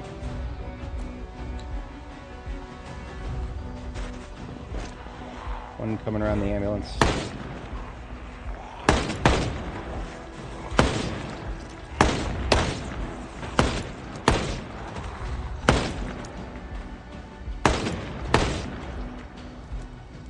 Still 1 north. He's slow though. Oh, fuck you. She went around the corner right when I clicked.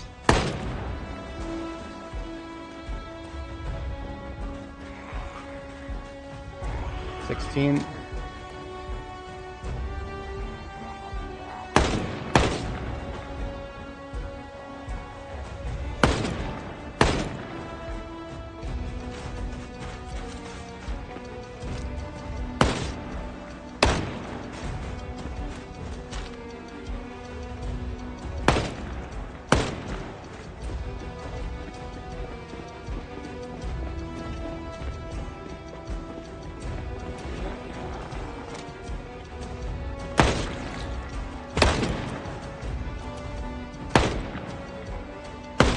Need to keep in mind that sometimes we get fading crosshairs on the M16, as in the every once in a while we'll actually kill a target, but the crosshair might linger red for a moment.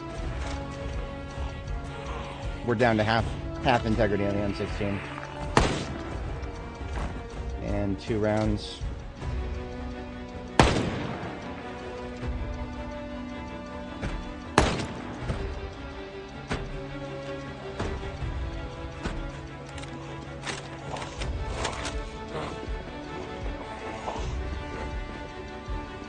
We'll hold on to it.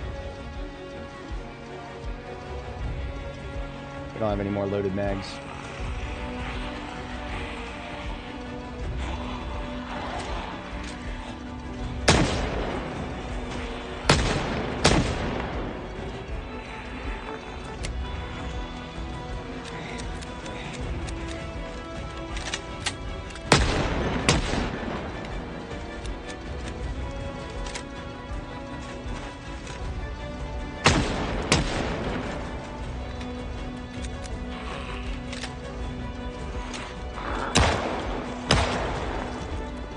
Alright, here's the main event.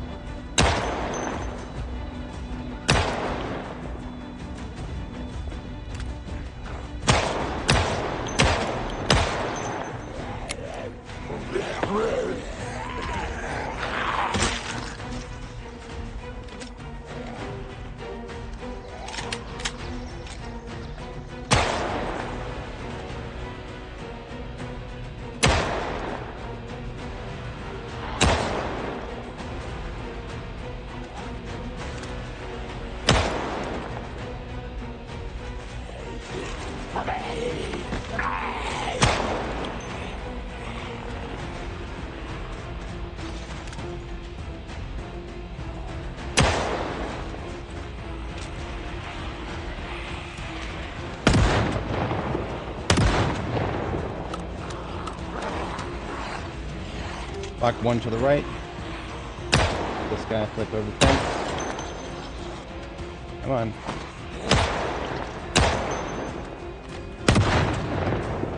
Slow to the right? Oh no. No, he's actually fast. He's just terrible attention span. Get over here, you dumb shit. Get off my ambulance. Come on. Lowest attention span Zed I've ever dealt with. 6 gunshots and he's just still looking at the ambulance. Literally eye contact with the human and he's still looking at the ambulance. That guy just really appreciates a good vehicle, I guess. That's Carl. He just likes his truck.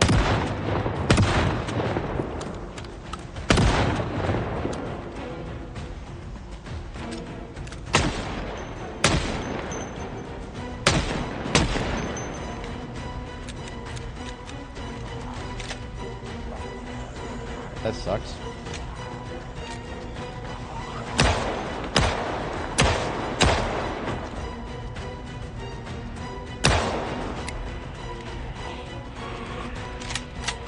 $14.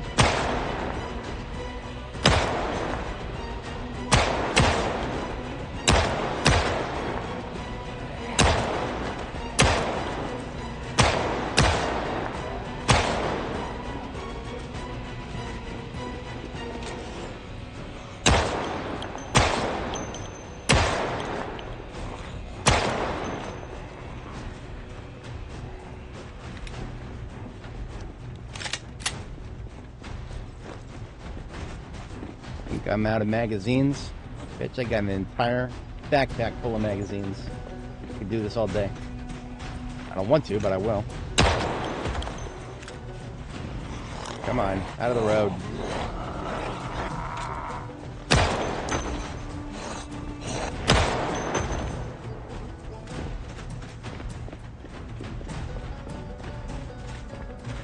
Full respawn for the school, but nothing we can't handle. Maybe a Louisville school, but it's still just a school. We're gonna have a bite to eat while we wait for these guys.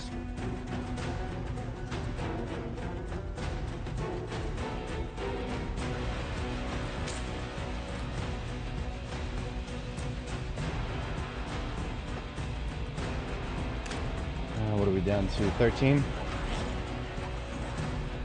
11. Skill issue.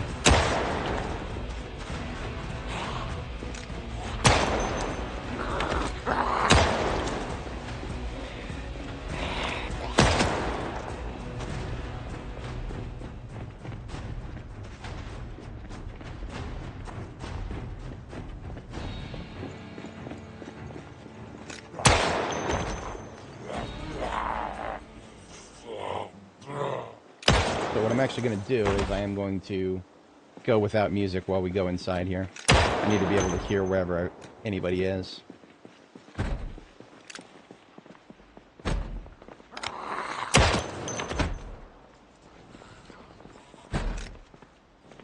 A little morbid to be shooting people with backpacks in a school. Just a little morbid.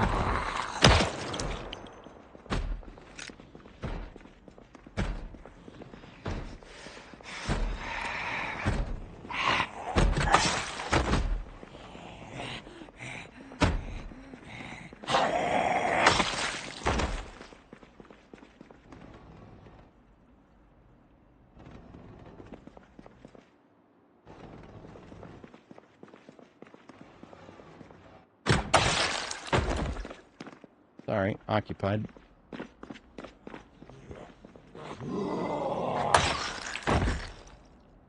Bullet count 0. Perfect timing. Alright, M9 can go away for the moment. Should be done with the mass shootings. Morbid, morbid, morbid.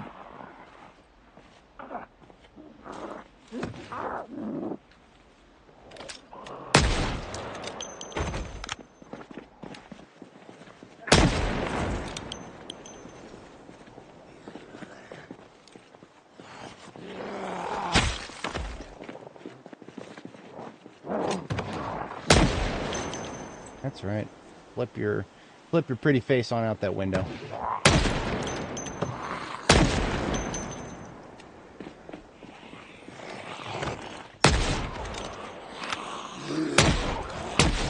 Really? Guy took 2 shots to the head. Must have been a thick skull.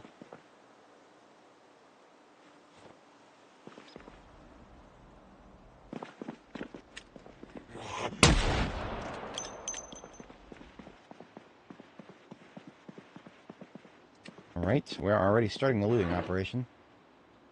Not that I have extremely high expectations for teacher desks, but, we check them. Fountain pen, a cash box. I don't remember the last time I've ever seen one of those.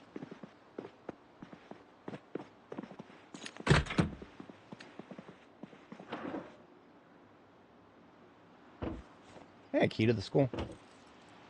I don't think I'm going to run into any locked doors, but, seeing as the front door was unlocked.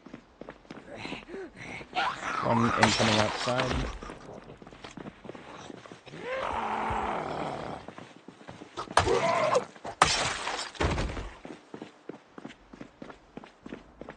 And always, every time, we capture the flag.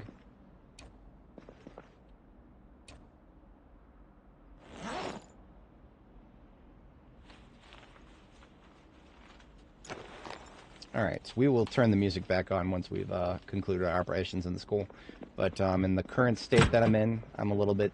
It might not seem like it, I'm a little bit sluggish at the moment, so I don't want to risk anything. I want to make sure that I hear anybody who is possibly capable of being heard.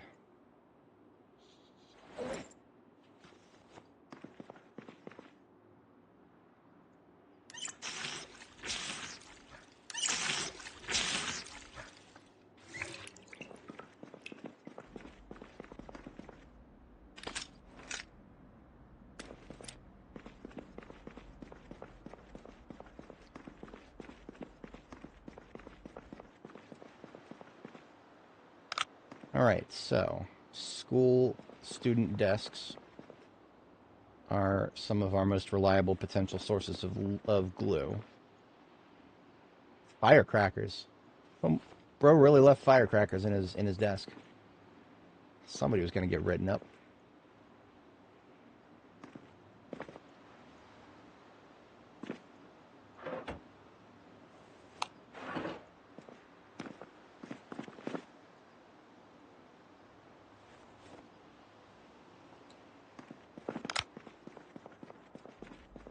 Teacher's break room equals potential coffee. Coffee, coffee, coffee. Give me that. I'll take it. Cereal, too. I am super cereal.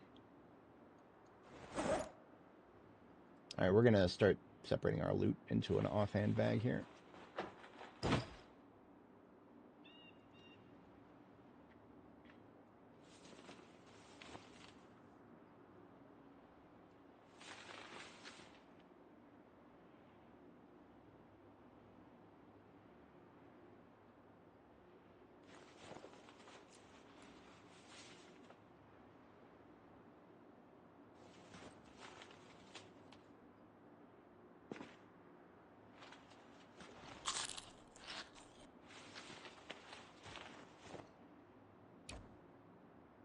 Premium Tech radio. That is another pretty radio for one of my vans. Alright, there's my loot sorted.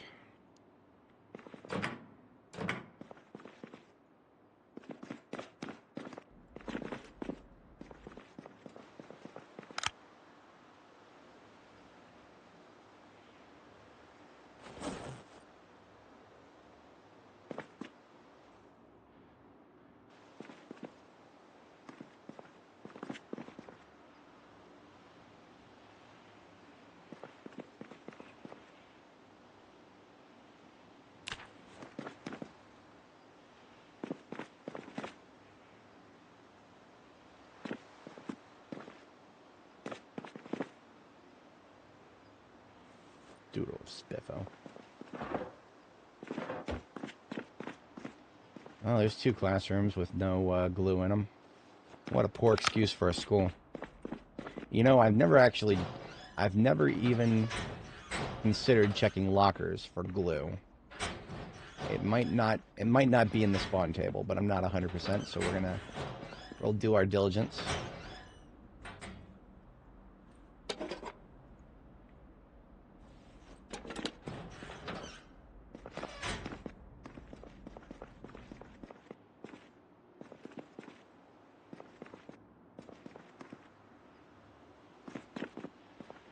Ah, glue. Hell yeah. There's another 2 triggers for 2 more bombs. Glorious, glorious, glorious.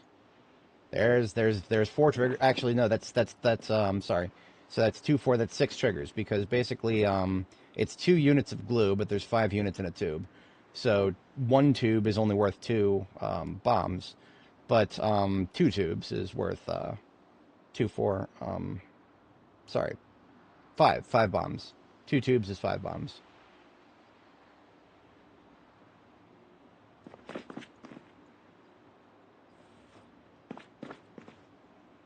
I am ashamed of the fact that we cannot make glitter bombs in this game.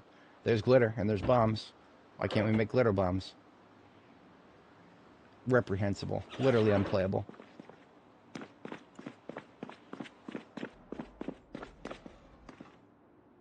I hear somebody's nails.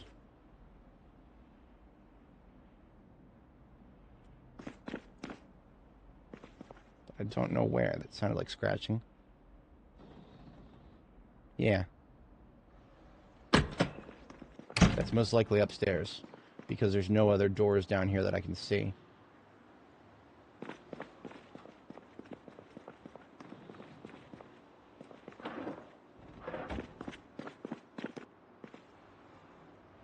There's another stick of glue. Hell yeah. This has already been more than 100 times worth it.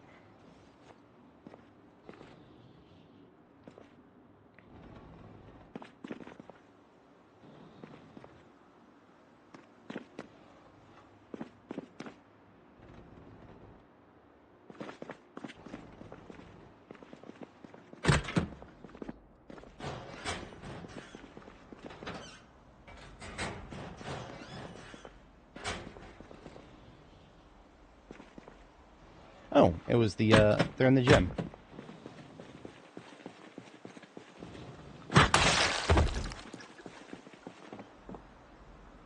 No glue in the gym.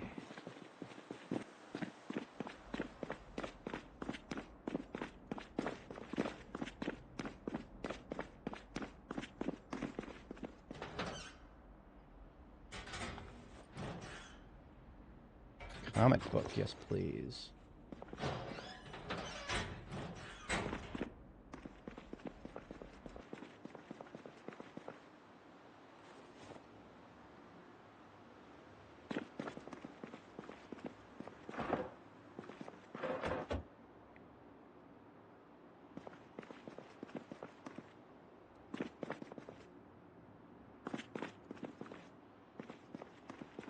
Glue times 2. Hell yeah. I'm 100% vindicated in my my belief that there was going to be plenty of glue here. It is possible to strike out and get really bad luck and not actually get a lot of glue from a school, but we have luck has favored us.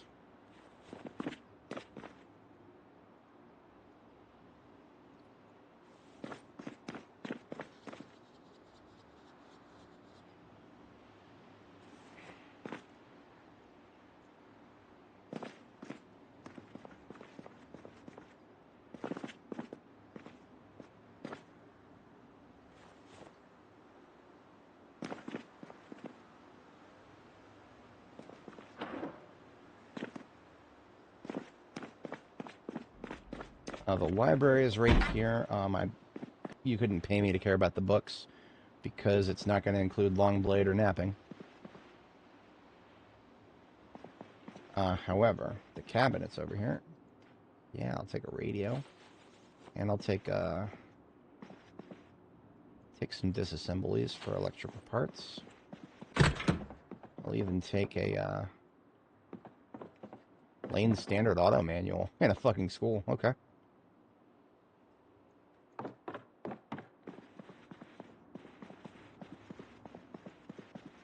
But yeah, there were a couple of cabinets there that could have had glue, but no.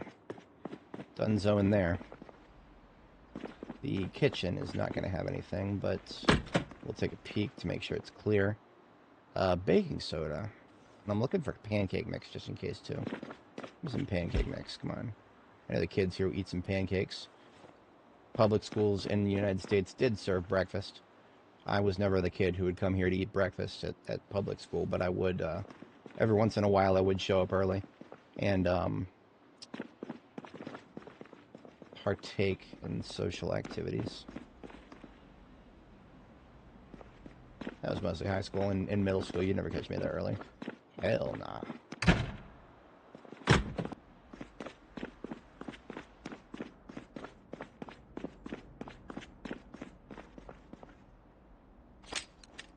Top of the stairs clear.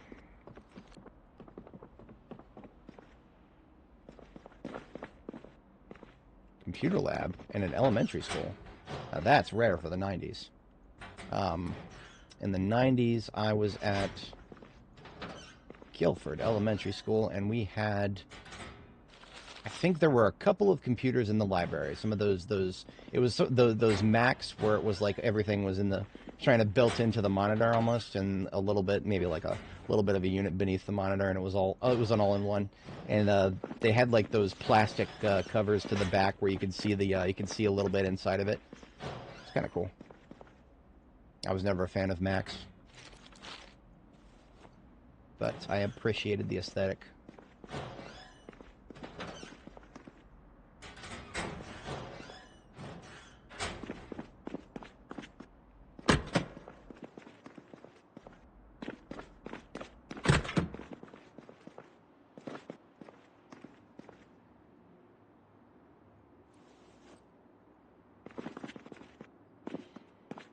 Every single one of those PCs would get me a little bit of electrical experience if I actually needed electrical experience, but we're a little bit past that at this point.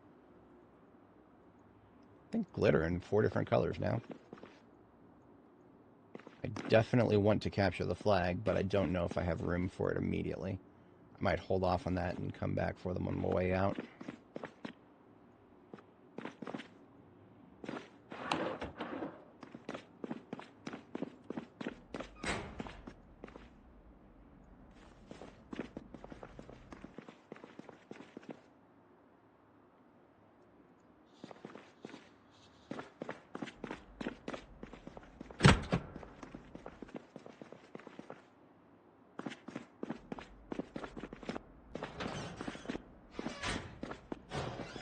More. That is the 3rd set of firecrackers we found in an elementary school.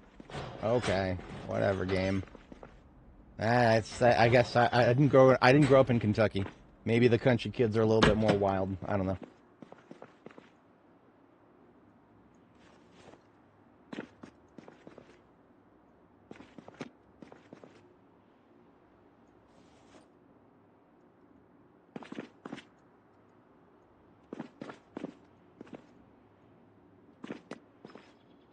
Another tube of glue.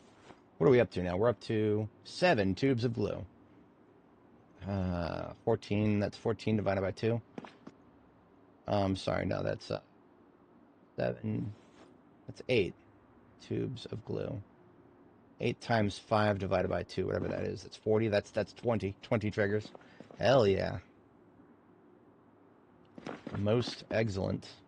We won't be wanting for pipe bomb triggers for a very long time, and I am perfectly happy about that. These are not tables. These are not tables, so these are almost useless to me. This in an this is not, you would not have a lab set up like this in an elementary school. No. Grades 1 through 5. You're not going to be getting kids on a stool looking in microscopes. This is like a high school thing right here. Maybe middle school, maybe middle school, but nah, hell no. Elementary school. Kids in elementary school would just be screwing around with the microscope. They wouldn't actually be looking at it. Unless they're the super nerdy kind, but that would take a special type of nerd.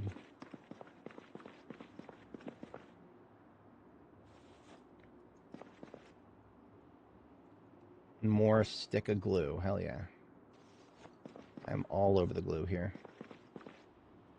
9? Oh, we're up to 10 now. We're up to 10 sticks of glue.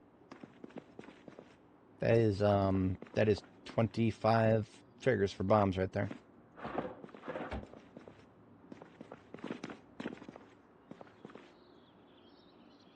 Let's make that 27. Actually gonna run out of room.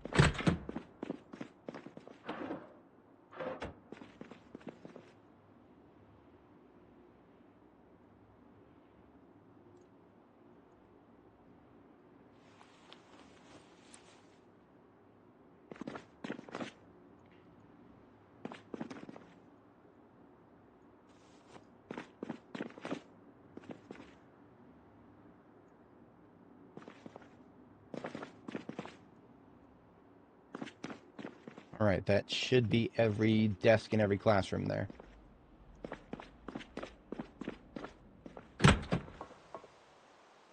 Now the everything to the south of this, still liable, the track and whatnot. We're not interested in probing that because there's nothing to fight for here anymore. We have acquired exactly what we were fighting for. Good Lord, woman. Okay. She's good, she's good.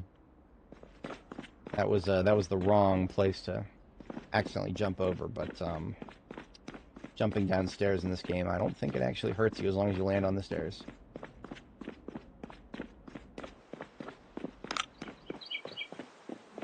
Alright, we burned out most of our daylight with that activity, but it was very worth it. I definitely wanted to hit the school, and it was a question of when, not if. Shit, this is not good. I'm tired and I'm exerted. Thank goodness for guns. Tiredness and exertion ain't gonna stop me from shooting you in the head. It is truly the great equalizer.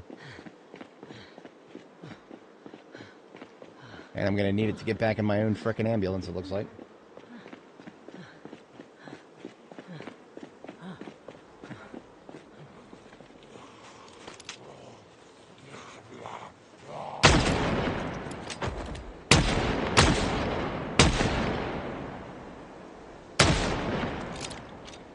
God bless the revolver.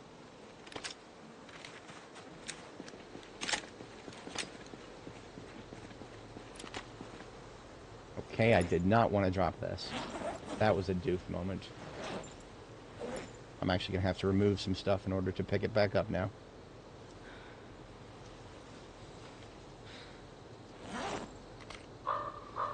I accidentally picked up the shotgun, and when you pick up the shotgun, that's, speaking of...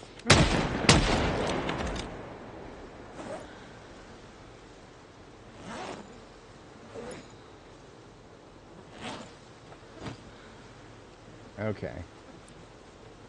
Very successful day, but we are very tired now. We are falling back.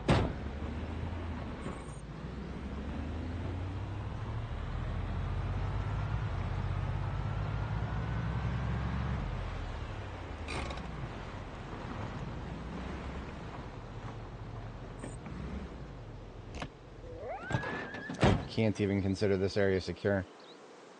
We're just gonna follow it back to Jericho. It's fine.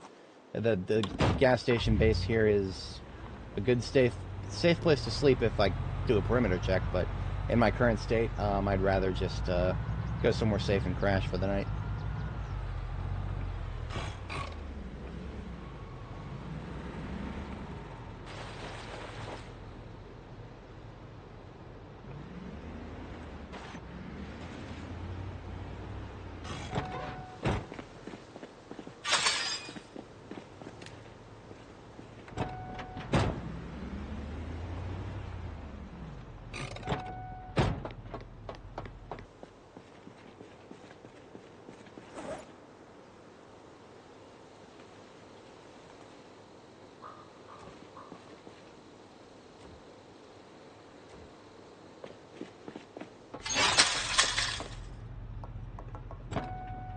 Okay, I actually think I am pretty cooked for today. Wasn't making too many mistakes there, but I also don't want to tempt fate too hard, because I am actually I'm getting a little sleepy IRL because I woke up so early today. That's kind of why I started the stream early. So I do think we're in wrap-up mode. Let me put away the M16. We're going to need to reload the magazines for it after we get a little bit more free space in the ambulance. Right now the ambulance is so tight on space that I actually can't afford to open up boxes of ammo and start loading the M16 magazines again. And I hear footsteps outside. I hear footsteps outside because the respawns will continue until morale improves. Bless it all to hell.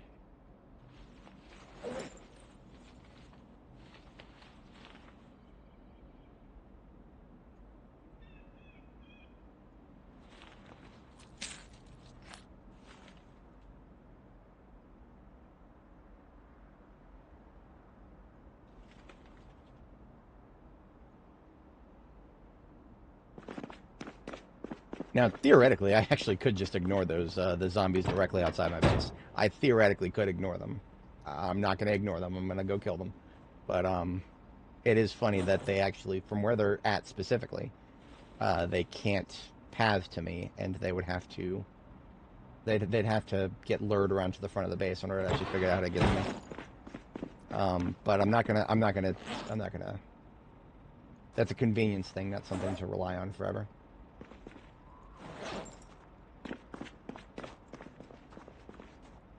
Yeah, one of them might have actually already clocked me.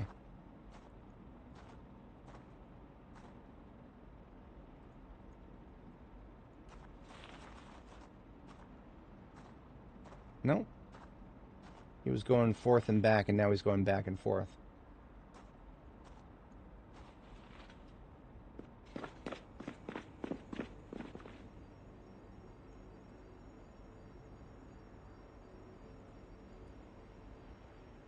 That is it for the memorabilia bin here. That's unfortunate.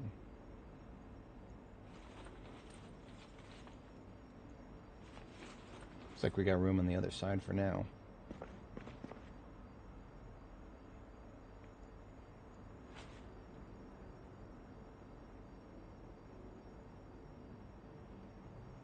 All right, you know what? I'm gonna sort through this loot tomorrow, because I'm actually falling apart at the seams. I need to kill the zombie outside, and then I need to go to sleep.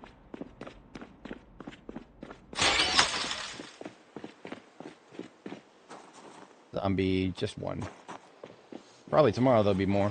Seeing as we must be in some sort of respawn phase here. This is gonna take a minute. I'm not gonna swing at him unless he's on the ground. Stage 3 fatigue problems. You see the shade of red of the very tired Moodle up there? I'm gonna go for the push down almost every time, unless I need to just pull out a gun and shoot. But I'm not interested in pissing off the animals right now. The aminals are happy. I'm not gonna piss them off. Okay, let us catch a sleep here.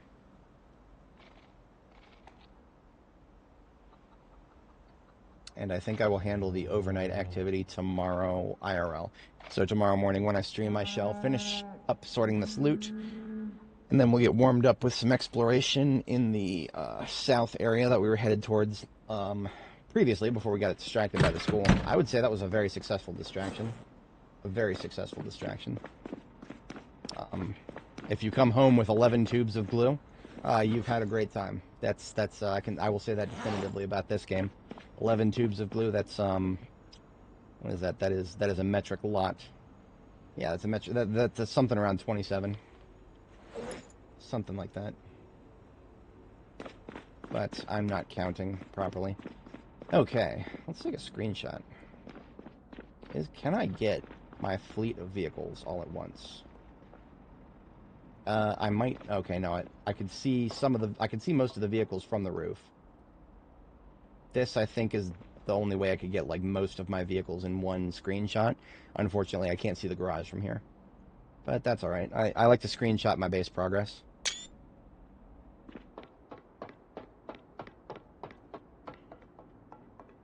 I could probably Photoshop those together pretty easily.